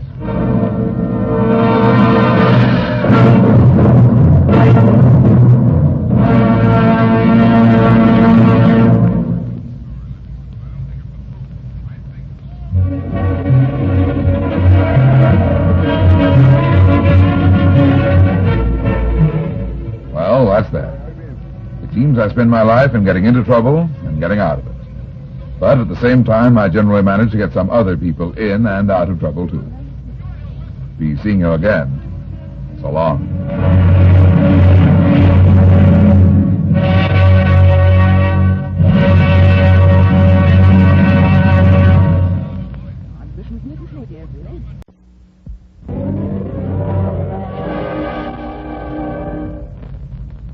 There he goes into that drugstore. He's stepping on the scales. Weight 239 pounds. Fortune, danger. Who is it? The Fat Man.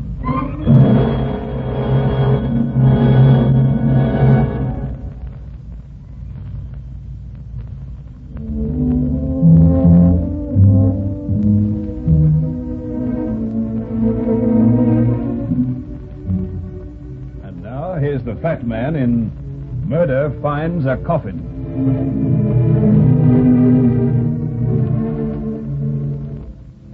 Did you ever see a reckless fat man? The kind of guy who goes rushing around taking unnecessary chances? I didn't think so. And the odds are that you never will either. You see, the fellows with the extra weight can't afford to waste energy showing off or trying to do something the easy way. So they learn to be careful and patient. And that's just one more advantage a fat man has in this business of catching criminals. Because when fools rush in to grab a killer, they very often don't come out. I don't, as a rule, like working in my office at night. For one thing, the elevator stops running, and 5 flights of stairs is no joke. The building's old and gloomy looking, even in the daytime when it's full of people. At night, it's about as cheerful as a morgue and as quiet as a graveyard. The paperwork I was doing was dull and boring, and I was tired when I finished at 10 minutes to 11. I put on my hat, snapped off the lights, and walked to the door.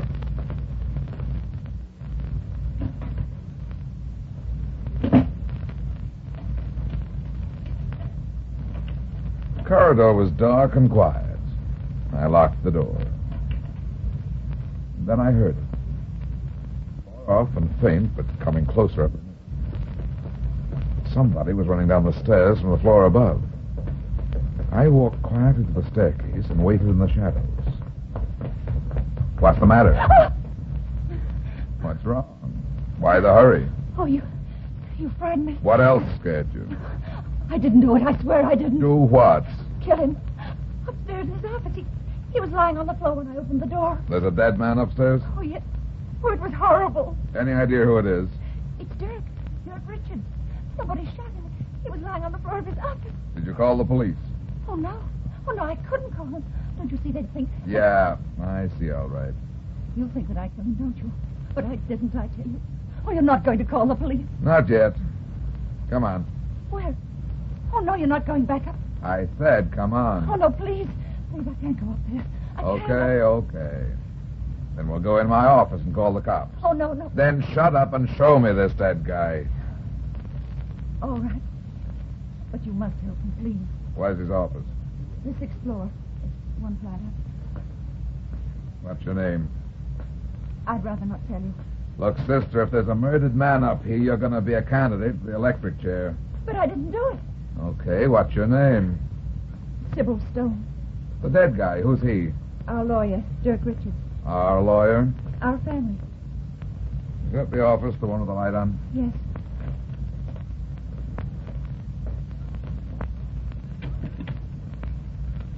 There, on the floor by the desk.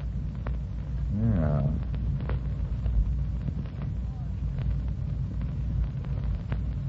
He's dead, all right. Was the body lying face down like this when you found it? Yes. You didn't touch anything. Of course not. Tell me what happened. When I got here, the light was on. I opened the door. There he was on the floor. Well, that's all. I was frightened, so I turned and started running down the stairs. Isn't 11 o'clock at night a funny time to call in a lawyer? Oh, you don't believe me, do you? You think I shot him, but I didn't. Oh, listen, you've got to believe me. You've got to help me. You're in a tough spot, baby. I haven't got a gun. I couldn't have shot Dirk, don't you see? Yeah, maybe. Then you do believe me. You don't think I killed him. I don't know. In a minute, I'm going to have to call the cops and tell them about this guy. I may be a sap, but I think you're telling the truth. Oh, then you will help me. You won't tell the police. Yeah, I'm going to help you. You see, this guy here wasn't shot at all. Somebody stabbed him.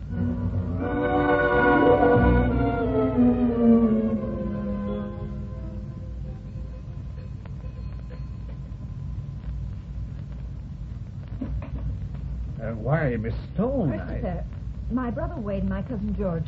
Did you give them my message? Why, no, Miss Stone. Neither of them has come home yet. I see. You don't know where they went? No, I don't know where either of them was tonight. We'll wait until they come in. Yes. Won't you sit down, Mr. Runyon? I think it's okay, Christopher. I beg your pardon, sir? The picture, it doesn't need straightening. It's a little late at night for house cleaning anyway. I don't understand, sir. That will be all, Christopher. Yes, Miss Stone. Now then, let's have a little more light on this subject. What do you mean? What were you doing in your lawyer's office at 11 o'clock at night? Well, Dirk phoned here about 10 o'clock tonight. He was excited, said it was something about the money and Uncle Caleb's will. He wanted us to come to his office right away. You, your brother, and this cousin? Yes. You see, we three are the only ones left in the family. Both Wade, my brother, and my cousin George were out, so I left word with Christopher for them to come to Dirk's office, and I went on alone. You know what happened there. What's this about a will and the money? It's my Uncle Caleb's will. He was my father's only brother, and he lived in Australia. My father never spoke of him, and I gathered there must have been some sort of trouble between them. What sort of trouble? Oh, I don't know, but whatever it was, he must have forgotten about it after Father's death. Why do you say that? Well, it was right after VJ Day that we got the letter from Uncle Caleb. He said he was getting old and that he was sick.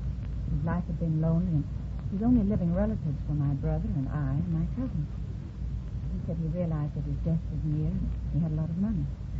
He had made a will to be opened 1 year after his death, in which he was leaving all his money to us. Why should he stipulate that his will wasn't to be opened for a year? I don't know. But that wasn't the only stipulation. His body was to be brought back and buried in the family vault. His old trusted servant, Christopher, you saw him a moment ago, was to accompany the body, and we were to take care of Christopher. 3 months later, we received word of Uncle Caleb's death. What happened to the will? It was sent to Dirk Richards, our lawyer. He was to keep it until it was time for it to be opened and read. As far as you know, you three are the only beneficiaries. Yes. There's no one else. Are you thinking that... You little sneak. Wait, please. Christopher just told me where you went tonight. What are you trying to pull anyway? If you think you can find out what's in the will that way, you make Dirk phoned the house tonight. Didn't Christopher tell you that, too? He wanted us all to come to his office. You weren't here when he phoned. How obliging of him to phone the minute I'm out of the house. Oh, Wade, stop talking like a fool. I'm no fool, Sybil. And don't you forget it. You couldn't have by any chance been in Dirk's office tonight before I got there, could you? Of course not. Where were you? Who are you, anyway? I'm a detective. A detective? That's right. Where were you tonight? Wait a minute. What is this, anyway? What's the matter? You sure you don't already know? You better tell me where you were tonight, Stone. Why, I went to the theater. Who with? With? Why, nobody. I went alone. Your cousin George wasn't with you. No, he wasn't with me. As a matter of fact, George was dining tonight with Dirk Richards.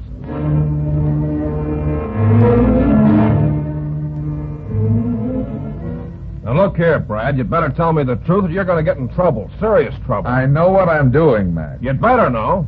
I've always trusted you and I've always gone along with you when nobody else would, but murder is a serious business. This time, I don't like it. Take it easy, Mac. I reported the murder, didn't I? Yeah, that's just it. You reported it all right. I may be a bullheaded cop, but I wasn't born yesterday. You report a murder. The body's in the guy's office upstairs. Now, what were you doing up there anyway? And how did you happen to find the body? Somebody else was there, a third person, somebody you're shielding, unless... Unless what, Mac? Unless I killed Richard. Are you kidding, Mac? Well... Cut it out. Look, a guy's been murdered. You want the killer, don't you? Of course. Okay, I'm trying to get him for you. Sure, I'm holding out on you, but I've got a reason. What? There was a third person there last night. But I don't think it was the murderer. There are 3 other people who qualify just as well or better. Who are these people? You'll find out soon enough. I could arrest you for concealing evidence, Brad. Go ahead. But if you want this killer, you better listen to me. If I told you who was there last night, you'd have to make an arrest, and probably you'd get a conviction. But the murderer would still be on the loose. Give me a free hand, and I promise to bring in the right one. Now, does that make sense? Well, maybe. Okay.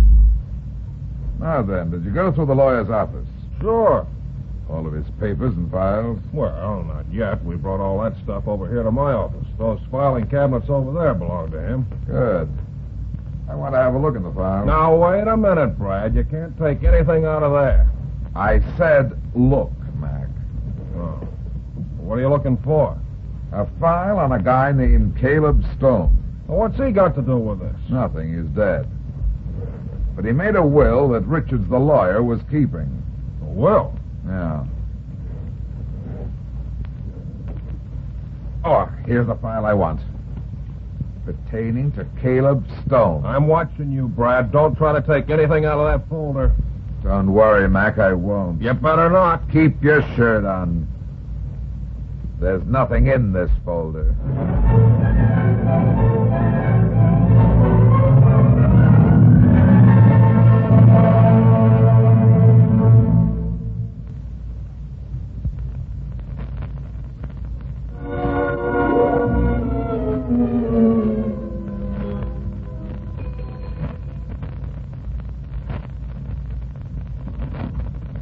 Yes, sir. Hello, Christopher. I beg your pardon, sir. Whom did you wish to see? I want to see you. See me, sir? I want to talk to you. But I don't know whether I can... It's okay. You know there was a murder last night? A lawyer named Dirk Richards? Why, yes, sir. I heard Miss Stone and her brother talking about Mr. Richards' death. You brought Caleb Stone's body back to the States, didn't you? Yes, sir. How long did you work for the old man, Christopher? About 15 years, sir. You must have known him pretty well. Yes, sir. I believe, if I may say so, that I knew him as well as anyone in the world. He was a strange man with few friends. Did you ever hear him mention any trouble he might have had with his brother? Oh, no, sir. He wasn't a demonstrative man, but I believe he was quite fond of his brother.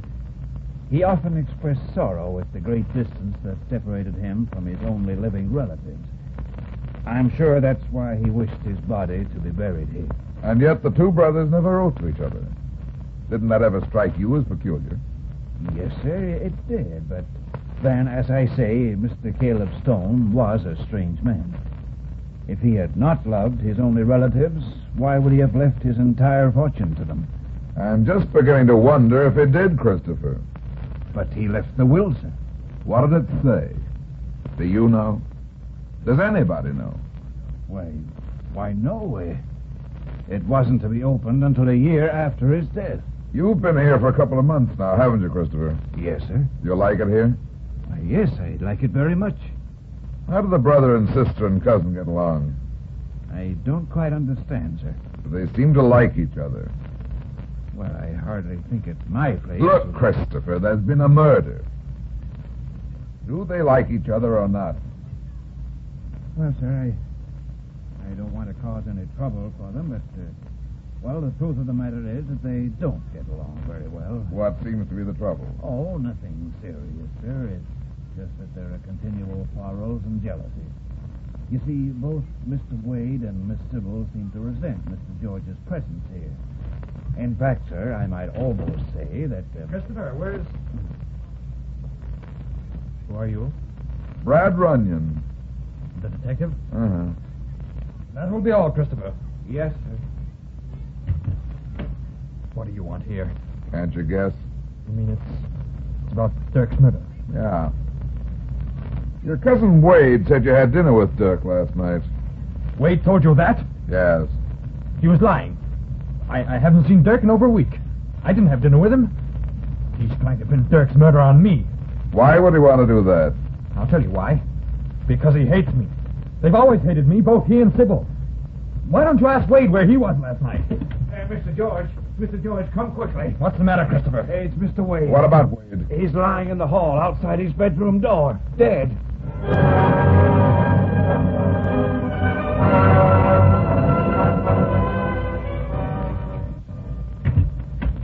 We just got the medical examiner's report, Brad. What did it say? Poison, cyanide, just enough to be deadly. We found traces of it in the glass in the bathroom. If it was murder, whoever did it knew more about poison than the ordinary person. Yeah? How do you figure that? Well, the doc says cyanide in a large dose isn't usually fatal because the stomach won't hold it. But a small amount on the side of a glass, like the one we found, is always deadly. Now, look here, Brad. You know as well as I do that this murder has something to do with the murder of that lawyer, Richards. That makes two. We got to do something. Okay, Mac. You can start by having one of your men check through the old files to see what he can dig up on a guy named Caleb Stone. What's this Caleb Stone got to do with all this? I think he's got a lot to do with it. Hello, Sweeney. See what you can find in your old files on a guy named Caleb Stone. Stone. Yeah, that's right. Boy, this is no joke, Brad. They're already screaming for me to make an arrest. I told you I'd get the murderer, and I will. Well, it's a cinch that whoever put that poison in Wade's water glass was somebody in the house. Uh-huh. I think it was his sister, Sybil. Why Sybil? Why not Cousin George? Or the old butler, Christopher? Don't jump too quickly, Mac. Once we know what the motive is, we'll have the murderer. The motive must have been the will. Whoever killed the lawyer took it. Then why kill Wade? No, Mac. It isn't the will that was the motive. But it might be something that's in the will. The will is gone. Yeah, and that's the part that doesn't fit. If one of the remaining heirs was trying to kill off all the others to inherit old Caleb's estate, he wouldn't have to kill the lawyer or steal the will. Oh, I see what you mean. There must be something else behind it. Takes you a little while, Mac, but you always get there. Hello. Oh, yes, Sweeney. Yeah? Good. Okay, Sweeney, thanks. Did he find anything? I'll say he did. Caleb Stone was wanted for murder 25 years ago, but he skipped out of the country and nobody has seen him since.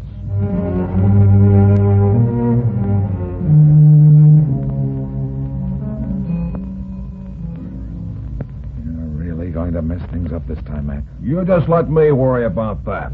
You'd come clean with me from the beginning, I could have made the arrest sooner. If you arrest the sister now, Mac, the real murderer may go free. I think the sister is the real murderer. The house is pretty quiet. Maybe nobody's here. Probably in bed. No, somebody's coming. Mr. Runyon. Yeah, this is Lieutenant Mackenzie of the police, Miss Stone. Oh, come in. Has something else happened? And what did you think might happen? Oh, why, I don't know, but since Wade's murder, I'm frightened, Mr. Runyon. I don't blame you. What do you mean by that? You killed Richards, didn't you? Oh, no, And then no. you poisoned your brother so we'd think he'd murdered the lawyer and committed suicide. Oh, no, I didn't. Why would I kill Dirk? Because you weren't mentioned in your uncle's will. You had to get that will and destroy it, so you killed the lawyer. Then you killed your brother. The next one is Cousin George, isn't it, Miss Stone? Then all the money will go to you, will or no will. Oh, no, I tell you, that's not true. I don't want the money. I've never wanted it. Why not? Because it's cursed. There's a curse on all of us. I've felt it for years. I've known it ever since I found that note. That's why I never told anybody. What note? What are you talking about? I found it in Father's papers after he died. I never told anybody until I showed it to George tonight. Who was it from? It was from Uncle Caleb to my father. And it must have been written years ago, soon after Uncle Caleb went to Australia. Where is the note? Here it is.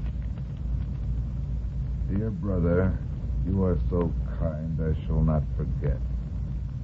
You had best remember, too, that under a curse such as this, even the dead won't die. What does that mean? Don't you see it? We're cursed, the whole family. And my uncle knew it. I always felt there was something. The fact that my father never spoke of Uncle Caleb. The fact that we never heard from him. And all these years it's been there, hovering over us, waiting to strike. And now it has. These murders. It's in our blood, don't you see? I was afraid that George, that he... What? Well, that if he knew about it, he might realize that he... That he was insane. Yes. Both my uncle and my father must have known that this murderous strain was in our blood. Hey, if that's true, Brad, it'll explain about Caleb Stone. Yeah, maybe. Well, I'm sorry, Miss Stone, but I've... Hold it, Mac. Come with me. Hey, what's the matter with you? I told you I Mac, was gonna... we've got to get out of here quick. But you... We'll see you later, Miss Stone. All right, Mr. Runyon. Now, what's the idea, Brad? Don't be a sap. That note explains something, all right, but it's not what you think. What? The last 4 words, Mac. The dead won't die. I don't get it. You will. Come on. Where to? The cemetery. Cemetery? Why? I want to have a look in the Stones family vault.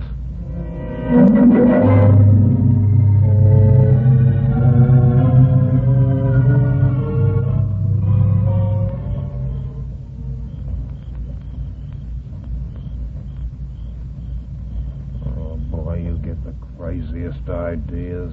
What's the idea coming out here? I should have grabbed the dame and taken her in. Take your time, Mac. You'll make an arrest sooner than you think. This place gives me the creeps. Graveyard is bad enough in the daytime, but in the middle of the night, it's too much. You're not afraid of ghosts, are you? Oh, well, of course not. I hope ghosts are all we'll have to worry about. What do you think we'll find here? I'm not sure, but... Wait. Huh? That's it over there, under one of the trees. Look, Mac. The door to the vault. Yeah, it's not quite closed. Looks like somebody else has the same idea. If there's anybody in there... Come on. Shine your light inside when I push the door open. Okay.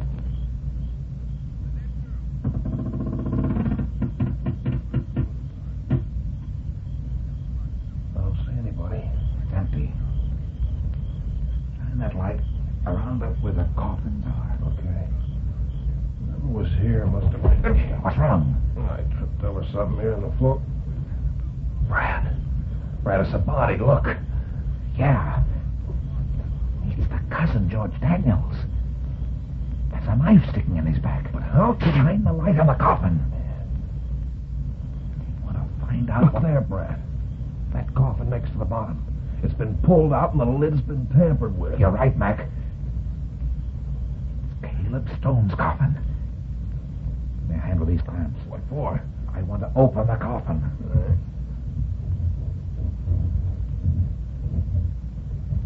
Now, give me the light. I was right. About what? Look here in the coffin, Mac. I don't see anything in there. That's just it, Mac. Caleb Stone's coffin is empty.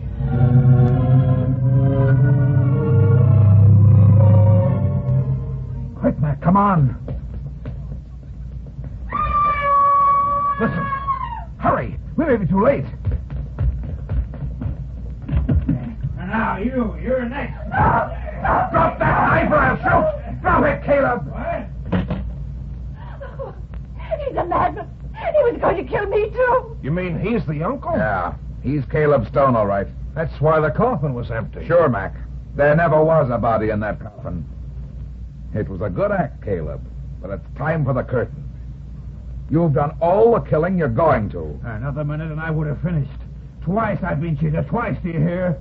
And all those years I waited and waited. You lied about your brother, didn't you, Caleb? You hated him, didn't you? Yes. But I didn't kill that man 25 years ago. My brother killed him, her father. He shot him down in cold blood, took the money and framed me. Oh, he was smart, all right. He did a good job. I didn't have a chance. No. Oh, yes, he did. My brother was a fiend, a devil, and nobody ever knew. I wanted to kill him, but I didn't have time. The police were after me, but I got away. I went to Australia and I waited. I waited for years. I was afraid to come back, and then he died. He cheated me. And so you decided to take it out on the rest of the family? Yes. What about the money and the will? The money? I had no money. And the will deeded only hate to the name of Stone. Why did you kill Richards? That meddling lawyer. He couldn't let well enough alone. He must have suspected something, opened the will, and discovered the truth. She told me he'd called. While she was upstairs getting ready to see Richards, I left and went to his office and killed him. I thought she'd be suspected. What did you do with the will? The will? Oh, yes, of course. I have it here in my pocket. Give it to me. Certainly. Here you are. He's got a gun. Oh, nice shooting, Brad. Yeah. Is he dead? Yeah, he's dead, all right. You got him right in the heart, Brad. Shouldn't have gone for his gun. No, but he saved the state a lot of money. He'll have a cheap funeral, too. What do you mean, cheap? He's already got a coffin, Mac, remember? He brought it all the way from Australia.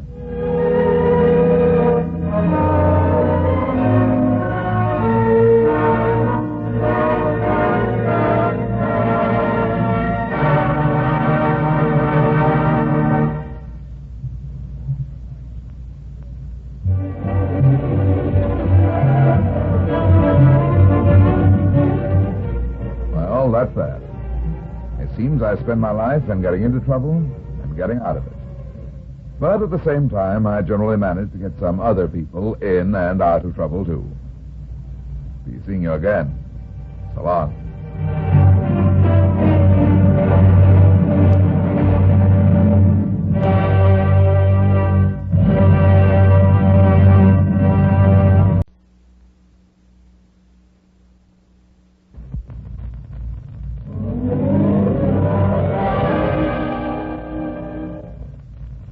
There he goes into that drugstore. He's stepping on the scales. Weight 239 pounds. Fortune, danger. Who is it? The Fat Man.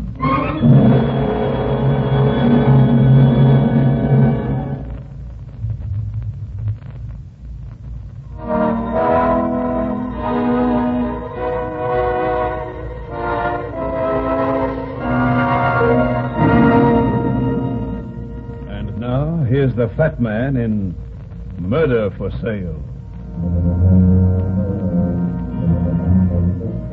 It isn't often that a woman shows up as an important figure in what we call organized crime. However, occasionally an exceptionally clever and attractive woman turns her abilities to crime on a big scale. And believe me, when that happens, the headaches of the police really begin.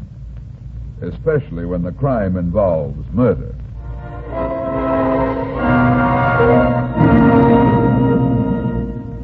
The printing on the frosted glass door said Oliver Winkler Enterprise Incorporated.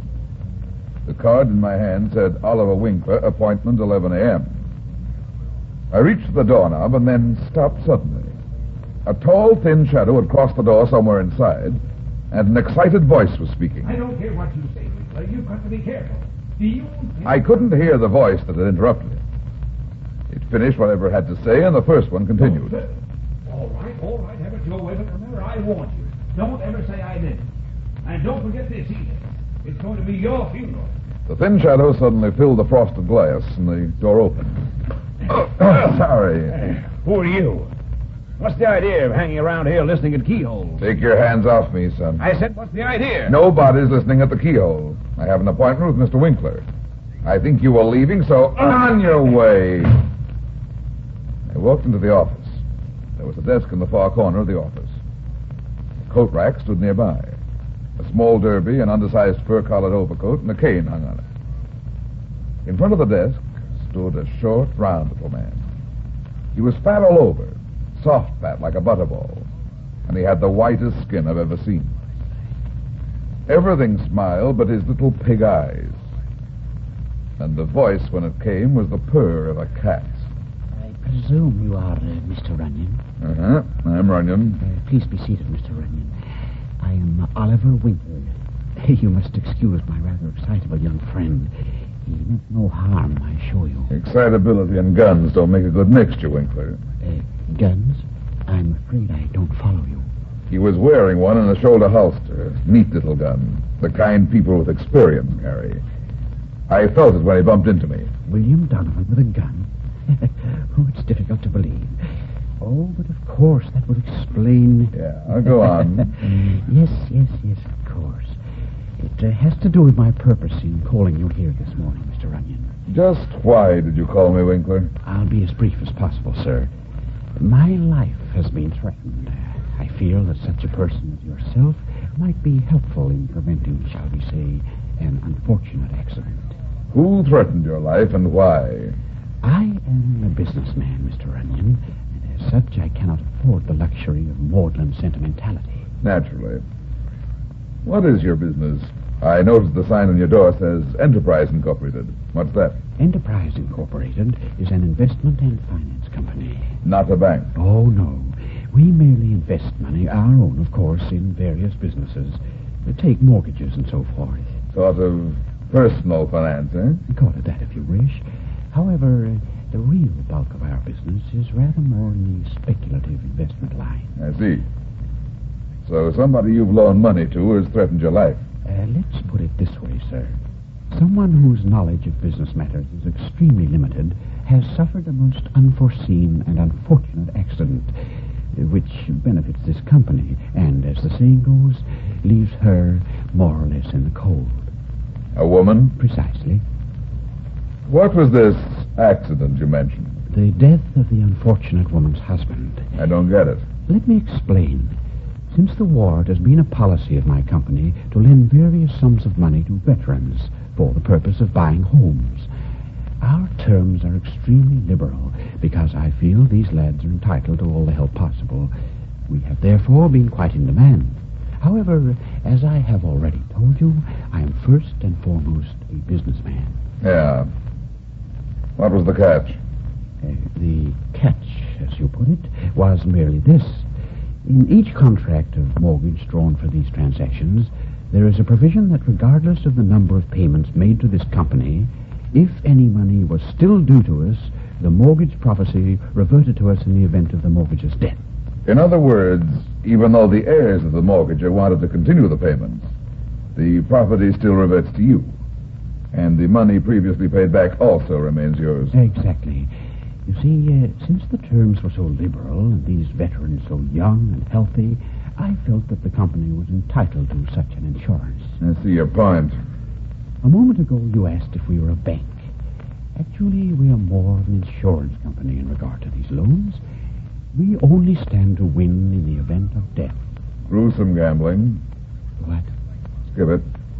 What's the woman's name who threatened your life? Mrs. Etta Goodman. Here is her address. She is living in the mortgaged house, but of course will not have to vacate.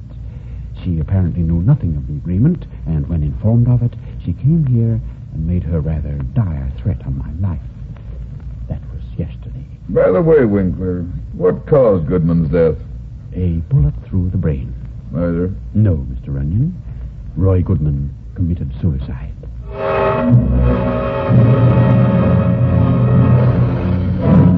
I'm looking for Mrs. Etta Goodman. I'm Etta Goodman. What do you want?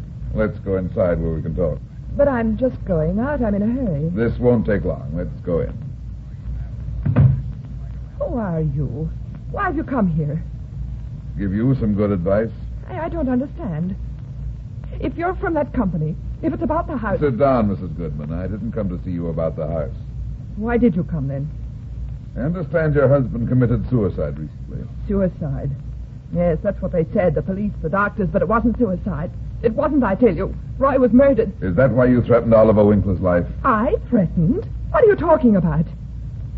Who are you? Why are you asking these questions? My name is Runyon. I'm a detective. The police? No, I'm a private investigator. A minute ago, I said I came here to give you some advice. Murder is a serious business, Mrs. Goodman. Forget it. Forget that they murdered my husband, never. Not your husband. Winkler. Winkler?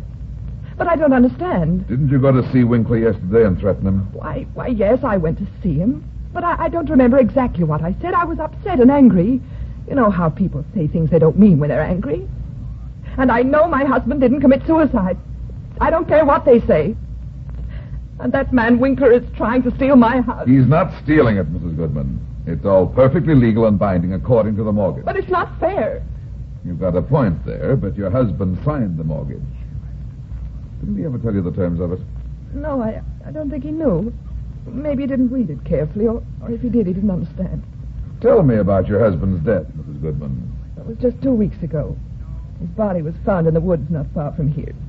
He'd been shot through the head, and there was a pistol in his hand. They said it was suicide, but I know Roy wouldn't kill himself. What makes you so sure of that? There was no reason for him to kill himself. No, I tell you it was murder. The police wouldn't listen to me, but I'm sure that man Winkler is behind it. I went to him and begged him to give me time to pay, but he wouldn't even listen. He said our house belonged to him now. I even went to the woman who sold us the house to see if she could help, but she could do nothing. Who was the woman you bought the house from? She's a Mrs. Isabel Sutton. She said it was none of her business, that she'd sold the house to us and had nothing to do with the mortgage. Does she know this fellow Winkler? Why, I don't know. I don't think so. Why? Nothing. I just wondered. Isn't there anything I can do? I mean about the house. I'm afraid not. But you're a detective. Couldn't you help me? Couldn't you find out if Roy's been murdered? If the police think it was suicide, it probably was. Besides, my only interest is in protecting my client's life. Since you say there was nothing to your threat, I'll be running along. Oh, but please, you... Something's fallen down behind the cushion of this sofa. No, please, it's nothing. Nothing? Since when is a gun nothing, Mrs. Goodman? A gun? But I don't understand. Here, let me see. What's it doing here? Why, that's the gun that Roy was killed with. It looks like somebody hid it behind these cushions. Somebody who intended to use it again. What do you mean? I mean there aren't any empty chambers in it. It's been fully reloaded, Mrs. Goodman.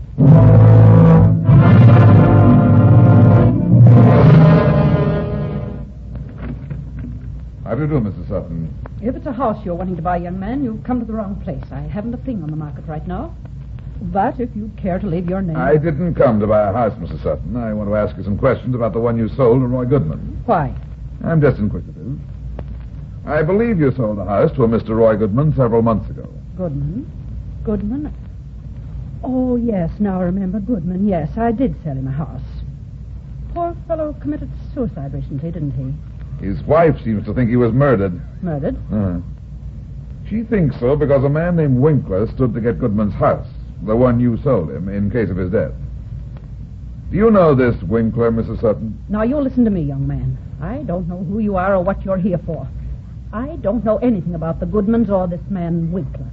All I do know is that I sold a house and that Mr. Goodman borrowed the money to buy it from Mr. Winkler. Whatever arrangements they made was their business. I know nothing about it. Do you understand? Maybe. So you don't know Winkler at all? I know of him. He has on several occasions loaned money to people I've sold houses to. None of these other people happened to die, did they? Say, by committing suicide? Who are you? Why did you come here? My name's Runyon. I'm a private detective. A detective? You still haven't answered my question, Mrs. Sutton. Oh, well, how should I know? I just told you that when I sell a house, I'm through with it. You deal pretty extensively in real estate. Yes, of course I do. I have to make a living. Real estate's my business. Then I'm sure you wouldn't mind giving me the names of the people who bought houses from you and used Winkler's money to pay for them. But I don't remember who they were. You must keep records. Naturally, but I don't keep them here at home. They're at my office. I see. Oh, never mind. I think I can find out at the claims office. Oh, Mr. Runyon, a moment ago you mentioned murder. Well, if there's anything wrong, if Mr. Winkler's committed a crime, I certainly want to help you. Okay, Mrs. Sutton. I'll probably be back to talk to you later. Oh, by the way, have you ever seen this gun before? Gun? Yeah, take a good look at it. It's the one Roy Goodman was supposed to have shot himself with. I know. I've never seen it. Why do you ask? I just wondered. Who hired you, Mr. Runyon? Was it that Mrs. Goodman? No, Mrs. Sutton. It wasn't Etta Goodman. Who was it then? It was Oliver Winkler. Winkler? I don't understand. Why on earth would... Isabel, I've got to talk to... Bill, you know better than to interrupt when I'm busy. Hello.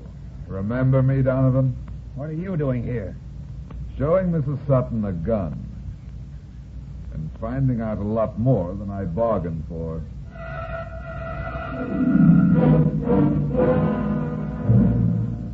I'm sorry it took so long to find these files, Mr. Runyon, but with no more to go on than you gave the claims office, it took us time. That's okay. Did you get the rest of the information, too? Yes, one of our secretaries traced the history of each purchaser since they bought the house. Good. What did you find? Well, our records show 5 sales in which property owned by Mrs. Isabel Sutton was sold and paid for by money borrowed from Winkler's company. Is Roy Goodman included in that list? Let's see. Yes. You know, this is really very strange, Mr. Runyon. What? All 5 of the men who purchased property from Mrs. Sutton and who gave mortgages to Mr. Winkler have since died.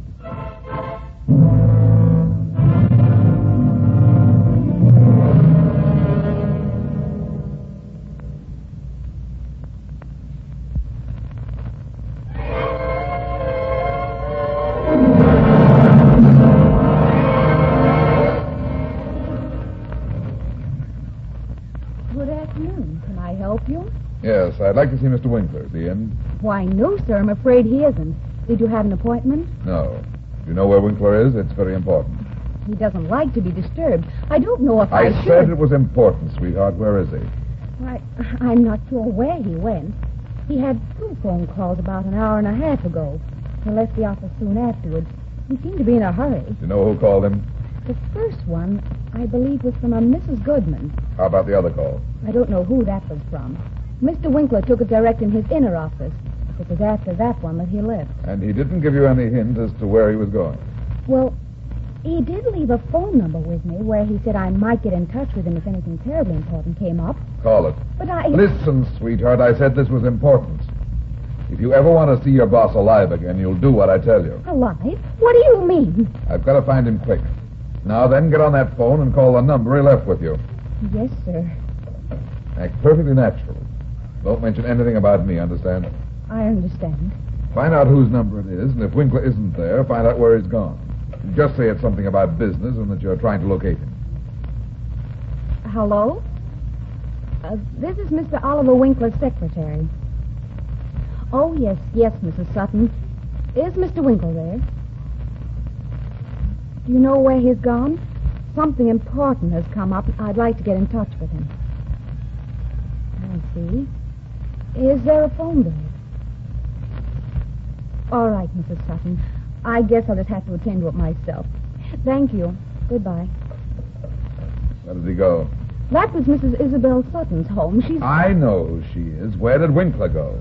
Mrs. Sutton said he went out to look at a house he's going to take a mortgage on. Where is this house? It's in the country about a mile from the city limits on Coldview Road. It's an old red brick farmhouse that's just been deserted for some years, and it sits back on a hill just beyond Bedford Creek. You can't miss it. Did Winkler go there alone? Why, no. Mrs. Sutton said he went with her assistant, Mr. William Donovan.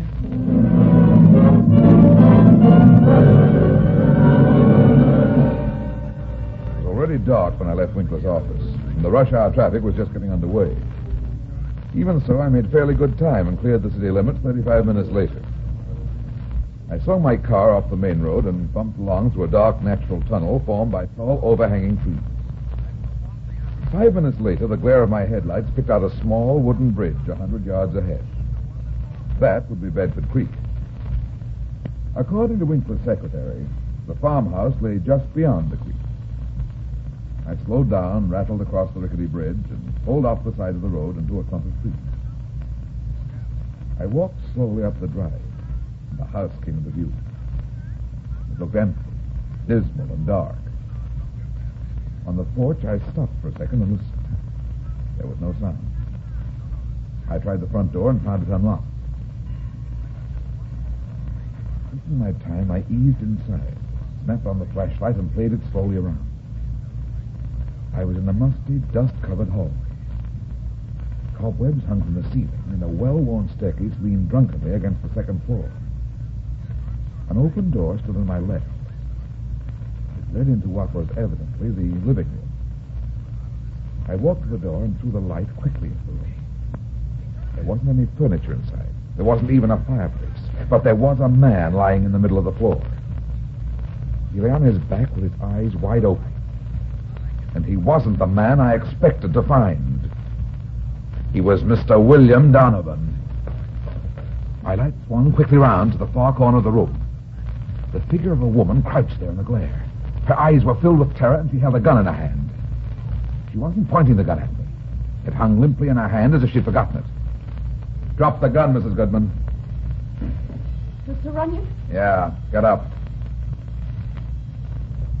So, you found another gun. No. No, that isn't my gun. Where's Winkler? Did you get him, too? I didn't kill that man on the floor. I've never even seen him before. You expect me to believe that when I find you here with a gun in your hand? One shot's been fired out of this pistol, and not long ago. But I didn't do it, I tell you. He was there on the floor when I got here. Why did you come to this house?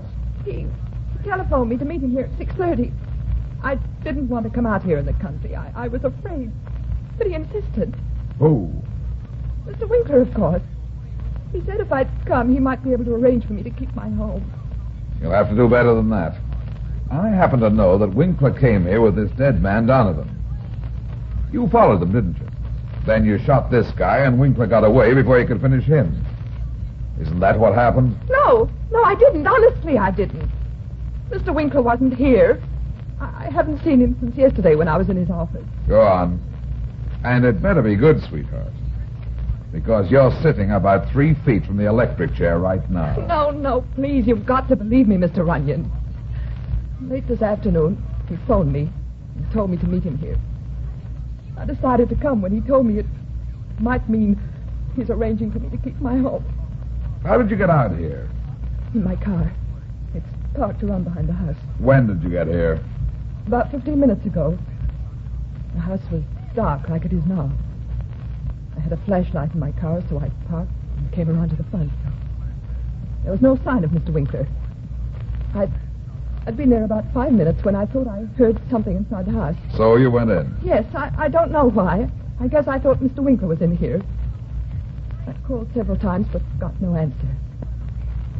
Then I looked in this room and saw this man there on the floor. He was dead by then. The gun was lying beside him. I must have picked it up. I don't remember. I was terribly frightened. I can imagine. While I was standing here, I heard you walk up on the porch. I didn't know what to do. I was terrified. Some of it might make sense and some might not. But it's the truth. I swear it. I think Donovan brought Winkler here to kill him. But it could be that Winkler got him first. But why? And why did he call me to meet him? Unless I'm mistaken, Winkler, a woman named Sutton, and this dead man were working together in the real estate mortgage racket.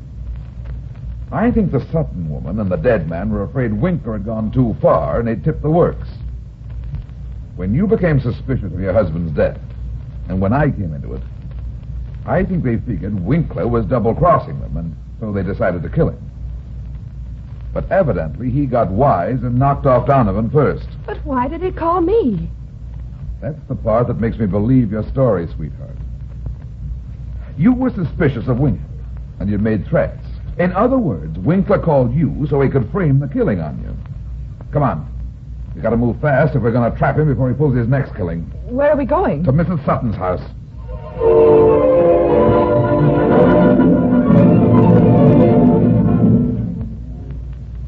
Remember, Mrs. Goodman, let me do the talking. No matter what I say, you agree with me. Do you understand? Yes. There's a car in the driveway. Those Probably Winkler's. He is here, then. I hope so. Where is he? Where is he? What have you done to Bill? Hold it a second. My dear, you're on duty. Say, calm yourself. You're lying, but you're not going to get away with it. Okay, here we go. What's the meaning of it? The fat man. What do you mean breaking into my house? What are you doing here, Runyon? I've come to get a murderer, Winkler. Then it's true. You did kill him. You killed Bill. Shut up, you idiot. Why, this is absurd. No, it isn't, Winkler.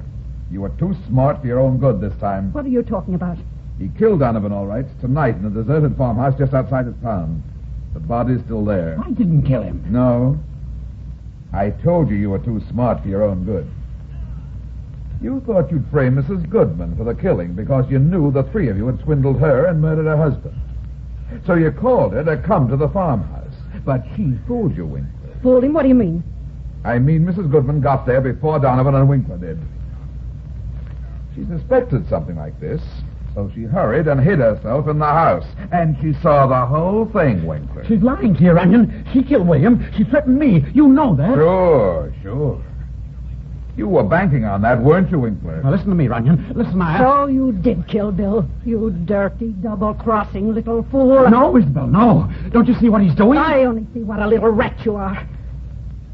You're right, Mr. Runyon. He's a murderer. He saw to it that all those purchasers died. Accidentally. After they mortgaged their homes to him. She's lying. She was behind it. It was her idea. Oh, no, Oliver. Not my idea. Perhaps I'm guilty of helping you. But if I can see you in the electric chair, I'll gladly take my own punishment. You're insane, Isabel. Don't believe her, Runyon. Don't believe her. Shut up. Can you prove he's the murderer, Mrs. Sutton? Of course I can prove it. I've all the papers to prove it right here in my desk drawer. You may have them gladly. She's got a gun. Yes, my dear. I have a gun. I told you she'd trick us. I tried to warn you. Quiet, Oliver. I'm going to kill you now. I'm going to shoot you just like you shot Bill. No, Isabel, please. Put that gun away. Don't be a fool, Mrs. Sutton. I know what I'm doing. You're going next, Mr. Runyon. No, Isabel, no. Goodbye, Oliver. And now, Mr. Runyon, you... That scream came in very handy. Now, give me that gun. No. Let go of me. Let go. I can't. I tell you. My arm. You're breaking my arm. Drop it. Get that gun, Mrs. Sutton. Yes. Give it to me. Yes. And now, Mrs. Sutton, I'll hold the gun a while. Well, you saved the state some trouble by disposing of Winkler. And it'll put you right in the electric chair, Mrs. Sutton. Oh, Mr. Runyon, I was so frightened. I don't know what happened. Skip it, sweetheart. You saved my life. If you hadn't startled her by screaming, I'd be lying there dead by now. Okay, Mrs. Sutton, let's go. They did murder my husband, didn't they? Yeah. There's one thing you won't have to worry about now. What? I've got a hunch that house of yours is going to stay right where it belongs. With you, Mrs. Goodman.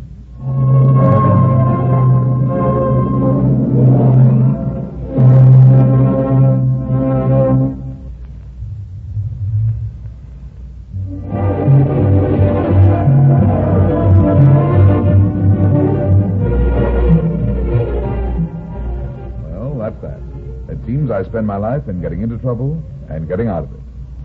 But at the same time, I generally manage to get some other people in and out of trouble, too. Be seeing you again. So long.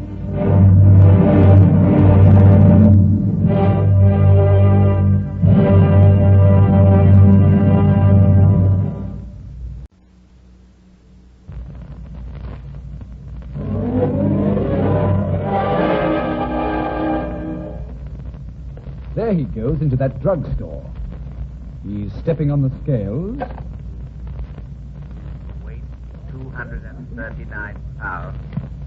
Fortune, danger. Who is it? The Fat Man.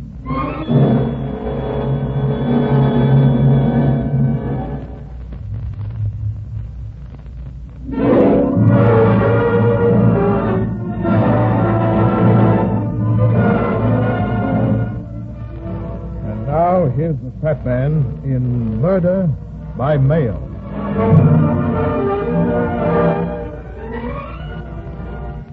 The girl wasn't from the city, that was obvious. She was a big girl, almost as tall as I am, but she wasn't fat. She wasn't pretty either, but with the right clothes and beauty aid, she would have been striking. She didn't have the right clothes, and beauty was something that had never occurred to her. Any woman would have envied her complexion, but they wouldn't have wanted the hands that went with it. The complexion said outdoors and health, but the hands said work. I put her age at 35 and lit a cigarette. She carefully smoothed the skirt and took the chair across from my desk. When she spoke, I knew she was a capable single woman who lived on a farm in the Middle West. My name is Kate Gehring, Mr. Runyon. Pleased to meet you, Mr. Gehring. I'm a stranger in your city, and I saw your ad in the classified telephone directory. That's why I came here to see you. I've never hired a detective before, and I don't have too much money. Don't worry about the money, Miss Gehring. Just tell me what the trouble is. Well, my brother Bob has disappeared. It's all so strange. I just don't know what to make of it. Suppose you start at the beginning. When did your brother disappear? Well, I'm not sure exactly. I mean, I don't know the exact day. You see, he was here in the city. I was out home. We have a farm in Iowa. Your brother was visiting here? No, he had moved here. I was dead set against him doing it. I always knew something terrible would happen if he came here and married that woman. He came here to get married, then? Yes. That was a month ago. Who was the woman he married? Her name is Irma Lewis. And I'm sure there's something peculiar about her, something wrong. Had your brother known her very long? Well, that's just the point, Mr. Runyon. You see, my brother didn't know her at all. Now, wait a minute. Let me get this straight.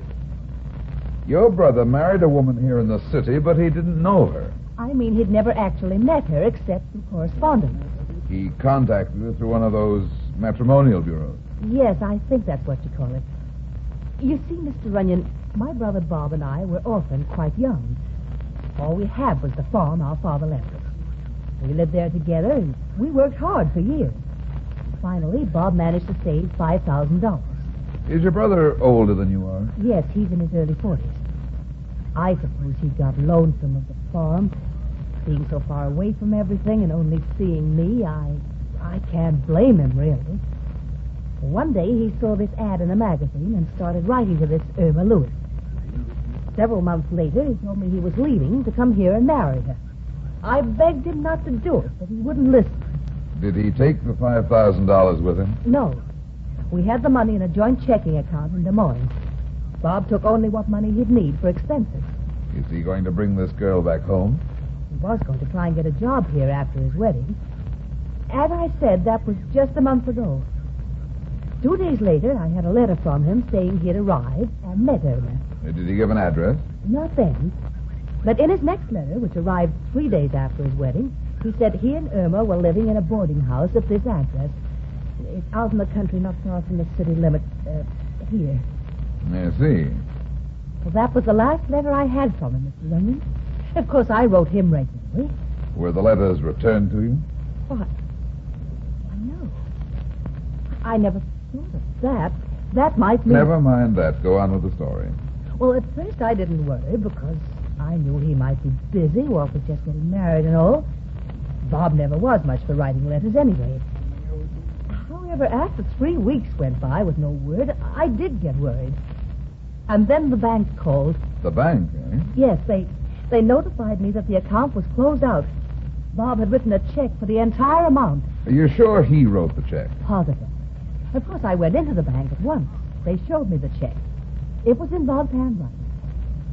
Well, you can imagine my feelings, Mr. Runyon. Yeah. I managed to borrow some money on the farm and came here at once. I arrived yesterday. Of course, I went immediately to the address of the boarding house. Couldn't the owner tell you when your brother and his wife left? But that's just it, Mr. Runyon. The woman who owns the house didn't know what I was talking about. She said my brother and his wife had never been there.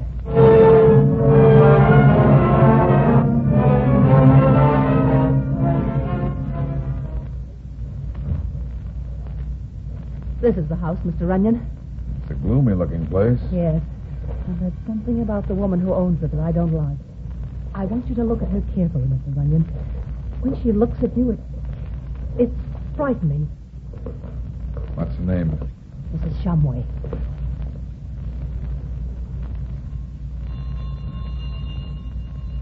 Now remember, let me do the talking. All right.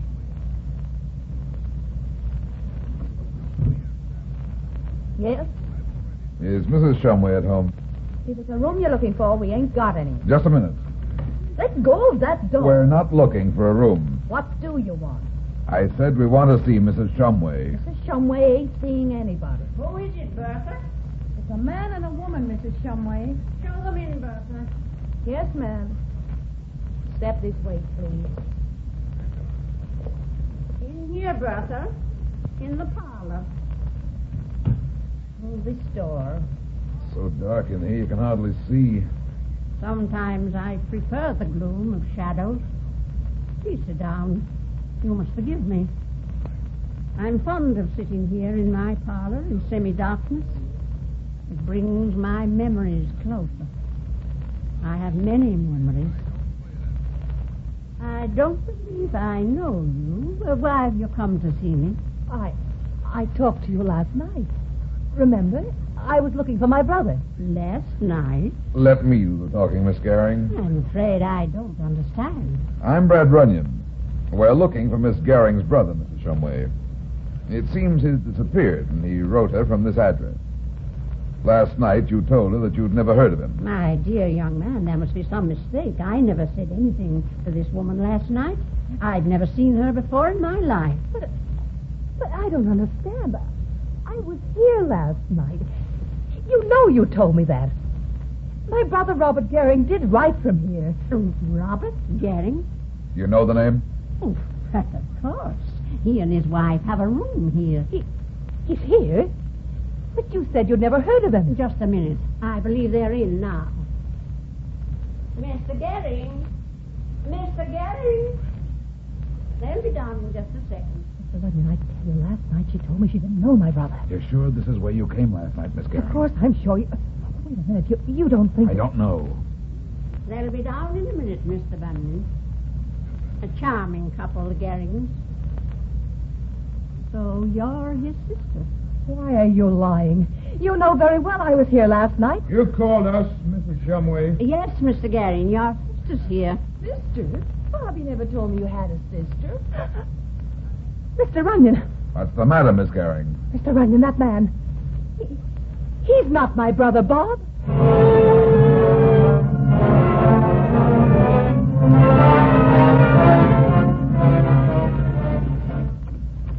Now then, Miss Gehring, I'm going to get to the bottom of this business.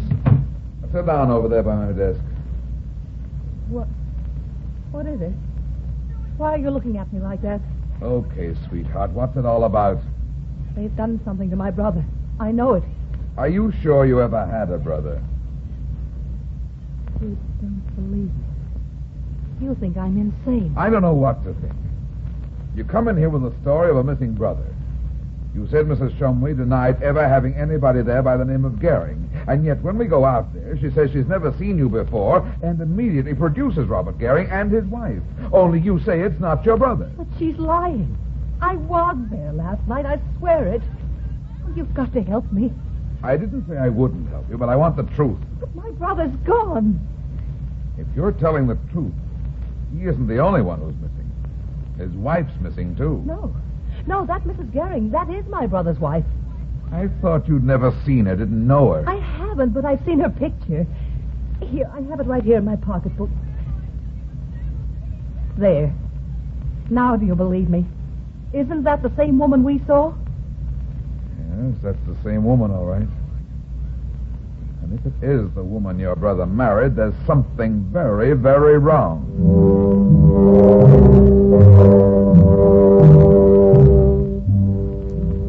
I sent the girl back to her hotel and told her to stay there until she heard from me. Then I sat down to think. It didn't make sense, any of it. Here was a girl who said her brother had married a woman he'd never even seen and then disappeared. But had he disappeared? There was a Robert Gehring and his wife living at the brother's last address. If the girl Kate was lying, what was her angle? What was she up to? And if she were telling the truth, what was Mrs. Shumway's game? Why had she denied knowing of any Robert Gehring and then, on the second visit, immediately produced him and his wife? Was Kate insane? She didn't look crazy. She looked and acted just like any other healthy country girl. And then there was that picture.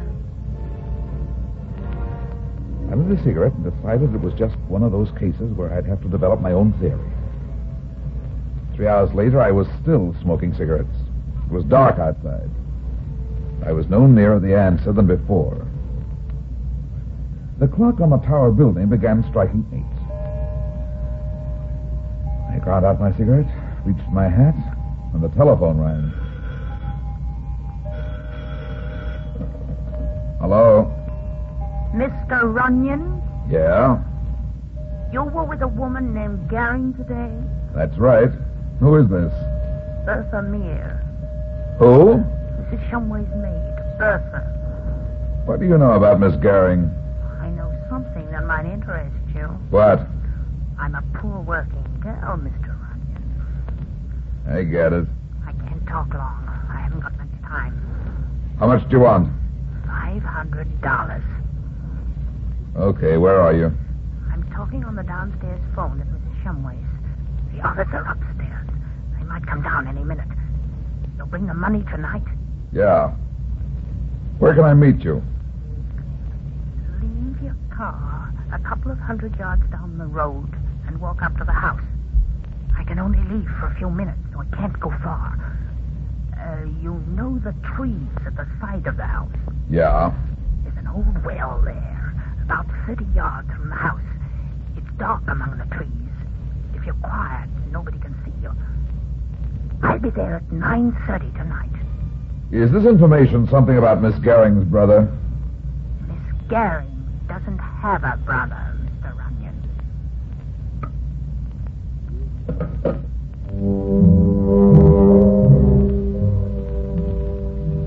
I pushed the phone across the desk, and my eye fell on the picture of Irma Lewis, or Gehring, or whatever her real name was. It lay where Kate Gehring had put it earlier in the afternoon. She'd forgotten to take it with her, and the phone had half hidden it. I picked it up and looked at it. Just an ordinary 3x5 photograph with a love note scribbled on it.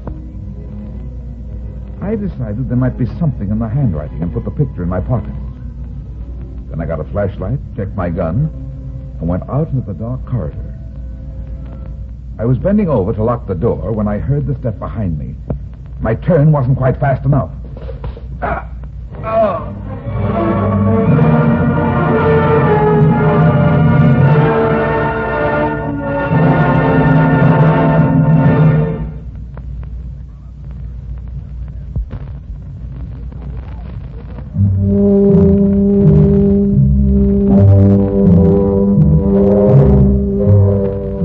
Sometime later, I opened my eyes and thought my neck had been broken. Maybe that's what was intended, but I've got a lot of neck. The back of it was stiff and sore, where somebody who knew how had landed a rabbit punch. But nothing was broken. I was lying on the floor of my office. The light was on, and I was alone. I got to my feet and went to my pockets. The gun was still where it belonged, and so was the flashlight and all my money. But the picture of Irma Lewis was gone.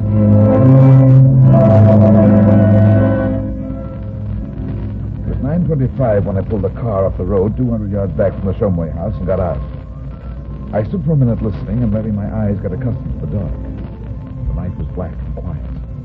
Great black clouds rolled across the sky, hiding the moon, except for occasional quick glimpses. I crossed the road and walked quietly down toward the house. Its outline loomed dark and forbidding in the gloom. Lights glowed from 2 windows on the second floor. 50 yards away, I stopped again and listened. There was no sound. Walking carefully, I made my way slowly up through the trees and found the old pump. Bertha the maid wasn't there. I leaned against one of the trees and waited. 15 minutes passed, and still she didn't come. An uneasy feeling began coming over me, and I pressed closer against the tree. Why should I believe the maid? Maybe it was a trap. And then suddenly I heard it, faintly at first, 20 or 30 yards off in the brush away from the house. Something was moving stealthily through the light underbrush. Something I couldn't see. I drew my gun and waited. Whoever it was digging at the brush and ground. I decided they didn't know I was there and began easing slowly toward the noise. I held my breath and stopped. It was a dog. The flashlight was already in my left hand, but the moon saved me the trouble of lighting it by choosing that moment to break through the clouds again. It only stayed a second, but it was long enough for me to see the figure of a dog crouching on top of a neat oblong mound of earth. Suddenly, the dog knew I was there. Easy, old boy, easy. I'm not going to hurt you there. That's a good boy. That's the boy. What is it? Just a dog. I don't believe it. There must be someone. Who's there? Go down there and see if it's over here. I took 2 steps backward and my foot hit a pile of brush. It was the guy who claimed to be Bob Garing, and the bullet hit a tree 10 feet away. The window banged down and the dog headed for the house. I headed for the road again, running low through the trees. After all, I was trespassing on private property, and I had no proof that anything was really wrong. 20 yards up the road, I heard the front door of the house bang open. I ducked into the woods and went back to where I left the car. I got in and looked back toward the house. A light was bobbing around in the trees near the pump. A couple of minutes later, the light moved back to the house and went out. I waited another 5 minutes and then started the motor and drove back towards the city. 2 miles away, I found a filling station with a telephone. I went in and dialed the number of Kate Garing's hotel. Good evening, Hotel Bond. Will you please ring Miss Kate Garing's room? I'm sorry, but Miss Garing is out. You know if she left a message for Mr. Runyon? Oh, are you Mr. Runyon? Yeah. Oh, there is a message for you. Just a second. Her message reads, Mr. Runyon tried to reach you. Something important has happened. I've gone to Mrs. Shumway.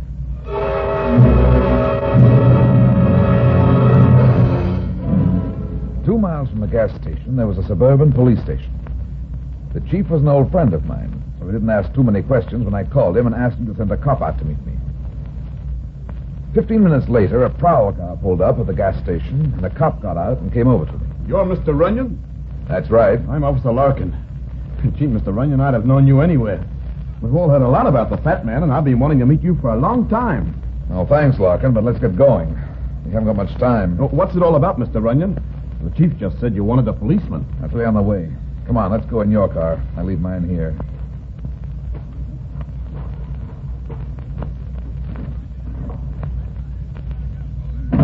Oh, where to? Straight out this road. Just keep going until I tell you to stop. Okay.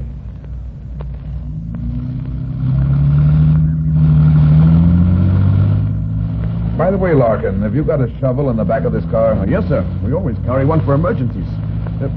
What do you want with a shovel? We might do a little grave digging.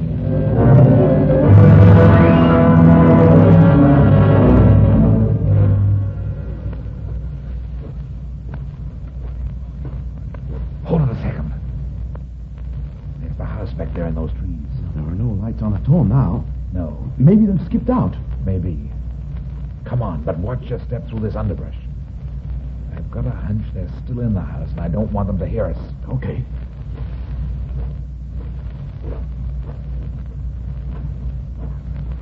Here's the place right over here. Oh, it's so dark I can't see anything. Want me to use the light? No. Give me the shovel and I'll dig. The mound is right here. Yeah, I see it now. That guy up at the house took a shot at me when I was here before. If we show the light, he might see us and try again. Now, give me the shovel. You keep an eye on the house. Okay. Something's been buried here, all right. The ground is soft.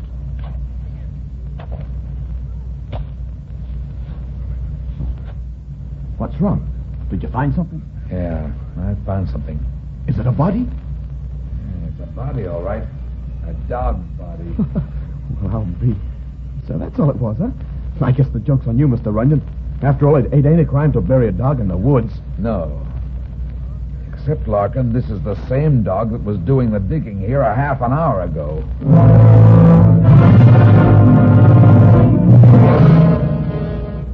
Wait, Mr. Runyon.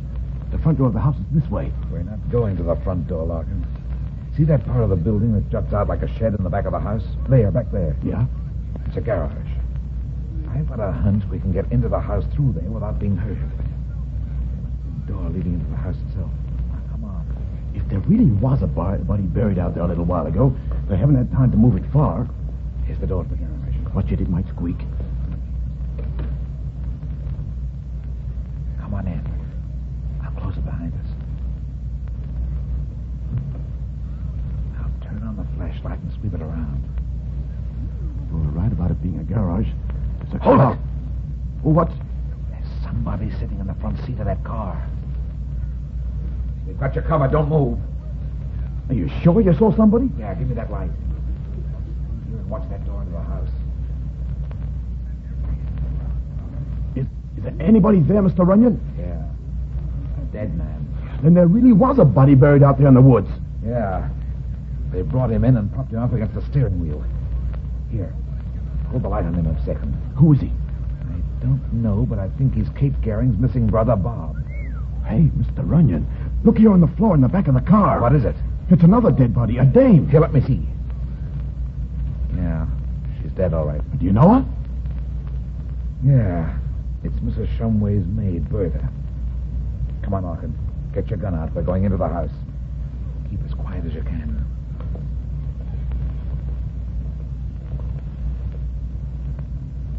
It sure is dark in here. You want the light? Not yet. Easy now. Somebody maybe... The lights! Somebody turned them on. Just what is the meaning of this, Mr. Bunyan? The name is Runyon, ma'am. There are a couple of bodies in your garage that might need explaining. What is it, Mrs. Shumway? What? That man. He's here again. I told you to be careful. I told you. Shut up, you idiot. Now, just what is all this nonsense about bodies? And what do you mean by breaking into my house? Where's your husband, Mrs. Gehring? Why? He's out. He's not here. See here, Larkin. And keep your gun on these two. I'm going to search the house. Kate Gehring's hotel said she came here tonight. Y'all do nothing of the sort. Move up the staircase, Mrs. Shumway. I'm going up. I won't move. You've no right to... What the heck? It's Kate. Out of the way, Mrs. Shumway. Take your hands off me. Watch them, Larkin. Don't move either of you or I'll shoot. Help, please. Look out, he's got a knife. You again, eh? Your knife throwing's no better than your judo. You've still got plenty to learn, and I'm going to show you one of the... Stay away from me. tricks. Like that. It's not as effective as a rabbit punch, but it serves its purpose. And now get up. Don't shoot. Don't shoot. On your feet. We're going back downstairs. You all right, Miss Gehring? Yes. Yes, but he was going to kill me. They heard you in the garage. I told you to stay in the hotel. Why did you come out here? She called me tonight. Who? Mrs. Shumway. She said she'd tell me something about my brother. I came and they locked me upstairs. Mr. Runyon, they killed Bob. They murdered him. Take it easy. You okay, Mr. Runyon? Yeah, I got the other one. It's this guy here. What's your real name, by the way? Cavender, Charlie Cavender. Okay, start talking, Cavender. Yeah, I'll talk, only you gotta believe me. It's all Mrs. Shumway's fault. She got us into it. Sure. It's the truth, Runyon. Me and Irma didn't know. Is Irma your wife? Well, yeah, sure she is. This she-devil here is to blame. You're a little squid. Shut up. Watch her, Larkin. Well, we didn't know it was gonna be murder. I swear we didn't. We thought it was robbery. We figured to fleece this country guy Gehring after Irma went through a fake marriage ceremony. Nice, clean little record, huh? Well, she killed Gehring. She did it herself and made us help bury him. Why was Bertha killed? Well, she found out about Gehring. Mrs. Shumway was afraid she'd tell somebody. Okay, Larkin, let's take him in. No, you can't take me. I told you the truth. You gotta believe me, right? Pipe down, come on. No, you won't. I'm not letting You want a real lesson, don't you? Go. Okay, baby, try this rabbit punch besides. Boy, what a punch. Yeah, works fine, doesn't it? It's out like a light. I owed him that one. Okay, Larkin, you go on out to the car with the women. I'm going to have to carry this baby. It's a cinch he won't be doing any walking for at least an hour.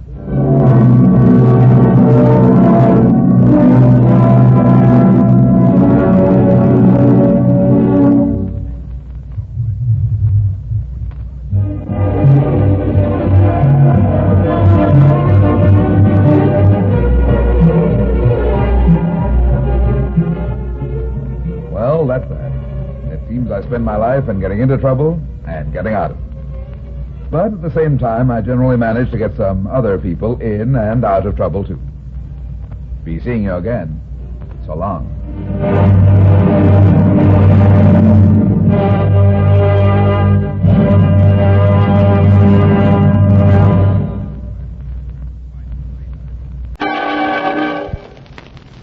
There he goes into that drugstore.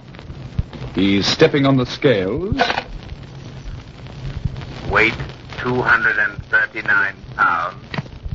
Fortune, danger. Who is it? The Fat Man.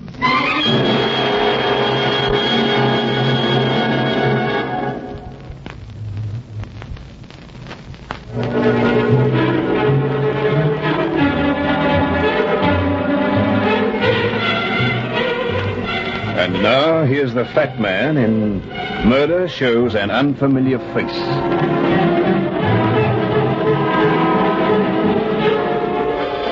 This one began on the state highway just about 10 miles out of town. I was coming home late one night from a boat club banquet. And being alone, I had the old Ponte up to about 50. It was plenty dark that night. As I came round a curve, my headlights picked out a woman standing right in the middle of the road.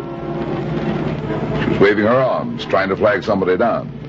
So I slowed up and pulled over to the side of the pavement. Right away, I could see that she was kind of cute. Waving at me, sister? Yes. Oh, yes, I was. Thanks so much for stopping. What's the trouble? Nothing. I just wondered if I could hitch a ride. Sure, get in. Which way you headed? Your way, back to town. Fine.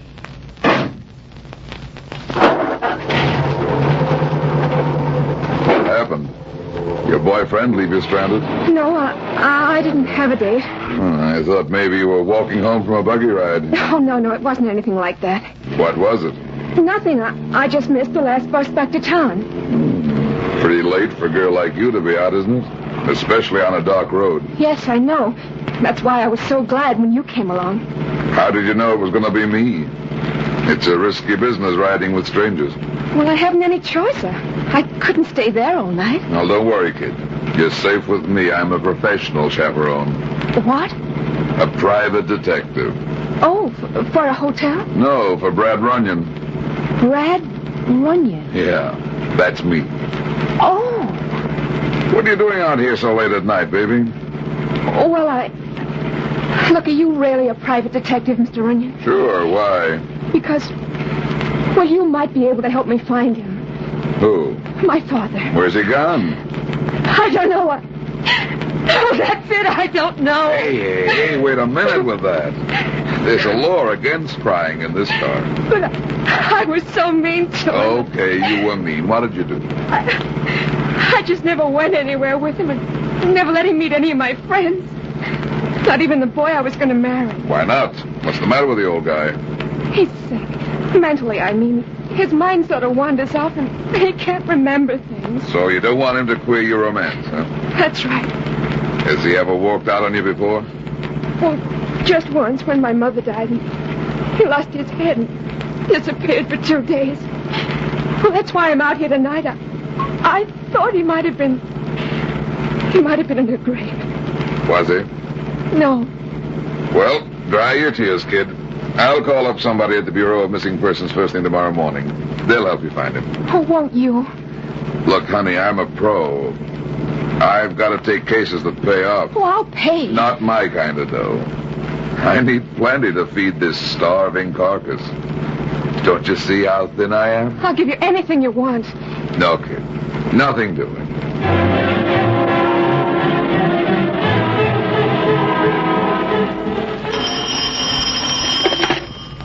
Hello? Hello, Kathy. Yeah? This is Brad Runyon. Remember me? Who? Brad Runyon, the fat man.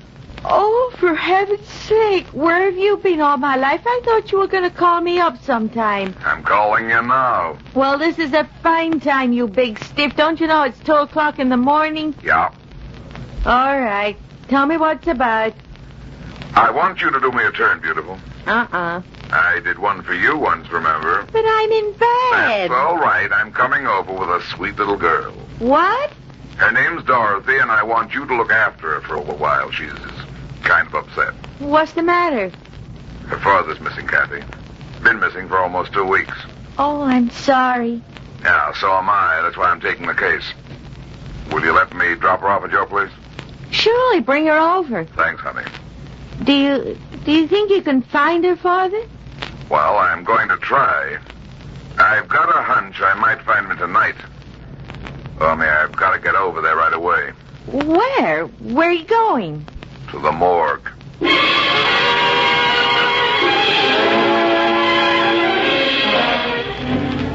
Look, Len, I know it isn't exactly cricket to ask you a lot of questions. Okay, get to the point. Well, I'm looking for a man about 60 years old, gray hair, blue eyes, and not a mark of identification on him. Uh-huh. You got anybody like that? Have you any idea when he might have been brought in? I'm not sure he was brought in, but it might have been any time in the last 2 weeks. Gray hair, blue eyes, about 60. That's it. Oh, wait a minute. You say he had no mark of identification on him? Nothing in his clothes? Not a thing. He wasn't even wearing a ring. I know the man you mean. He fell or jumped off the viaduct over Kearney Street. I don't know what he did. Is he here? That's what I'm asking you. Well, he was here, but he's not here anymore. What do you mean? The body was claimed. By whom? His wife's dead and his daughter's the only living relative. Well, wait a minute. I'll look it up in the file. Hurry it up, will you? Oh, take it easy, Runyon. For a lousy cigar, you want an awful lot of service. Come on. Okay, here's the guy you're looking for.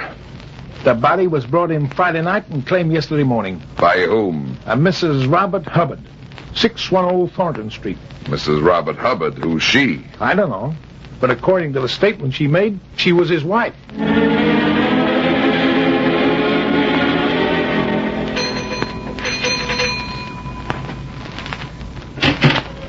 Yes? Good morning, Mrs. Hubbard. Yes? Don't be alarmed, Mrs. Hubbard. I really shouldn't have called this early in the morning, but I did want to speak to you. Are you having breakfast? Why, no. What did you want to speak to me about? Your husband. Oh. May I come in? Yes. Yes, come in. Thank you. Were you a business acquaintance of Mr. Hubbard? No, my name is Runyon. I'm a private investigator. What? Oh, it's nothing to get excited about. I just wanted to ask you a few questions about What seems to be the trouble, Alice? Oh, it's nothing, Gordon. What do you mean it's nothing? Who is this man? A private investigator. Investigator? What do you want? He wants to ask a few questions about Robert. Well, this is a fine time to come here. Young man, do you realize it's only 2 days? Gordon, please. Let him go on, Mrs. Hubbard. Confound it, haven't you detectives any sense of decency? This poor woman has just lost her husband. And for 2 days now, you people have been cross-examining her like a common criminal. Gordon, for heaven's sake. I don't care. I'm fed up with this nonsense. And I'm not going to put up with it any longer. Oh, now.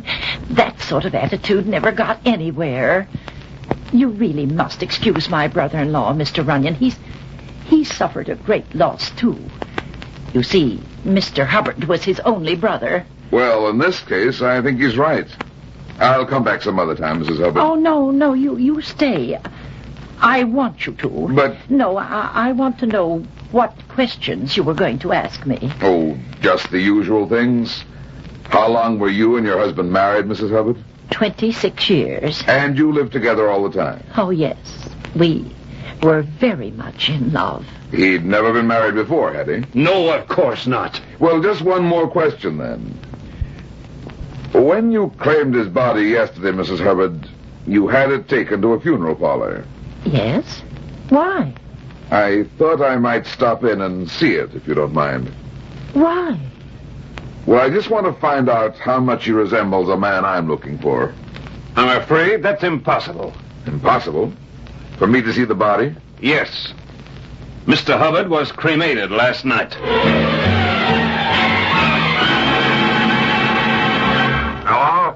Hello, Brad. Yeah, I'm still hanging on, Mac. Have you got any information for me? Yeah, some. Hubbard was an accountant for a firm that went on the rocks about 6 months ago. But back in 1936, he worked for a bank, so he must have been bonded. That means there's a record of his fingerprints. Right. Can you get it, Mac? Can you get those fingerprints and match them with the ones down at the morgue? I've got to find out if that body they claimed was really Robert Hubbard. Okay. I'll find out and call you back. Not at the office, Mac. I'll be over at Kathy's place. Kathy? Well, you old son of a gun. Is that business or pleasure? Business, Mac. My business.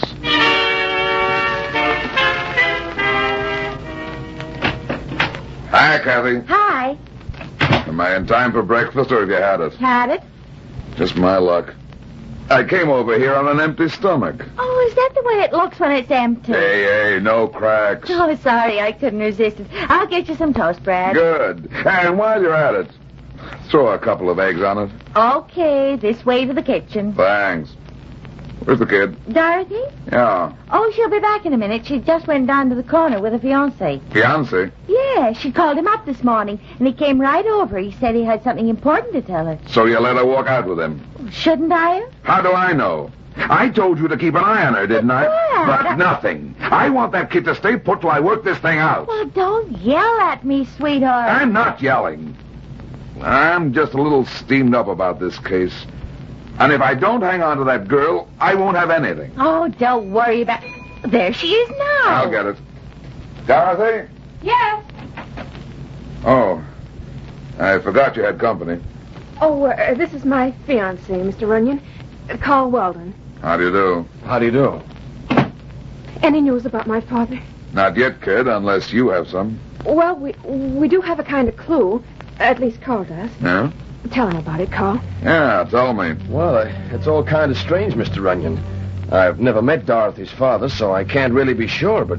Well, it must have been him, or he wouldn't have spoken the way he did. Who? What are you talking about? Well, this man. He stopped me on the street and said he was Dorothy's father.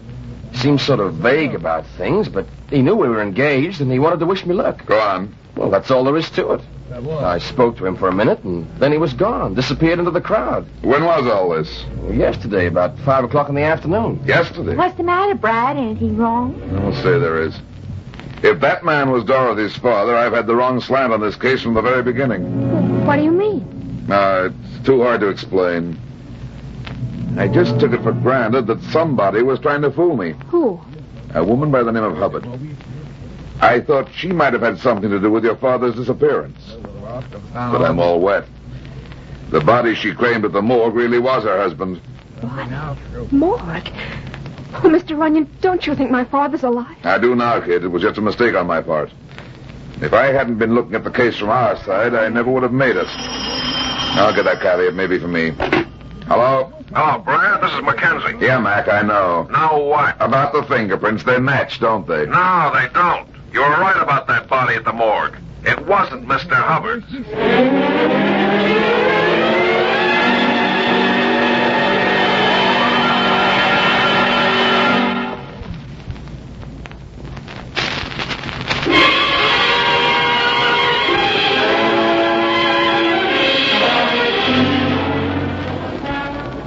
Why did you leave her in my apartment, Brad? Because that's the safest place for her.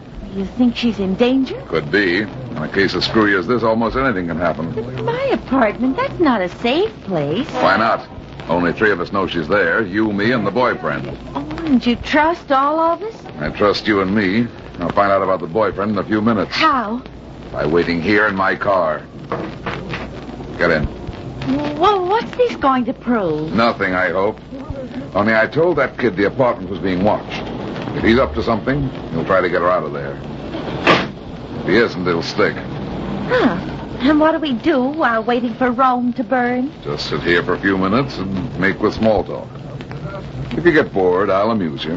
How? You gotta get bored first. Oh, A little. Come on, come here. Why, Brad, don't tell me you're going to hold my hand. I will if you take off that glove. Oh, why take it off this room for 2? With a pour like this? I like that Paul. Why? For Pete's sake, Kathy, what do you see in me? You. Baby, that's the nicest thing I ever heard in my life. I'm going to kiss you for that. Oh, Brad, no, not here. I can't wait till we get someplace else. Oh, but it's Look out, baby. Quick, get on. Oh, good heavens, what happened? Somebody threw a stone at us. A stone? Yeah, with a note attached to it. Probably came from a passing car. What's on the note? Let me look. Dear Mr. Runyon, if you drop the case you're working on, there's $500 in it for you. If you don't, there's a slab waiting for you at the morgue. Oh, Brad. Don't get excited, chick. I've had notes like this before. What are you going to do? What do you think? Take the 500.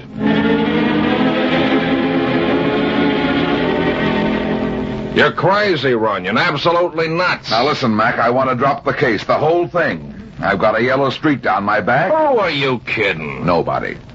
I don't want to get bumped off any more than you do. I'm fat, but I'm not covered with armor. Come on. What's the setup? You heard it. I'm scared. I want to drop the case.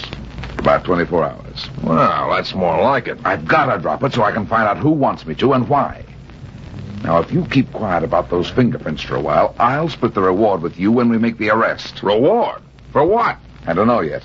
Take your pick. Larceny, fraud, embezzlement, or murder.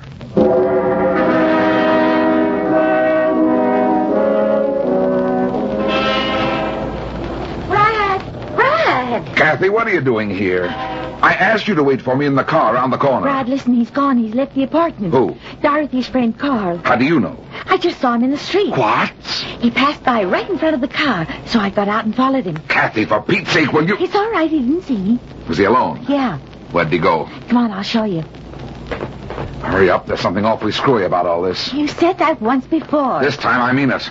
I'm beginning to think that note we got wasn't on the level. What do you mean? Nobody's trying to buy me off this case. That $500 offer is just a stall. For what? Time. While I'm running down that note, the guy who wrote it is covering up his tracks. His or hers. No. This way, Brad. He went through this alley and down those basement stairs. Okay. Hold it up a second. What's the matter? Just want to unbutton my overcoat. Oh, Brad, what are you doing? Putting the gun on the outside. You stay here, baby. I'm going down those stairs. But, Brad, you can't... Do as I tell you. If I'm not out in 2 minutes, don't come after me. Get Mackenzie. All right, Brad. Don't look at me, kid. Get your watch out. I've got it.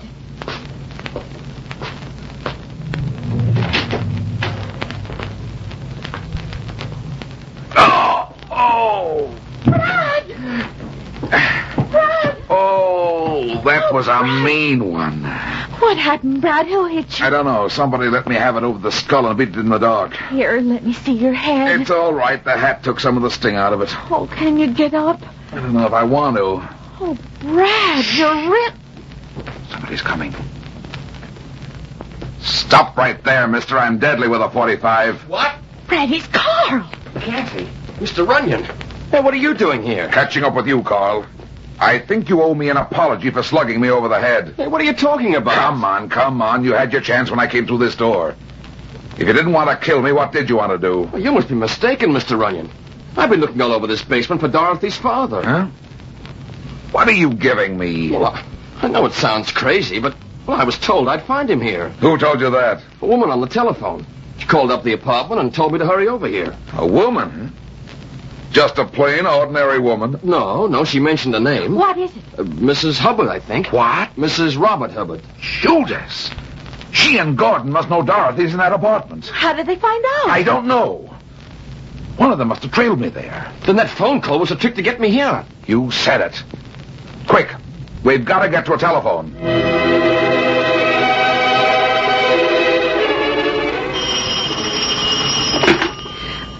Hello? Hello, Dorothy. This is the fat man. Oh, hello, Mr. Runyon. Are you all right, kid? Why, yes. Nobody tried to break into the apartment or get you out of it? No. Funny. You'd better bolt the door, kid, and keep away from the windows. Why? What's wrong? Never mind. Just stay where you are till we get there.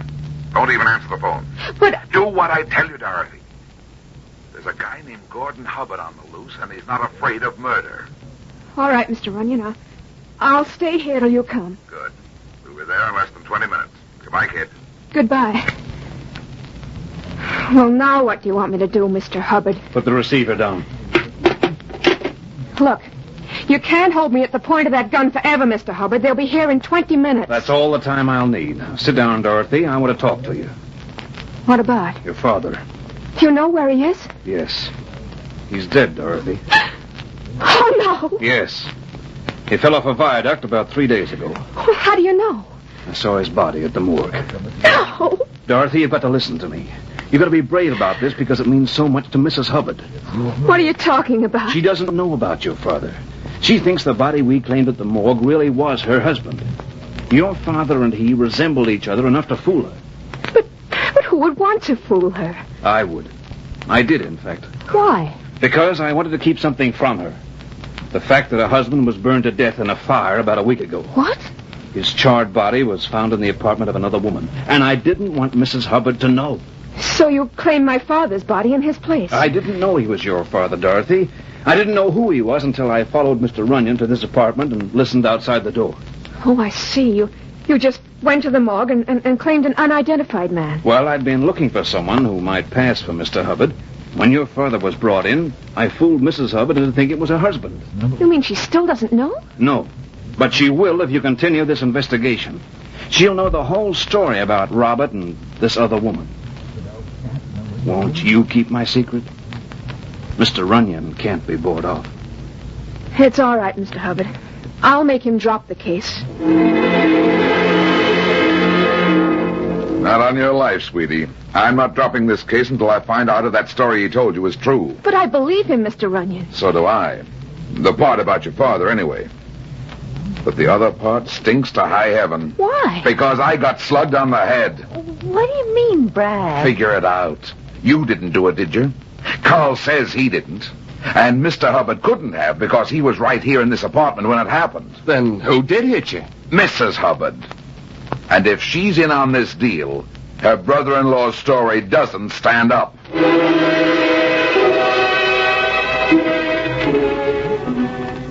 Wait right here, Kathy. I'm going in through the window. Must you, Brad? What do you expect to find? A pot of gold, baby. But I'll settle for a photograph album. How do you know Mrs. Hubbard has one? I don't. Quiet now. I'm going to open the window.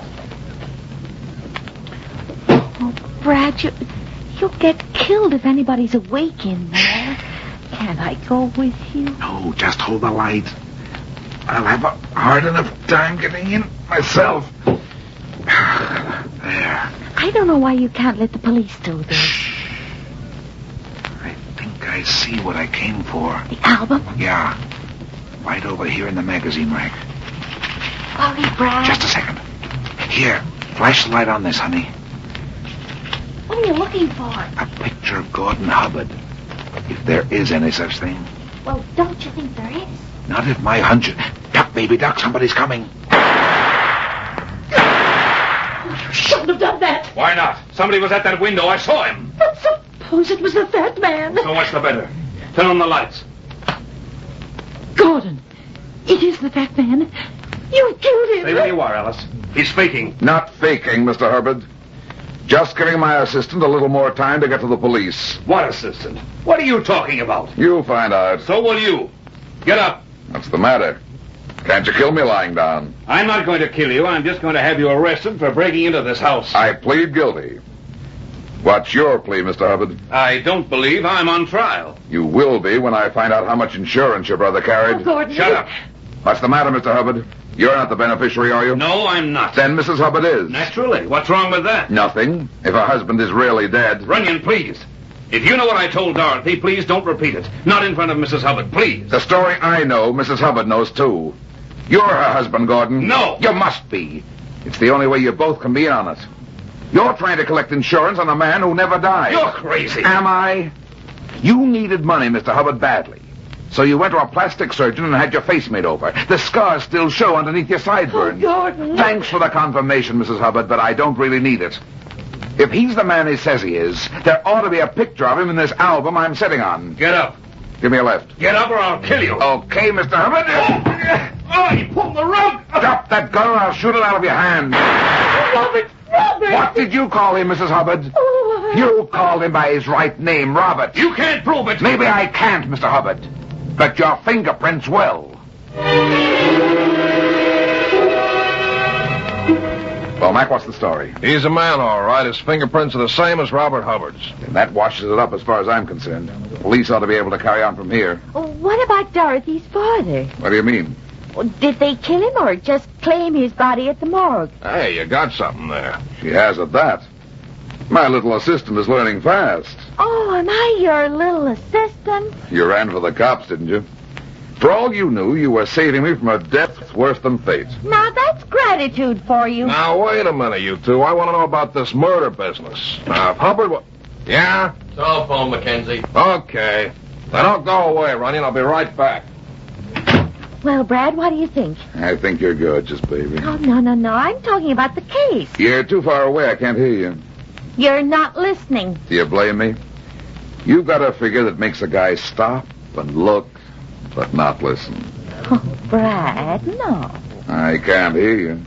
Darling, not in a police station. Anywhere.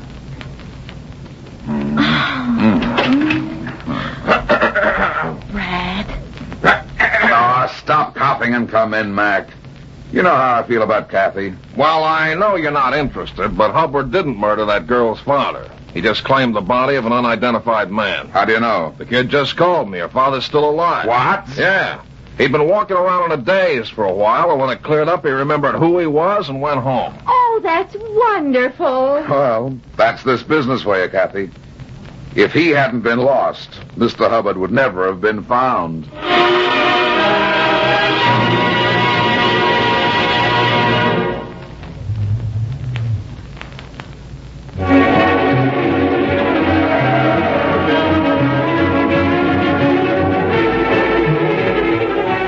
Well, that's that. It seems I spend my life in getting into trouble and getting out of it. But at the same time, I generally manage to get some other people in and out of trouble, too. Be seeing you again. So long.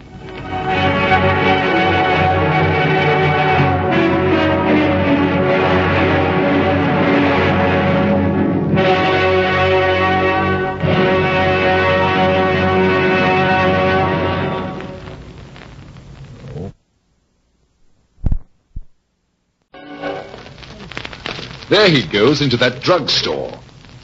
He's stepping on the scales. Weight 239 pounds. Fortune, danger. Who is it? The Fat Man.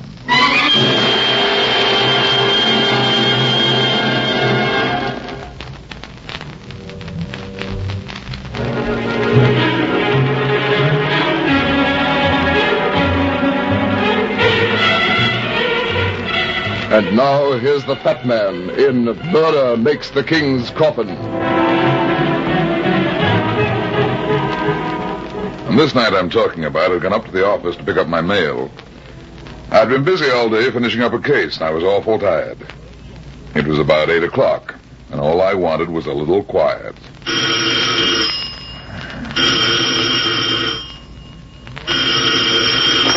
Hello? Mr. Runyon? This is Runyon. Oh, thank heaven I found you at last. I've been calling you for 2 hours. Sorry, I was out all day working on a case. I want you to help me. It's terribly important. They're all important. Please, Mr. Runyon, I need your help. I can't stand it any longer. Who are you? What's the trouble? I'm Mrs. Thomas King, and it's my husband. What about your husband? I don't know. Someone's been watching our house. You're sure you're not imagining things? No. At first I wasn't sure, but now I'm positive. Today I was followed. It was the same man. He followed me home, and he's watching the house right now. Why don't you call the police? I can't call them. My husband won't let me. Why not? I don't know. But last night somebody tried to break into the house. I wanted to call the police, but my husband wouldn't let me. He seemed terrified of something and asked me if I wanted to get him killed. Do you think he's in danger? I don't know. I'm sure he's keeping something from me. I want you to find out what's behind it all. What's this fellow look like, the one watching the house? Well, he's tall, sort of tough-looking, not too well-dressed. What's your address? 1440 Locust Avenue. Anybody know you called me? No, my husband hasn't come home yet. Good. I'll pay you well, Mr. Runyon, if you'll only help me. Okay, start out right now by putting $200 in an envelope and mailing it to me here at my office. But I'll pay you when I meet you. You're not going to meet me. At least not yet. what are you going to do? I'm going to watch the guy who's watching you.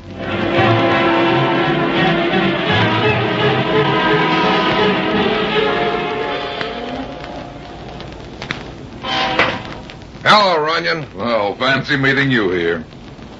Why the forlorn look? I've been looking for a taxi cab for 15 minutes. I don't think there's one in town tonight. Why don't you use a squad car for joyriding? I don't want to advertise myself tonight. Working? Yeah. Which way are you going? I'm working, too. Okay. I just thought maybe you'd give me a lift if you're going out my way. Which way is that? Out towards Cloverdale? Come on, get in. I'm going out that way, too.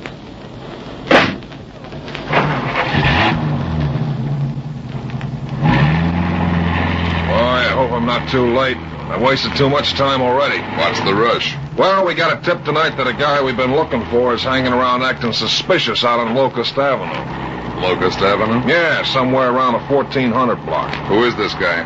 Fellow named Cole, Steve Cole. He's been out of sight for 4 or 5 years. We figured he was probably dead. Then tonight we get this tip, and it sounds like Cole, so... Hey, watch it, there's a red light. Hey, Runyon! Hey, somebody's yelling at you. Who is it? It's Sammy Sampson, the reporter on the Daily Mail. Yeah, I wonder what he wants. Oh, what a break. You gotta do me a favor, fat man. What's the matter, Sammy? Take me out of 1440 Locust Avenue. Why? There's a big fire out there. The house is burning down.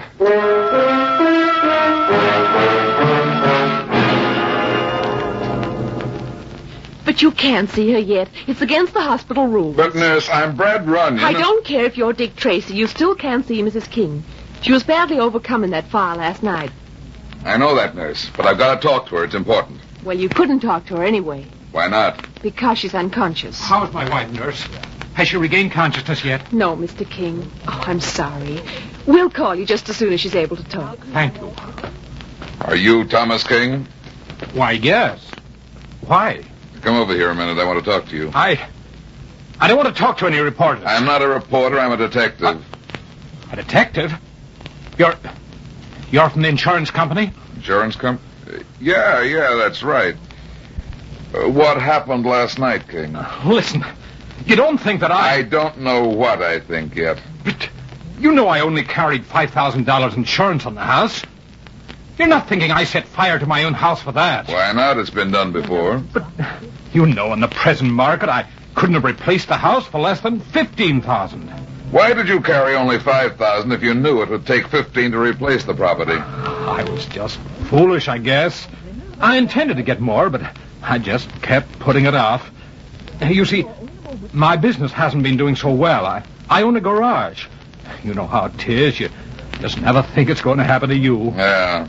There are a lot of dopes in the world, but somehow you don't look like one of them to me. But it's the truth, I tell you. How did the fire start? I'm not sure. It started somewhere on the second floor. By the time we discovered it, the whole house was on fire. Where was your wife? In the kitchen, I think. That's where the firemen found her. She was overcome by the smoke. And where were you? I was downstairs. Downstairs in the basement. What were you doing down there? I'd just come home a few minutes before. What were you doing in the basement? I went down there to get something. What? I wanted some wine. I kept my wine down there. Mr. Runyon, there's a phone call for you. Thank you, nurse. I hope now that you don't think that... I'll let you know later what I think. Here you are. Hello? Hello, Runyon. This is Mackenzie. Hello, Mac. That job you were working on last night, where the fire was there a little skinny, gray-haired guy mixed up in it? Not that I know of. Why? Because we just found his body down in the cellar. Burned to death? No. He was shot. Twice. In the back of the head.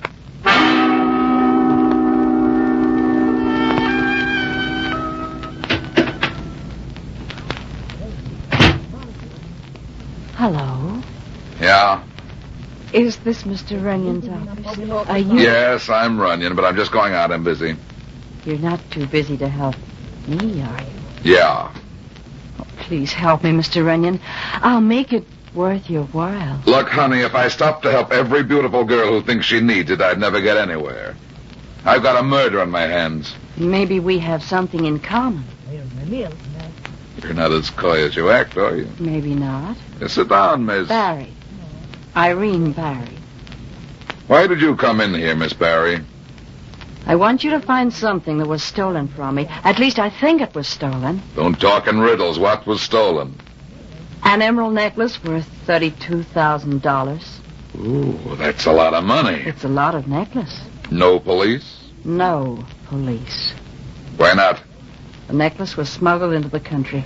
I'm sorry, but in that case I can't help you. Listen, the necklace belongs to me. I haven't got it. When I get it, I'll pay the duty on it. Any idea who stole it? Maybe. Meaning? Meaning that was stolen from the man who smuggled it in for me. Where is he? In the morgue. With 2 bullet holes in the back of his head. You got around, don't you? Want to tell me about it? Will you help me? It'll cost you. I don't have much money. You're pretty well dressed. But I don't have too much money. Give me your pocketbook. I will not. Hey, take your hands off my bag. Take it easy, beautiful, and sit down. You've got no right to open my bag. Oh, broke, huh? $500 to $1,500. Here's $500 for you. You took $1,000. You can't give that money back to me. Want to call the police? But $1,000. I'm expensive. But that's all. Okay, then. I won't take the case. Here's your bag. No, wait. Please keep it. I guess I can't afford it. That's better. Now tell me about it. Where did this necklace come from? From Shanghai. I was there before the war. And the guy with the bullet holes in his head? His name was Charlie Griffin. He said he would smuggle the necklace in, and we made a deal. He gave me an address here in the city and told me to meet him there. What was the address?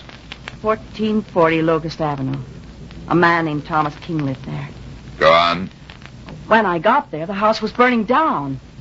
This morning, I read in the paper about the body found in the basement. I went to the morgue. It was Griffin. Stop lying. You were watching the house night before last. All right, I was lying, but only a little. I did go out there, but I was afraid to go in, so I watched to see if Charlie might come in or out. He didn't. There was a man watching the house, too. What about him? Man? I didn't know. What man? A thug named Steve Cole. Know him? No, I don't know him. He must have killed Charlie and taken the necklace. And you expect me to believe that story? Why would this Griffin give you the address of a stranger? A stranger? Mrs. King was Charlie Griffin's sister.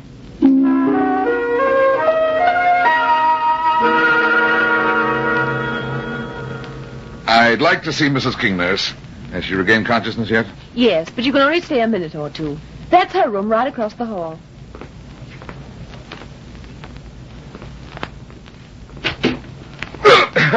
Beg your pardon. Get out of my way. Take it easy, brother. Yes. Who is it? Brad Runyon, Mrs. King. Mr. Runyon. The detective. Uh-huh. The one you hired last night before the fire, remember? Oh, yes, of course. How are you feeling? Much better. They say I can leave the hospital soon. Good. Why didn't you tell me the truth, Mrs. King? What do you mean? Why didn't you tell me about your brother? Poor Charlie. Oh, what happened, Mr. Runyon? Suppose you tell me. I don't know. I only just heard. Who was the man that left here just as I came in? I don't know. But he was the man who was watching the house. What did he want? He said he was a friend of Charlie's. He said Charlie had a package that belonged to him. He thought I knew where it was. Do you know? No. I don't know what it all means. When did Charlie show up? About 4 days ago. I hadn't seen him for 5 years. He acted strangely. Seemed afraid. And my husband... What about your husband? I think he knew something about Charlie. And it frightened him. Who killed your brother, Mrs. King? I don't know. Was he in the house when the fire started? I don't think so. Did you kill him? No. Why would I kill Charlie? He was my brother. I loved him. Did your husband kill him? I don't know. You know something. There was something. Oh, Mr. Runyon, that man who was here. I'm afraid he's going to... What? I don't know, but I'm afraid, terribly afraid. Where is your husband? He's gone to the undertaking parlor to see about my brother's funeral. Is my husband in danger? No, Mrs. King. But somebody else may be. Who? A good-looking girl named Irene Barry.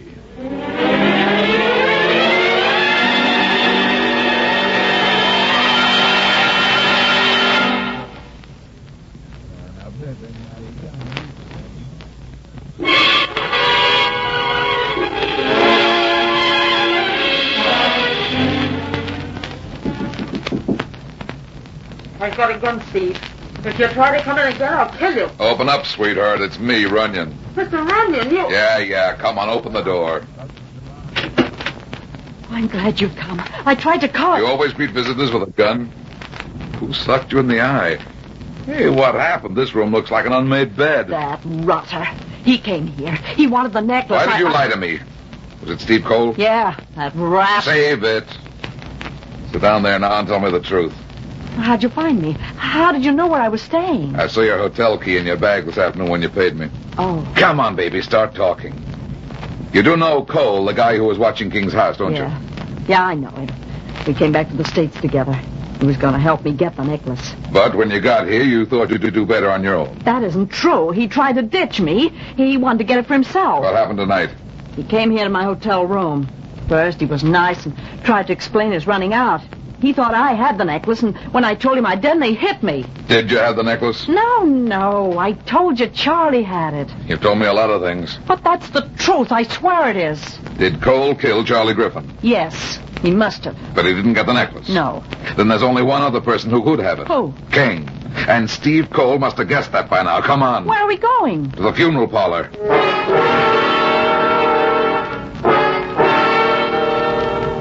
I'm sorry, but Mr. King left just a few minutes ago. He saw that everything was satisfactory. Was anybody with him?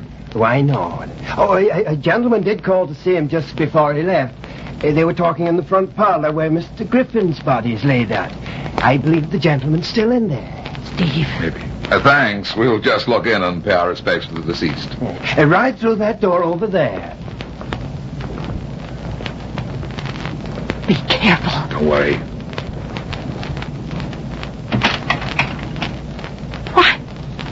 That's not Steve.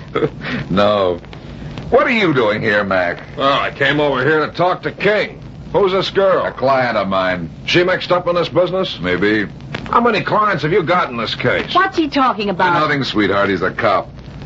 Where did King go, Mac? He had a call from the hospital saying his wife was dying. Dying? Give me that phone. Huh?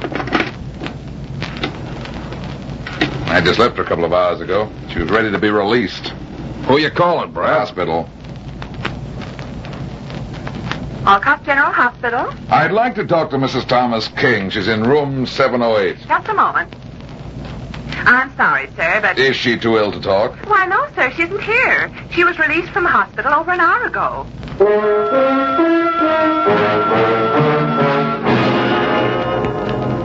And how do you know King will be in his garage? I don't know it. But when a man's home is burned down, it seems to me that his office is a good place to look for him. Oh. Well, there's an attendant. Yeah. Hey! Yeah? We're looking for Mr. King. Have you seen him? Oh, yeah. He's upstairs in his office. Came in about half an hour ago. I was working under the car there, and I just happened to look up and see the two of them. The two of them? Was somebody with him? Well, yeah, there was... Come on, Mac.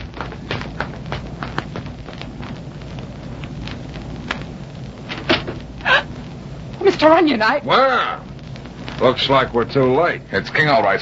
Give me that gun, Mrs. King. I didn't do it. I didn't shoot him. Is he dead, Mac? Yeah, he's dead. 3 slugs on him. I didn't kill him, I tell you. He was dead when I got here. I just came in. The gun was lying on the floor beside him. What were you doing with the gun in your hand? I don't know. I heard you coming up the stairs, and I thought... What did you think? I was frightened. I thought the murderer was coming back. You'd better think of a better story than that. It's the truth. What are you doing, Runyon? I'm looking for something that King should have had on him. What? He doesn't have it. Where is it, Mrs. King? What? What are you talking about? The necklace. Necklace?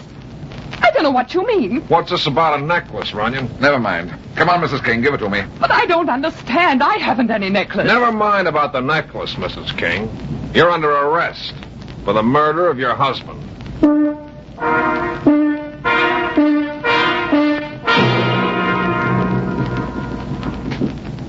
Just a second. No gun this time. Why, Mr. Runyon, I didn't expect you at this hour. You keep late hours, don't you? I thought you'd be in bed. I wasn't sleepy. I thought I told you not to open the door without knowing who was outside. I guess I forgot. Not afraid anymore? Why, I guess not. Mind if I come in a minute? No, I don't mind. You look tired. I am tired. Would you like a drink? Uh-huh. Maybe a drink would help. Why did you come up to my room? Where did you go after you left Mackenzie and me tonight? Why, I came here to my hotel. Why, what happened? What's the matter? King was murdered tonight. Murdered? You dropped a glass. Who killed him? I thought maybe you did. Me? You don't think Did that you? No, of course I didn't. Don't lie to me. If you killed him, I want to know. But I didn't. I swear I didn't. You've got to believe me. You do believe me, don't you? Yeah. Yeah, I believe you. Give me that drink. The police have arrested Mrs. King. Did she kill him? I don't think so. Then it must have been Steve Cole. Yeah, Here's the drink. thanks. Sit here on the sofa with me. You trust me, don't you? Why? Maybe it's because I've got to, or maybe it's because I think you're too beautiful to be mixed up in anything like murder. Then you don't really think I'm so bad, do you? You're an awful liar, sweetheart. You haven't come clean with me yet. Maybe you haven't come clean with me either. What's that supposed to mean? You're nice. I like you. Yeah. Kiss me. That's nice perfume, baby. You know, you and I could do all right if we played square with each other. Maybe we could. I'll make you a proposition. I'll split 50-50 with you if you'll give me my necklace. You think I've got it? You know where it is. You're wrong, baby. I know where it isn't. What do you mean? King didn't have that necklace. But he must have had it. How do you know? Quit stalling and come clean with me. Why, I don't... King killed Charlie Griffin, didn't he? Yes. Did you see him do it? Yes, I was looking through the basement window. And he took the necklace? I think so. The fire started just then. I had to run. But you just said King didn't have the necklace. He didn't have it on him when he was murdered. Why are you so sure of that? Nobody in his right mind would have had that necklace in his pocket if he was going to meet a guy like Steve Cole and make a deal with him. That phone call he got at the funeral parlor was from Cole. It was probably a threat telling King to meet him. You mean the call about his wife dying? Yeah. That was King's gag to get away from Mackenzie. Wait a minute. What's the matter? What a dope I am. Come on, honey. Where are we going? Back to the funeral parlor.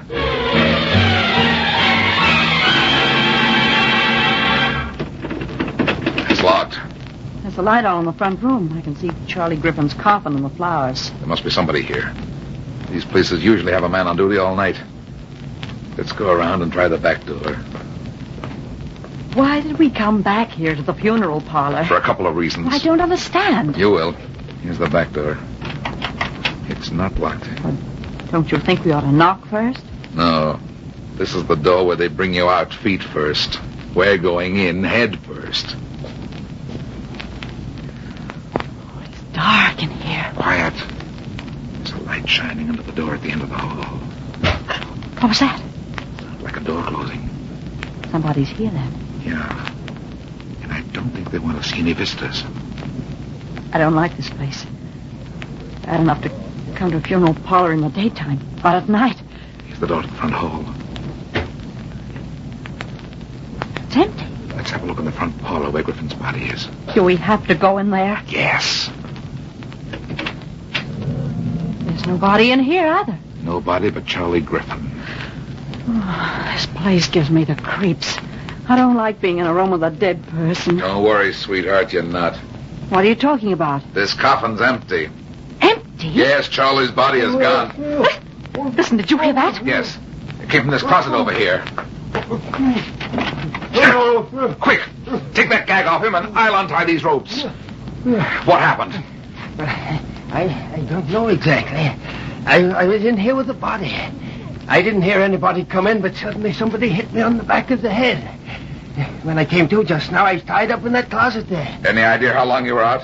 Well, it was about 1 when I got hit. I remember I just looked at my watch. It's only a few minutes after 1 now. What happened to Griffin's body? Why, I don't know. Isn't it?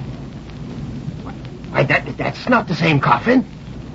Somebody must have moved it out and put that one in its place. But why? Was the lid on Griffin's coffin bolted down? Yes, I bolted it tonight.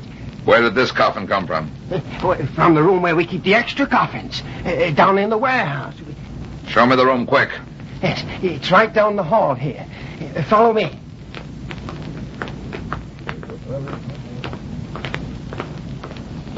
Here it is. You turn on lights in there from out here in the hall. Switch is here by the door. Nobody in here. What? Why, there's Mr. Griffin's coffin over there. Yeah. Somebody was trying to open it. But why would anybody... Can you open this coffin? Why, yes, certainly. It's easy if you know how to slip the bolt. Open it up, then. But I don't know what... Come on, open it. There you are. Is Griffin in there? Yeah. He's here, all right. Yeah, just as I thought. What? This was in the coffin, too. The necklace? But... Well, how'd it get in there? King dropped it in there this afternoon when he got that phone call from Cole. He intended to get it out before Charlie was buried, but he was killed before he had a chance to do it. Then Cole was... Look at that coffin behind you. Something on that coffin just moved. Look out! It's Steve Cole. There's a gun in his hand. It won't be there long. Oh, my hand! You broke my hand! Let me out! Let me out! Give me that gun on the floor. Here it is. Who's that in the coffin? It's the guy who socked you. He was hiding in here. Now, hand me that phone over there. Yes, sir. You all right, baby? Yeah, I guess so. You want to sit on top of the coffin with me? It's kind of a hard seat. No, thanks. Hello, operator. Get me police headquarters. Right. Give me the necklace, Mr. Runyon. Not yet, sweetheart. But it's mine. Give it to me. Wait a minute, baby. You'll get everything that's coming to you. Hello, Mackenzie. Yeah, that you, Runyon? I've got your murderer here. You can turn Mrs. King loose now. Where are you? Sitting on top of a coffin. A coffin? Yeah. Your murderer's inside. His name is Steve Cole. Remember him? Is he dead? No, not yet. He's just getting used to his new home.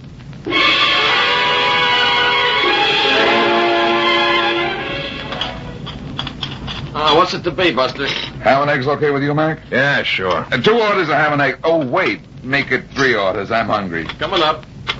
Now listen, Runyon, I don't want this necklace. Why'd you give it to me? You've got to take charge of it until the court decides who owns it. The girl says it's hers, but nobody knows.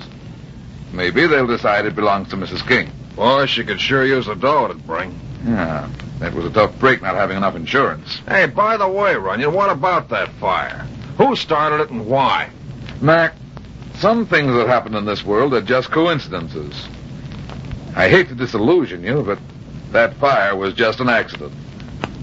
Say, how about a piece of that apple pie while we're waiting for the ham and egg?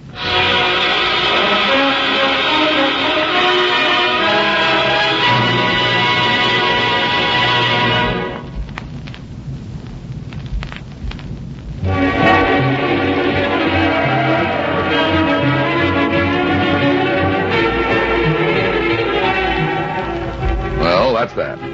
It seems I spend my life in getting into trouble and getting out of it. But at the same time, I generally manage to get some other people in and out of trouble, too. Be seeing you again. So long.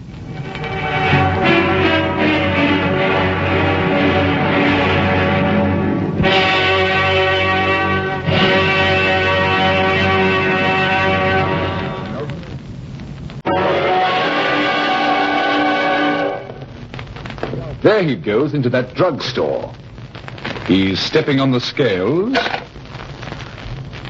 Weight 239 pounds. Fortune, danger. Who is it? The Fat Man.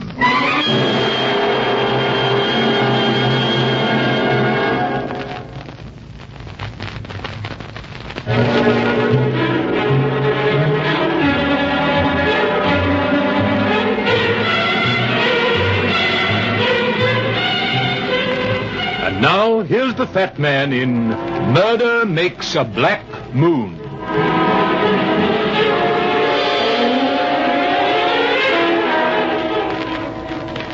There are a lot of places in the Midwest like Boone City.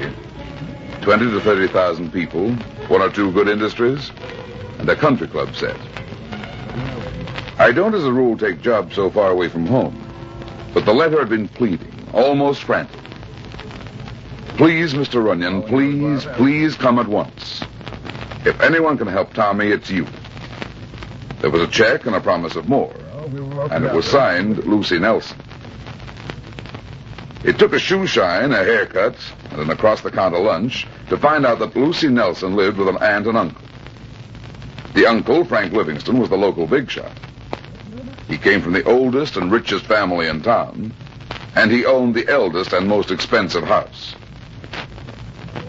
When I got there, a girl opened the door. She wasn't exactly beautiful, not if you go by Hollywood standards, but there wasn't anything wrong with her either. There was something clean and fresh about her. It made me think of burning leaves and football games. Her brown eyes were troubled, and her hands kept folding and unfolding nervously before she spoke. Mr. Runyon? Yes. Oh, I'm so glad you're here. Come in. Uncle Frank and Aunt Muriel are waiting in the living room. I'm Lucy Nelson, Mr. Runyon. I'm engaged to Tommy Barnes, the boy I told you about in the letter. We're going to be married this time next week, and then this terrible thing happened.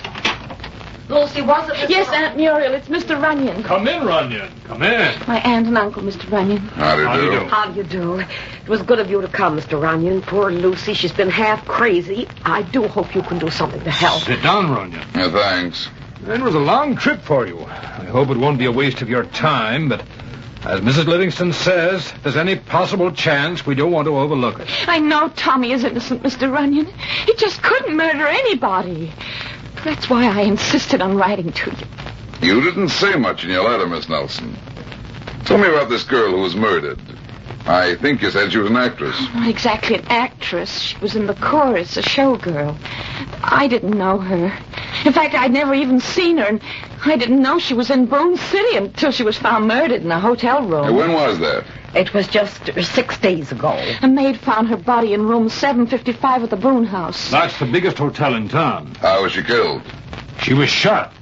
Anybody hear the gun? No. The police say it must have happened late at night. This boy, Tommy Barnes, why was he arrested? That's a terrible part. They didn't actually have any evidence, but, well, you see, Tommy'd known her. Her name was Angela Keene. Was she a native of Boone City? No. Tommy met her in New York and fell in love with her. At the time, he wrote me that our engagement was off. Later, he came home to Boone City and got a job. Seemed to have forgotten all about her. I see. Maybe you think I'm crazy, Mr. Runyon, but I loved him. So I took him back, and we decided to get married. And this horrible thing happened. Didn't Tommy have an alibi? No, Mr. Runyon. And to make it worse, the police proved that Angela telephoned Tommy. They also proved that he met her during the afternoon before she was killed. Did he deny meeting the girl? No. He said she called him to say hello and asked him to come down and have a drink for old time's sake. He said he left her at 5:45 and didn't see her again. Didn't he know why she was coming here? He said that she told him she was just passing through and had stopped for the night. She was driving a car then? Yes, it was almost brand new, a beautiful car. Showgirls don't usually drive big, expensive cars. Of course they don't. And that story about just passing through. Tommy had known her, had been engaged to her, broken it off. No, it just doesn't make sense any other way. I like Tommy Runyon. I've known him all his life, but it does look bad. But he didn't kill her. He couldn't. Mr. Runyon, I'm sure there must be... Now, Lucy, you must try and control yourself. We're doing everything we can. I've got the best lawyer in town for the boy, but he told me quite frankly that he didn't think Tommy had a chance. He's innocent. I know he is. Oh, Mr. Runyon, you can help, can't you? I'll do the best I can, but from what I've heard so far, it looks like the boy's in a tough spot. However, I'll get to work on it. And in case you want me, I'll be at the same hotel the murder occurred in. The Boone House.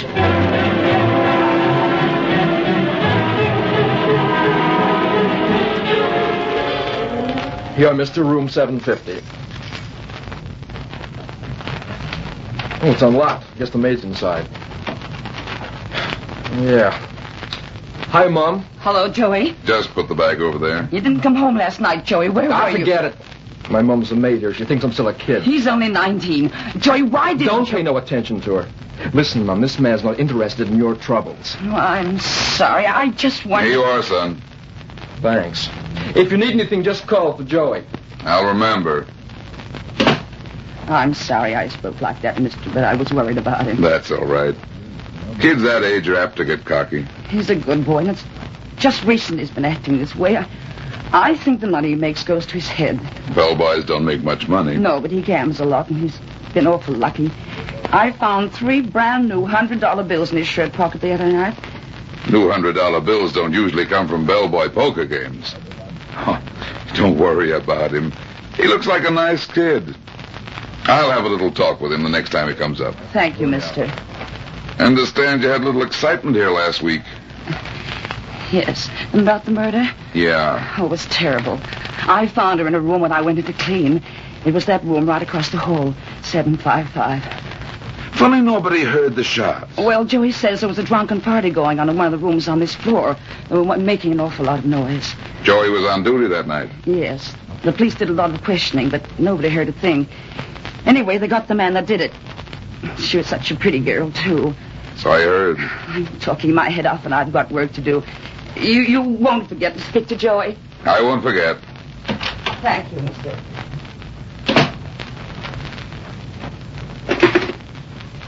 Hello, this is Mr. Runyon in room 750. There's a bellboy down there named Joey. Will you send him up here right away?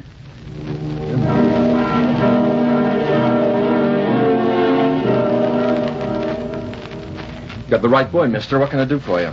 Sit down. Sit down? I want to talk to you. What kind of... Oh, I get it. The old lady's been talking to you. Well, listen, she's nuts. She's getting old and screwed. I don't think so. Go on, sit down. Look, I ain't a kid. I work here and I got no time to be sitting around listening to lectures. If you want something, speak up or else I'm leaving. I want something, all right. I want to know where you got the money. What money? The brand new $100 bills. She told you that. Why, that knows it. That is no way to talk about your mother. Now sit down. Get your hands up. What do you think you're... Now, where did you get the money? That's my business. The FBI might think it's their business. The FBI? What are you talking about? The murder in room 755. Remember it? Sure, I remember it. It was a local job. The FBI don't meddle in local jobs. Oh, you're a sap, Joey. The girl came from New York, didn't she? Yeah, but... New York's not in this state, is it? You mean that makes it federal? What do you think? Look, I'm trying to give you a break. Now, where did you get the money? I won it. Gambling. You didn't win that money gambling. Joey, don't you know that bills are numbered? Listen, you a G-man? I told you I'm trying to give you a break. The FBI doesn't think you killed the girl. Me kill her? Of course I didn't. Well, I caught the guy, Tommy Barnes. The FBI doesn't think he killed her either. They do think somebody was paid off with new bills to keep quiet. Somebody who saw something. Nobody saw nothing. Nobody heard nothing. I think you did, Joey. No, I tell you, I didn't hear nothing. But you saw something. Well, it wasn't anything. It couldn't have been. Who paid you off, Joey? Look, I don't know where the dough came from. It was in the pocket of my uniform, and there was a note with it. What did the note say? Well, it just said, you didn't see anybody the night of October 1st. That was the night the dame was killed. But you did see somebody. Listen, you got to help me, mister. I mean, if the FBI... Well, it couldn't have nothing to do with the killing because, well, they got the goods on that guy, Tommy Barnes. Look, I think whoever it was just didn't want to get mixed up in it. Let me worry about that. What did you see? Well, it must have been about 2 a.m. There was a party going on in one of the rooms on this floor. I brought out some liquor. Just as I got out of the elevator, I seen somebody running down the hall and through the door to the stairs. Did you recognize who it was? No, I couldn't see nothing but the back. What did he look like? Well, I couldn't tell much. But it wasn't a man. It was a woman.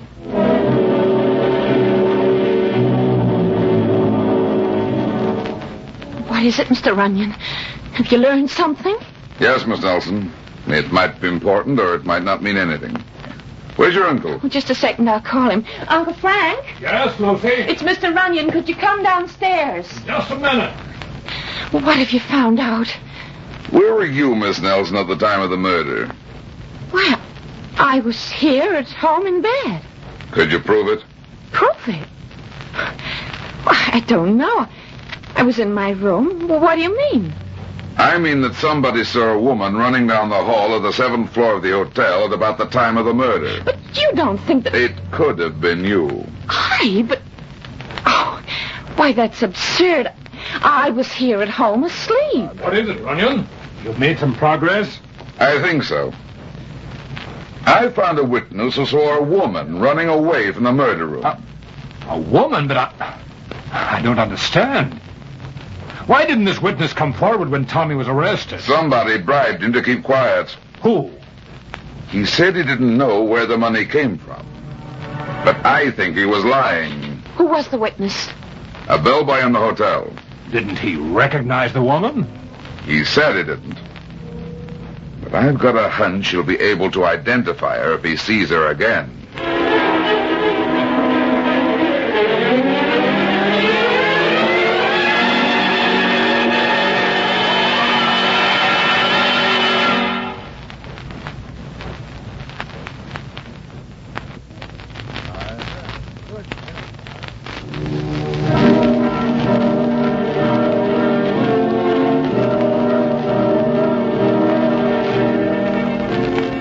After midnight when I got back to the hotel.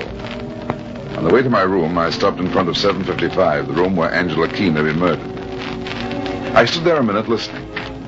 No sound came from inside, so I took out a ring of passkeys, found one that fitted, and went in. It was an ordinary hotel room of the better class type. 2 single beds, a dresser, closet, and modern bathroom. There was nothing to show that a murder had been committed. Unless you wanted to call the brand new carpet significant. I ran my finger along the top of the dresser and came away with a thin layer of dust on it. The room hadn't been cleaned in several days. Probably not since the day after the murder when the new rug had been put in. Something might have been overlooked. I dropped to my knees to look under the dresser. And then I heard the doorknob turning. The light switch was across the room and my gun was in my suitcase in room 750.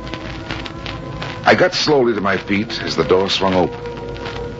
A man stood in the doorway. He was medium in height, but slim. His eyes were slits under the low brim of his hat. He closed the door with his feet and came slowly towards me, moving on the balls of his feet like a boxer. In his right hand was an Army .45. Looking for something, fat man? Uh-huh. A murderer. All the murderers in this town are in jail. I don't think so. This isn't a healthy climate for thinking. I'm giving you a break, fat man. Who hired you? A client. Okay, play it wise, Flatfoot. You're fooling with dynamite. Meaning you? If I were you, I wouldn't stay long enough to find out. No kidding. And what if I do? I don't think you will, but just in case... Maybe that'll help you make up your mind. Next time it won't be a fist, it'll be the gun. There's a train leaving for New York at 10 o'clock in the morning.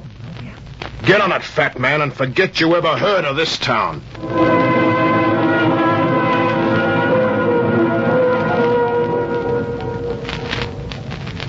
I had a visitor last night. A visitor? Somebody with a gun and a good left hook. Drive to number 410 Foster Street. But this man last night, did he... A tough boy.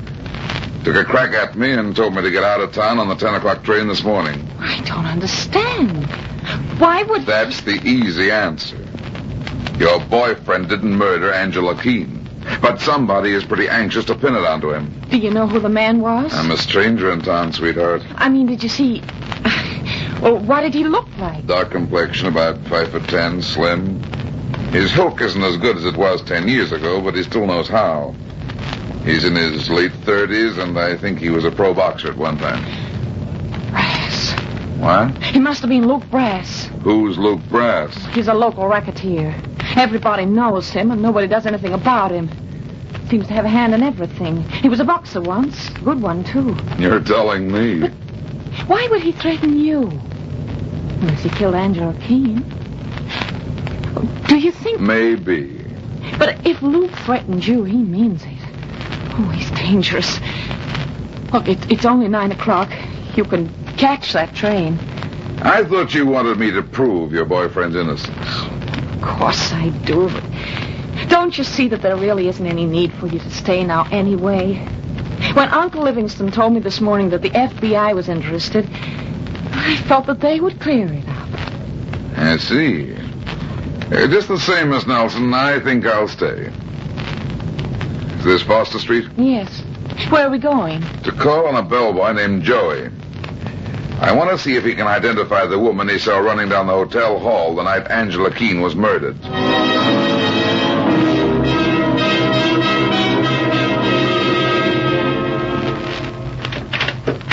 Yes. Why, Mr. Runyon. That's right, and this is Miss Nelson. How do you do?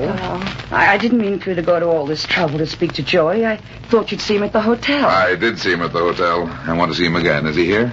Why, yes, but he's asleep. I'm afraid I'll have to ask you to wake Joey up. But he gets mad if I disturb him. Then I'll wake him. What's wrong? Joey hasn't done anything, has he? I mean... Now, don't you worry. Just show me where his room is. It's the last one on the left at the end of the hall. Come on, Miss Nelson. You tell him I warned you he was sleeping. I don't... I'll tell him.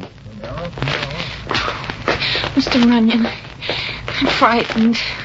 Luke Brass meant what he said about that train. Look, why don't you... First, let's talk to Joey. Here's his room. Joey.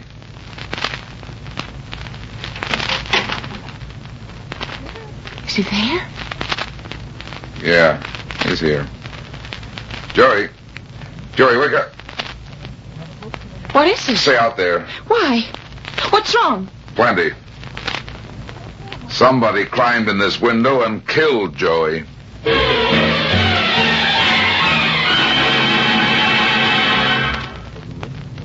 You should have taken that train, Mr. Runyon. It's too late now. But the police, you could have asked them for protection. You could have told them that you were threatened. I know what I'm doing. The police don't think there's any connection between the bellboy's murder and the murdered girl Angela Keene. When the kid's mother gets through babbling about his gambling, the police will be sure he was killed over a bad debt. What are you going to do? I'm going to get out at the next corner and send you home. No, I'm not going to leave you alone. I got you into this, and if you insist on going ahead, I'm staying with you. You're going to do as I tell you. There have been 2 murders already. Whoever's behind this business isn't kidding. I'll be better off without you around, and so will you. Now, pull over and let me out. All right. Well, I hope you know what you're doing. I do. Drive back home and stay there. Oh, and by the way, tell your uncle to stick around, too. I may need all the local influence I can get in a little while.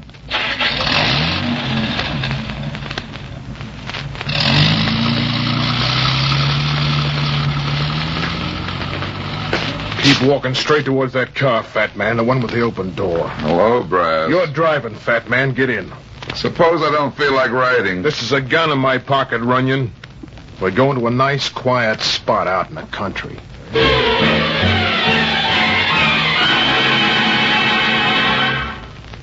Now keep your hands behind your back and walk down towards the creek. This is a sucker play, Brass. Yeah, and you're the sucker. I gave you a break, fat man. You should have gotten on that train. I haven't forgotten what you gave me. Did you kill that bellboy? You want to know too much, fat man. I help it if I'm inquisitive. That's a big mistake in this town. Who killed the chorus girl, Brass? Who are you covering for? It's not the Nelson girl, is it? Okay, that's far enough. Turn around. I didn't think it was the girl. You're a sap, Brass. Don't you see what he's doing? He? Sure, don't you get it? What are you talking about? He's gonna make you the fall guy. Not this, baby. That's why you're taking the long count. Nobody's throwing me to the FBI. Oh, I told you were a sapbrass. That's a gag. The FBI isn't interested in this business. You're lying. Use your head. The girl was from out of the States. So what? That's not a federal offense, is it? Yeah, but... Don't you see now why he told you the FBI was in it? He knew you'd kill the bellboy and me. Then he could throw you to the cops for everything. Wait a minute. How do I know you're not lying? Let's go see him. Yeah, let's go see him. Maybe that's a good idea. Maybe if he's that kind of a rat, it'll... Why, you... A little judo, Brass. Nice gun, Brass. I'll keep it to replace the one of mine you threw away back there. Listen, Runyon, give me a break. I gave you one. Sure, I'll give you a break. The boss lied to me about the FBI. He didn't know he was lying. What do you mean? That's how I knew he was behind it. I told the bellboy that stuff about the FBI. The boy got scared and told Livingston. He paid off the bellboy, didn't he? Yeah. Livingston got scared, too. If he'd used his head, he'd have known the FBI wouldn't be interested. So he got you to kill the boy. He must have had something on you. It was an old bank job that the federal boys were still interested in. He's been holding it over me for years. I knew that if the FBI came prowling around about this other business, they might stumble on something, so I did what he wanted. The FBI was never interested in the murder of Angela Keene. When Livingston told his niece this morning that the FBI were in it, I knew he must have talked to the bellboy. You said you'd give me a break, Runyon. Yeah, I'm putting this gun in my pocket. What are you talking about? I don't like to get hit without hitting back. Okay, fat man. Maybe you're the one who's a sap after all. No, just a sucker for a left hook when I'm not expecting it. You're telling me? You're good, Luke. You're fast. But you haven't got the steam anymore. How's this? You like that one? That's the 239 pounds.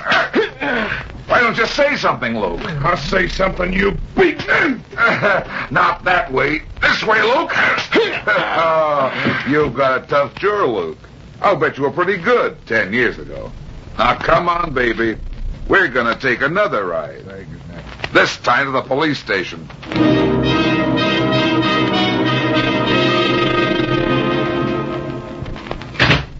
Why, Runyon, what happened? I had a little trouble getting here. Mr. Livingston, it seems some people had other plans for me. I don't understand. Luke Brass. He's in jail, Livingston. It's all over, so you can stop acting. You killed Angela Keene, and I'm taking you in, too. No, Runyon, that's not true. I didn't kill her. Quit kidding. When you thought the FBI was coming, you forced Brass to kill the bellboy. Yes, but there wasn't any FBI. I made that up to make the boy talk. No, Let's go. No, wait, Runyon. I'll tell you the truth.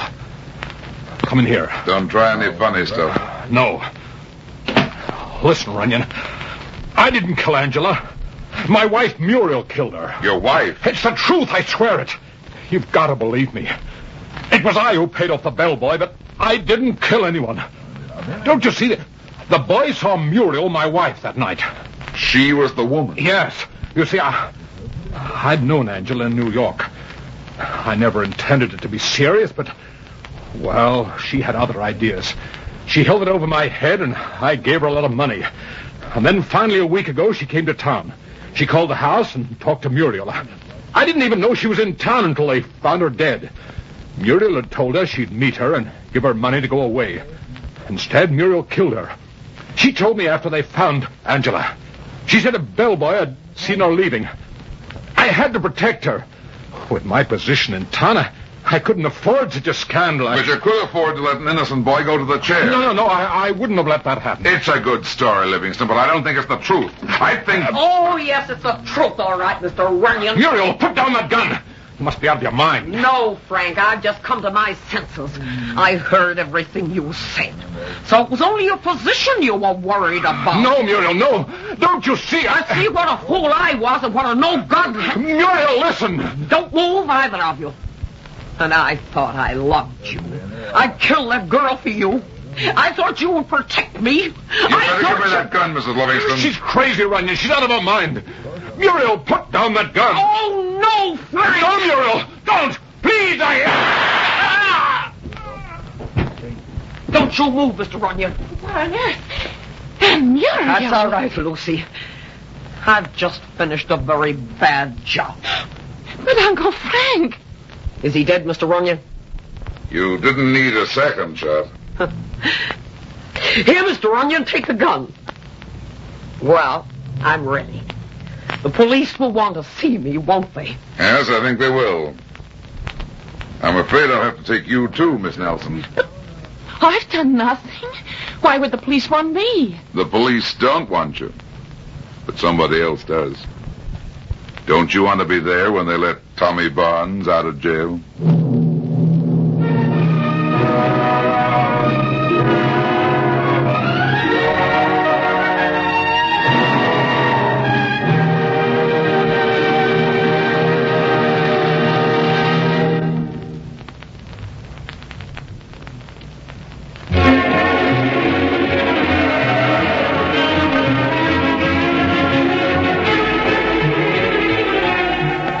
Well, that's that.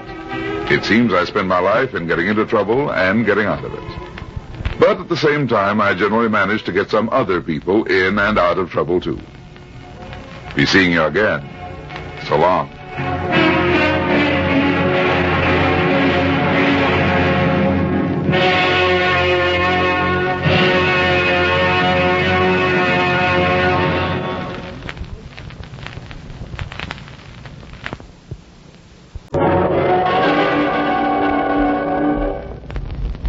There he goes into that drugstore. He's stepping on the scales. Weight 239 pounds. Fortune, danger. Who is it? The Fat Man.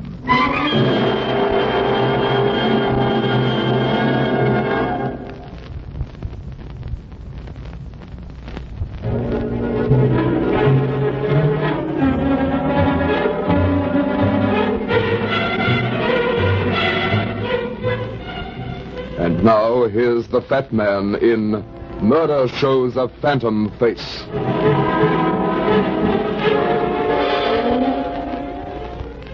The empty road wound snake-like beside the river.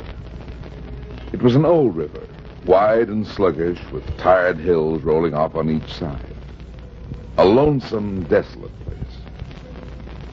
The early November twilight slipped across the valley. The hills gazed reproachfully at the river and began putting on gray shrouds for the night. I pulled my topcoat close around me and turned on the headlights. 3 hours from the city by car, she'd said on the phone. Money is no object, Mr. Runyon. That was just about all she had said, in a voice as distant as the North Pole and twice as cold. Annabelle Gunston. I couldn't place the name, but it had a vaguely familiar sound. The rain came in torrents, splashed against the windshield. Suddenly, a tall iron gate appeared on the right side of the road. The gate stood open under a crescent of faded iron letters that spelled Gunston Lodge. I swung the car through the gate and into a steep, tree-lined gravel drive. After about a quarter of a mile, the house came into view. It stood directly on top of a cliff that sheered off to the river 200 feet below. It was a big house. Big and old. Its old-fashioned turrets looked like bony fingers reaching towards the leaden sky. I rapped a knocker on the front door.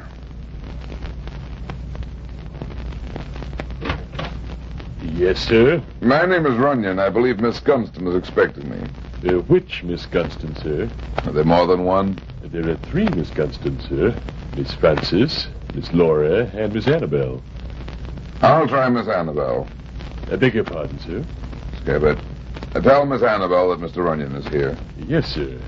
Just come inside. I'll tell her. Ah, Hello, big boy. You're pretty fat. You're kind of good looking, fat. That could be a cue for something, is it? Maybe. I heard you tell Thorne you came to see Annabelle. Now, why would a man come to see her? If she looks like you, I might be able to answer that. She doesn't look like me or act like me. Let's have a drink, Brown Eyes. Later. Business before pleasure. I don't like business. But I like you. You're nice. What do you think about that? I think somebody ought to give you a good spanking. That's what they all say.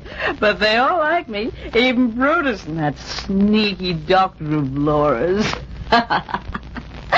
But Brutus is gone now. Miss Gunston will see you now, Mr. Runyon. Okay.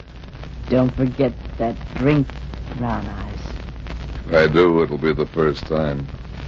This way, sir. Who was that, Thorne? Miss Frances, sir. The youngest of the three sisters. Interesting girl. Yes, sir. She mentioned somebody named Brutus. Know who that might be?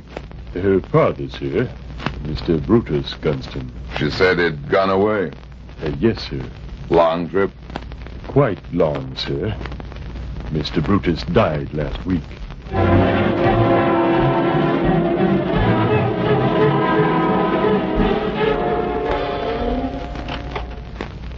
Come in, Mr. Runyon. That'll be all, Thorne. Yes, Miss Annabelle. Sit down, Mr. Runyon. I must apologize if I appear to be nervous, but I've been extremely upset. I understand. Cigarette? No. And I'd prefer it if you did not smoke in my presence. Okay. Your sister didn't seem to mind. My sister. You've seen my sister? The young one downstairs in the hall. Frances. Mm-hmm. That is unfortunate. Mr. Runyon, my younger sisters and I do not see eye to eye in a great many matters, one of which is my reason for asking you to come here. I might add that my youngest sister, Frances, is not quite all she might be. I see what you mean. She caused my poor father untold trouble. I understand he died last week. I'm sorry. Yes, it was a terrible blow. And, Mr. Runyon, it has to do with my reason for sending for you. I see. Suppose you tell me all about it. My father did not die of natural causes, Mr. Runyon. He was murdered. Murdered? Why didn't you call in the police? I couldn't call the police because there was no proof, no evidence. He supposedly died of a heart attack. That's why I've hired you. I want you to find proof of my father's murderer. I want you to find his murderer. If there wasn't any evidence of murder, what makes you so sure? What did the doctor say? Didn't you mention your suspicions? Of course I did. I told all of them, and they laughed at me. Said I was imagining things. And that doctor, he said it was a heart attack. If it wasn't his heart, what was it? Oh, it was a heart attack, all right. That's why there was no proof. Even the broken bottle of pills on the floor, the disarranged bedclothes. What about the broken bottle? Father had some pills. I don't know exactly what they were, but he took them for relief whenever an attack started. He kept them on the table beside his bed. He died late at night. The bottle of pills was lying on the floor, broken.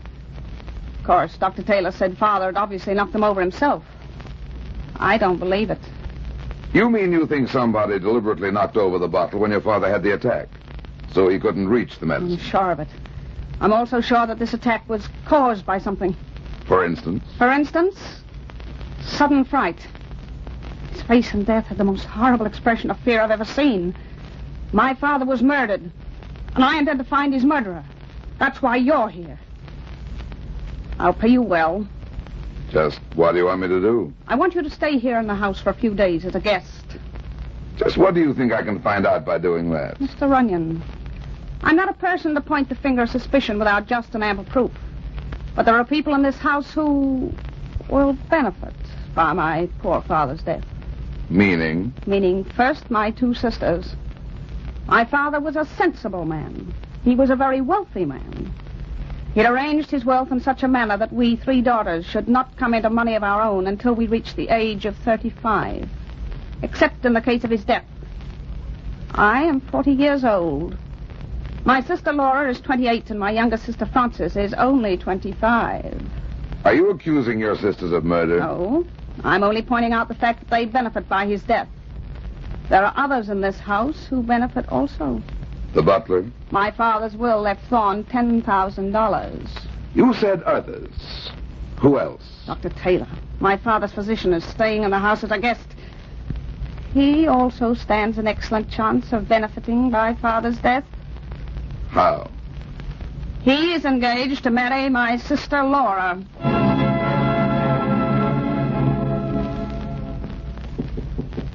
Come in. I beg your pardon, sir, but Miss Annabelle wished me to tell you that dinner will be served in 15 minutes. Good, I'm hungry. Oh, by the way, Thorne, it's raining pretty hard outside, and I left my car standing in the driveway. I took the liberty of putting it away, sir. It's in the garage. No, thank you. If you would be so kind, sir, as to follow me. Follow you? What do you mean? Miss Laura would like a word with you, sir. Laura, eh? Okay, what can I lose? Her room is just down the hall. It's that room there, sir. Thank you, Thorne. Yes, sir. Oh, Thorne. Yes, sir. I was just wondering, how does it feel to inherit $10,000? Beg pardon, sir? Never mind, skip it. Yes, sir.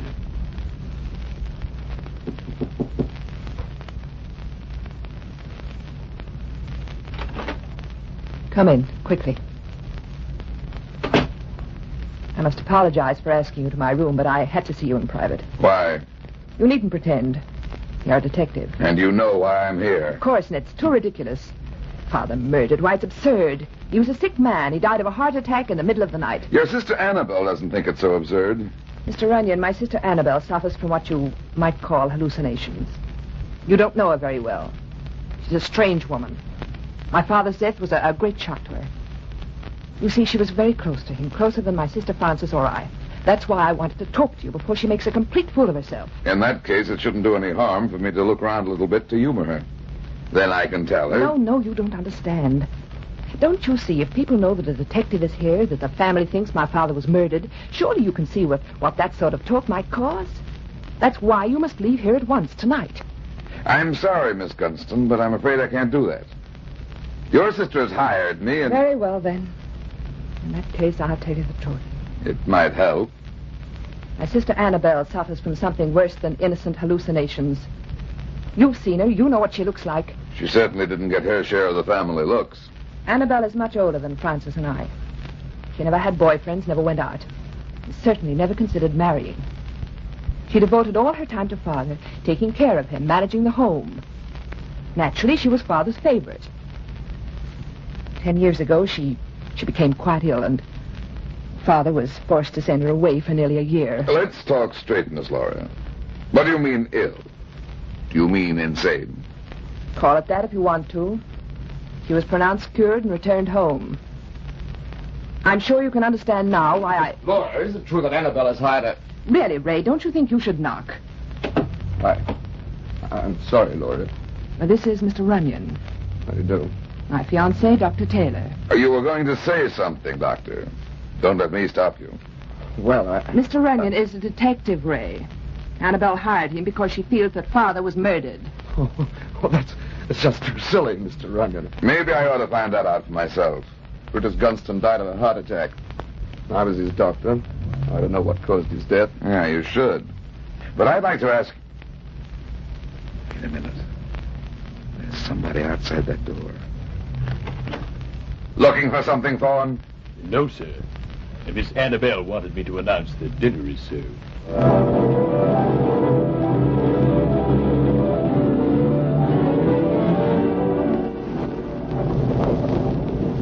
Dinner was a cozy little affair in a candlelit room big enough for a basketball game. There was no talking, very little eating. A lot of looking, mostly at me. The candles threw great flickering shadows at the beam ceiling. A big wooden fire at one end of the room caught the shadows and tossed them to a rain-splashed French window on the opposite side. The young one, Frances, sat on my right in a low-cut evening dress that only she could wear. She wore a delicate perfume that did what it was supposed to do. Thune had gone out for the dessert when she squeezed my hand lightly under the table. The doctor and Laura were across from me, silent. Annabelle sat grimly at the head of the table, staring at the windows.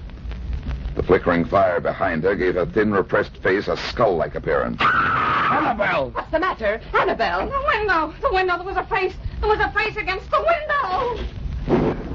Did you see anything? No. Annabelle, you're sure you saw something? Yes, I tell you, I saw it. It was horrible. There was nothing there, Miss Annabelle. No, of course it's not there now. It only stayed a second. Did you recognize it? You won't believe me, but I did. Who was it? It was Farmer. Nonsense, Annabelle. I tell you, I saw him. I know he was murdered now. He was trying to tell me something. Now stop it, Annabelle. You're upset. You're imagining things. It's all being too much for you. You gotta control yourself. It was Farmer, I tell you. I saw his face. He's trying to speak. I can't stand anymore. Come, Annabelle, you'd better lie down. I'll give you something to make you sleep. No, you stay away from me. Stay away from me. Mr. Runyon, please don't let him touch me. Take it easy. Now, really, Annabelle, you've got to control yourself. Come, I'll help you to your room. I saw him. She'll be all right. It's a simple case of nerves. I'll give her a sip.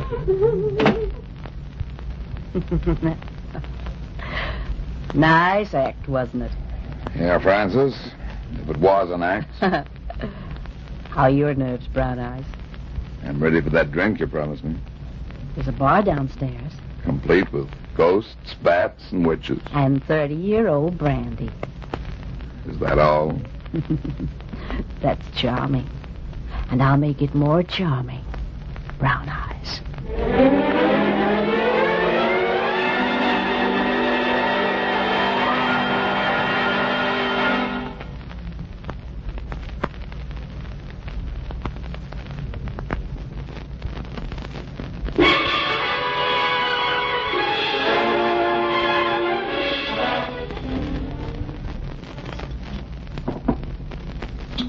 Straight?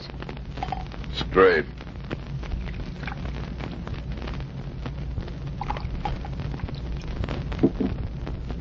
Somehow this modern bar doesn't seem to go with the rest of the gloom. There are a lot of things in this house that don't go together. For instance?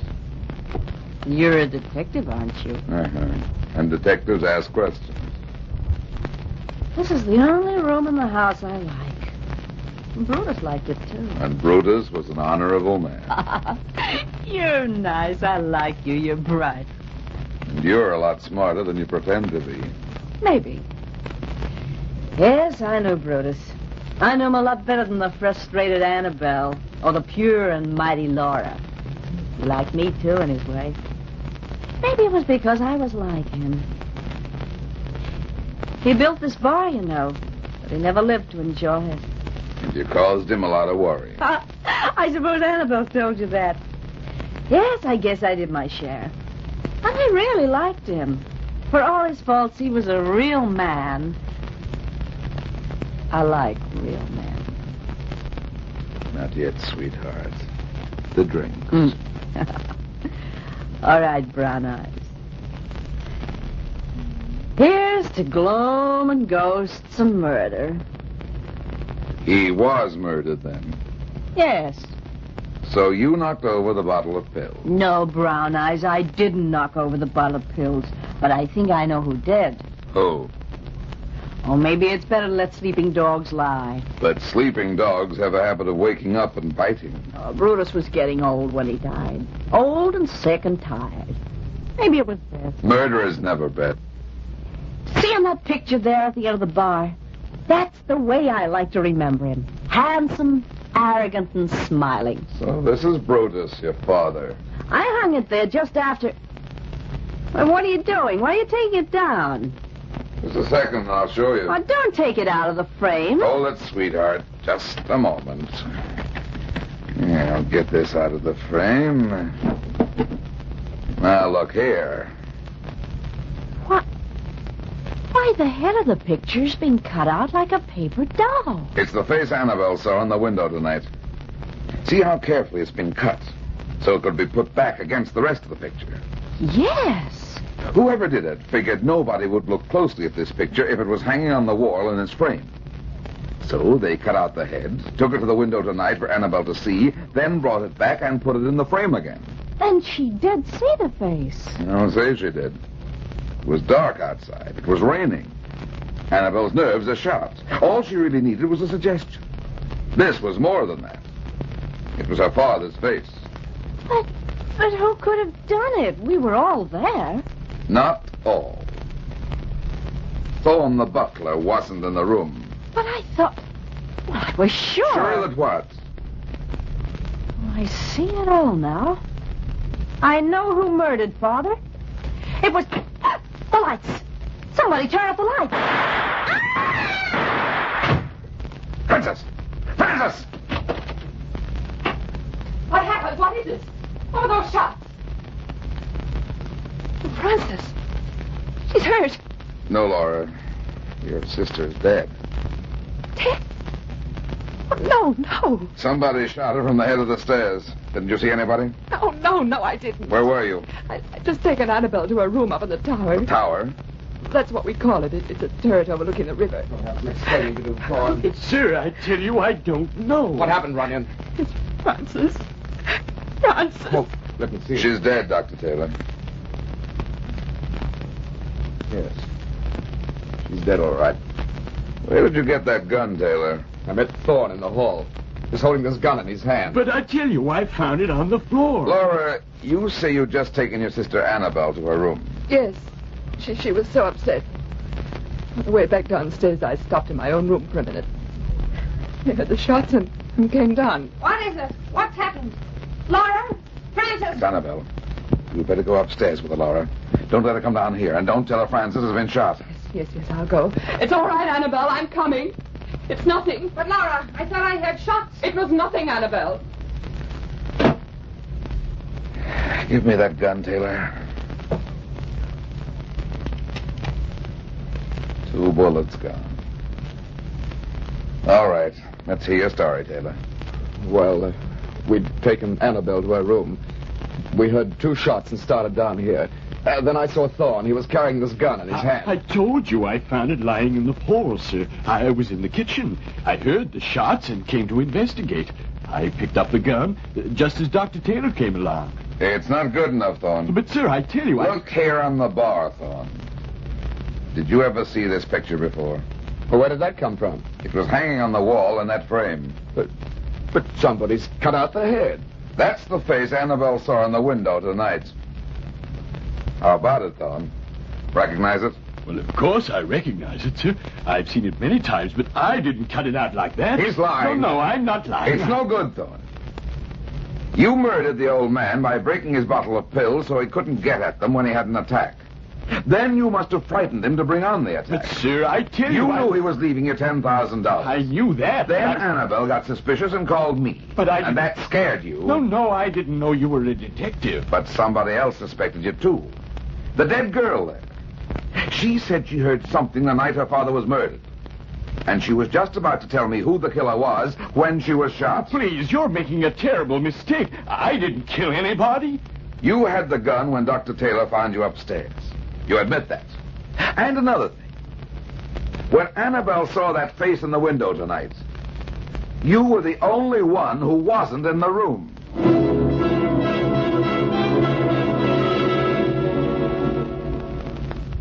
There's something about all this that doesn't add up, Dr. Taylor. I don't see what. It's all there. It couldn't be anybody else but Thorne. That's just what I mean. It's all too pat. I've got a feeling that I've overlooked something. Something that I did see but didn't notice. Something that's off-key. Operator. Operator. Operator! I'll answer in a minute. Yeah, not tonight, they won't. This phone's dead. Dead? Uh-huh. Oh, it's still raining pretty hard. Maybe the storm blew the line down. But sometimes on a rainy night like this. That's it, Taylor. That's it. What? The rain. I knew there was something wrong, something missing. Why, I don't understand. You will. Come on. We're going up to the tower room to see Laura and Annabelle. Thorne didn't murder anybody. But I know who did.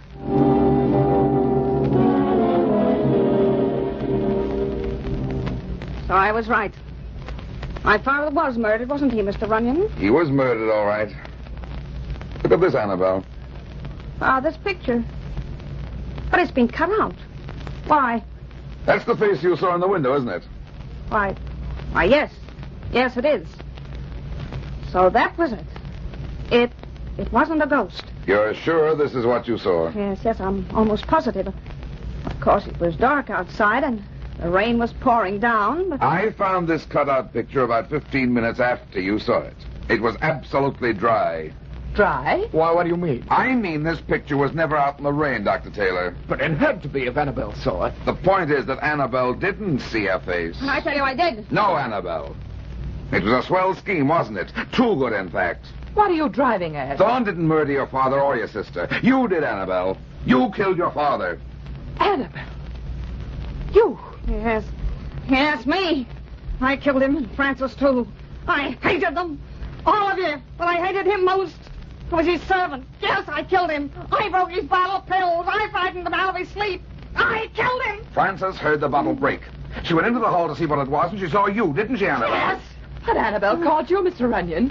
She was the one who kept saying Father'd been murdered. Sure. That was to throw us off the track. Yes, I hate you. You've all had everything. I had nothing. Why should any of you been happy when I wasn't? Why should my sisters have been beautiful? Look at me. Look at me.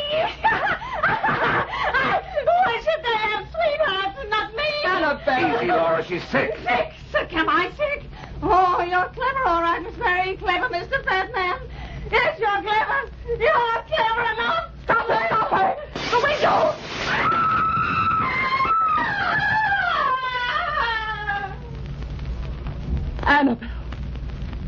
Annabelle. There are rocks down there, Runyon. 200 feet below. Oh, why did she do it? Why? Don't you understand, Laura? All her life, she'd been eaten up by jealousy. It was like a cancer, tearing her apart, distorting everything with hate and greed. She was sick, beyond hope. That's the trouble when greed and hate and envy start boring away inside. Whether it's a person, a family, even a nation, the result is always the same. Dissension, violence, death, and destruction.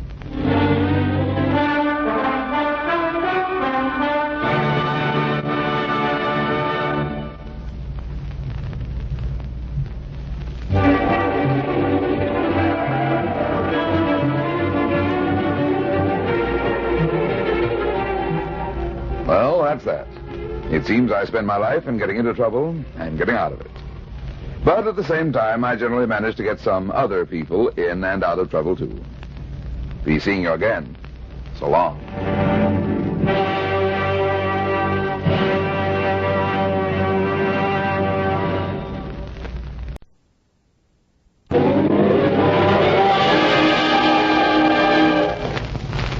There he goes into that drugstore.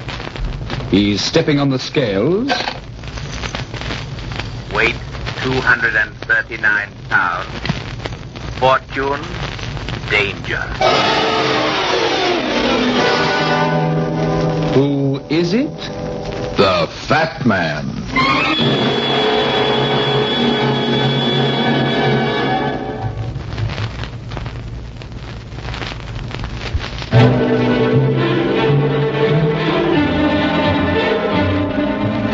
And now, here's the Fat Man in Murder Makes a Silent Partner.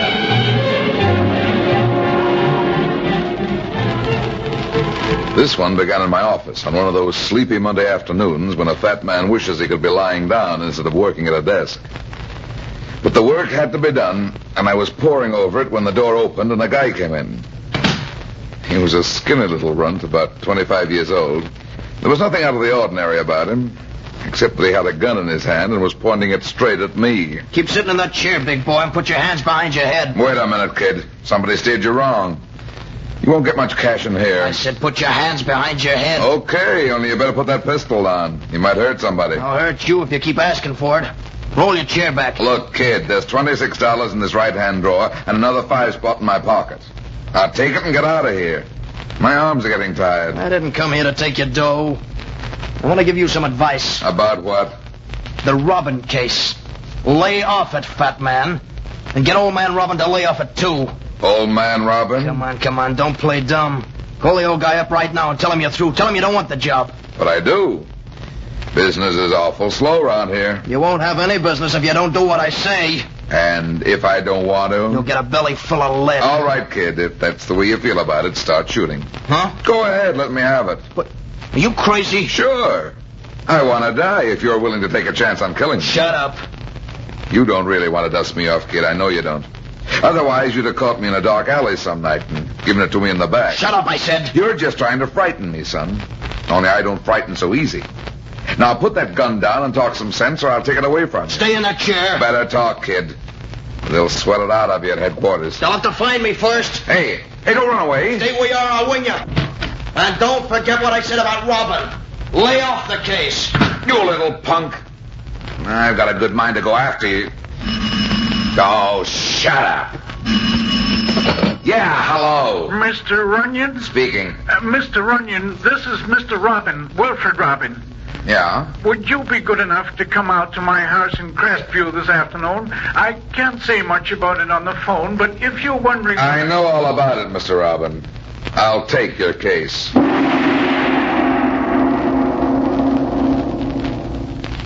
Go on with your story, Mr. Robin. It's very interesting. In the light of what happened in my office this afternoon. What happened? Oh, just a little intimidation. Somebody with a gun advised me to lay off this case. In fact, he wanted you to lay off it, too. Desmond. Chuck Desmond. He's the man I was telling you about. The gambler? Yes, gambler and heaven knows what else. Well, what made him think I was already working on this case? I told him, Mr. Runyon. Told him you'd hired me? Yes, I said that because I wanted to frighten him. I thought if he knew there was a detective on his trail, he might tell me where he's hiding my daughter. When did she disappear, Mr. Robin? Oh, about 5 weeks ago. And you haven't told the police? Well, I wanted to, but you see, this isn't the first time it's happened. She's run away from home before. Even so, it's a serious business. I know, Mr. Runyon, but if I call in the police, it'll be in all the papers. And if they do find Dorothy, I might lose her forever. How do you mean? I mean, she might hate me for bringing her back. She might even refuse to come back. Why? Well, she's a strange girl, Mr. Runyon. Always had her own way, always been terribly independent, and for some reason or other, she's always been attracted to men like this Desmond fella. Gamblers, petty racketeers. Sounds like some sort of a complex. I don't know what it is, frankly, but I've always kept track of her in the past, even when she ran away from home. I'd get a phone call or a letter or a wire for money, and always something to tell me where she was. And this time she hasn't gotten in touch with you? No. That's why I think Desmond must be hiding her, keeping her somewhere, against her will. Well, if that's the case, I don't think I'll have too much trouble locating her. Why not? Because Desmond can be found and made to talk, especially if he has a police record. I'll get that sawed-off little runt and squeeze the truth out of him. Are you talking about Desmond, Mr. Runyon? Oh, yes. What's the matter? Well, Desmond isn't a little fellow. He's a big, strapping 6-footer.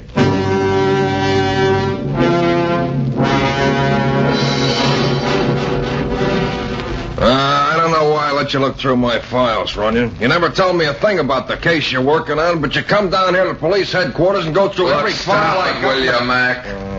Anytime I work on a job, I'm giving you guys one less case to solve. Now, let me see one more of these pictures. Here. What are you looking for, anyway? A little guy about 5'2" with blonde hair and funny eyes. I thought you said Desmond was a big fella. He is. But you haven't got anything on him, and I don't know what he looks like. That's why I have to find the little squirt first. He might leave me... Here he is. Ralph Kermit. Is that the guy? That's him, all right. 2 years in reform school, 1 year on the big time, and 3 arrests. Know where I can find him? Sure, we'll have an address on him somewhere. Well, let's have it, Mac. The sooner I go after the little fish, the sooner I can land the big one.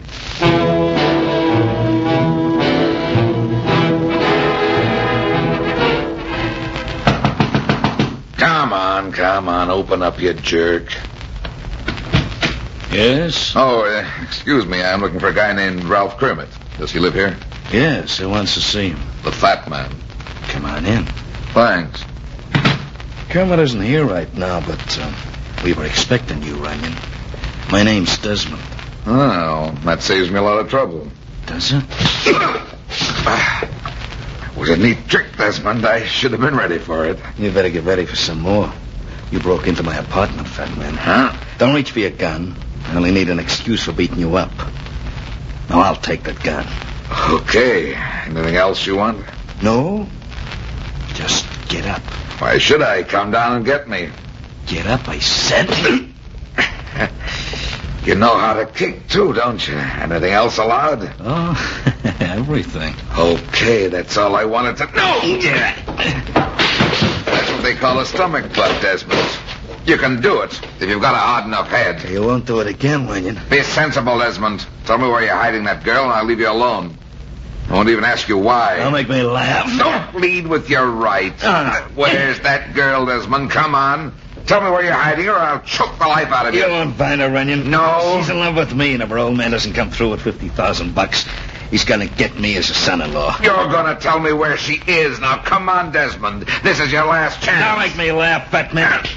Don't make me laugh.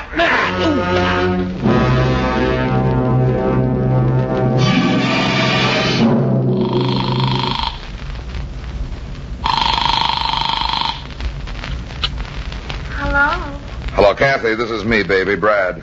Where are you? In my office. I'm afraid I won't be able to keep our date for tonight, honey. What's the matter? Oh, nothing serious. Only I ran into a tough customer a little while ago, and I've got the most beautiful shiny you ever saw. Oh, Brad, you poor thing. Why don't you come over here and let me take care of you? You know how to patch up a black eye? No, but I can take care of the other one. What about the rest of me? I got a swollen hand. Only one? You used to have two. Cut the comedy. I'm not that fat. Oh, come on over, Brad. I want to see you. Well, I should be out looking for Mr. Robin's daughter, but I suppose it's all right to knock off for a while. The guy that knows where she is won't be moving her tonight. I don't think he can stand up. Then you'll be over here? Yeah, in about half an hour. All right, Brad. I'll be waiting for you. So long, honey. Yeah, who is it? Me, Mr. Robin. Well, come in, Mr. Robin. I was just about to call you up and tell you what progress I've made. With Desmond? Yeah. He knows where your daughter is, all right. And as soon as he feels a little better, I'm going to make him lead me to her. I don't think that will be necessary, Mr. Runyon. Why not? Because I know where she is. What? I had a telegram from her this evening. Here, read it. Need money very badly. I'm through with Desmond and all of them. They'll come home if you wire me $1,000 care of Bryce Cochran at above address. Must pay debts and get into shape before I see you, love, Dottie. Who's Bryce Cochran, Mr. Robin? I don't know. When did this wire arrive? About an hour ago, but I haven't sent her the money yet. That's good. I don't want to send her the money. What do you mean? I don't trust her anymore, Mr. Runyon. That's why I came here. I want you to go down to this address and bring her back. Do you think you can get her to come with you? Think. Look, Mr. Robin, she'll come back with me if I have to carry her under my arm.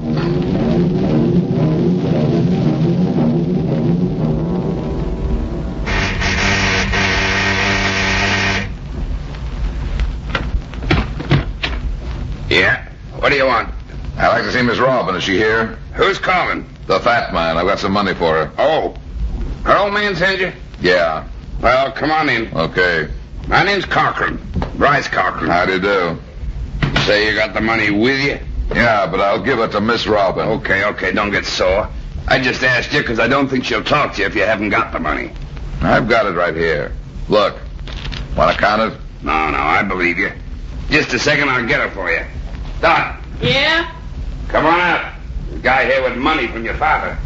What kind of a guy? It's all right. He's okay. I don't care. I told my father to telegraph that money.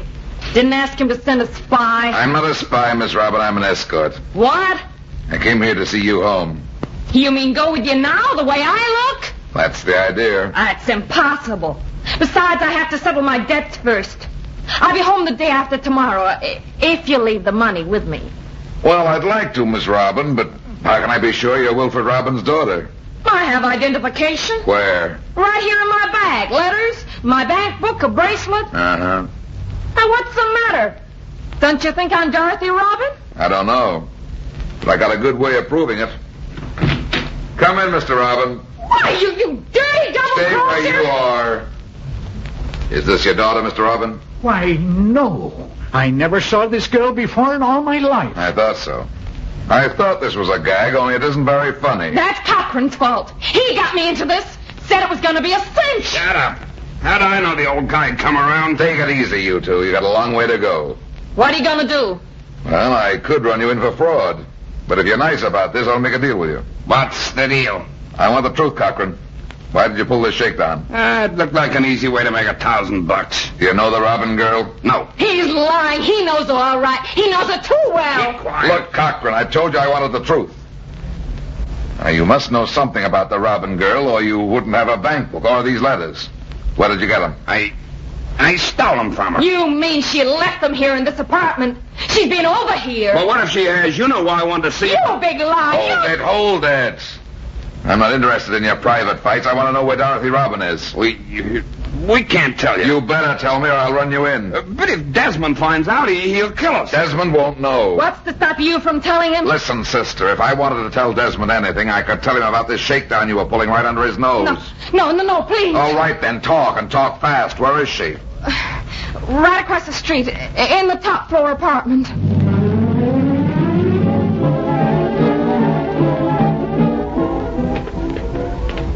Over here, Mr. Robin. This is the apartment over here. Wait, somebody's coming out. Quick, get back. It's the shrimp Kermit. See you later, Dottie. Watch it. I'm going to grab him. Hey, what's the big... Runyon, what are you doing here? Get back in that apartment, kid. Yeah, but listen... Go on, get back. All right, don't shove. Come along, Mr. Robin. Right. For heaven's sake, what's going on here? Dorothy. Pop! How did you find out where I was? Oh, it's not important now, Dorothy. The important thing is... stop that sob stuff. I got enough of it at home. Who's a fat guy? Brad Runyon, Miss Robin. I'm a detective. Well, I don't like detectives. Get out of here and leave Kermit alone. Yeah, let go of me. Take it easy, Squirt. I thought you might be keeping Miss Robin here against her will. Are you crazy? He's a friend of mine. He brought over some coffee and groceries for me. Let him go. Okay. See you later, Dottie. Yeah. Dorothy, you look so tired. I am tired. Tired of people telling me how to run my life. I'm old enough to know what I'm doing. But you're ruining your health, my dear. Look at you. Look at the girl I tried so hard to give everything. Oh, be quiet. I don't feel good enough to take that speech right now. I don't feel good at all. What's the matter? I don't know. I just feel kind of woozy. As if everything was going black. Maybe I'd better call a doctor. Yeah, maybe you bet. But... Dorothy. Quick, Mr. Robin. Get some water. She's fainted. The poor... What's the matter, Runyon? I was wrong, Mr. Robin. She hasn't fainted. She's dead.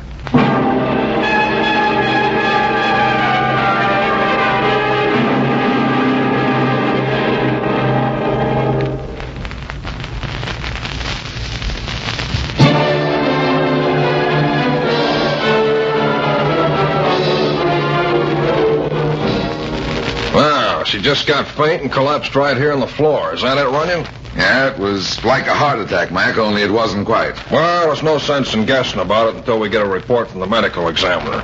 I just hope you and Mr. Robin didn't wipe your fingerprints all over the place. Didn't touch a thing. Hasn't the old man up to headquarters 2 minutes after it happened? I'll get it. Yeah, Mackenzie speaking. Mackenzie, this is Fogarty. Oh, yes, Inspector. Any word yet? Well, it isn't official, but I've had an advance report. There was poison in the coffee she drank, so you'd better start thinking about suspects. All right, Inspector, I'll be right to work. Good. Well, you call the turn, Runyon. That wasn't a heart attack at all. There was poison in the coffee she drank. Coffee? Did you say coffee? Yeah, why? That's the one thing I forgot to tell you, Mac. Kermit was leaving the apartment just as we got here. He's the one that brought the coffee.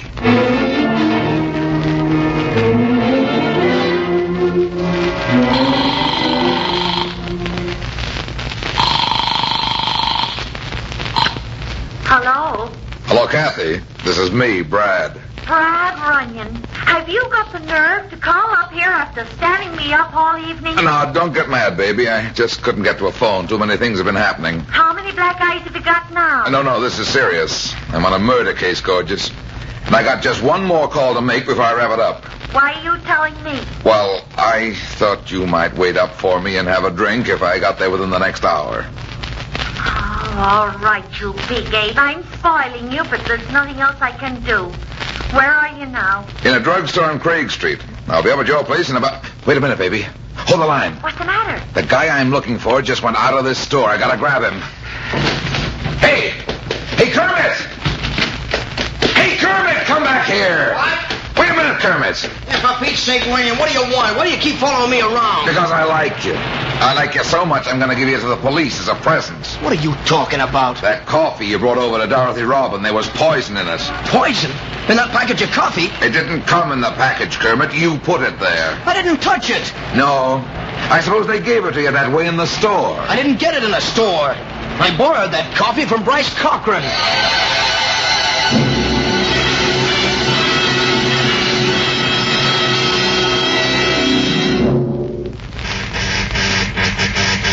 This is crazy, Runyon, coming over to Cochran's apartment on that kid's say-so. If Cochran poisoned that coffee, he won't be sitting around a house waiting for somebody to arrest him. Don't be too sure, Mac. Not all murderers run away. Hey, what was that? Sounds like a pane of glass breaking. Hey, open the door. Open it up! Give it your shoulder, Brad. Not tonight, Mac. I'm black and blue all over.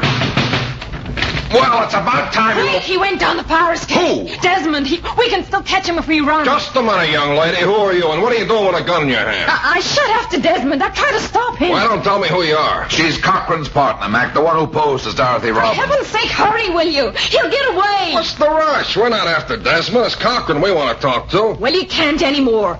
Desmond just killed him.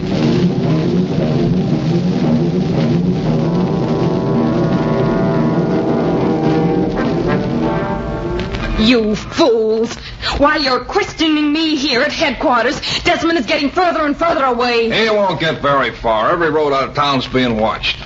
Then why are you holding me? Because you might have killed Dorothy Robin. Dorothy Robin? I didn't know she was dead. That doesn't mean you didn't kill her. You could have poisoned the coffee that came from Cochran's apartment. I don't know what you're talking about. Then I'll make it plain. You said Desmond came down the fire escape at the apartment, broke the window pane, and shot Cochran. Oh, he did. That's your story. And so far, you're the only one who can prove it. What do you mean? Just what I said. Desmond could have poisoned the Robin girl, and shot Cochran, too, if he came down that fire escape. If he came down? Yeah. You might have invented the whole story. Oh, that's crazy. Is it? You had a reason for killing Cochran and Dorothy Robin, too. You were jealous of them both. No. Don't lie to me. You as much as said so the first time I came to the apartment. Mackenzie! Mackenzie! For Pete's sake, Dugan, how many times have I got to tell you, don't bust into a room like that? Can't you see we're busy? But it's important, Mackenzie. We've got a lead on Desmond. Oh, yeah? Where is he? Hiding out somewhere in the railroad yard. He is spotted there by a yard policeman. Well, don't bother us with that now. Well, what do you mean? He's a murderer, Mackenzie. He's the one who shot Cochran. How do you know? How do you know it wasn't done by this girl right here? It couldn't have been. The bullet that killed him didn't come from her gun.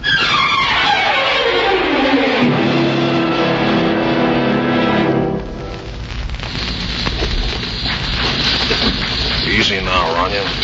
Take it easy going through this yard. If Desmond's in one of these boxcars, he'll saw us down before we got a chance. He won't live long if he starts shooting. Every cop in the yard will be down on him. Yeah, but that won't do us any good. Watch it. I saw something move in that car. We saw a glass of milk on the hook. Not that car, Mac. This one right here. Come quick. He's in there all right with a jammed gun. Can't you hear him? Yes, I can now. Hurry up, Mac. Crawl under the car and get some men on the other side of the yard. I'll pin him here till you close in. Okay, Brad. We'll make it back here as soon as we can. Good. Well, Desmond, how about it? You gonna come out with your hands up? Or do you want me to do it the hard way? Why should I make it easy? Come on in here and get me. No. There isn't enough light in there yet. I'll wait till they bring up the floods. What are you afraid of, Runyon? You know my gun is jammed. That's why I'm playing it cozy. You've got to come out. Maybe I'd better come out right now, huh? Watch your step, Desmond. This gun is awful ready for you. I've got the hammer up. I don't care what you've got. I'm coming down. Now we're on the same level. Stay right there, chum. Quit your kidding. You won't kill me, Ryan. I will if I have to. Go on. You're too good a detective to bump me off before I've made a statement. No, you'll try to save my life. I'll save my own first. Sure, but you'll have a couple of scars to show for it. I'm gonna cut you up, Runyon, just once with this knife to pay you for that beating you gave me. Don't be a chump. Stay where you are. Make me. See if you can stop me before I get to you. I'll stop you. Did you forget about your legs, Desmond? You can't walk if you haven't got your legs. You lousy copper. You got eyes like a cat. Drop the knife, Desmond, or your hands go next. Okay. What else you want? Your reason for shooting Cochran and killing Dorothy Robin. Dorothy Robin? She's not dead, is she? Ryan, she's not really dead. What do you mean? You killed her, didn't you? You crazy. I was in love with her, Runyon. That's why I shot Cochran. He was doing everything he could to take her away from me. I didn't know you cared. You told me you were using her to blackmail her father. I was. She knew about it all the time. We was both living on the money I got from her old man. Then why were you hiding her? Because I didn't want him to find out. What? That Dorothy was my wife.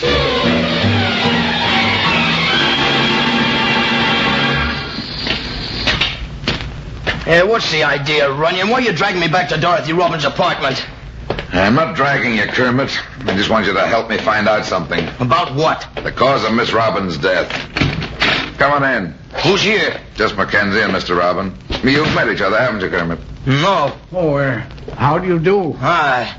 Got anything new yet, Mac? No, the inspector thinks she might have committed suicide, but Mr. Robin doesn't believe it. She wouldn't have done it, Runyon. She wouldn't have done it. Hey, for Pete's sake, what's this all about? You got no right to hold me here. Take it easy, kid. Just take it easy. You had your breakfast yet? Huh? Well, how could I? You've been pumping me at headquarters all night, now you bring me here. Well, relax. Well, yeah, I got a cup of coffee for you. Coffee? Yeah. Here you are.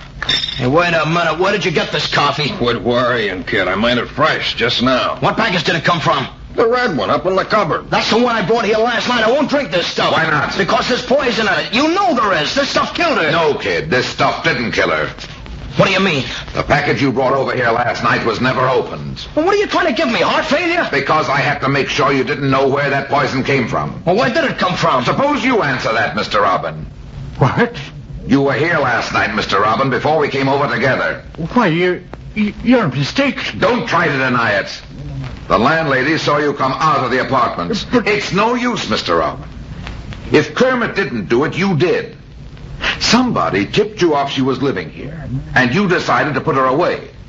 So you slipped into the apartment and poisoned the coffee pot. Maybe you were hoping to get Desmond, too. Yes, I was. I found out they were married, and I couldn't bear to think of the life he'd make her lead. And you hired me to throw the police off the track. Yes, I was afraid Kermit might talk in spite of the money I paid him, and I didn't want to be suspected. Kermit? Well, what's he got to do with it? Everything. He's the one who gave me this address.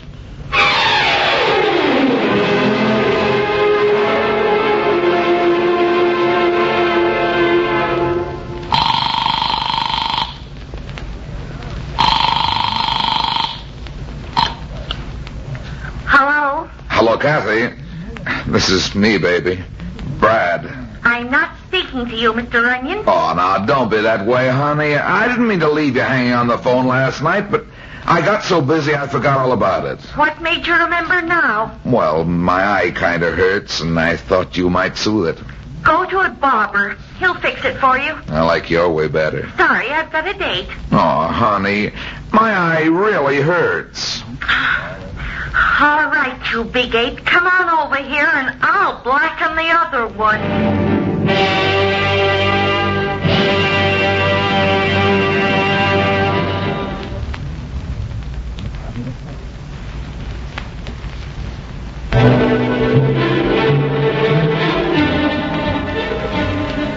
Well, that's that.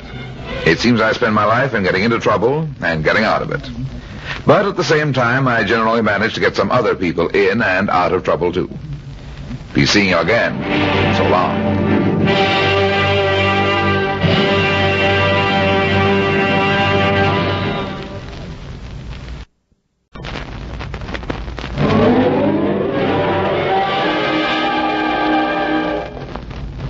There he goes into that drugstore.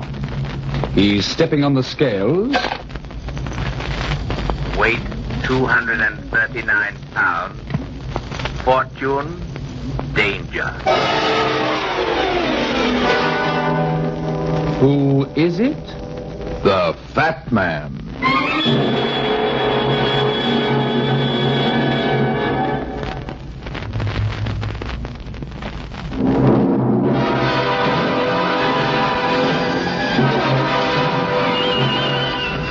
And now, here's the Fat Man in Murder Makes Music.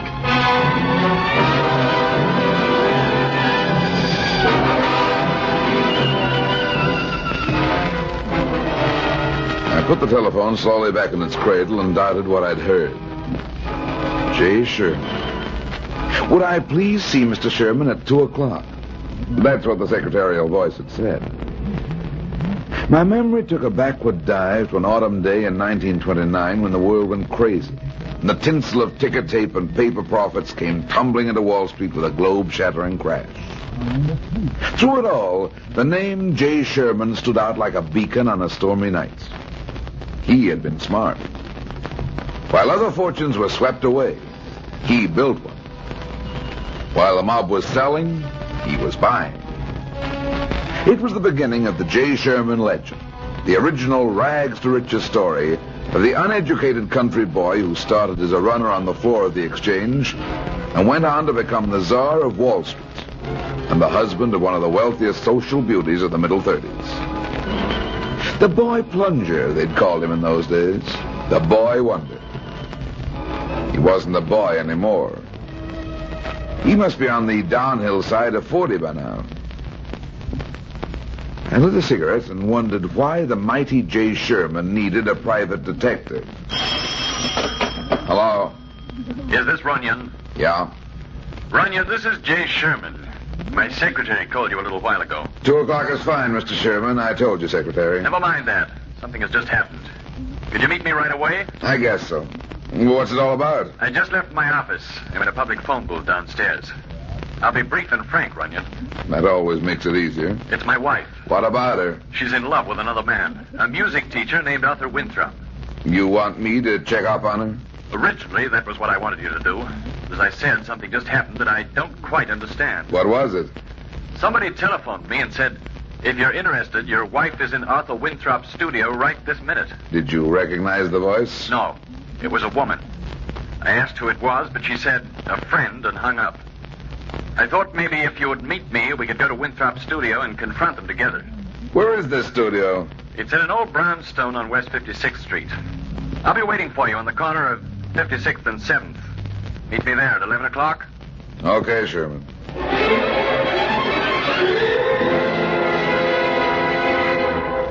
That's the house, Runyon. His studio's on the second floor in the back. I hope my wife is still there. Would you rather I went in alone? No. No, I want to be there, too. I've got to see this for myself. Okay. She's upstairs all right, Runyon. How do you know? That piece of music. Do you hear it? Sure. It's the Moonlight Sonata. That's her favorite. Winthrop taught it to her. It almost seems to hold a spell over her. Really? I hate that music, Runyon. I hate it so much that when I hear it, I almost go crazy. Runyon, that was a shot. And it came from that studio. Come, quick. Ah, it's locked. Give me a hand here. Natalie! Natalie! She's not here. Is this the music teacher?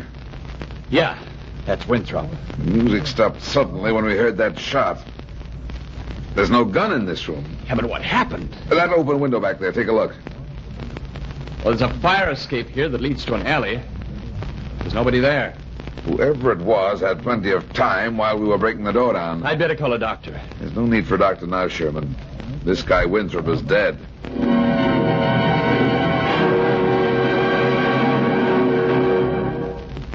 Come into the library, Runyon. My wife's not home yet. I didn't think she'd be here, Sherman. Listen, Runyon. You've got to give her a break. I'm sure she can explain where she was. Natalie wouldn't kill anybody. That's not what the police are going to think. Well, you can't tell them. They don't have to know that my wife was supposed to have been in Winthrop's studio. Don't you see? Don't be a sap, Sherman. I've already stuck my neck out plenty for you. I gave you a break by coming home with you. Your wife's not here. Okay, where is she? I'm sure she can explain when she comes home. You've got to help me, Runyon. I hired you. You're working for me. I was working for you. You hired me to check on your wife, not to cover for her on a murder rap. Yeah, but she couldn't have. I know she didn't kill him. Maybe not. But it looks bad for her. Well, the police don't have to know. What kind of a sucker do you take me for? How long do you think they'll be satisfied with the story I gave them on the phone? I told them I discovered a murder, that's all. Don't you think they're going to want to know what I was doing there? Yeah, but can't you make up some story? Nothing doing. Listen, Runyon. I'm a rich man. I'll pay you whatever you ask. I don't play that way, Sherman. Now sit down there and listen to me. I haven't got much time. As soon as the cops locate me, I'll have to talk, and I'm going to tell them the truth. Maybe your wife is innocent. I don't know. After I talk to the police, if you want to hire me to try and clear her, I'll do the best I can. Yeah. Yeah, I suppose you're right. Lying wouldn't help. But, Runyon, I know Natalie didn't. She couldn't. I do want to hire you. It's the same music we heard before. Yeah, it's Natalie. She must have just come home. She's in the living room. Come on, I want to talk to her.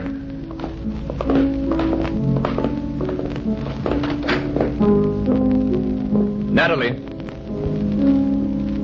Why, Jay. What on earth are you doing home at this hour of day? Natalie, darling, something's just happened. Where have you been? What's wrong, Jay? Who's this gentleman? Brad Runyon. He's a private detective. Detective? Sit down, Mrs. Sherman. Where have you been for the last 2 hours? I don't understand. What's wrong? Just answer my question, please. Where have you been? Why, I went downtown. I did some shopping. Could you prove it, Mrs. Sherman? Did anybody see you? Anybody who could prove where you were shortly after 11 o'clock? I don't know. I met no friends, if that's what you mean. I was in several stores. Mostly I was just walking around looking in shop windows. I see. What is it? What's happened? A man was murdered this morning. A man? Who? Arthur Winthrop. Arthur? Arthur murdered?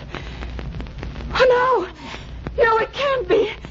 It can't. What are you saying? Natalie, darling. Don't touch me. But, Natalie, don't you see? You killed him. You hated him. You knew I loved him, and you killed him. No, Mrs. Sherman. Your husband didn't kill Winthrop. He was with me, and we both heard the shot. You were with my husband? Yes. Somebody called your husband this morning. A woman. Told him you were in Winthrop's studio. Oh, no. No. Is that why you're questioning me? You think I killed him? The police are going to think so. I killed him? Why would I kill him? I loved him. Don't you understand? I loved him. She did it. She killed him. She? Who? Of course. That's it.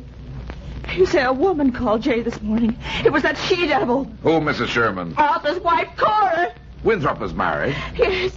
His wife was jealous of him. He didn't love her anymore. She's a devil, I tell you, a devil. She killed him.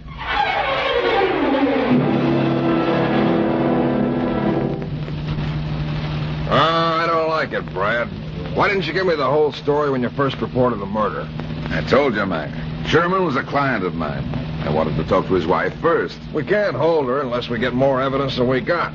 If she's guilty, what's her motive? Her husband's got more motive than she had. Yeah, but he didn't do it. Don't forget, he was with me when the murder was committed. I know. I hope this Winthrop dame hasn't taken a powder. She's got plenty of time to get away. Soon find out. Pull it, Mac. I think this is where she lives. Yeah.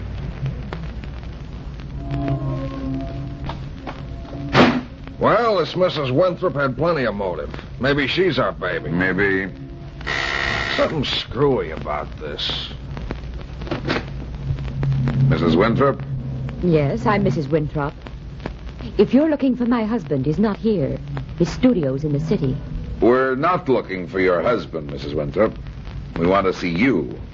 Well, who are you? What do you want? I think we'd better go inside. Is something the matter? Thinking of taking a trip, Mrs. Winthrop? What do you mean? The suitcase is here on the floor. Who are you? This is Lieutenant Mackenzie of the police. My name is Runyon. I'm a private detective. The police? Then there is something wrong. Yeah, there's plenty wrong, all right. Where were you going, Mrs. Winthrop? Well, as a matter of fact, I'm leaving my husband. I'm going away. Why? I don't see what business that is of yours. I don't love him anymore. There's another woman and... Well, what is it? What's the matter? What's happened? Mrs. Winthrop, your husband was murdered this morning. What? Murdered? Arthur, dead? Yeah.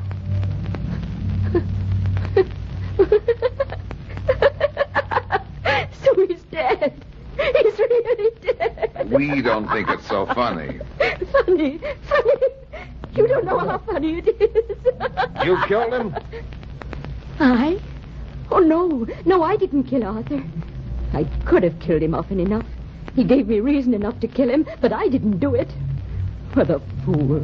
I warned him. I told him to stay away from that woman, but he wouldn't listen. Are you trying to say that Mrs. Sherman murdered your husband? No, of course not.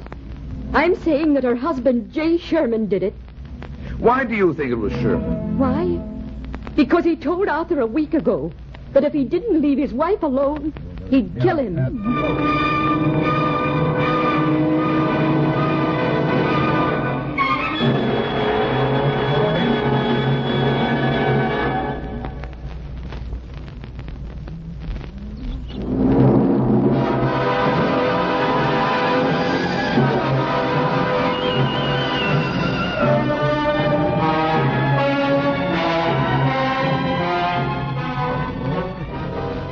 Didn't make sense, any of it. I sat at my desk smoking a cigarette and thinking. It was just past 9 p.m. A murder. 3 people with motives. But did they all have motives? What about Mrs. Sherman? If she loved the music teacher, why would she kill him? Unless there was something else, something that I didn't know. The music teacher's wife had a swell motive, but she didn't appear to love her dead husband. Why kill a man you don't want anymore? Sherman really had the best motive of all. He loved his wife. I was tired of thinking in circles. I ground out the cigarettes, got my hat, and went down to the street. Mac had left a cop on duty at Winthrop's studio all day, but he was probably gone now. I found a cab on the corner and gave him the music teacher's address.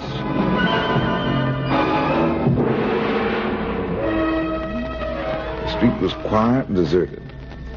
I kept twisting the puzzle round in my mind when suddenly I realized I was about to pass Winthrop's studio. I climbed the steps and tried the front door. It was unlocked. The hall was dark, and I stood for several seconds waiting for my eyes to get accustomed to the blackness. The dim outline of the stairs slowly came into view. I started up.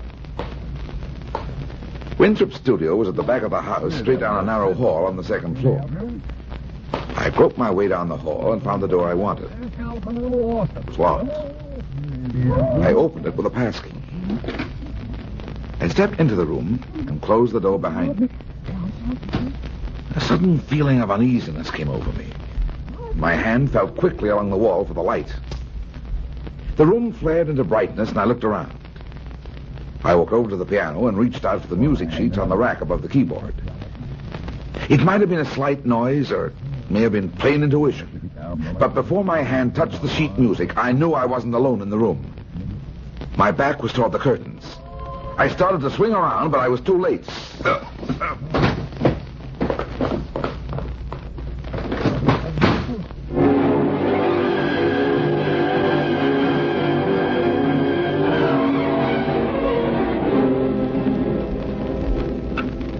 Hello, Brad. Hello, Mac. Yeah, I tried to get in touch with you a little while ago. I just got home. I'm sitting here with an ice pack on my head. An ice pack? Hangover, huh? Somebody slugged me tonight in Arthur Winthrop's studio. What were you doing there? Playing a hunch that was evidently right. We overlooked something in that studio, Mac. Something that was so important the murderer had to go back after it. We went over that place with a fine-tooth comb. What could they have been looking for? I don't know. But whatever it was, they've probably got it now. Why were you trying to get in touch with me? We had to let the Winthrop woman go. I thought you'd want to know. Who could have slugged you, Brad? I don't know. But I can tell you one thing. It wasn't a woman. Nobody but a man could have hit that hard. Sherman? Could be. But why? He's not the murderer. We know that. Why would he go there? Maybe he was covering for his wife. She might have left something in the studio if she killed Winthrop. Oh, yeah. There's always the possibility that it was a fourth person, too. Somebody that we don't know anything about. I should have left the cop on duty there, but I was sure we'd been over everything. No use worrying about that now. I'll see you in the morning, Mac. Okay. Ooh, my head. When I find the guy who gave me this, I am going to... Hello. Mr. Runyon? Yeah? This is Natalie Sherman. I must see you immediately. Where are you? At home. Please. Please hurry. Oh, what's wrong? It's important. Please hurry. What is it? I've discovered something about... Mrs. Sherman. Mrs. Sherman.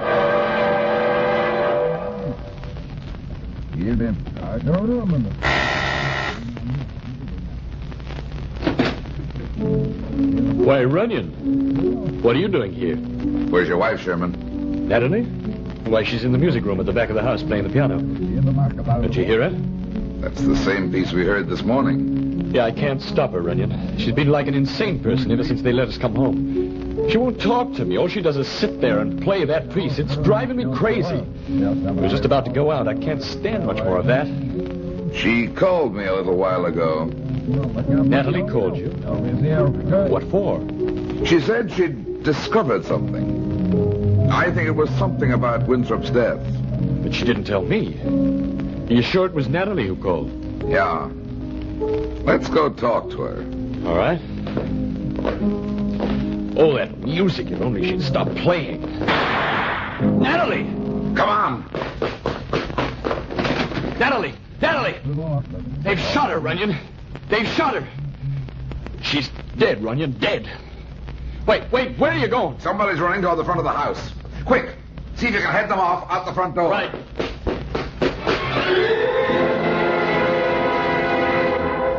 Let me go! Let me go!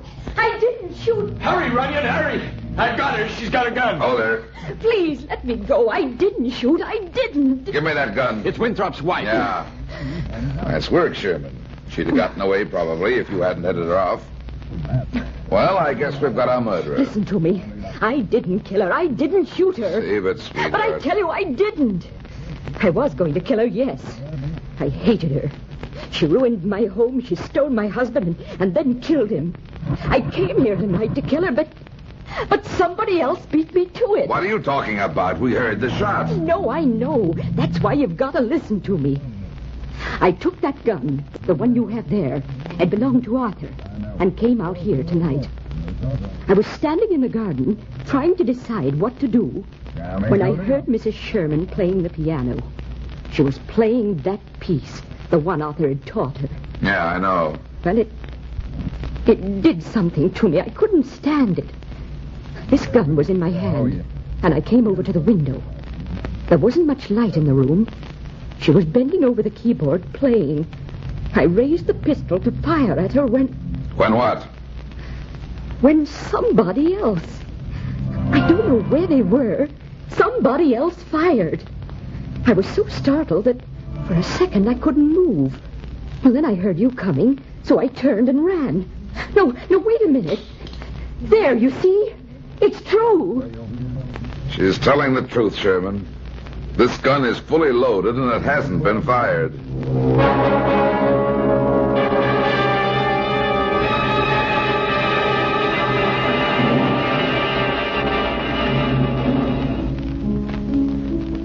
Yeah, Kelly. Okay. Thanks for calling me. If you want me again, I'll be here at Runyon's place. Right. Ah, by golly, it beats me. What did Kelly want? He just got the report on the Sherman dame. Ah, Brad, can't you stop playing that piece? You're driving me batty. I got enough trouble with these 2 murders without you trying to drive me daffy. Mac, I think the key to these murders is in this piece. You're driving yourself batty. No, I'm sure of it. Both murder victims were playing this piece when they were shot. Doesn't that strike you as peculiar? You mean this music sends a murderer off his nut when he hears it? I don't know. But I'm sure the answer is here in this music. What about the report? Well, it's just what you said. The bullet in the Sherman woman's head didn't come from the gun Mrs. Winthrop had when you grabbed her. And Mrs. Winthrop's got to be the killer. I'm not so sure. Well, who else is there? Sherman. Ah, but he couldn't have done it. You were with him. Yeah, twice. I think she must have had another gun and managed to hide it somewhere. Don't be a sap, Mac. You've had every inch of ground covered around the house. There isn't any other gun. Well, maybe she managed to hide it somewhere in the room before you got there. In that case, she only had about 10 seconds. Well, if it is in that room, we'll find it. Nobody's getting in there until this is all cleared up. I got a man on duty in that room, and he's going to stay there. Oh, it's got to be the Winthrop woman, Brad. It's just impossible any other way. No, Mac. Nothing that actually happens is impossible. But lots of times it looks that way. Come on, let's take a ride. Where to? Back to Sherman's house.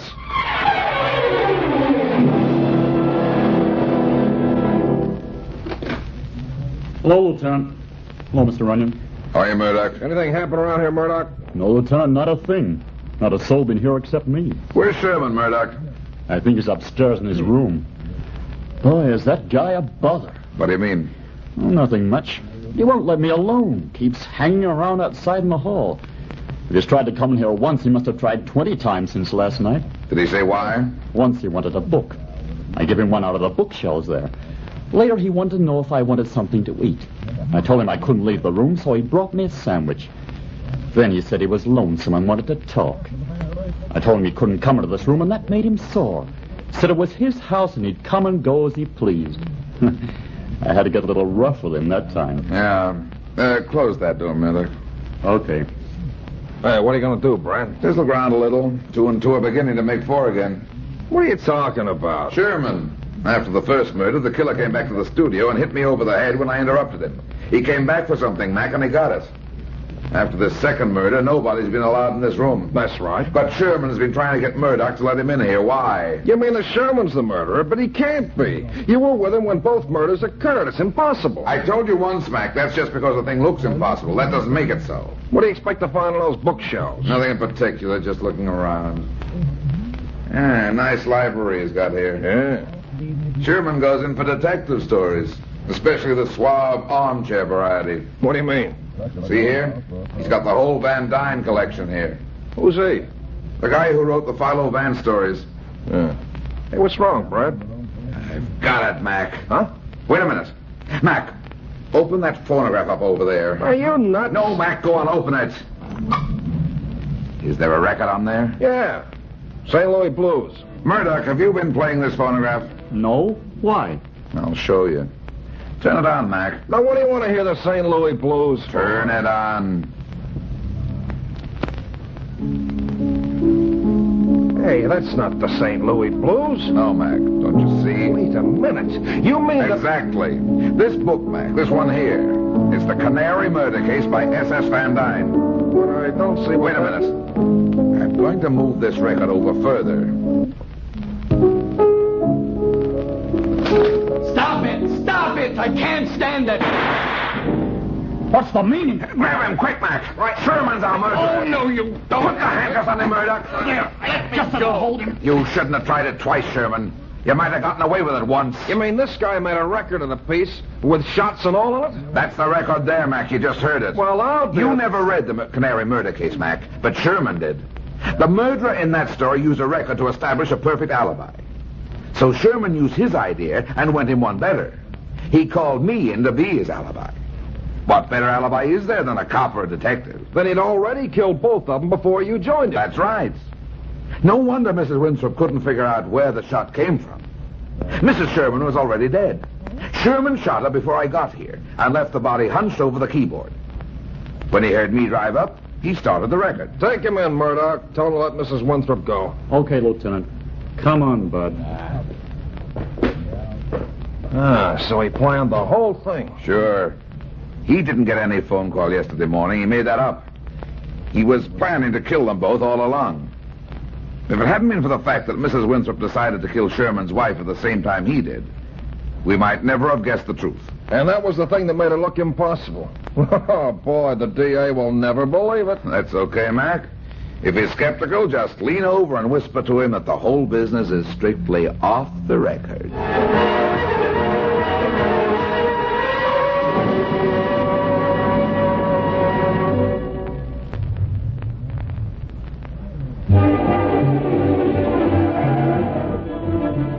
Well, that's that. It seems I spend my life in getting into trouble and getting out of it. But at the same time, I generally manage to get some other people in and out of trouble, too. Be seeing you again. So long.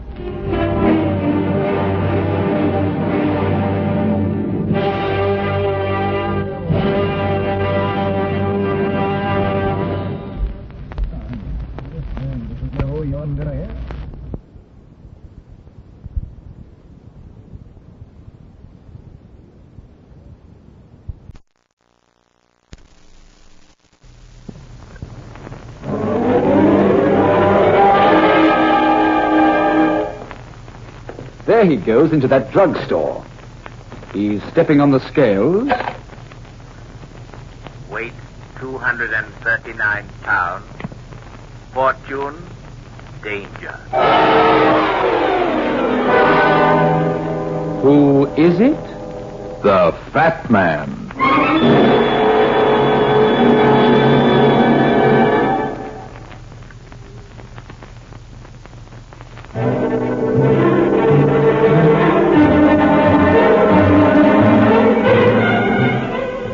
And now, here's the Fat Man in Murder Writes a Story.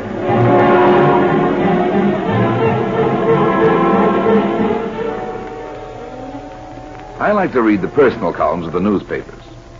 Call it a hobby if you want to. I never do anything about following them up. That is, I never did until I read the following brief announcement. $5,000 reward for the murderer of L.A. Lamont, killed October 2nd, 1937. No telephone. Address, Mrs. Costa, 413 Coleman Street. For some reason, it didn't look like a phony message or code. I decided to look Mrs. Costa up. It was late afternoon when I got to Coleman Street. Most of the numbers on the buildings were either hidden or missing. I stopped in front of the tenement that should have been 413 and looked vainly for the number. A flashily dressed girl stood nearby looking up at the same house. Suddenly, the door of the house opened and a big blond guy with hard eyes came out. He looked sore about something. The girl started toward him as he came down the steps. Well, how about it? Was it Jink? No, it wasn't Jink. Just an old dame with a beef. Come on. But, Joe, maybe it's a blind. I say, come on. Pardon me, but is the number of this building 413? 413? Yeah, that's the number. Thanks. Stranger around here? In a way. Why? Nothing, I just wondered. Come on, Lola. Mrs. Costa lived on the 4th floor rear. She must have been sitting near the door because she opened it almost as soon as I knocked. She was a small, stooped, tired little old woman with graying hair and bony, work-worn hands. Only her eyes looked alive. They were big and black, and they were filled with pain and suffering. You've come about the ad. Yes. Oh, come in. I've got the money right here. You know who the murderer is? Not yet, Mrs. Costa. Oh, I see. I thought maybe you knew. And that maybe you'd tell me for the $5,000. The other one, he didn't know either. A big, tall, blond man? Yes, that's the one. Do you know him? No, I think I passed him on the way in here. Well, why did you come if you don't know who killed Mr. Lamont? I'm a private detective, Mrs. Costa. My name is Runyon. I saw your ad, and I thought maybe I could help you. Why are you interested in finding the murderer of this man Lamont? Was he a relative of yours? No, Mr. Runyon. Not a relative. I didn't even know Mr. Lamont. They said my boy killed him.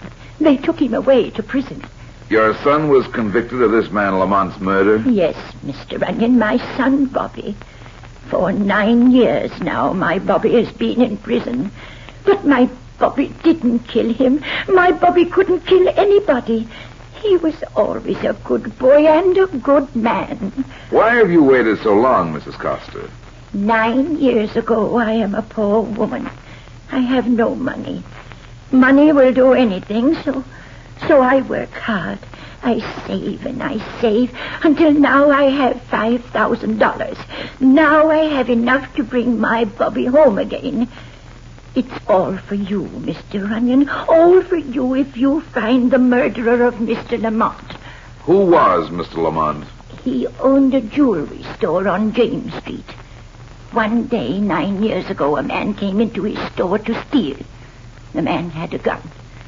Mr. Lamont had a gun, too, under his counter. But the man shot Mr. Lamont. They said it was my Bobby. Why did they think it was your son? I don't know. All I know, Mr. Runyon, is that my boy would not kill. He would not steal. I see. You can help. I'll do what I can. But 9 years is a long time.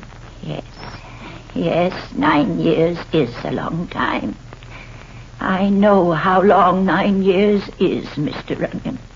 This other man, the one who was here just before I came, what did he say to you? He was not such a nice man. When I told him I am Bobby's mother, he laughed, just like he didn't believe me. He said I was not telling the truth. But I am, Mr. Runyon. I swear to you that I am telling the truth.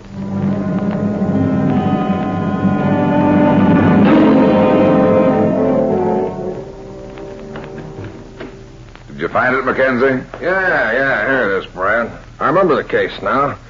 Didn't cause much of a rumpus, just another one of those robberies where a jeweler reached for a gun instead of the ceiling.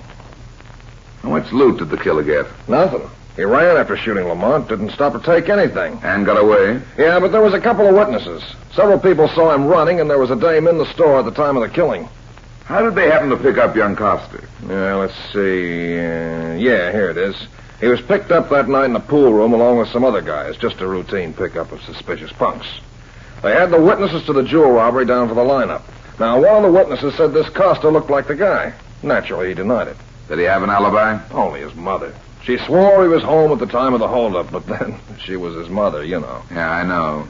The dame who'd been in the store identified him positively at the trial. But she wasn't so sure when she saw him in the lineup. Well, no, I don't know about that. It doesn't mention it here. It just says he was partially identified by a man who saw him running from the scene. But it was the testimony of the woman in the store that really sent him up. Yeah. The others said it could have been the man they saw. You know, same height, age, build, that sort of stuff. But the dame was positive. They sent Costa up. He was lucky not to get the chair. If there'd been other positive witnesses, he would have gotten it. Mac, who was the woman? Lillian Reese. Her address at that time was the Fenimore Hotel. I think you're running down a blind alley, Brad. Why don't you forget it? Maybe I'm a sap, Mac. But I've got a hunch Costa was railroaded. I'm going to try and find out. Well, you'll need help. It's a tough job opening up a case like that after 9 years. I think I know where I might get the help. Where? Felix McDonald, the newspaper publisher. Yeah, maybe you got something there. He sure causes up enough trouble yelling about injustice. You know, I suppose a paper like that is really a good thing, but sometimes I wish old Judge Hanley hadn't sold out to him 5 years ago. Now, try not to embarrass the police too much, Mac. You'll have to have a lot more than you got now before you embarrass anybody. Don't worry, Mac. I've got something else to go on besides a mother's love for her son. What? A tough blonde guy named Joe and a good-looking girl. And they're both looking for a man named Chink.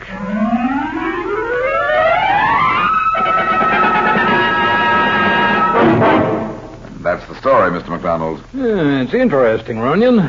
Very interesting indeed. Will you give me a break with your paper? Absolutely, Runyon. If you can show me any reasonable proof that an injustice was done, I'll go all out with you.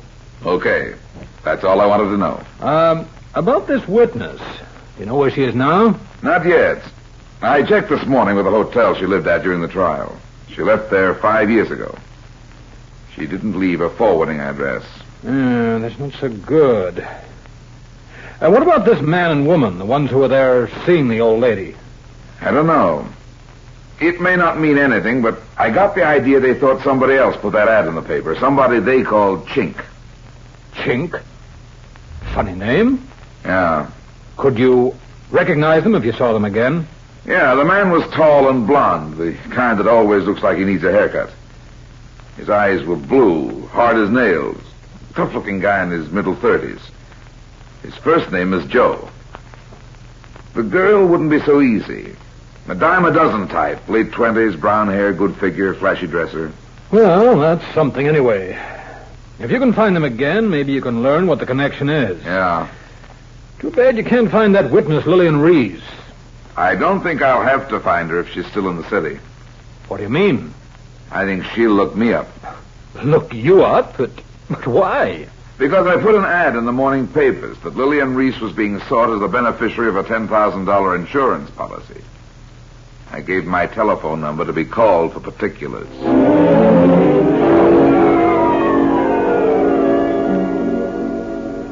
I left McDonald and went back to my office. There wasn't anything to do now but wait and wonder. I did plenty of both while the hands on my desk clock swung slowly round. And then at 5:22, the phone rang. Hello? There was an ad in one of the papers this afternoon about some insurance. Oh, yes. You have some information concerning Miss Lillian Reese? I'm Lillian Reese. Where can we find you, Miss Reese?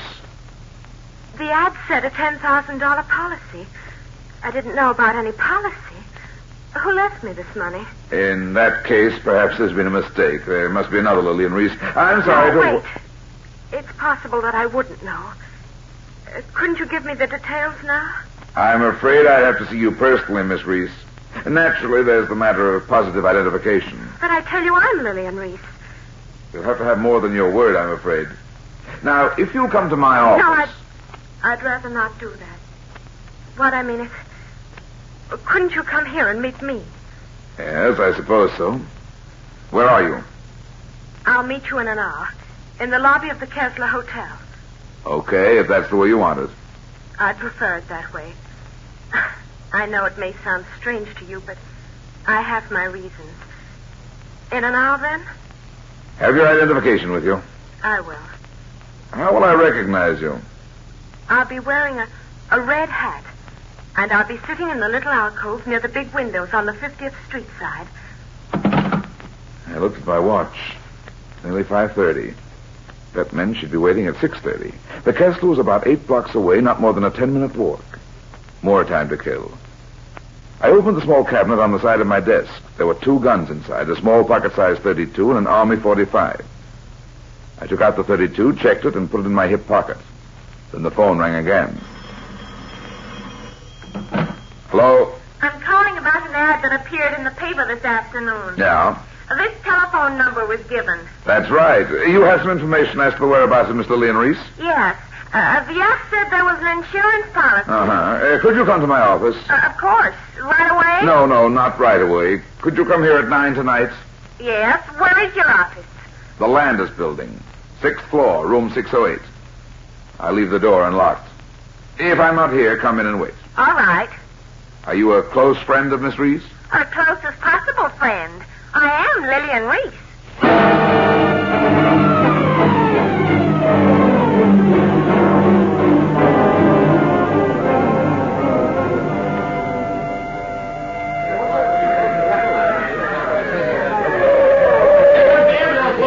All right, let that stretch you through. That means you too, big boy. Come. Hey, Brad. What's happened, Mac? Some mess. A dame just got chopped in two by a Tommy gun. Who was it? How do I know who she is? She was sitting over there in the alcove, according to witnesses, when a car stops outside and somebody lets go with a Tommy gun right through the plate glass windows. Was she wearing a red hat, Mac? Yes, she was. Hey, wait a minute. What are you doing here anyway? Do you know this dame? I had a date with her, Mac. She said she was the missing witness in the Costa case. The woman called Lillian Reese.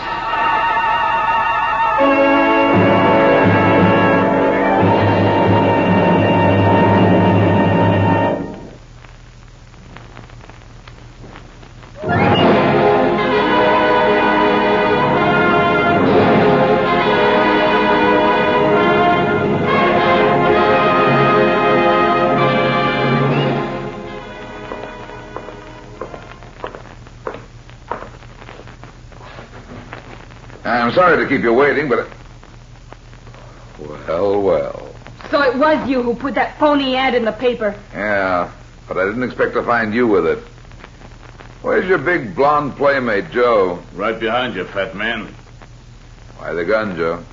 You're going to do some talking, and we're going to do some listening. I hear better with a gun in my hand. Close the door, Lola. Okay. Lock it. See if you can touch the ceiling, fat man.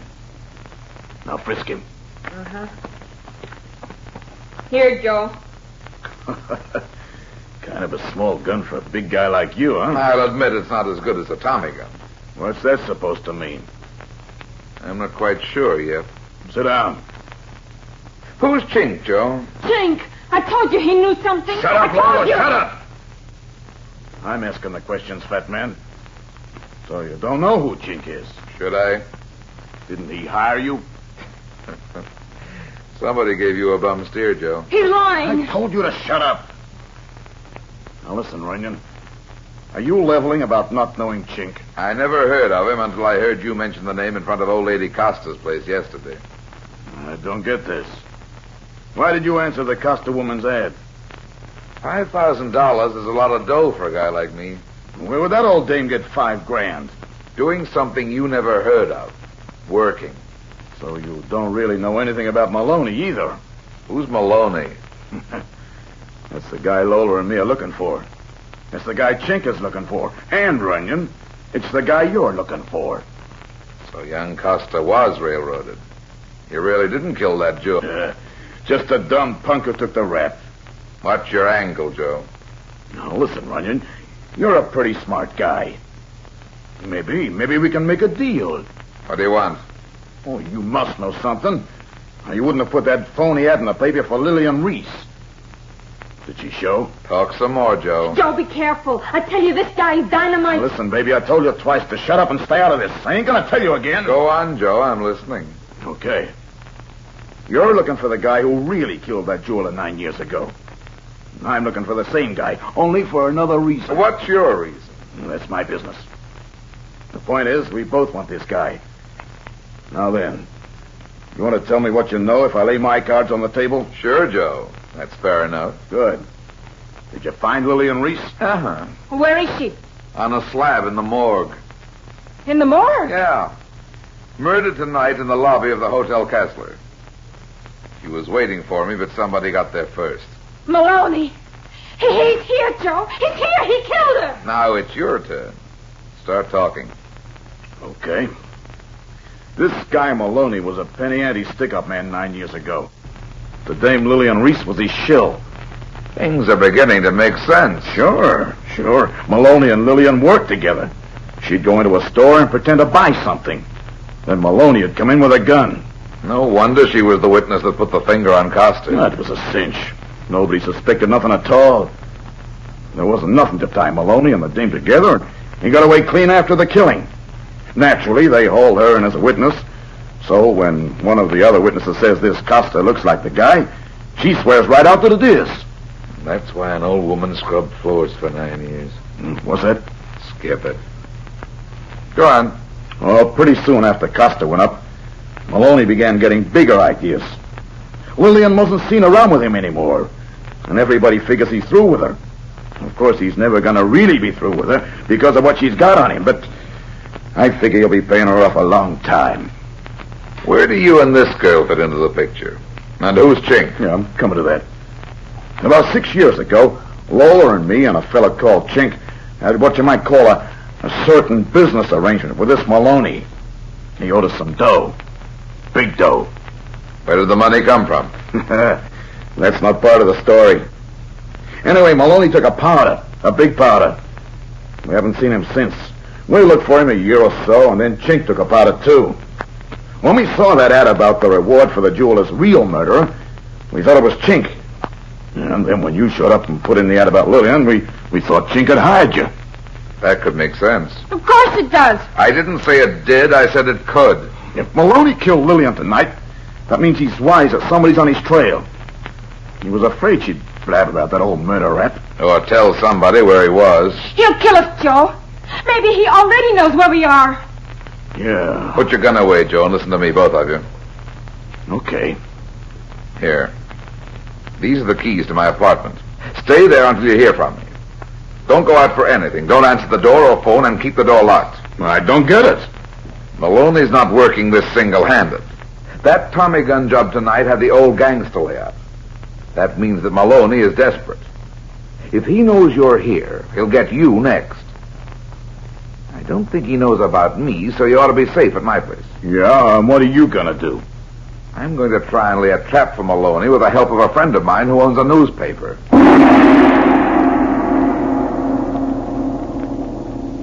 You got it straight, McDonald? Yeah, I think so. Front page story on this woman, Lillian Reese. All about the fact that she was the key witness in the Costa case 9 years ago. Lay it on thick. You know, why was she murdered? Was it because she'd been bribed to send Costa up, or had she double-crossed somebody? Tell how she disappeared for 5 or 6 years. And then be sure and put in the fact that she was living in room 716 of the Kessler Hotel. Was that where she lived? No. But I want this fellow Chink to think it is. But why? Because I've got a hunch he'll come to give the room a going over. And when he comes, I'll be waiting for him. And what would he be looking for?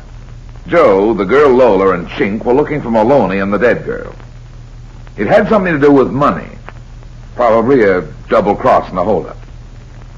Maybe Chink will think some of the money's still there. Or he may think he can get a lead on Maloney. It's a long shot. I think it'll work. Okay, Runyon. I'll have the story in the next edition. By the way, what about this Joe and the girl? They'll be okay. They're hiding out in my apartment, and we pick up Maloney and Chink.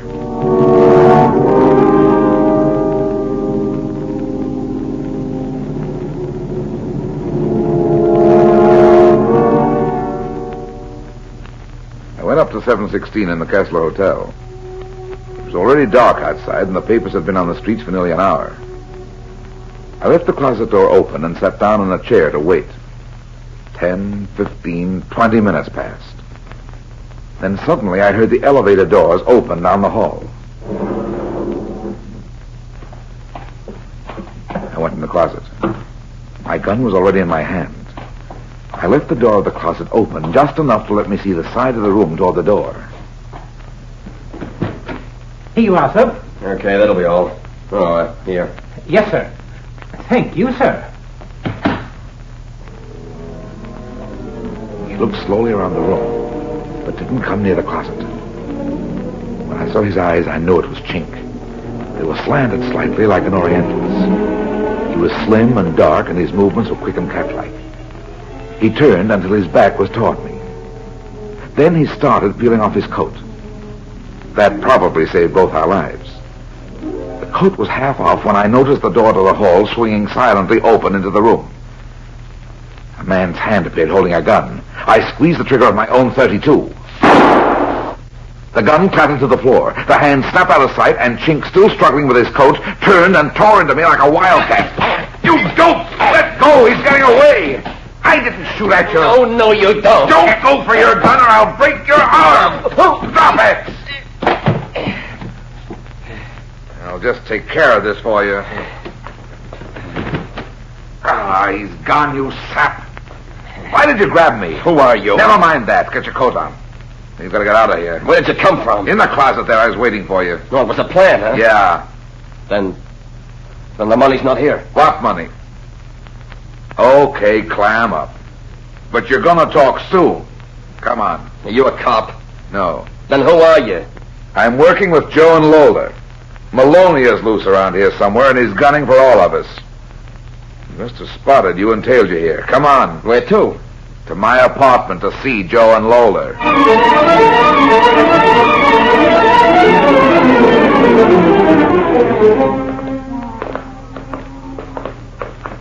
Yeah, this is my apartment. Wait a minute. I told them not to open the door unless they heard... What's wrong? It's not locked. Oh, they must have gone. Yeah. They're gone, all right. Look there on the floor. What? Both of them? Yeah. And They've got enough bullets in them to sink a battleship.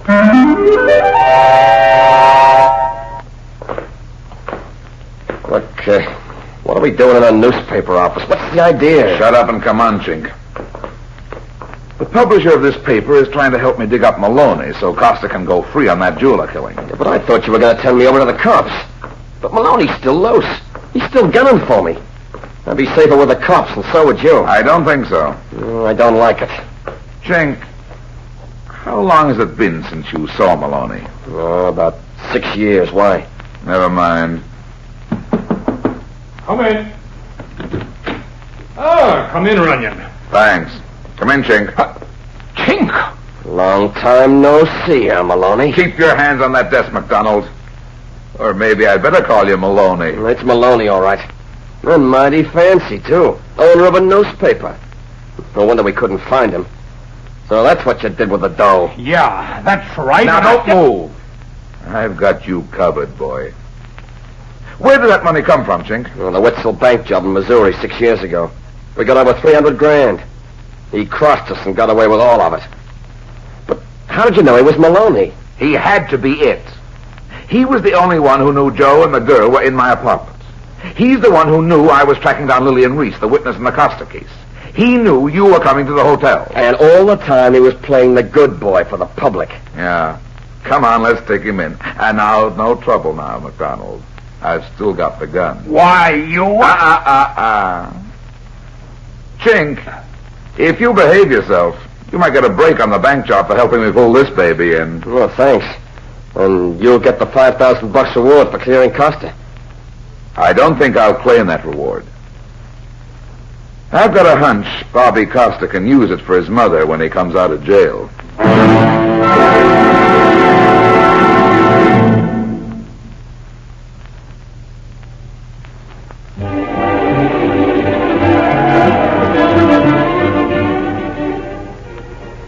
Well, that's that. It seems I spend my life in getting into trouble and getting out of it. But at the same time, I generally manage to get some other people in and out of trouble, too. Be seeing you again. So long.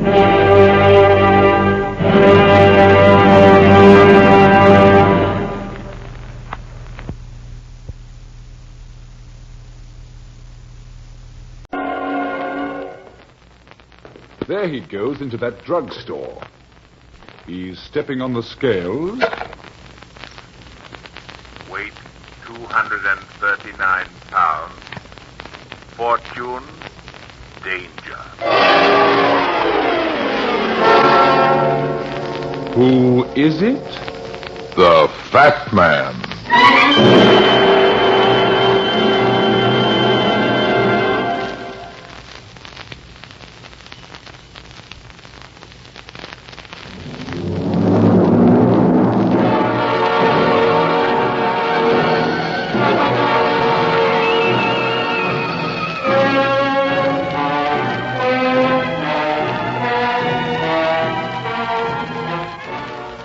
Love is a nice emotion.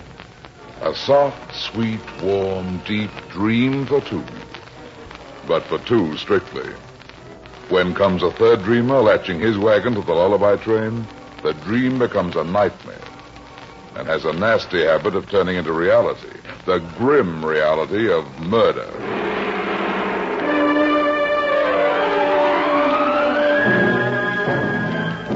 And now, here's the Fat Man in Murder Squares the Triangle.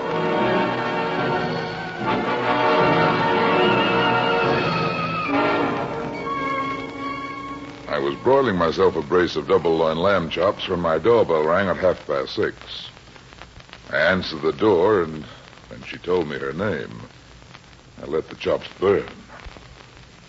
Her husband, Mr. John C. Kinnard, was famous as a hot-headed but well-heeled gentleman who could write a check with 6 zeros.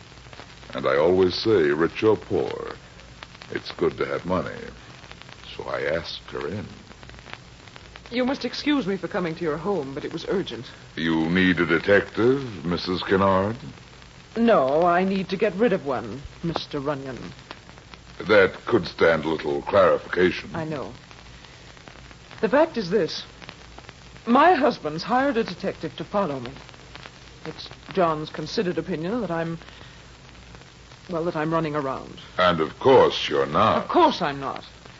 Believe me, my husband's attitude is completely without foundation. Okay. What is it you hope I can do for you? I want you to call this man off. The detective? Yes. Frighten him. Make him stop tormenting me. What method would you suggest? Oh, there must be a way of handling such a man. Mr. Runyon, if there isn't, I may not be alive tomorrow morning. You won't be alive? No. Why not? My husband, he'll kill me, Mr. Runyon. You're not straining your imagination, are you? Oh,